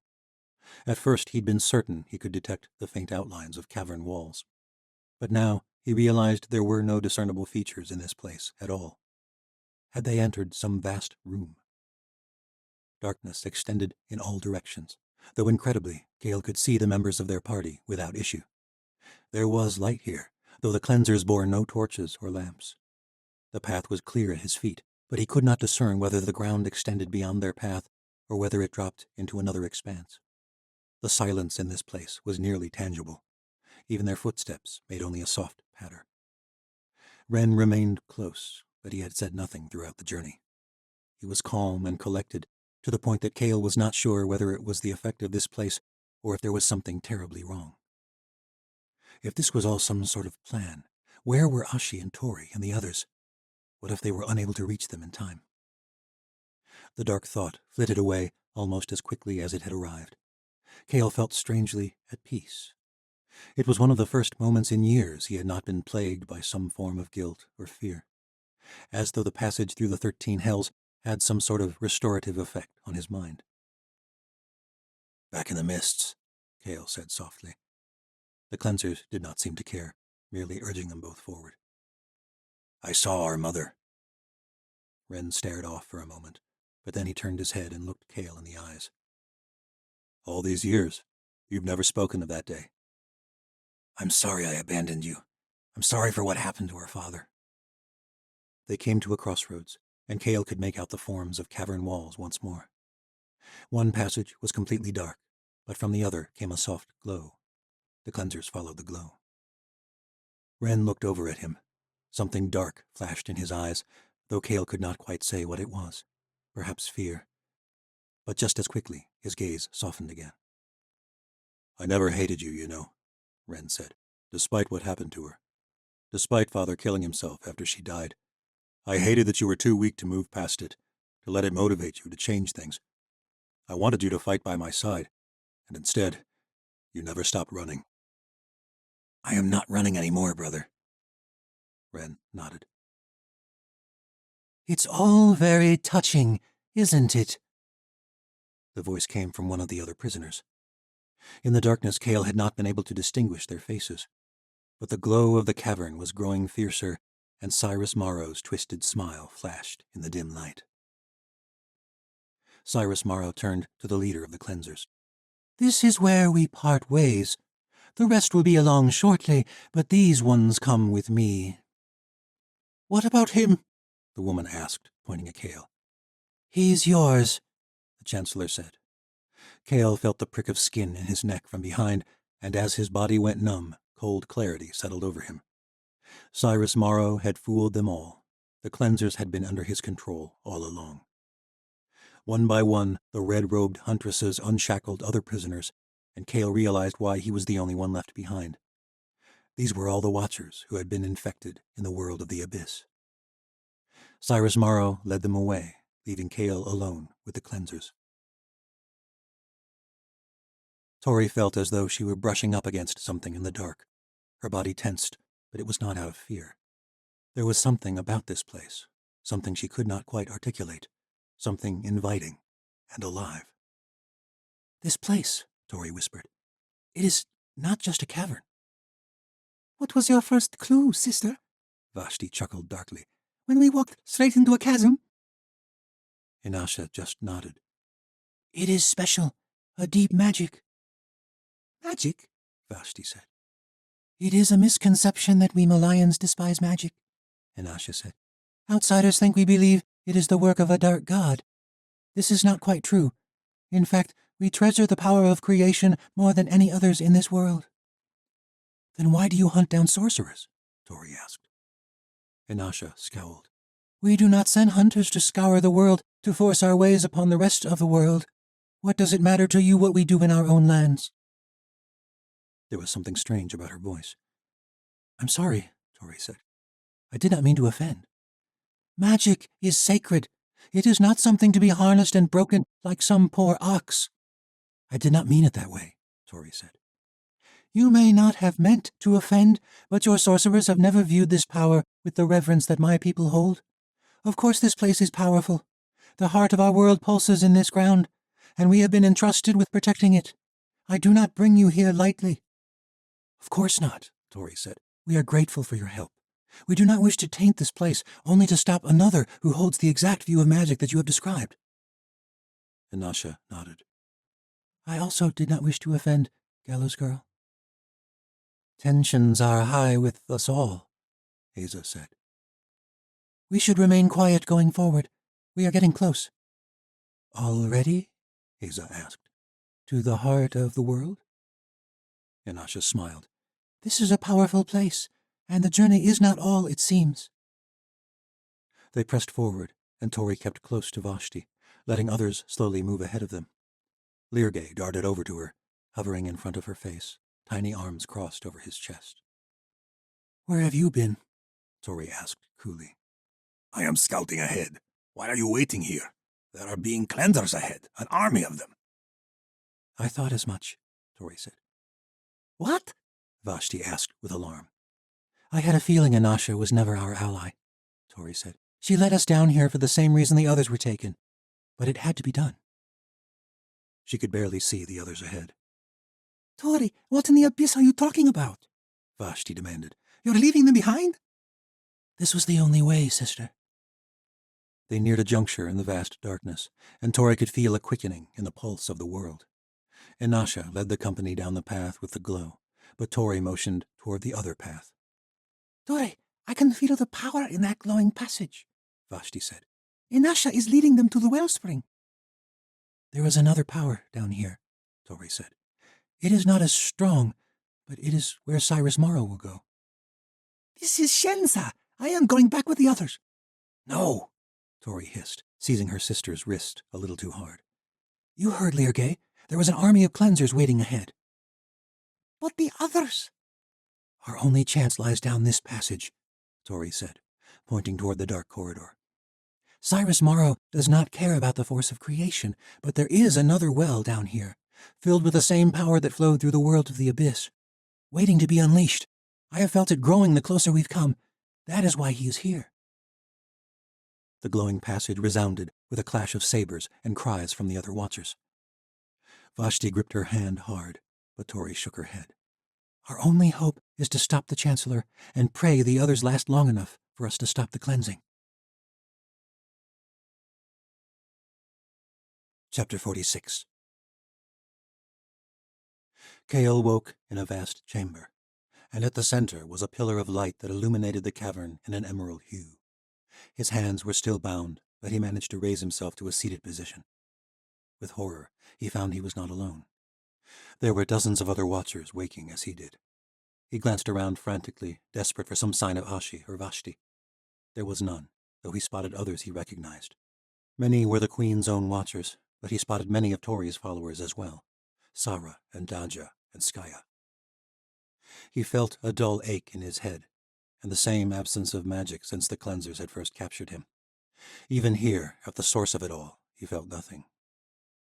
They were surrounded by hundreds of crimson robes, an army of cleansers, each brandishing a long silver scimitar. None of the prisoners dared resist. None of them could. They had been gathered together, herded to the heart of the world, and Kael knew exactly what they intended. "What have you done?" cried a familiar voice. Medea Lorzar rose to her knees, casting about frantically for something on the ground. There was a rush of murmurings amongst the watchers at her voice, murmurs of outrage. Kael quickly surmised that something terrible had happened back in the City of Light. Many of these watchers had turned against her. The Grand Matron stood upon a stone.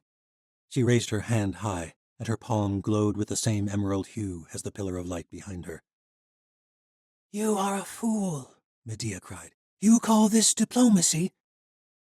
The matron shook her head with a smile. "You are the fool to think that magic gives you some special aversion to fate, Medea Lorzar. Did you really think you could flash your power before the untainted kingdom, seek out our most sacred sanctuary, and We would just lead you to the very source of all things in this world with no recourse. You who have proven to possess such an insatiable lust for power." The chamber filled with angry murmurs again. "It would seem your followers are not so devoted any longer," the matron said coldly. "I'm afraid word travels fast when the leaders of an empire die all in one night, but that is the consequence of the devil's bargain you all struck." The murmurs ended, and a cold realization came over Cale, as he guessed it did for everyone else in the chamber. Whatever Medea had done, they all shared the same fate. "What have you done to our magic?" Medea demanded. "An extract our cleansers have long used to counteract the magic in Watcher blood. It will wear off, though we will be finished long before that time. As for these," the woman held up the stones, "I have never encountered magic such as this. What is its origin?" "I do not know." "We know of the ancient travelers from worlds beyond, for we have kept records far longer than any other nation in this world. We remember the gates where invaders entered this land and brought their taint with them. But our calling extends much further back than the aliens, than even the ancients, and while the world has evolved and ages have passed, we have continued to do the will of our source." The matron held the stones aloft, their luminescence dwarfed by the radiant pillar behind her. "These stones were stolen, carved from the heart of creation itself, put to uses for which they were never intended, and now it is time they were restored." Medea shrieked as the matron turned and reached her hand out over the chasm of the wellspring. The Malayan woman's hand glowed with a fierce brilliance, and then she released the stones. A plume of energy rushed from the wellspring, sending a surge into the roof far overhead. Particles of light rained down like an explosion from one of the fireworks of the triumphal, fading before they touched the ground. Medea collapsed, as though someone had run her through with a blade. The matron slowly strode over to her, a triumphant smile on her lips. She knelt, gripping the Darkling Queen's cheeks between her fingers. "Your kind has done nothing but bring ruin upon this world. But you, I know all your magic is not bound to stones. I can sense the death that brought you power, a taint worse than any sorcerer here." The matron jerked Medea to her feet and shoved her forward. The cleansers parted, forming a path to the edge of the wellspring. The pillar of light pulsed harder and brighter. The entire chamber whirred, and the ground beneath Cale's hands and feet shuddered. His heart was racing. He had thought he would feel immense satisfaction watching Medea's schemes crumble, but all he felt was fear. Watchers glanced from one to another, unsure what to do. With their magic impaired, there was little hope of resistance. Despite all Medea had done, despite all the innocent civilians she had killed at the Wedding of Fire, even despite her responsibility for Kira's death, Cale watched with terror, as he knew what was intended for her was intended for all the Watchers. Medea was forced into the halo of light radiating out from the deep crevasse of the wellspring. Cleansers pressed closer, brandishing their scimitars at the Darkling Queen. "You have desecrated this world," the matron said. "You have brought war and famine, ruin and death, for centuries. Only Malai has been spared this fate because we remained dedicated to our calling. We remained untainted. We kept our tenets, despite all the temptations around us. And then you brought sorcery into our very midst, into our most sacred court." Medea was held fast by a pair of cleansers, but she glared at the woman. "Without that sorcery, your son would be dead." The matron's eyes were fire. Her words were ice. "You brought this curse upon my house, and now you must pay." The cleansers shoved Medea forward, toward the very edge of the chasm. "No!" Isla leapt from the group of gathered watchers, wresting a scimitar from the hands of one of the cleansers standing guard. Several of the red-robed women broke into battle stances, barring her way to Medea. Hands still bound, Isla leapt forward, exchanging blows. In one deft movement, she gutted one, turned, parried a blow, pushed off, and spun to face another. But a blow from behind ended her assault in a moment. Isla's blade clattered upon the stony ground, and she cried out, falling forward, blood spilling over her white robes from a gaping wound in her back. Two cleansers seized her by the shoulders and brought her to the matron. 3 others had resisted across the room, but they too were quickly overcome and led to the edge of the pit. It struck Cale how these poor watchers had so thoroughly believed in their queen. They were manipulated to the very end. As Isla and the other resistant watchers entered the halo of light surrounding the wellspring, they shrieked. Their faces paled as their magic left them. Each watcher collapsed on the ground, writhing in agony. It was over in a matter of seconds. The cleansers jerked them back up to their feet. I am sorry, Isla murmured, teary eyes meeting Medea's gaze. Medea shook her head. You were brave, but I fear the others, for once, were wise in their cowardice. Cale's gut wrenched as the cleansers shoved each of them over the edge of the crevasse. Their screams lasted only a second, and then a plume of emerald light shot into the ceiling, and more sparks rained down upon the room. The watchers were silent, horrified. We do not cherish the thought of needless death, the matron said. You may resist, but you will fail. I understand this is a hard reality for you to accept, but none of you will remain sorcerers today. It is up to you to choose whether you will remain alive. The matron turned to Medea. But you have done enough harm to this world. I am afraid there will be no such mercy for you. The cleansers shoved the queen to the edge of the chasm, and Medea did not resist them. She had accepted her fate. But Cale realized something the matron had not fully understood. Perhaps she thought Medea was simply stronger. Perhaps she thought it had something to do with the nature of the magic of the ancients. But while Medea had reacted strongly at the loss of her godstones, she stood tall now, within the halo of light that had stolen her followers' magic. The matron lifted her hands above her head, and a whispered chant filled the room, echoed by all the cleansers. Cleanse our land of all impurity. Take this sacrifice. Make us clean. Then the matron shoved Medea, and she fell into the heart of the world. Chapter 47. Tori and Vashti crept down a path of utter darkness, treading slowly and carefully upon the stone. The earth thrummed beneath them, growing stronger as they neared the end of the corridor. They emerged in a vast chamber, softly illuminated by— Tori was not sure what they were exactly. Scattered around the edge of the room, translucent spores hovered in the air, shifting slowly like jellyfish in the sea, cycling between colors like light through a prism. Lirgay darted among them, and they swarmed around him.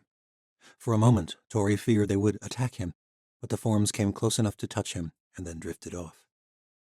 The creatures provided just enough light to see that the chamber was empty, but at the center a great crack ran along the ground, and from it Tori could feel the force of energy growing as she neared. Magic emanated from the expanse, so powerful Tori thought she might be able to touch it if she reached out her hand over the chasm. There was a flow here, though invisible, like traces of water flowing over a dam, begging to be unleashed in a torrent. Vashti gripped her hand. We should have brought the others, sister. No, it had to be this way. What do you mean? She doesn't mean anything, said another voice. Both of them spun. Asa, what are you doing here? Tori demanded. You slipped away. I noticed, and I followed you, Asa said. Not a moment too soon, or else I might have been captured like the others. I feared the cleansers were a greater threat than we gave them credit for. But you already suspected that, didn't you? Tori glared. I don't know what you're talking about. We stand on the edge of something dark and terrible, Asa said. And you are not yourself. Tori gritted her teeth. She was so sick of the ancients' constant backbiting. I am here for the Chancellor. I am sure you think you are, Tori. But something has been changing ever since we left the world of the abyss. Our friends are in danger. Why are you here? Tori shook her head. The cleansers are not the true threat. You are right about that much, Tori. Cyrus Morrow emerged from the same passage they had come by, but he was not alone. He was flanked by several figures, Vaughn, Wren, and others, all the Watchers who had been infected by the crimson light in the abyss, all the Watchers Tori had brought back from the brink of death. all the Watchers who had gone missing in the world above. They were under the Chancellor's influence all along. Though Tori did not understand it, she knew it had something to do with the power that had infected them in the abyss. This had been Cyrus Morrow's plan all along. Several wights hovered before them, bearing shadow blades, which seemed somehow more threatening in the dim light of this place. But there was something more. Tori could see the faint outline of their faces. Thin points of light where their eyes should be, the dark twisted lines of gaping mouths. Here, at the source of their power, they were different. The leader of the wights turned back to the Chancellor. "This is the place, Master." Its voice sounded remarkably clear. "Yes," said the Chancellor. "I can feel it." "You never wanted the wellspring at all," said Vashti. "I needed those damn cleansers to lead me here, but there are much more powerful forces in the world than creation." Asa shook her head. "You don't know what you are tampering with, Lord Morrow." Cyrus smiled. "You fear to know, but I have felt the power that once ruled the abyss, and it is beautiful." The Chancellor formed the sign in his own blood, and 3 wights vanished. A second later, Tori felt them behind her, and she flashed back to the attack on the spillway, when Kale and Sala were taken. But she did not fear the creatures this time. She could feel their power and their longing for the magic that was stolen from them, just as she had longed for her own for so long. The cold intensified. Vashti lashed out with her blade, and Asa released a surge of magic, but it was no use. The creatures seized all 3 of them from behind. Dark power emanated from them, chilling her bones. But Tori felt alive at the awareness of it, as though she too were becoming more embodied in this place, more present, more alive. Cyrus Morrow drew nearer. Asa glared up at him as he gripped her cheeks in his pale hands. "I know what you are, Lazarus Delay. You and the traitor queen. You're invaders, parasites from another world, arrogant enough to believe we needed you to make our world better." Cyrus shoved the ancient girl back, but the wight's firm grasp prevented her from toppling over. Asa did not resist. "Is it because of the wights, or because she is too weak?" "It is time for a true god to rule this world." Cyrus strode over to Tori. She offered no expression. Cyrus Morrow looked different than Tori had ever seen him. Though his entire body was gaunt and his arms were streaked with blood, his eyes shone with a cruel clarity of purpose, a confidence he had never before possessed. He touched her cheek. "Astoria, after all we have been through, I suppose it is fitting we'd meet here." The energy that pulsed beneath the ground surged. Tori's skin thrummed. "No!" Vashti cried. 2 wights held onto Tori's arms and led her to the edge of the chasm. Far below, Tori could make out faint glimpses of crimson permeating the darkness. She could feel the pulse of energy rushing all around her, the same way she had been able to feel it in the infirmary with all the injured Watchers, as though something were calling to her. But that had been a trickling stream, while this was nearly overwhelming, as though she were standing at the edge of a waterfall. "We've always been alike in more ways than I've cared to admit," Cyrus Morrow said. "You have wielded this power." "Yes," she said. "You long to feel it again, like you did in the abyss." Tori nodded. "This is what you've wanted all along, ever since you first saw my power at the gallows. 2 dark sorcerers ruling the world together. You didn't just bring Ren and the Watchers here. I led you too." Cyrus smiled, taking her hand. "But you know, as I do, that access to such power requires sacrifice." Tori's heart shuddered as understanding washed over her. They had been led here. All of them had been led to this place. She glanced over at Asa and found herself torn. The Ancient had betrayed her, schemed behind her back, undermined everything she had tried to do. Asa had destroyed the Empire of Light, driven Medea to kill her own allies. She deserves to die. The ground trembled beneath them. "There is no time, I'm afraid," Cyrus Morrow said. "As we speak, the matron is preparing her own sacrifice, an obliteration of magic, And only we can save them, Tori.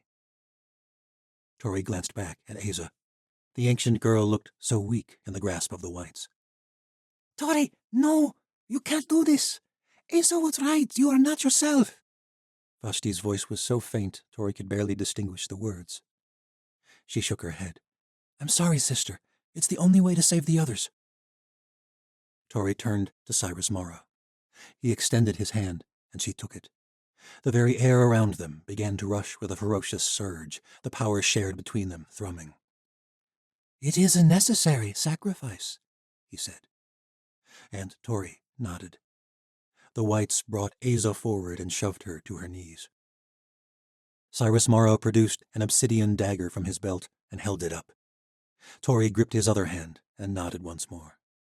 Cyrus released her, then turned away from Aza so quickly Tori did not have time to react. He drove the blade into Tori's chest, and searing, hollow cold enveloped her. She collapsed on the ground. Dimly she could hear Vashti's screams. Cyrus Morrow's face blurred past her fading vision.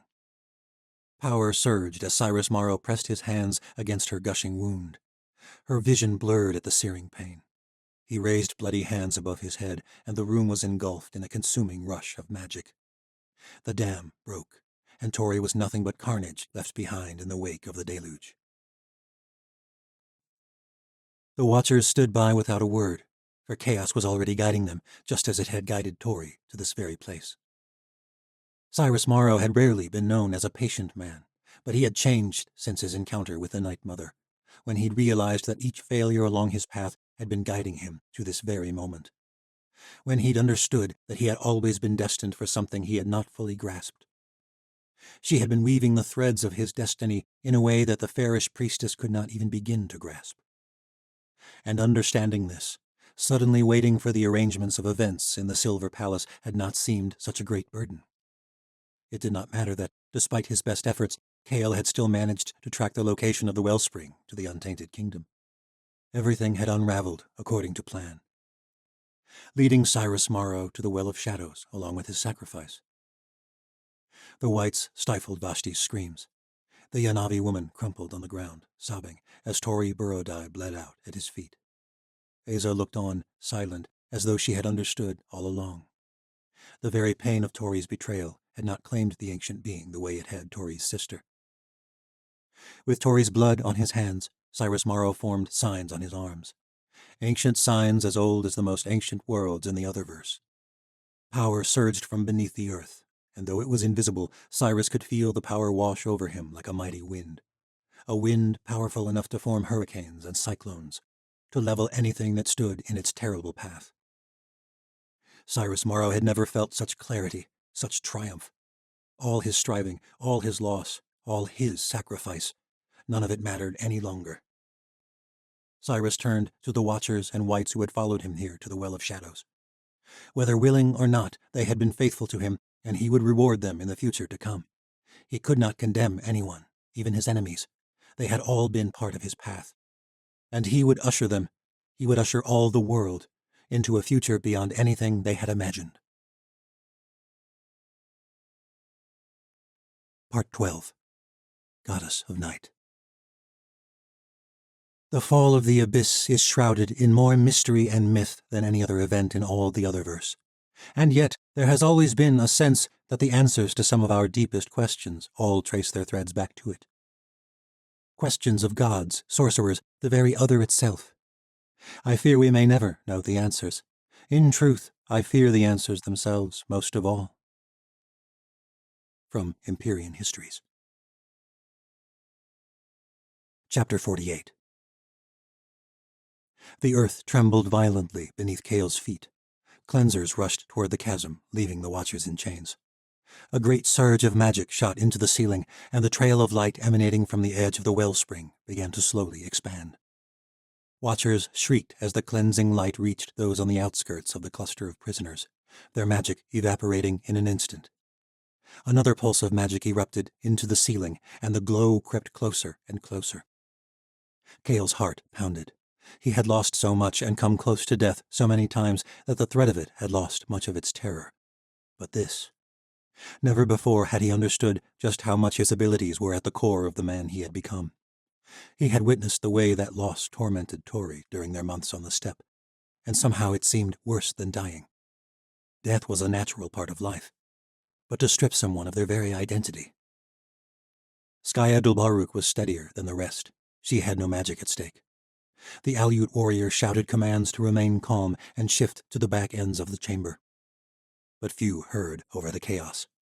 Frantically, he shuffled his way toward the edge of the chamber, hands still bound behind his back. A few of the others followed. But without magic, Kale feared that none of them would make it out of here alive. There was no sign of Ashi or Tori or Asa. And where were Ren and the Chancellor? Why had they abandoned him? They had come to find the bloody wellspring, and now they had disappeared entirely, and the wellspring was about to engulf them all.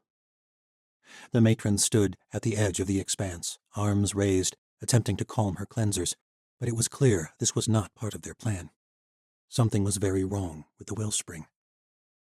The glow of emanating magic crept closer and closer, only feet away. Kale glanced back. He was nearly at the edge of the room when hands wrapped around his own from behind. "Oh, Arayeva, I found you!" Ashi! His heart rushed with relief. With a sharp click of the mechanism, his bindings came free, and Ashi pulled him into a brief embrace. "Where'd you get keys?" he asked. Ashi handed him another set and gestured a short distance away, where he spotted Valeria Sardona in crimson robes, her silver hair flashing as she knelt down to free Sara from her chains. The morph had infiltrated the cleansers. "Quick," Kale said. And he and Ashi began unshackling the others. He was in the middle of unlocking Skaya's bindings when another pulse of magic rocked the chamber. He and Skaya both fell over with the explosion. A form shot from the pillar of emerald magic, flooding the chamber with near-blinding radiance. Medea Lorzar was pure light, hovering above the chasm. The chamber rumbled, and the matron shouted for her cleansers to hold their ground, but most began backing away. "You know nothing of the power you serve," Medea shouted, her voice distorted to a roar as she flew toward the matron. The woman's eyes were wide with terror, and her body trembled. She had not cleansed Medea. She had given her power beyond all reckoning. "Please do not." Light exploded from Medea's fingertips, and the matron crumpled to the ground. Smoke rose from the Malayan woman's eyes, and Kale knew she was dead. Ashi gripped his hand. "Medea slaughtered the Council of Light, and now she's going to slaughter everyone here." "We have to get these people out of here." The cleansing glow of light retracted, and then the wellspring erupted with a fountain of magic gushing from the heart of the world. The chamber became utter chaos as watchers and cleansers scrambled to flee. Bolts of magic struck out in all directions as Medea shot down cleanser after cleanser. All made for the lone exit from the chamber. In the madness, Kale and Ashi frantically tried to free more watchers. But then another tremor struck, and it did not come from the wellspring. A figure stood at the entrance to the chamber, flanked by watchers and wights, a plume of shadow radiating around his body. Tori knew she was dying. A faint glow hovered above her chest, the only reason she had survived as long as she had. "Lirge." Soft beams of magic shone from his tiny palms, but Tori knew it was useless. Her blood was everywhere. The Krokala had not been able to save Darien, and he was not powerful enough to stop her death either. Lirge strained, his tiny wings whirring. But after a minute, maybe longer, he dropped onto her chest and wept. "I am sorry, mistress. I am failing you." "You didn't fail me, Lirge. You were a good friend." "You said you were having to come here. You said it was being part of a plan." Tori had thought so. She had been so certain. Cyrus Morrow had learned to manipulate chaos, but she knew it innately. Surely he was not meant to wield such power. Surely the wellspring would not choose her as the sacrifice. The chamber still rushed with magic, and as Tori looked closer, she realized that something was changing. The room filled with shadows and flashes of crimson, the wellspring bursting with a power it had never known. The dark magic pulled at the core of her very being, and despite the numbness in her body and the searing pain in her bleeding chest, understanding came over her. Tori mustered all the strength she had left to turn over, and she clawed her way toward the edge of the chasm. "What are you doing?" Lirge cried, fluttering in front of her face. but she understood now. The wellspring didn't sacrifice me. It chose me. It's calling me now. This last vestige of hope steeled her resolve. Her body thrummed with a final, desperate strength as she willed herself to reach the source of that power. The only thing I have left, Lyrge. Tori dragged herself forward, up to the precipice, and gazed out at the well of shadows. Pure, raw chaos gushed from the heart of the world, tendrils of shadow wrapping around her. With each cold breath, she felt her strength grow. Lyrge was not the one keeping her alive at all. It was the heart of the world itself. With a pained cry, Tori heaved herself to her feet. Her entire body was soaked with blood, but it didn't matter any longer. She stepped toward the edge. Mistress, no, you must not. Tori smiled at the demon fairy. This was a part of my magic all along, Lyrge. I just didn't have eyes to see it. This is being the Chancellor's power. Tori shook her head. Understanding washed over her. It was something outside her. It was the wellspring itself. It was using him, Lyrge, just like he used Darien and everyone else. Why would it be using him? Magic swept over her, engulfed her, and she felt a presence, one she had felt before. She brought me here to the source, Tori said. I am not the sacrifice. I am the one she chose all along. She, Lyrge cried.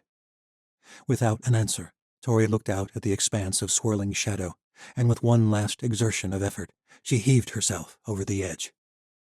Tori fell for a moment, and an eternity. Energy swirled around her, the pain in her chest dulled, and she continued to fall. As she fell, a vision formed in the darkness, just as it had in the clouds of the abyss. This time it was not a memory, but the source herself. A beautiful face cloaked in shadow, illuminated by a silvery glow. Shavash, Tori murmured. The Night Mother reached out a ghostly hand, and Tori strained to reach her. Cold fingers clasped around her own, enveloped her, consumed her. Chapter 49. Cleansers and Watchers alike retreated, forming a wide path for Cyrus Morrow. The Chancellor was shrouded with wisps of shadow like deathly tatters of rope, and the raw power of chaos raged inside him. Blood covered his hands in the language of a dead race. I offered you the world, Cyrus said in a dark, distorted tone as he neared the woman who had destroyed all he'd built.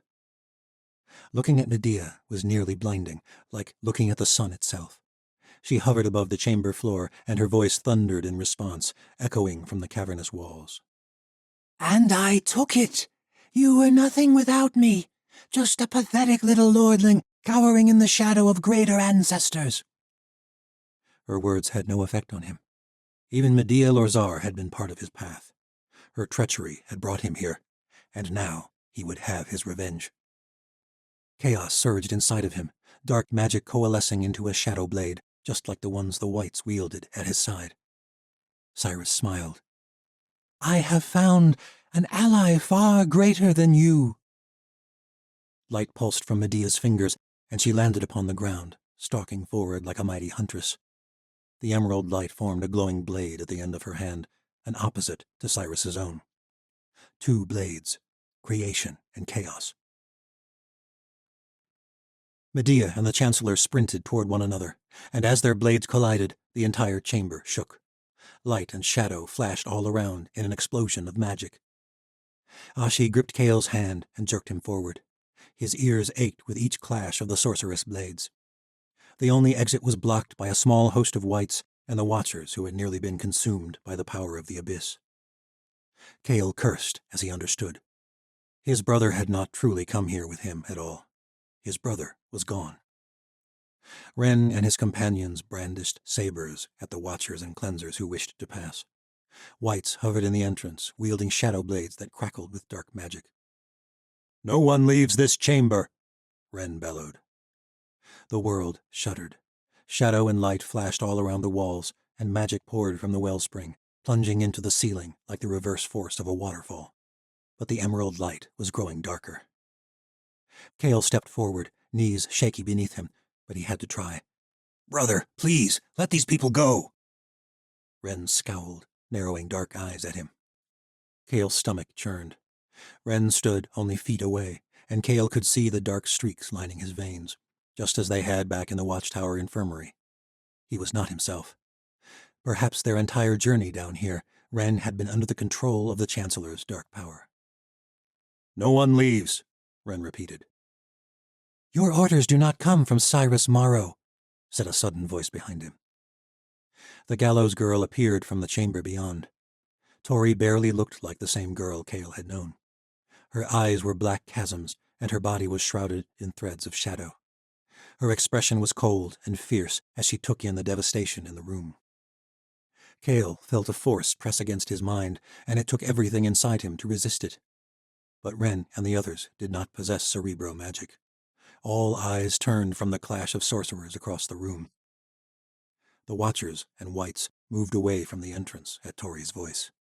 The frantic desperation of the Watchers and surviving cleansers dissipated into a cool temperance. Tori touched their hands as she passed them, and they gazed up at her with adulation. Ren's face softened, and he straightened up. "I am sorry, brother. I don't know what came over me." But Kale felt no comfort at his brother's swift transformation.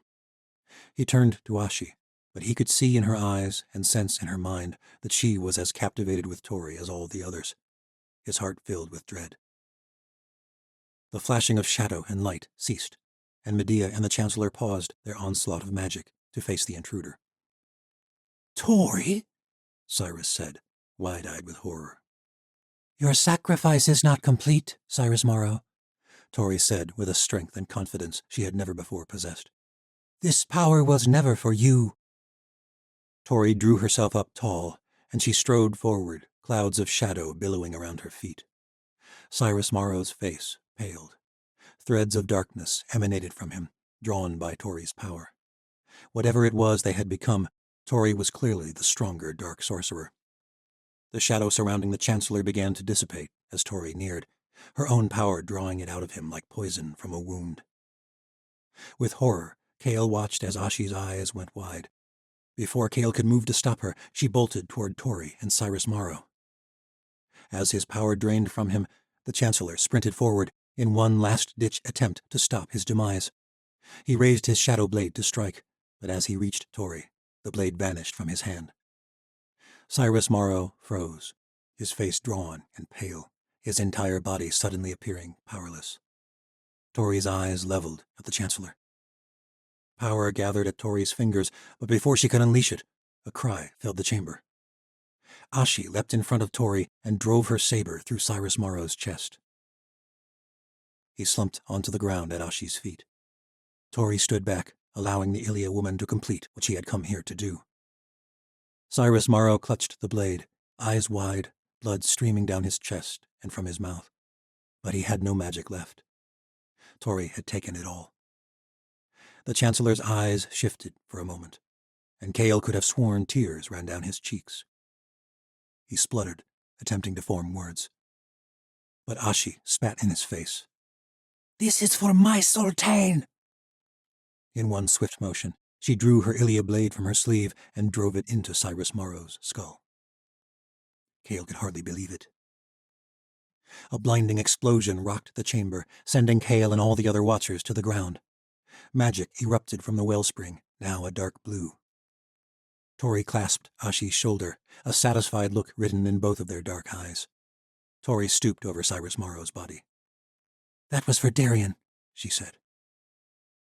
Threads of shadow rushed around her, as though all the darkness in the room had coalesced inside her. Kale could hardly make out her face any longer.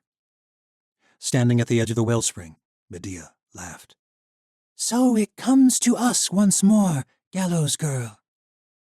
By now, all the cleansers had fled the room, but the entire company of Watchers remained, mesmerized as Tori and Medea turned to face each other.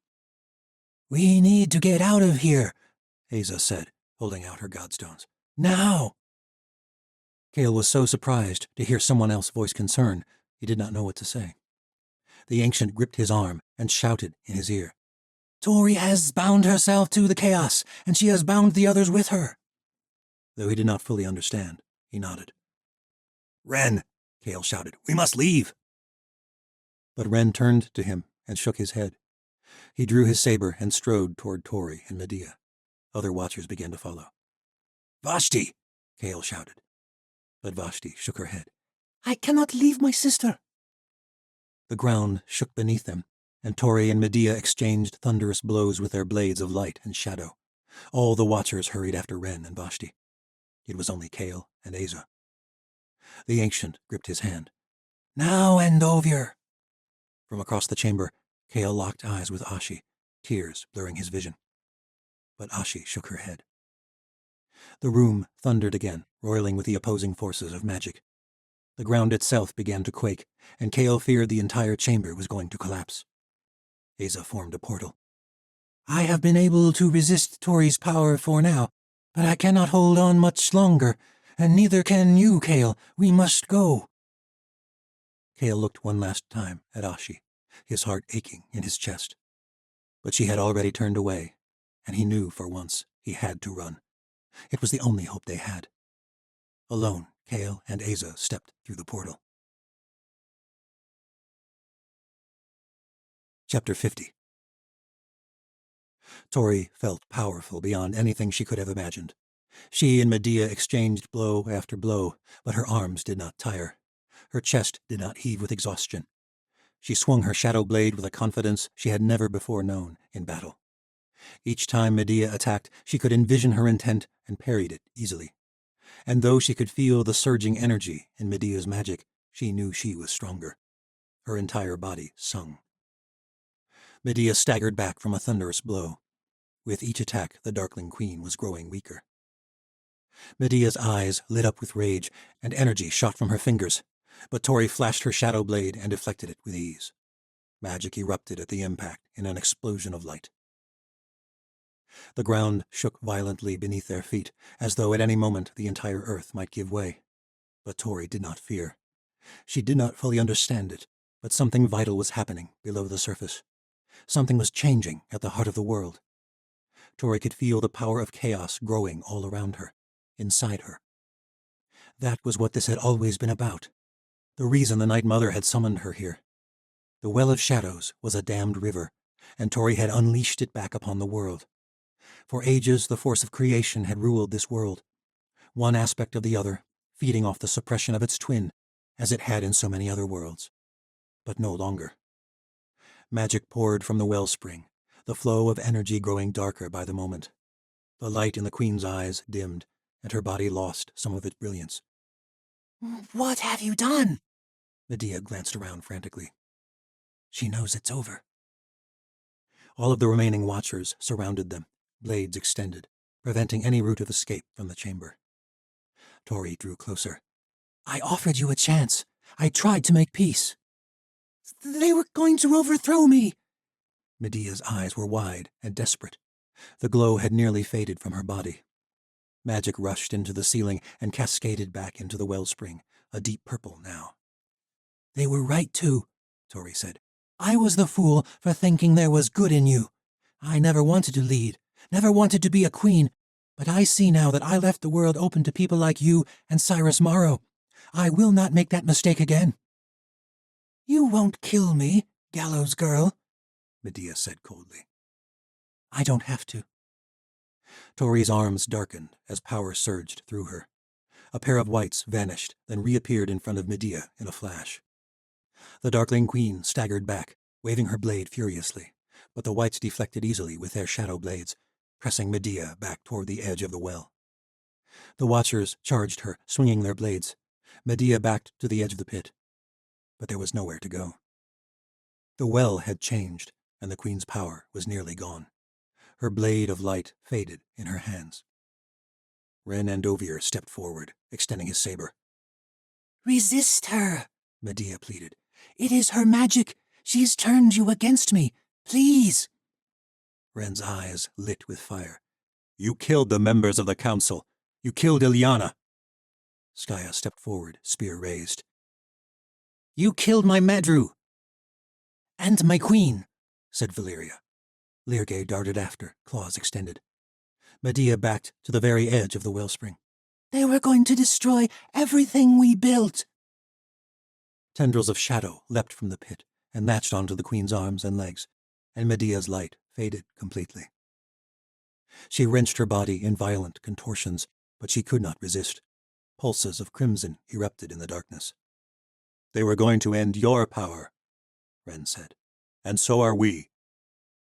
Medea bore no weapon. Her clothes were tattered, so much of her skin was laid bare. The lines of magic that had once coursed through her, like sorceress tattoos, had vanished, leaving behind nothing but pale skin that hung loose on her bones. Tori smiled with satisfaction at how frail she looked. I am not going to come back this time, Medea realized, a tremor in her voice. This is my last death. The age of the ancients is over, Tori said. The Watchers looked to her. Tori nodded, and they attacked the queen. Medea teetered at the edge for only a moment, and then plummeted. Her cry lasted mere fractions of a second, and then it was gone. The wellspring swallowed her up, and a surge of magic exploded into the ceiling. Tori watched from the edge of the well, marveling at the chaos. Swirls of crimson flashed far below.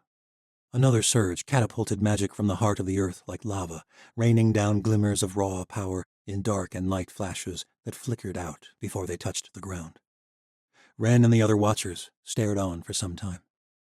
The ground trembled so violently, many of the Watchers feared the heart of the world would crack open to consume them all. But Tori knew there was nothing to fear. Lergay buzzed near her ear.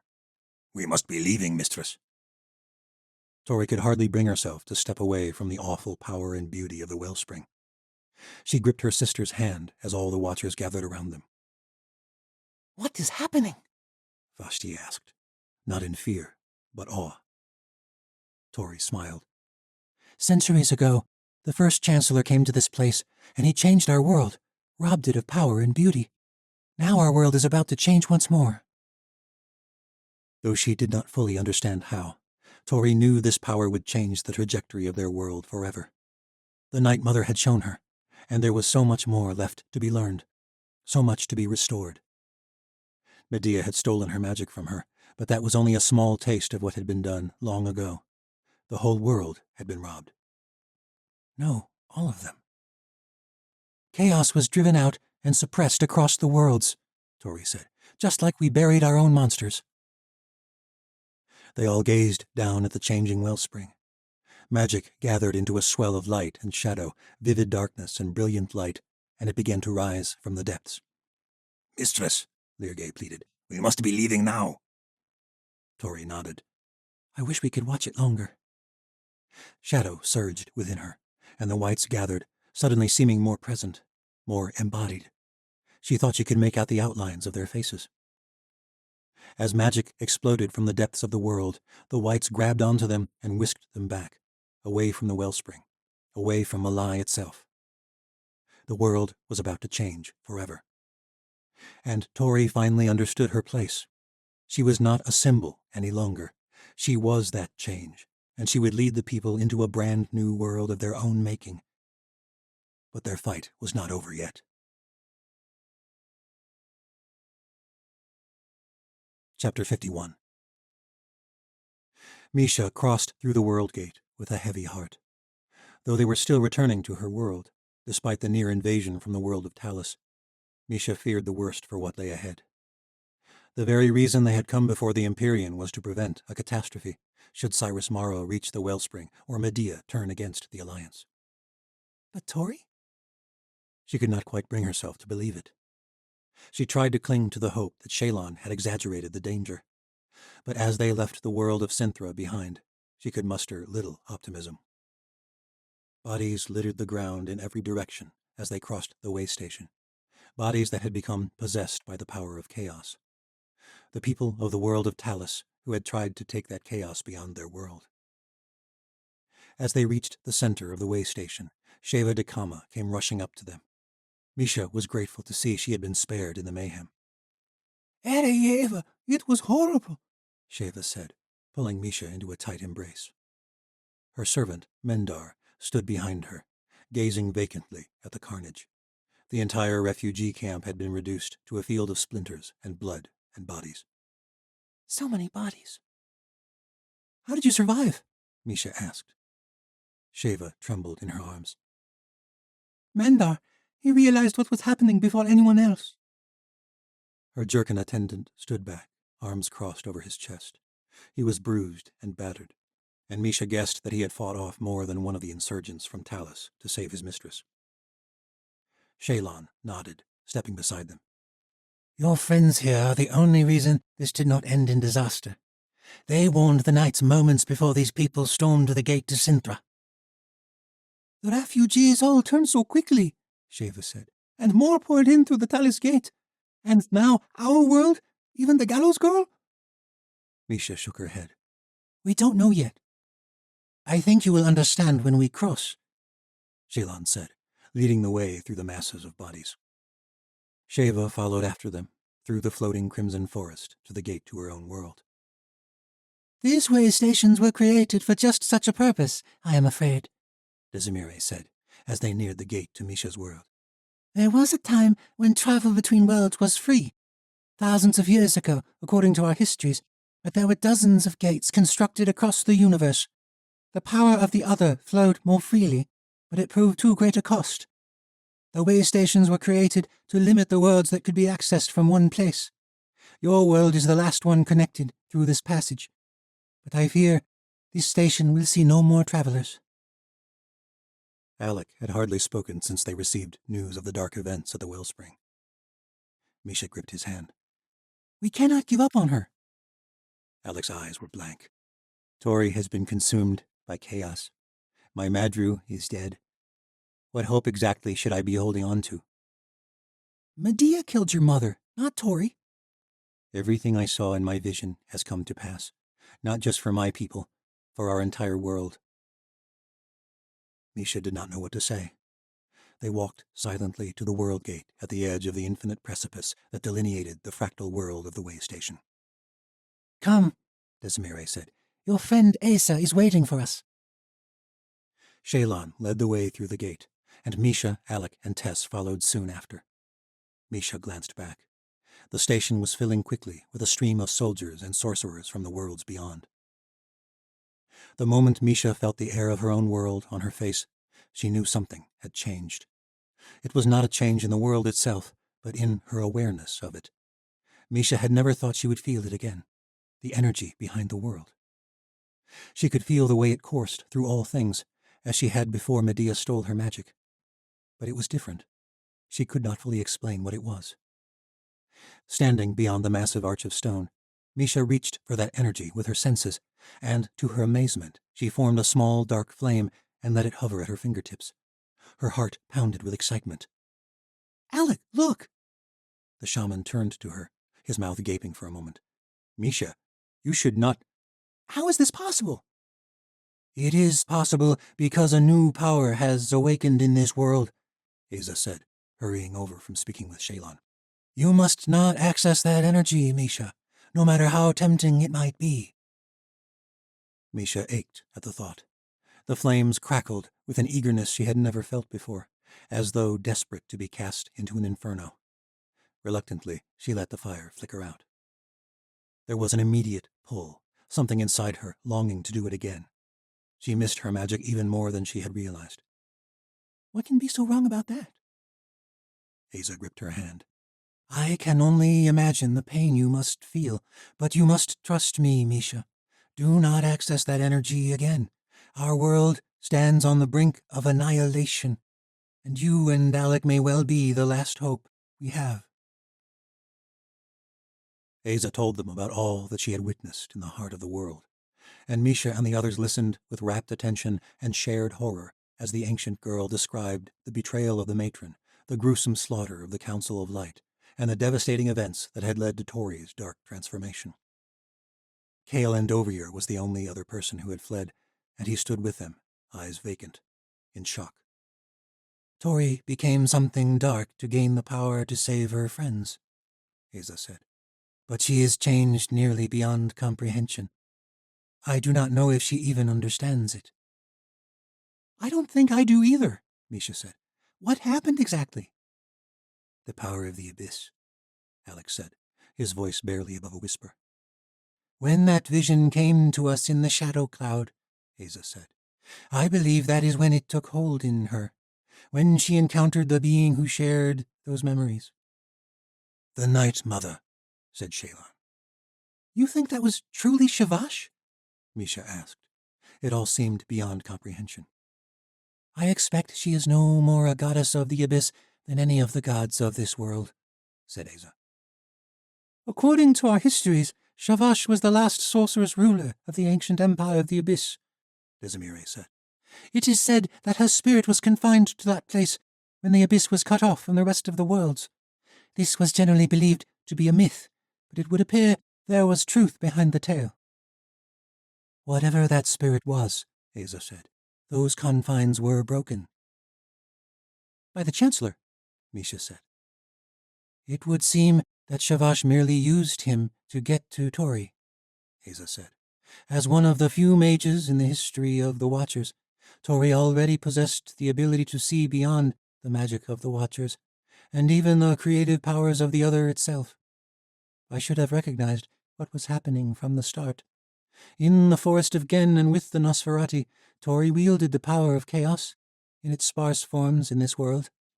She was the perfect host for the Night Mother, and I fear she is too young and too weak to resist her. Misha's gut twisted. What are you saying, Asa? I fear we have no other choice, Asa said. But it was Alec who completed the ancient's thought. That is why you've come here. He turned to Shalon, and the elder of the Empyrean nodded. You've come to kill Tori. Part 13.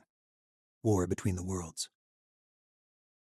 The War Between the Worlds always seemed like a strange name for the magical war that ended the old world. It has long been believed the worlds referenced were the magical and non-magical forces of the war.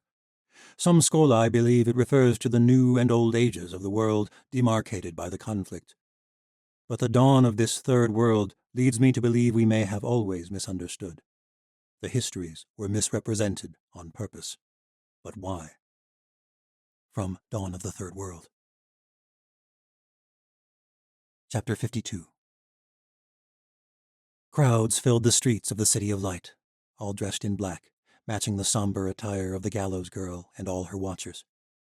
Tori always thought that stopping the Chancellor would bring celebration, but the slaughter of the council members had left the city in shock and turmoil. Riots had broken out in the streets while they were in the caverns of the wellspring. When Tori returned to the city with news that the Queen of Light was dead, there was a collective mourning and rage. In one catastrophic day, the hope that united the Empire of Light had been crushed, and so the procession that filled the streets now was one of profound sorrow. But all was not lost. They still had their Gallows Girl. Tori led the way through the city, preceded by the venerated bodies of the slain elders of the Empire of Light. The streets were filled with people from every nation, Ocean and Yanavi, Aleut and Crooked Folk, Morgothian and Southern Islander. Gar Ezra had arrived with the aid of the Whites, bearing grim news of an army from the worlds beyond. But Tori had known the moment the Night Mother visited her in the Well of Shadows, the world Tori would create would not come easily. It was still difficult to fathom just how much had already been lost. But Tori could not let herself become dismayed. These people looked to her to lead them. They had always looked to her. And for the first time, Tori understood the true weight of her role as the Gallows Girl.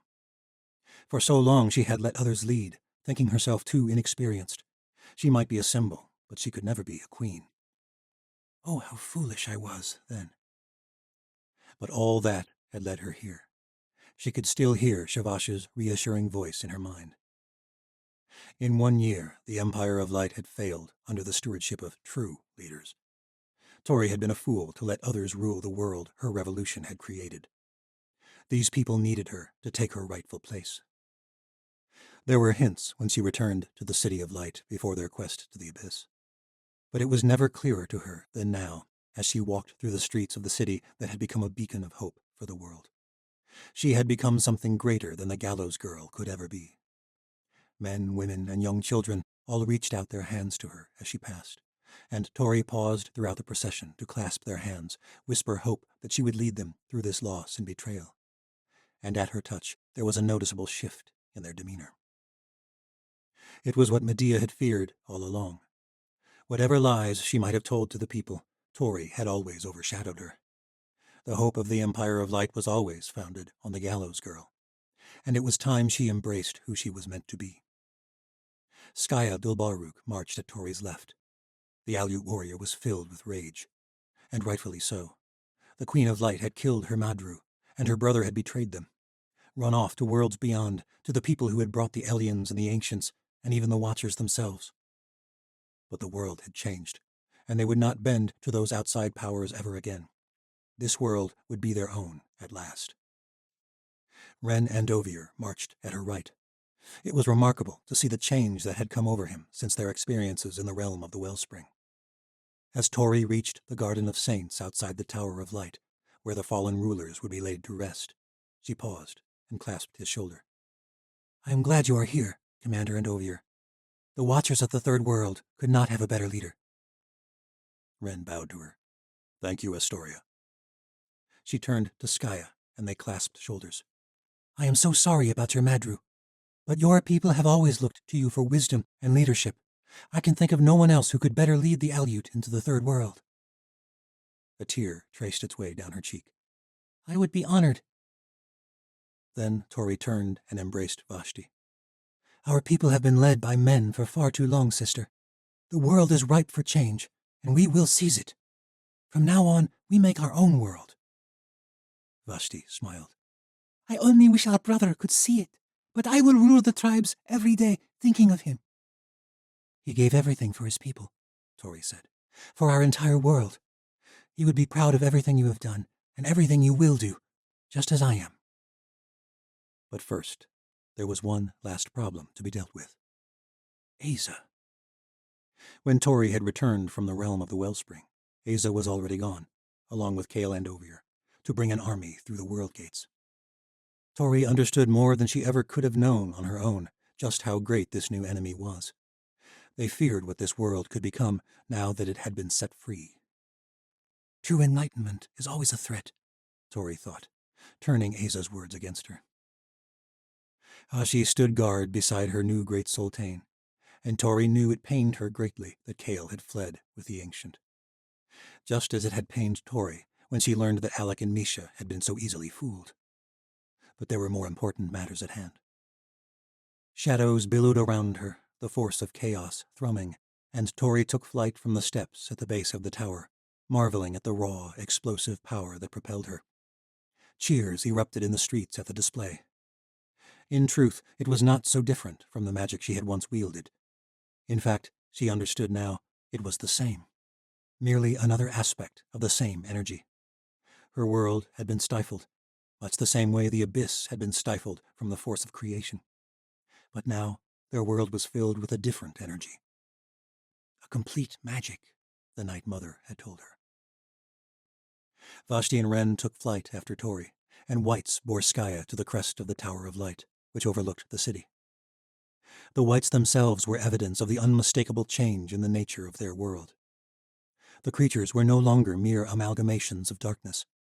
They bore distinct shapes, and within their shadowy cloaks, Tori could distinguish the outline of faces and hands of dark gray skin. Tori stood at the precipice of the Tower of Light and gazed out at the sea of faces. Tens of thousands gathered to mourn the leaders they had lost. Her heart stirred, thinking of how hard they had fought for this future. This third world. It had come so close to being taken from them. She would not let that happen again. The crowd quieted, waiting for their saint to speak. "People of the Empire of Light, there is no condolence I could extend to soften the blow of this betrayal, this devastating loss. We were united by a common purpose, justice for all people, all tribes, all races, sorcerer or not, noble or lowborn. The Council of Nations was formed to extend that union. Each nation was to be led by a leader of their own choosing, and together those leaders would unite under the guidance of the Queen of Light. But Medea Lorzar cared only for her own power, and when your leaders stood against her, for the values on which this union was founded, Medea lashed out, too consumed by her lust for power. It was the same desire that drove her to attempt to kill me during the rise of the saints." Tori paused, and there was a collective silence, followed by a flurry of murmurings at the revelation. She raised her hands, and the people quieted again. "Although it is true, I was hunting the Chancellor in the southern world. Medea's betrayal was the true reason I disappeared after the Wedding of Fire. Even after this betrayal, I hoped to make peace. But Medea was too consumed, and it led to her destruction. I realize now it was a mistake to leave our empire in others' hands. I never sought to be a queen, but the people have made their voices heard, and I will not walk away this time. And if anyone threatens this empire again, I will not hesitate to destroy them, just as we destroyed Cyrus Maro, just as we destroyed Medea Lorzar." The city filled with a thunderous roar. Lyrgay buzzed at her shoulder, and Tori glanced back at the brave watchers and soldiers who had made this possible. Her friends stood tall and proud at the mention of their vanquished foes.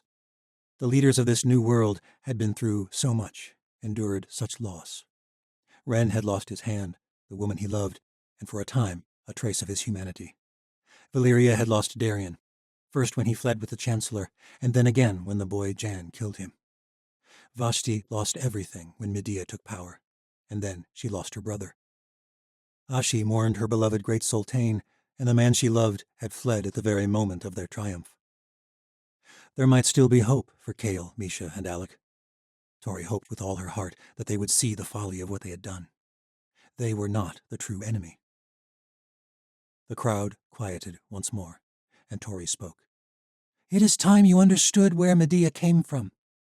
For thousands of years, the affairs of our world have been manipulated by conquerors from other worlds, by beings like gods gifted with extraordinarily long lives who were sent to civilize our world. Instead, they brought destruction everywhere they went. They brought the aliens to this world, the very people who became our oppressors in Osha.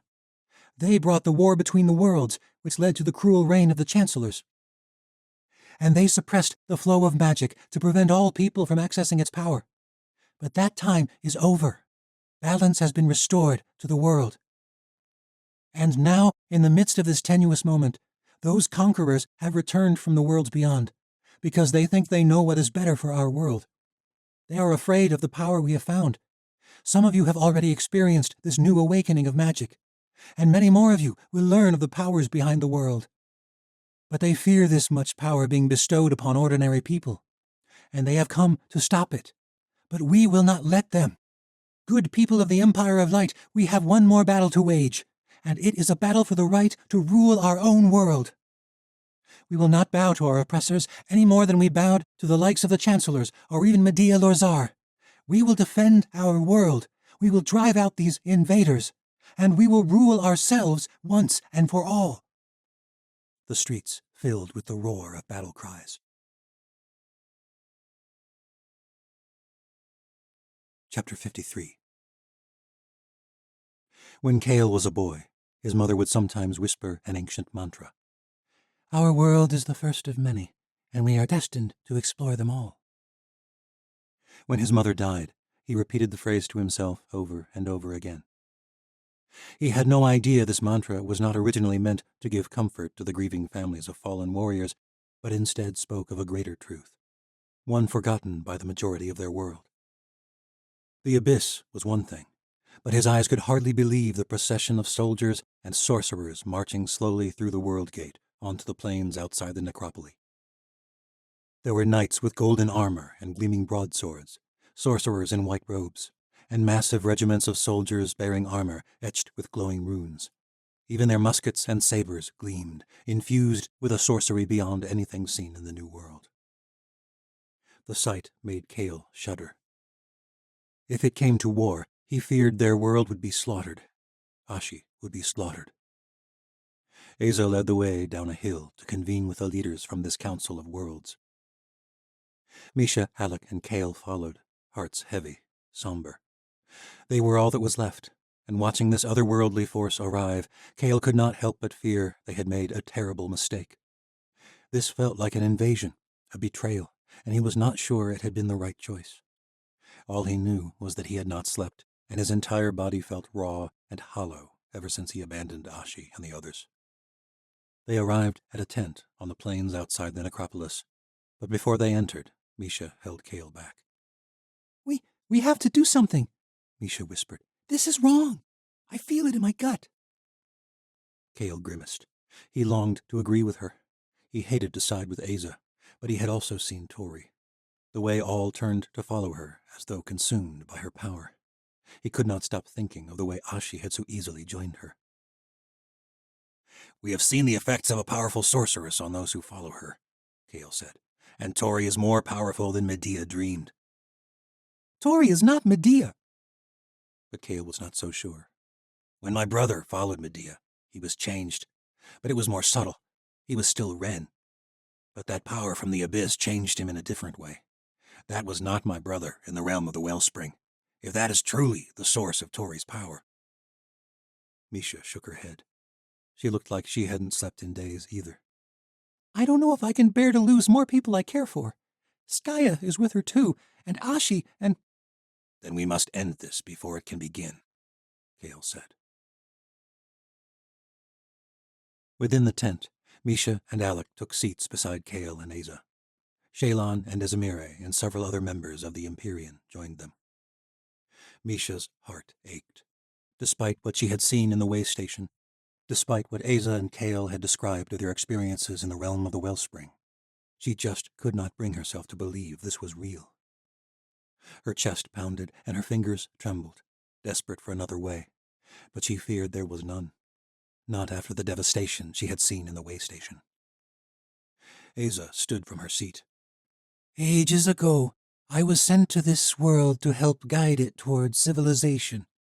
Of the 9 who were sent by the Empyrean long ago, I am the last ancient remaining in this world. And it was I who sent Misha and Alec to beseech your aid. The worlds beyond have answered, said Shalon. Desamire frowned, but did not speak. This was not what Misha and Alec had imagined this aid would look like when they asked for help in quelling the darkness in their world. But Misha hadn't truly entertained the possibility that her best friend would be the source of that darkness. The well of shadows has been unleashed in this world, Shalon said. It may feel subtle now, but let me assure you, it always is at first. But it will change, and when it does, the Empyrean will have no choice but to close the world gate. As Misha and Alec can testify, the world of Altheris is not the only world that has been consumed by this power. Is there no way to reverse the change? Asked Misha. Shalon shook his head. But what about what happened to me? Alec asked, turning to Desamire. You cast this power out of me. The Empress grimaced. You were infected with traces of chaos, in a world where that power held no sway. Your friend has been consumed by the source of chaos. She is bound to it. She wields it. I am sorry. There is nothing I can do. Tori used that power to stop the Chancellor, Misha said. To stop Medea. They were all brought to silence. We have seen this play out in other worlds, Shalon said softly. Tori's power is too dangerous, and her influence is spreading like wildfire. Already she has been made queen of this empire of light. All the rest of your watchers serve her. Tori has declared war on the invaders from beyond the world gate, Asa said, turning to Misha. Does that sound like the saint you have known? Misha did not know what to think or say. She had seen the effects of this dark power after the infection had festered in the people from Talus. They were so disconnected from their humanity that they had to be contained in pits, if that dark power had truly taken over Tori. There must be some other way, Misha said desperately. Desamire shook her head. Such power demands incredible sacrifice. There is no other way. Tori is amassing an army, said Shalon. Soldiers, sorcerers, and beasts. The Watchers do not question her any more than the people. They mean to drive out our armies for good. There will be no reasoning with this gallows girl, which leaves us 3 choices. The first, we withdraw our army, destroy the world gate, and prevent this darkness from spreading. You have done that to many worlds, Misha said. We have seen it. Whatever the shadow magic is, it clearly cannot be stopped by leaving entire worlds to their own destruction. We agree with you, Desamire said. which is why we've come. We believe there is hope that if we quell this early, we can give your world a chance. Shalon nodded. The second option is to go to war. This would result in much loss of life on both sides, and a victorious outcome would almost certainly result in the death of your friend. I know you do not like the third option, but I'm afraid there is precious little choice. Assassination is a coward's choice, Misha said. We have seen the power in her, Asa said. In mere days, Tori has gathered the armies of the Empire of Light and the beasts of the North. This is the growing power of chaos at work, Shalon said, and Tori is the catalyst, spreading her influence like a viper spreads poison. If we do not cut off the head of this beast, your entire world will be overtaken, just like all the others. This power is too great to wield, Asa said, and tragically, Medea stole the creative power that might have given Tori a chance. She is imbalanced in a way no other sorcerer in this world could understand. Her magic is fueled only by chaos and darkness. Alec gripped Misha's hand. We have to think of more than Tori. This is the only way to save the others. Silence hung over the room. Misha bit back tears, but she could think of nothing more to say. Are we really going to do this? Kale was the last to speak. He had said nothing during the council, but he stood, glanced at Asa, who gave him an even look, and then spoke. You have offered us an impossible decision, and we do not know for sure that killing Tori would truly put an end to this. For all we know, we would only stir her followers to war all the more. But if we are to do this, if we are to kill her, we must know for certain that there is no other way. What are you proposing, Andovir? Asa asked. I have killed more people than I care to admit, Kale said, and I have betrayed others in ways that will haunt me for the rest of my life. At this, he held Asa's gaze. We must not jump to the sword as the first option. We must speak to Tori first. Shalon shook his head. There will be no parley for the armies of the Empyrean. We have seen the sway of such dark sorceresses, and I will not risk their lives needlessly. Then we will meet with her, Misha said, joining Kale at the front of the room. Alec stepped forward with her. And if she turns you against us as well? Asa asked. Then we will have confirmed your fears, Kale said. If we do not return, send your assassins.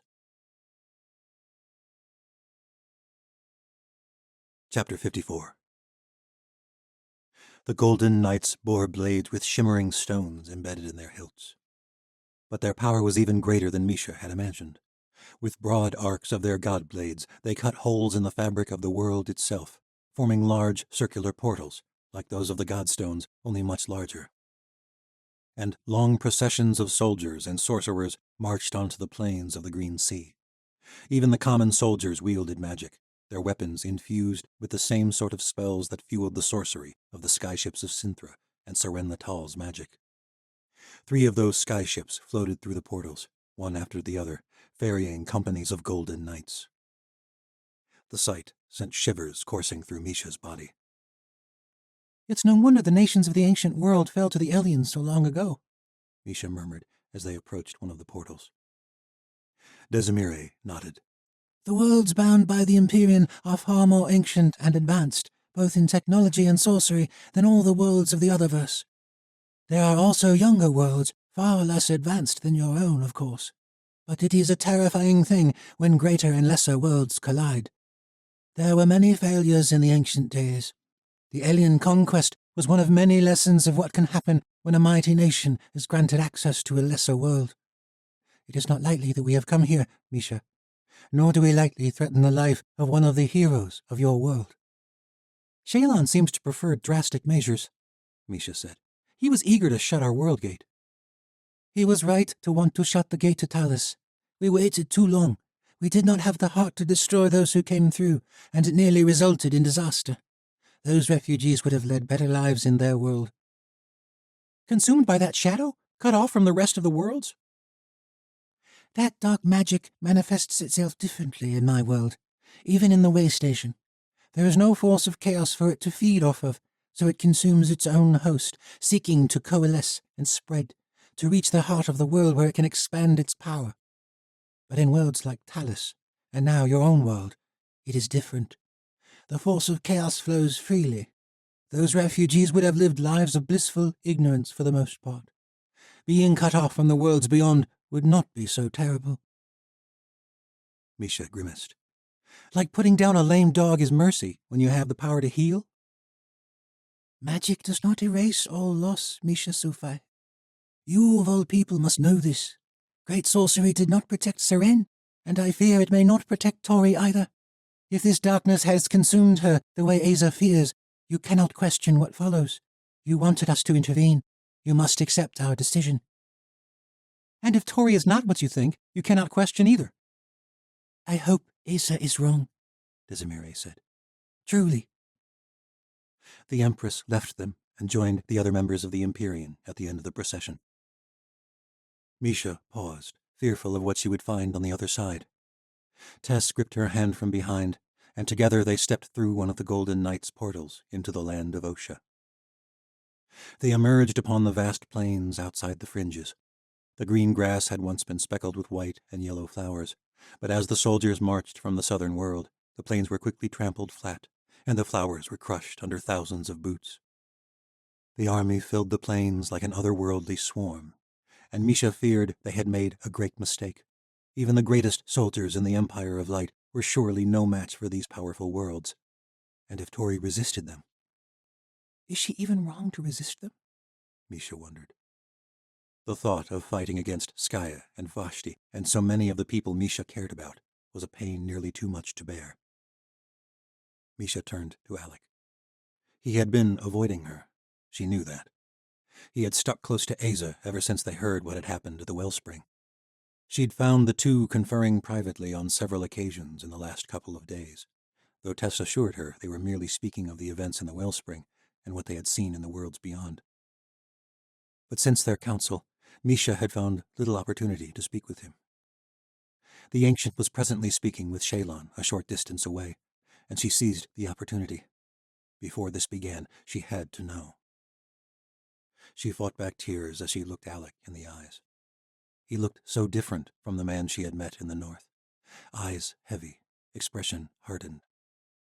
In truth, he had changed long before, ever since he had returned from the Great White North. And she knew there was a reason it had been Kale, not Alec, to propose this attempt to reason with Tori. He had already given up on her. Because of his damned vision. But when he had foreseen his people's restoration, it had not been entirely clear. He hadn't envisioned the turmoil that would follow. Is it any different now? What if you're wrong about your vision? Misha asked. You don't know where they come from. You don't know everything they mean.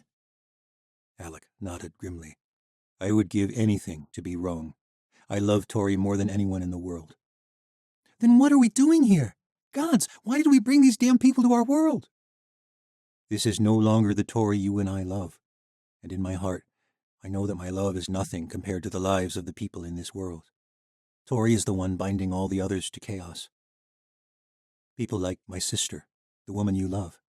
If Tori is truly the threat we fear... His voice drifted off, but when he met her gaze there was only fierce resolve in his eyes. I will kill her myself, if it comes to it. Misha could no longer hold back her tears, and they streamed down her cheeks. But she nodded. In everything they had been through, Misha had always held on to hope, but she was not sure there was any left to cling to. The world was too cruel. A dark shape formed on the horizon at the edge of the fringes, spreading wide across the plains. Misha's heart sank. To the west, sails appeared, bearing the standard of the Empire of Light, Admiral Bati's fleet. The twin-headed Ruloks emerged from the foothills of the Crooked Teeth, their tall necks towering even from a distance. Soon Misha's vision was filled with huge regiments of soldiers and beasts. Her gut wrenched at the sight. Tori and a band of watchers soared above the incredible procession, and a roar spread across the plains. There was no mistaking who ruled this world, nor the lengths she would go to fight off the invaders from beyond the World Gate. The armies faced off, only a half-mile apart. Tori and her watchers landed at the center of the space, and Skaya Dulbaruk rode out upon the back of her North Bear. Misha, Kale, Alec, and Aza led the way to meet them. Misha insisted that Tess remain with Desimire, but when they were halfway there, the crooked girl wrenched herself away and sprinted across the battlefield toward them. Misha shook her head. Go back, Tess. But the girl ignored her and ran until she caught up to them. Don't you dare leave me out of this. Tori was flanked by Skaya, Ashi, Ren, and Vashti. But there were many other familiar faces, Daja and Bon Elra and Valeria Sardona, all wearing dark uniforms and cloaks bearing the standard of a crimson sun. The Watchers had banded together at last. Misha would never have dreamed she would find herself on the opposite side here at the end. Alec gripped her hand, and they stepped away from the rest. Tori stepped forward, alone, but stopped a few feet away. Her face had changed. She looked far older than her 19 years. Her eyes appeared darker than Misha could ever remember. Dark sleeves covered her arms, but Misha had a feeling she would find rampant magic beneath, the same way she had once discovered with Medea. Except this was a different magic altogether. She could feel it as Tori neared, as though it were beckoning her. Misha steeled herself, pushing back the sorrow that plagued her. I told you not to go to the Empyrean, Tori said, her voice louder and stronger than ever before. All traces of the timid girl from the watchtower were gone. She was the gallows saint. No, she was a goddess. Do you realize what you've done? Do you? Alec asked. I saved our people, Tori said. I ended the Chancellor's tyranny. I ended Medea's deceit. I completed our mission. You unleashed dark magic on our world, the same power that consumed the abyss. Tori's jaw clenched.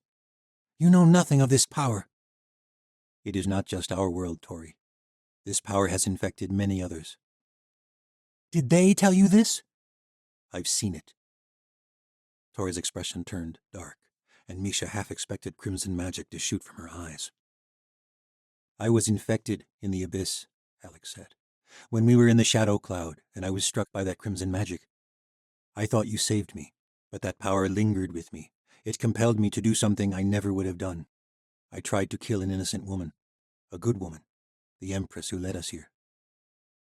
Perhaps you should have killed her, Tori said coldly. Those people are no different than the oceans. They are conquerors, invaders. That's not what Seren thought, Misha said, and this gave Tori a moment's pause. Misha looked over at Skaya. The woman she loved looked so beautiful atop her North Bear, and she could have sworn there was sadness in her eyes. She pictured their last night together, the night they had planned their future. Misha had to hold on to the hope that they could still create that future. What are you talking about? Tori asked. Seren learned her magic from the worlds beyond, her skyship, the Krokala. Lirgay hovered at Tori's shoulder, buzzing at the mention of his queen.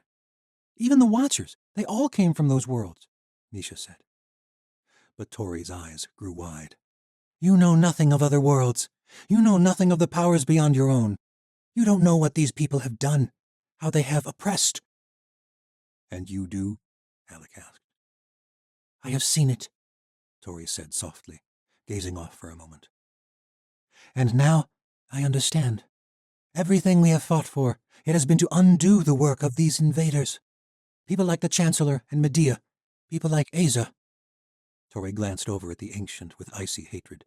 They have lorded over the worlds, pulling strings in the shadows like dark puppeteers, until worlds crumble to ruins and they abandon them without a second thought. They don't care about our world. They have no right to command us, no right to police our magic, no right to be here at all. Aza stepped forward, and Misha was struck by the way the ancient girl's face changed. Her eyes were downcast, her expression utterly despondent. You speak truths, gallows girl. Tori's expression softened slightly. Aza blinked hard, then held Tori's gaze. But those truths are being twisted for a dark purpose.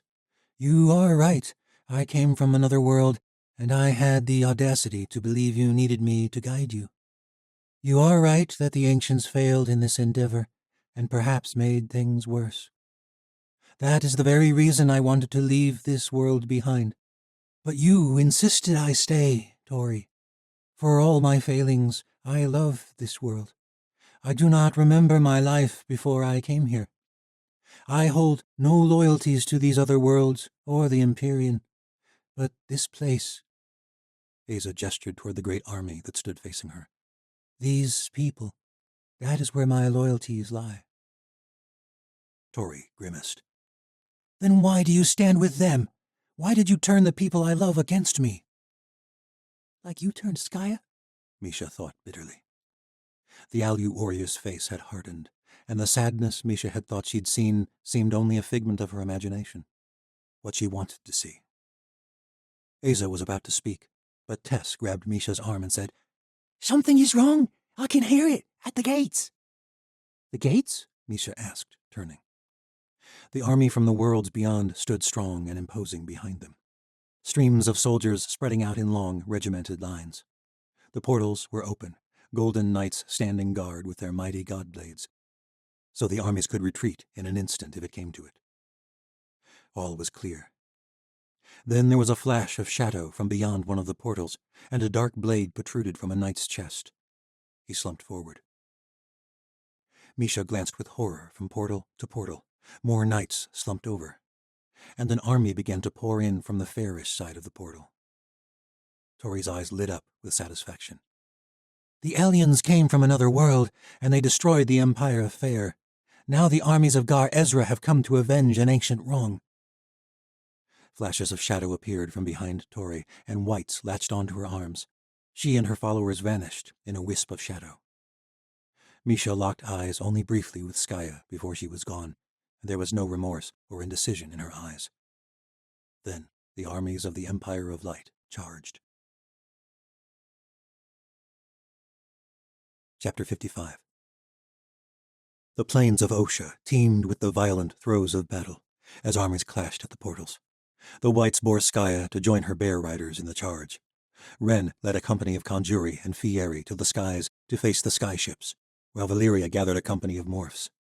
And Tori and Vashti landed upon a building at the edge of the fringes, sending orders as the battle unfolded. From the east, Admiral Bati's fleet unloaded dozens of regiments, who stormed the Empyrean forces from the side. The first wave of fairish troops caught the Empyrean forces by surprise, but Tori worried that Gar Ezra had not managed to amass the army he hoped. But then, on the other side of the portals, she spotted the steamships of the southern world, unloading more fairish companies on the shores of the necropoli. Vashti gripped her hand with fierce determination. "We will win this, sister." Tori could not deny the strength of this force.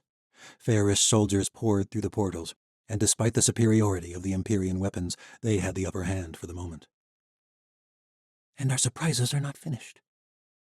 Tori nodded to Vashti. "Bring on the next wave."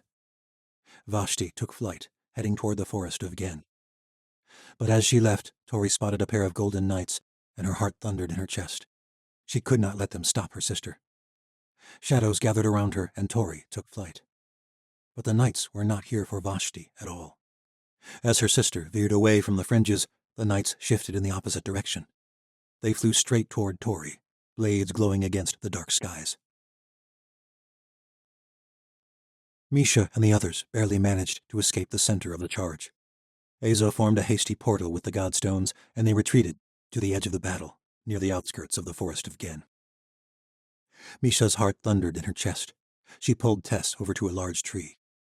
"You don't leave this forest, do you hear?" For once, the crooked girl did not argue. Her eyes filled with tears. Her body shook, and she nodded. Misha squeezed her hand, but Tess pulled her into a fierce hug. "I don't want anybody to die," she whimpered. Misha brushed the tears from her cheek and held her gaze. Hundreds of people surely already had, but she knew what the girl meant. "I'll survive if you will," Misha said. "Deal?" Tess nodded. "But, Tori, how will you—" "We will find a way. Stay here until the battle is done." Misha hurried back to Alec, Kale, and Asa.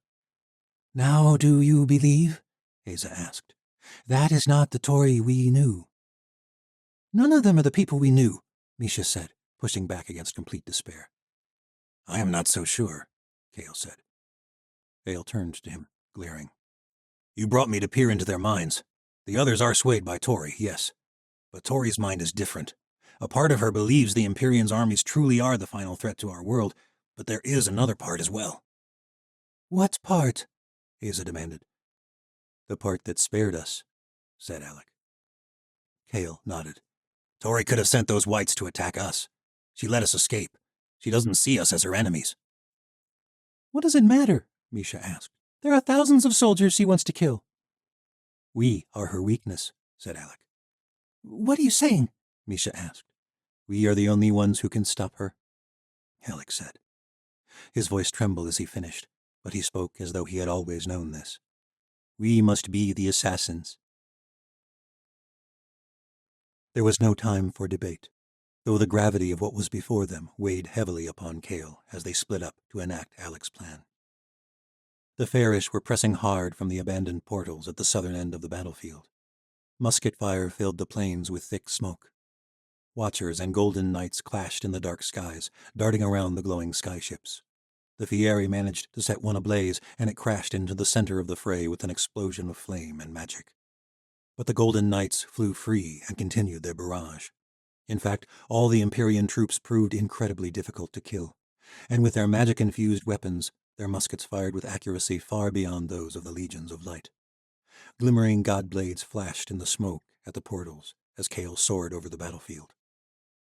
There was a brief moment when it looked like the Empyrean soldiers were going to be able to push the Fairish back and seal the passages. But then the Nosferati came from the west, dashing from the forest of Gen in a frenzy of bloodlust. Hundreds of creatures attacked, and suddenly the soldiers at the rear of the Empyrean force were pulled from all sides, and the sheer terror of both surprise attacks left them disorganized and rattled. And the tides began to turn once again in Tori's favor. If they could not end this, the toll would be unfathomable. Kale could not bring himself to fight the people of his own world. He deflected attacks from a pair of watchers he did not recognize, scouring the field for any signs of Tori. His heart pounded as he deflected another attack, banking hard in midair. The fields below him were a roiling mass of chaos. The Rulok horde had reached the eastern edge of the battlefield, and even the Golden Knights were no match for them. With mighty swings of their necks, the creatures began decimating the invaders. There was no sign of Tori anywhere, and there was little time left. Kale spotted a pair of sorcerers facing off near the forest of Gen, and his heart ripped from his chest. Ashi wielded a saber in one hand, dark magic in the other, bolts of shadow shooting from her fingertips.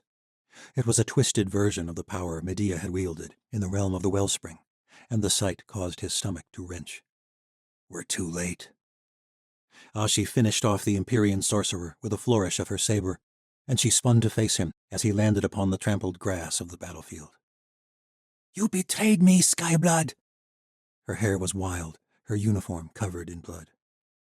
Kale's heart broke inside him at the sight of her like this. I tried to take you with me, but you would not listen. Her eyes darkened with anger. You abandoned me!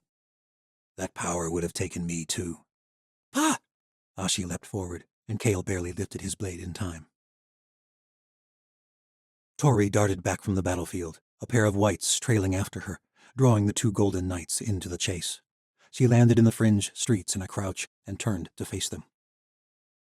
As the first landed, her magic pulsed, and a white vanished. In an instant, it appeared beside the knight, latching its shadowy fingers around his golden armor. But to Tori's shock, nothing happened. The white's dark eyes went wide. The knight turned and cleaved the white in two with one mighty sweep of his godblade. The poor creature's body exploded in shadow, shrouding the knight as tendrils of dark magic latched onto his armor, pulling him down. Tori shot forward, chaos materializing at her fingertips into a dark blade. And before the knight could wrest himself free from the white's shadowy remains, she plunged the blade through the man's neck. There was a wild hiss as she withdrew her weapon, and the knight toppled over. The other Golden Knight landed a short distance off, fear in his eyes as Tori turned on him. Tori charged, her entire body never more alive. Never in all the weeks since Medea had stolen her power had Misha longed more for her Fieri magic. She had never been terribly skilled with the saber. Alec bore a long steel spear. It was heavier than the weapons of the Aleut, and Alec wielded it more slowly. But together they managed to ward off attacks. The legions of light fought bravely, but they were not as well trained as the seasoned troops from the worlds beyond. Misha parried an attack from a Morgothian soldier. The man followed with a quick succession of blows. But Misha only had to hold him off for a second before Alec whipped the butt end of his spear into the back of his head. The man crumpled to the ground. Misha was grateful Alec spared his life. For a moment, it appeared the Empyrean forces might push forward in this section of the battlefield. They were surrounded, but if they could break through on one side, there might be hope for the armies to regroup and face the legions of light in one united front. The ground thundered, and Misha nearly lost her balance. The Empyrean soldiers began to fall back as the towering heads of the Rulaks tore into their ranks, sending soldiers flying with swings from their massive heads. Misha trembled at the sight of them, but she knew this was their moment, their best chance to draw Tori out into the open. One of the incredible beasts eyed them as the Empyrean ranks dropped back around them. It lowered its heads and charged. Misha and Alec held their ground, extending their weapons out in front of them. She had faced one of these beasts before, but she had still wielded her Fieri power, and Tori had been fighting at her side. Now the beast lumbered forward, and Misha could only hope that their gamble would work, that Tori was watching them, that she truly did still care for them, that she hadn't been completely consumed by the force of chaos. The Rulak extended one of its long necks forward, and Misha barely leapt out of the way of its enormous jaws. Alec was not as fortunate. He leapt the wrong direction, colliding with the beast's battering ram of a head. He soared through the air, crashed hard upon the battlefield, and lay still. The beast turned away from Misha and charged at Alec again. Misha screamed, trying to distract the monster. But just as the Rulak reached him, it stopped. There was a flash as a portal appeared, and Asa emerged, extending both her palms outward, each bearing a glowing emerald godstone. The beast lowered its heads and shook with rage, pawing at the ground with thick, clawed feet. Then the beast turned away and charged toward a band of golden knights. Asa trembled at the power she had wielded, the blood tithe taking its toll. Misha felt a chill at the back of her neck, and she knew what it was before she turned. Tori emerged upon the field, the pair of whites at her side. But judging by the darkness in her eyes, Misha suddenly doubted what Cale had seen. There was no humanity left in the gallows girl. Chapter 56. Cale shot through the air, avoiding another ferocious attack from the woman he loved. Ashi was quick, and though she could not fly, the power she possessed allowed her to jump with extraordinary strength and agility. Cale hovered for a moment, and Ashi bounded off the body of a fallen Rulak and leapt to meet him. Their blades clashed, and Cale nearly lost control of his Watcher abilities. "Fight me like a man, Skyblood!" Ashi shouted as she landed upon the earth in a crouch, her saber extended toward him. Cale dropped to the ground, but lowered his own sword. "I don't want to fight you." Ashi stalked toward him. "You betrayed everything Kira gave her life for. You betrayed us all." "You are not yourself, Ashi. None of you are. I don't want to fight you. I want to save you." Ashi glared at him. "I do not need you to save me, Skyblood. I did not need your help in the Red Palace, and I do not need it now." Ashi's eyes diverted to his right for a brief moment.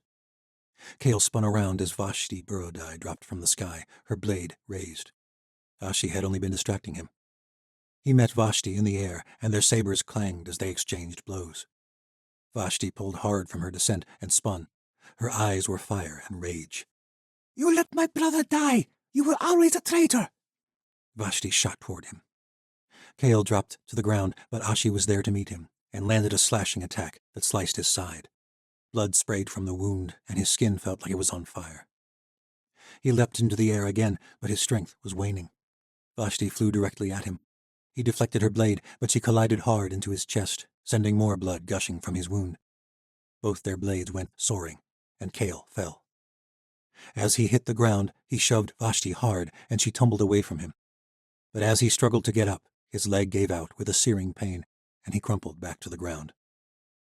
Ashi stood over him, her Ilia blade extending from her sleeve. Asa and Misha stooped over Alec's unmoving form, and Tori filled with rage. "Look what you've done!" Tori shouted. He is not dead, Asa said, her hands checking his wrist for a pulse. Chaos surged within Tori, and she formed her shadow blade in a crackling convalescence of chaos. You turned him against me. He should have been fighting here, at my side. Asa stood to face her, but Misha remained beside Alec. The ancient bore no weapon, but her fists were clenched at her sides, and Tori knew the power hidden there. She would not be fooled. Magic coursed through her entire being in a way it never had when she was a watcher. Shadow wrapped its fingers around her, begging to be unleashed. Asa walked toward her, limping. The blood tithe, Tori thought. She's used the stones too many times. The fool. The time of the ancients is over, Tori said. I ended Medea, and I will end you. She leapt forward, shadow blade extended. To her surprise, Asa did not even resist. Tori's blade plunged through the ancient's chest with a hiss as pure chaos seared her body. Asa collapsed onto the field, eyes wide as Tori withdrew her blade. Gods, no! Misha screamed. Tori braced for an attack, but none came. Surely the ancient could not die so easily. But Asa did not heal. Her chest heaved with labored breaths. Blood poured from the wound, drenching her clothes and bathing the trampled grass around her in crimson. Tori retracted her blade and knelt beside the ancient. You were right, Asa said, her voice barely audible. Tori felt a tug at her heart. Though she hated all that the ancient stood for, there was a part of her that was sad to see Asa dying. Tori nodded. We were right to end the oppression of other worlds over our own. Asa shook her head. No, about the ancients. This will be my last life. But my fight lives on in another. Asa opened her palms. There were no godstones there. The color drained from her face, and her hands shook. Tori jerked back in surprise. What did you do? Asa's eyes closed as she spoke. It was only way worth the sacrifice. The ancient went still. She looked serene as she greeted death for the last time. Still kneeling on the ground, Tori turned. Her mind reeled as she understood what the ancient had done. Alec was standing once more, facing her, and Tori's shadow diminished, her body suddenly weak at the sight of the man she loved, his palms glowing in a brilliant emerald light. Asa's power had become his. Skaya rode hard from the throes of battle, her bear's chest heaving. She leapt from her mount and helped Tori to her feet. But Tori was impaired by no injury. It was utter and complete sorrow. She and Alec were supposed to fight this war side by side, just like they had in the Great White North. If not for Asa, they would have. Her heart pounded with rage. But a voice came to her, reminded her what she had known since the realm of the wellspring. There is no peace without sacrifice. She could not let anyone undo all they had fought for and died for, not even Alec. Tori channeled chaos once more. Misha felt as though she had been the one to be pierced by Tori's shadow blade. Alec gripped her hand fiercely as they turned to face Tori and Skaya. Her heart broke. But there was hope. She understood now what Alec and Asa had planned all along. He had told her his plan before the battle had begun. I will kill her myself if it comes to it. Misha just had to survive a little longer. Skaya approached slowly, her fierce expression softening at the sight of her. I never should have let you go to those other worlds. I should have known better. She lowered her spear and extended her hand. Come back to us, please. Misha could not hold back her tears. She clutched her blade tight. Alec squeezed her hand. Stay alive. Skaya's gaze turned dark. She glanced at Tori, who nodded. Then they both charged. Tori and Alec collided with a flash of light and shadow that shook the ground. Misha staggered forward and met Skaya's blow with shaking hands, barely managing to hold on to her weapon. The battle roiled all around them, smoke and flames, explosions of magic and musket fire, Rulaks and Empyrean soldiers, Watchers and Golden Knights. But all Misha's anger and sorrow at the bloodshed focused into a desperate resolve. She spun, gathering her strength and all her training. She had never wanted to be a warrior. She had never wanted to kill. But she could survive, and if she could keep Skaya fighting long enough, she would save their future. She met Skaya's spear with determined, confident strokes.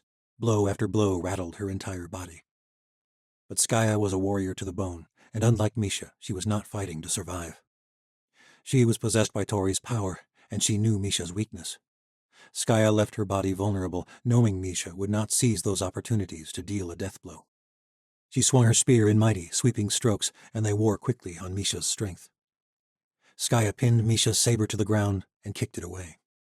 Misha staggered back in horror. But Misha was willing to die for Skaya.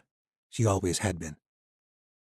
Skaya stepped forward, spear raised, but then she stumbled as the world shook with a mighty shriek. No!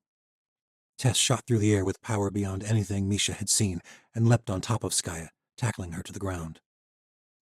Misha reached to her belt and drew the ice-fire blade Skaya had given her before she'd gone to the Empyrean. Tess rolled away from the warrior and drew her dagger, her eyes a raging fire. Skaya raised her spear at the crooked girl, her eyes dark as the northern night. Misha gripped her blade tight. Gods, don't make me do this! Energy formed at Alec's fingertips, emanating from the stones in his palms. Light coalesced and surged in a bolt of magic. Tori leapt to her left, narrowly missing the searing power. Alec let another surge of magic fly. But cold fingers wrapped around Tori's wrist, and a white whisked her out of the way. She appeared behind Alec. He spun, eyes wide, and an explosion of chaos knocked him from his feet. He was strong, but he had no experience with sorcery. Alec rose from the ground on uneasy limbs. Asa might have transferred her power to him, but he was weak from the Rulock attack that had nearly killed him. And the Godstones were taking their toll each time he wielded his magic. It was only a matter of time, Tori thought. Another surge of energy shot toward her, but this time Tori met it, extending her shadow blade. The magic deflected off with an explosive flash that sent him crashing to the ground again. Alec struggled to stand now, his weakness becoming overwhelming. Don't make me kill you, Tori shouted. You must do what is necessary, the voice in her head screamed. Alec answered with another volley of magic, but it was weaker than his last. Tori let chaos fly, a surge of crimson. Their magic clashed and sparked, roiling in the smoke and flame of the battle all around them. A thrum coursed through her as the energy collided, the crimson pressing toward Alec. He gritted his teeth and extended his arms toward her, but his magic was dimming. The crimson energy nearly overtook his emerald light, and Tori felt a pang in her chest. She did not want to do this. You must, for the sake of this world. I am stronger than you, she shouted. Surrender, gods damn you! Alec dropped to his knees with a cry. The crimson nearly reached his hands now, a long flow of chaos overtaking the lesser half of the other. A tear traced down Tori's cheek, but she did not let up. She could not. The force of chaos surged within her, and she pressed harder and harder. The crimson energy struck his chest with concussive force, and he collapsed. Somewhere, a scream filled the battlefield. To Tori's shock, it was her own. She raced across the field to Alec and knelt beside him. His clothes were tattered and smoldering from the impact. She touched his chest. His skin was cold, chaos taking hold of his body just as it had in the shadow cloud. His hand clasped around her own, and she jerked back. His eyes opened faintly. I can save you if you let me, Tori said. Please. Alec smiled. I thought you did. I thought I was overtaken by that power in the shadow cloud, and you cast it out of me. But I was wrong. My people learned to resist the oppression of sorcerers. I saved myself. Your magic has no power over me, Tori. Her heart quickened. She jerked back, but it was too late. Alec's hands surged with one last burst of light. Tori had not realized how cold she'd felt since the Well of Shadows, not until that magic struck her in the chest. Its warmth washed over her entire being in a powerful wave. Somehow it reminded her of the ancestral pools of the Great White North, the way the warmth enveloped her. Alec's eyes were beautiful, shining in the emerald glow of the godstones, just as they once had beneath the lights of Enora. He pulled her close, the surge of magic wrapping around them, lifting them off the ground. It was not until the light in Alec's eyes began to fade that Tori realized what was happening. He was not killing her. His magic was binding itself to her, pushing back against the overwhelming force of chaos within her. The clarity came in a rush as light engulfed her. Alec smiled as he died. Tears filled Tori's eyes as his light pressed back against the darkness that had overtaken her. "I always knew I'd find you," Alec whispered. "My saint." His hands released her, and they both plummeted to the ground. Chapter 57. Ashi's blade hovered at Kale's throat, but it did not pierce his skin. Her wild eyes closed for a moment. When they opened, they were filled with tears as she realized what she had nearly done. The Ilia woman staggered back, clutching her blade to her chest, and turned her back to him. Kale froze as he took in the extraordinary scene. The battle had come to a halt. Rulaks and Nosferati and Watchers, Empyrean soldiers and Golden Knights, all faced toward the eastern end of the battlefield, where a surge of swirling light and shadow shot into the sky like a pillar of fire. A surge of magic rocked the battlefield, sending jarring tremors through Kale's body. All around, soldiers and sorcerers and beasts fell to the ground. Sparks of magic rained down in a blinding light.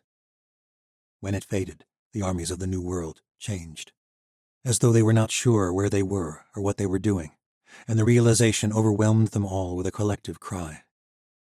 The fields filled with the clamor of dropped weapons as the legions of light laid down their arms, and beasts retreated back toward the safety of the forest and the crooked teeth.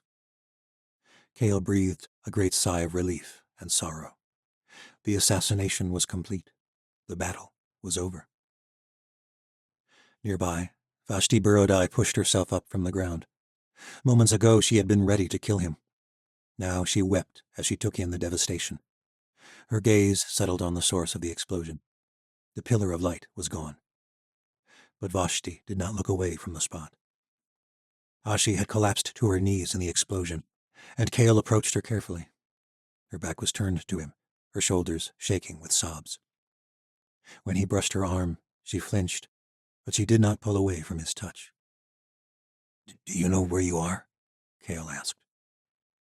Ashi nodded. "I always knew, but it was like I was seeing through different eyes." Kale turned her to face him, but she would not meet his gaze. I almost killed you," she said. Kale smiled. "You cut me up the first time we met. Not that much has changed." Ashi looked up at him, and she could not hold back a smirk. Her brown eyes shone with her tears, and she melted into his arms. Ashi heaved with sobs against his chest. "I am so sorry, Kale." He brushed her cheek and looked deep into her brown eyes. "It's over now." But Ashi held up her hand, and a dark wisp of shadow hovered like a black flame from her fingers. "That power is still here, Kale." The sight sent a pang of fear through him, but Kale clasped her hand, and the dark flame vanished. For a moment it brushed against his skin, cold as a winter sea. "New magic has awakened," Kale said. "Our world can never return to what it once was, but you can learn to wield it, just like the Watchers wield our own." "You should fear me." Ashi tried to pull away, but Kale held fast. "I've always feared you, Ashi Burodai, because you are the fiercest woman I've ever known. But I know you can learn to control this new—" But he did not finish. Ashi pressed her lips against his own, and despite her coldness, he was filled with warmth and light. And Kale knew they would survive whatever was to come, so long as they were together. Chapter 58. Long streams of soldiers marched through the windows in the fabric of the world as the armies of the Empyrean slowly withdrew through their portals. The fields of the fringes were muddied with blood and strewn with bodies, but the war between the worlds was over. The new leaders of the Empire of Light made their way toward the portals to convene with the invaders one last time. Vashti Burodai of the Yanavi, Ren and Ovir of Osha, Skaya Dulbaruk of the Aleut clans, Gar Ezra of Fair. Even Malak, the grand scion of Malai, was present, along with Kale, Ashi, Tess, and Misha. For the first time, Misha no longer questioned her place at such a council. Her heart was heavy as she watched the Medici scurrying amongst the wounded. Misha gripped Skaya's hand fiercely as they took their seats within Shalon and Desimire's tent. Tess gripped her other hand. If not for the crooked girl, Misha would likely be dead. But there was a glimmer of hope, a future yet to be determined. And Misha prayed it all would be worth the sacrifice. "Your world has changed more in the last year than most worlds see in centuries," said Shalon, addressing them all. "It very nearly led to your destruction." "The wellspring is forever changed," said the grand scion. The young boy's expression bore the heavy resolve she found in herself. His nation had lost much too, but they would need him to lead Malai into this third world. "The death of the gallows girl may have freed the minds of those who were bound to her," Shalon said. "The force of magic in Altheris is now split. Both halves of the wellspring flow freely, and it will be for you to decide how you will proceed. Already there are some amongst you who have gained new power through the emergence of chaos, and I suspect many more will emerge in the coming years." "Can't it be suppressed again?" Vashti asked. Malak shook his head. "One brick removed in the right place can bring a dammed river crashing through a valley, destroying everything in its path. But to dam that river up again requires long and arduous labor, lasting many years." "It is possible you may learn to achieve such an endeavor," Shalon said. "For now, you will have to seek balance. All the worlds are caught in this act, forever hovering between creation and destruction." "We cannot do this alone," Misha said. Empress Desimire stepped forward. "The Empyrean will send no more armies to this world. Your fate now rests in your own hands, but we may offer guidance. It is our hope that one amongst you will serve on the Empyrean Council as an ambassador from the world of Altheris. And it is my personal persuasion that there is none better suited to this task than you, Misha Sufai." Vashti, Skaya, and Ren all nodded their agreement. Misha was so stunned she did not know what to think. "Would I—" "There would be no reason for you to abandon your world," Desimire said. Misha took a deep breath. For so long she had hoped to be able to escape the weight of the responsibilities that had been thrust upon her. She was so weary of the wars and bloodshed. But she understood now. Her place was here, in the midst of it all. She locked eyes with Skaya for a moment, and the warrior nodded. The wake of the battle had left them both shaken to their cores, but now it left them only more determined to make their future a reality, to live and love in days of peace. Misha could not bear the thought of the world turning dark the way it had after the Well of Shadows was unleashed, and she would do everything in her power to help her people find balance with the forces in their world. Misha stepped forward and clasped the Empress's hand. "I would be honored to serve my world in that way." Shalon nodded. "Your people, they will not remember all that happened on this battlefield, at least not in the way you will." "What do you mean?" Vashti asked. "Your histories are already filled with tales of invaders from across the seas." "You mean the aliens?" said Skyan. Shalon nodded. "The true history of the alien invasion is not as simple as it might seem. This is not the first time the Empyrean has sent an army to this place." "The aliens came to help us?" Misha asked. "It is never so simple, any more than it is simple now. The fate of all worlds are intertwined, but the weight of that knowledge is best reserved for a select few. The people of Altheris will move on with their lives. They will remember a beloved saint who laid down her life protecting them from a mysterious army of sorcerers and invaders from a lost continent. And there is beauty in that. It will lay the foundation for what becomes of the next age of your world." Shalon and Desimire and the other members of the Empyrean bowed to them. Then they all exited the tent. The Empyrean armies had vanished now, and all the portals were sealed shut. "We will be watching the third world of Altheris with much interest," Desimire said. "But I believe there are good leaders among you, and that is a start." One golden knight remained, bearing his shimmering godstone blade. With a flourish, he opened a final portal. The other side no longer led to the plains of the necropoli. Misha could make out the expanse of the floating islands of Cinthra through a window of mist. But how will I be able to reach you? Misha asked. Desimire smiled. The way station remains open for now, and you already have the Godstones. The members of the Empyrean stepped into the world of Cinthra, and the portal vanished with a flash of the knight's godblade. All turned to Misha. She extended the emerald stones for them to see, the same ones that Asa had given to Alec. They both vanished, Vashti said, realization dawning. in the middle of the battle. In an explosion of magic, Misha said, a smile spreading across her face.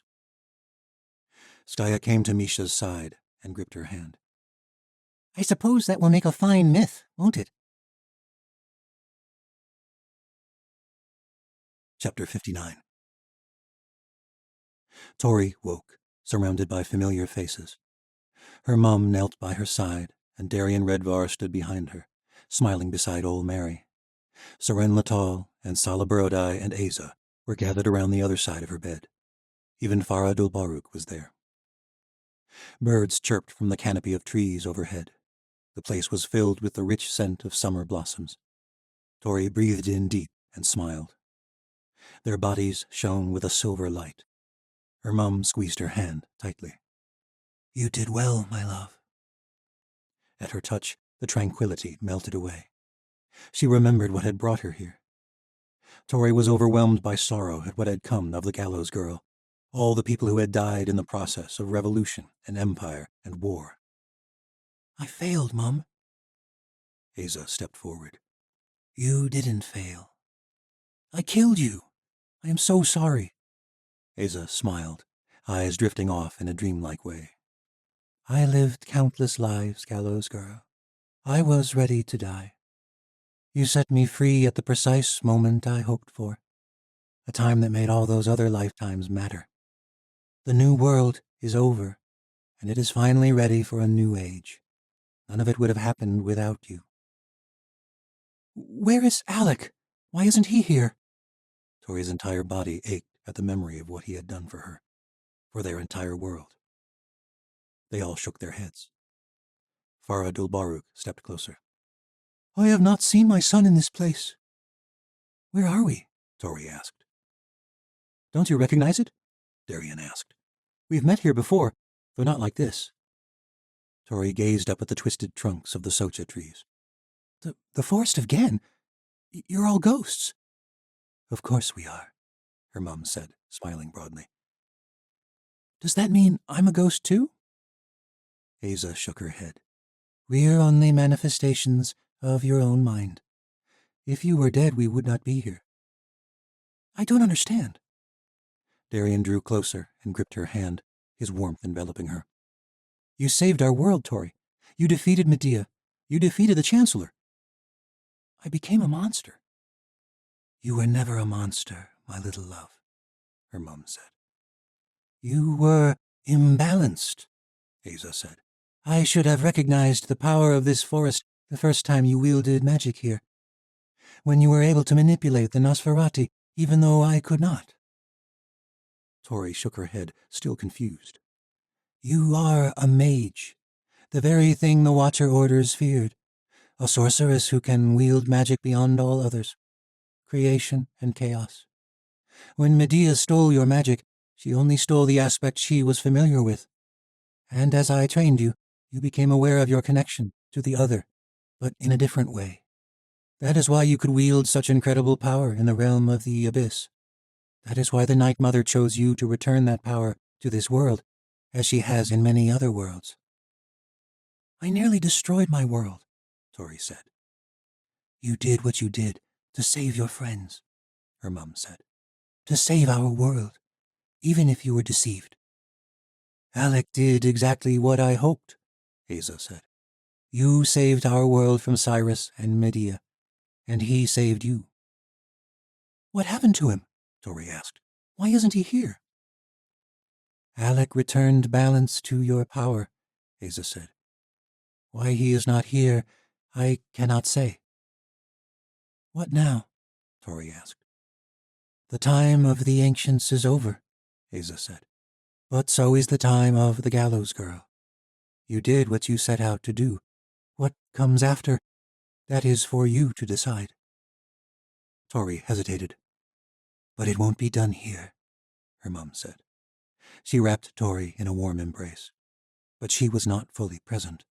None of them were, just like the ghosts in the Aleut Temple in the Ice City.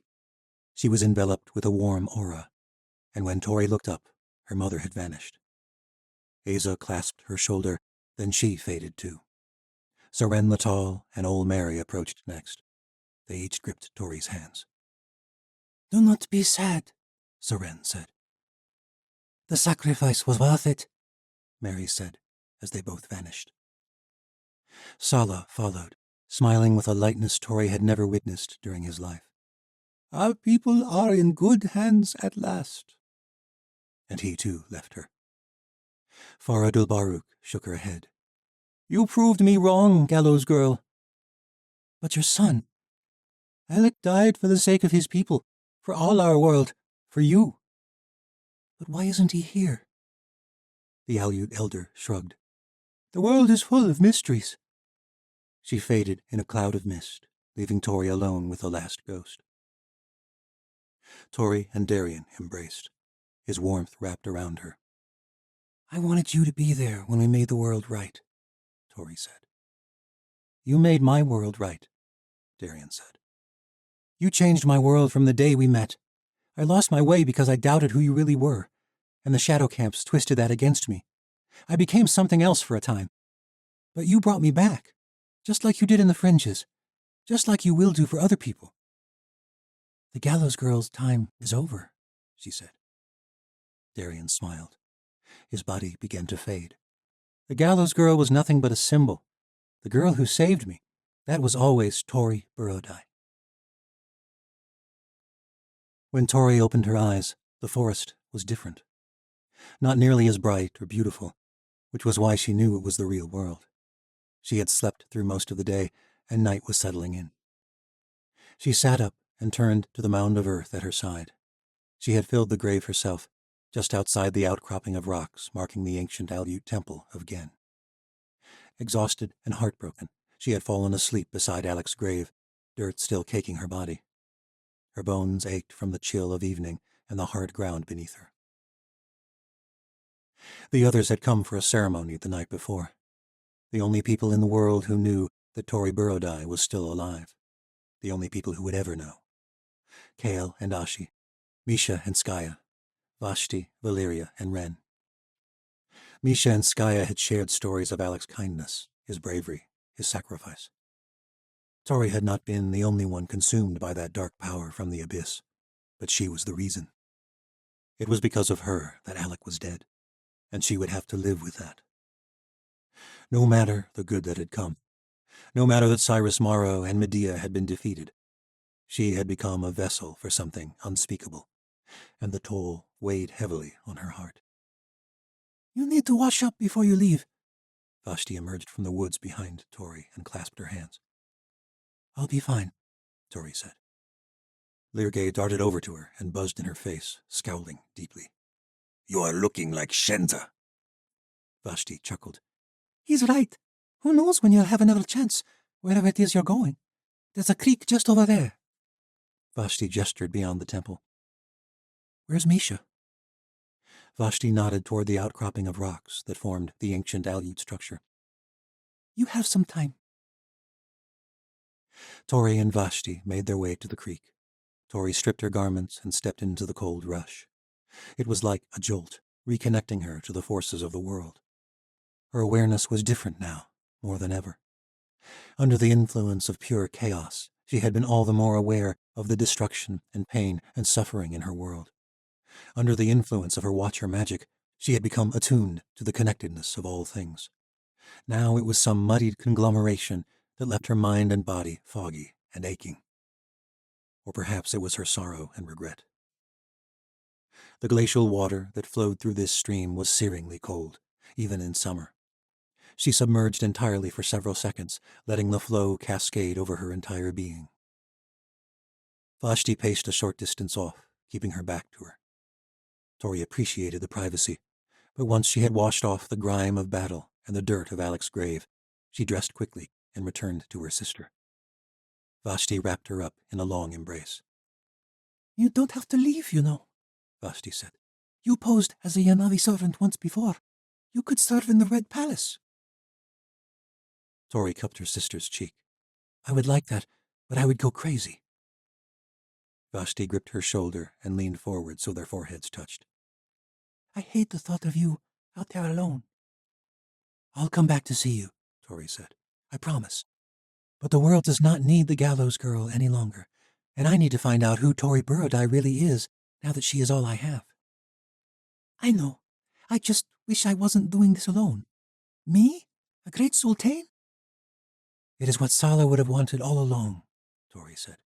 "And you'll have Ashi and Kale to help you lead, and Skaya and Misha and Ren, and—" "The Empire of Light is over." "I know." "The nations are disbanding. There will be unity and peace for now, but—" "You won't be alone, sister." "This will be an entirely new world we are building," Vashti said. "I never thought I would help lead it." Tori pulled back and gripped her hand. "I believe you will be just the sort of leader this world needs, and I look forward to seeing the third world in your hands." When they returned to the temple, they found Misha kneeling at Alec's grave. She stood as they approached, and Misha pulled Tori into a tight embrace. "I thought when this was over, we were going to stop saying goodbye," Misha said. Tori buried her head in her best friend's shoulder. Misha held her tight. "I suppose that was always going to be wishful thinking, wasn't it?" "I suspect so," Tori said. "Doesn't make me hate it any less." Tori leaned back and looked in Misha's eyes. "I couldn't have made it through without you, Misha. Not through the Watchtower, or the Great White North, or this, now." Misha pulled away and gestured to a trunk of clothes she and Vashti had brought with them. "We brought some things for all climates."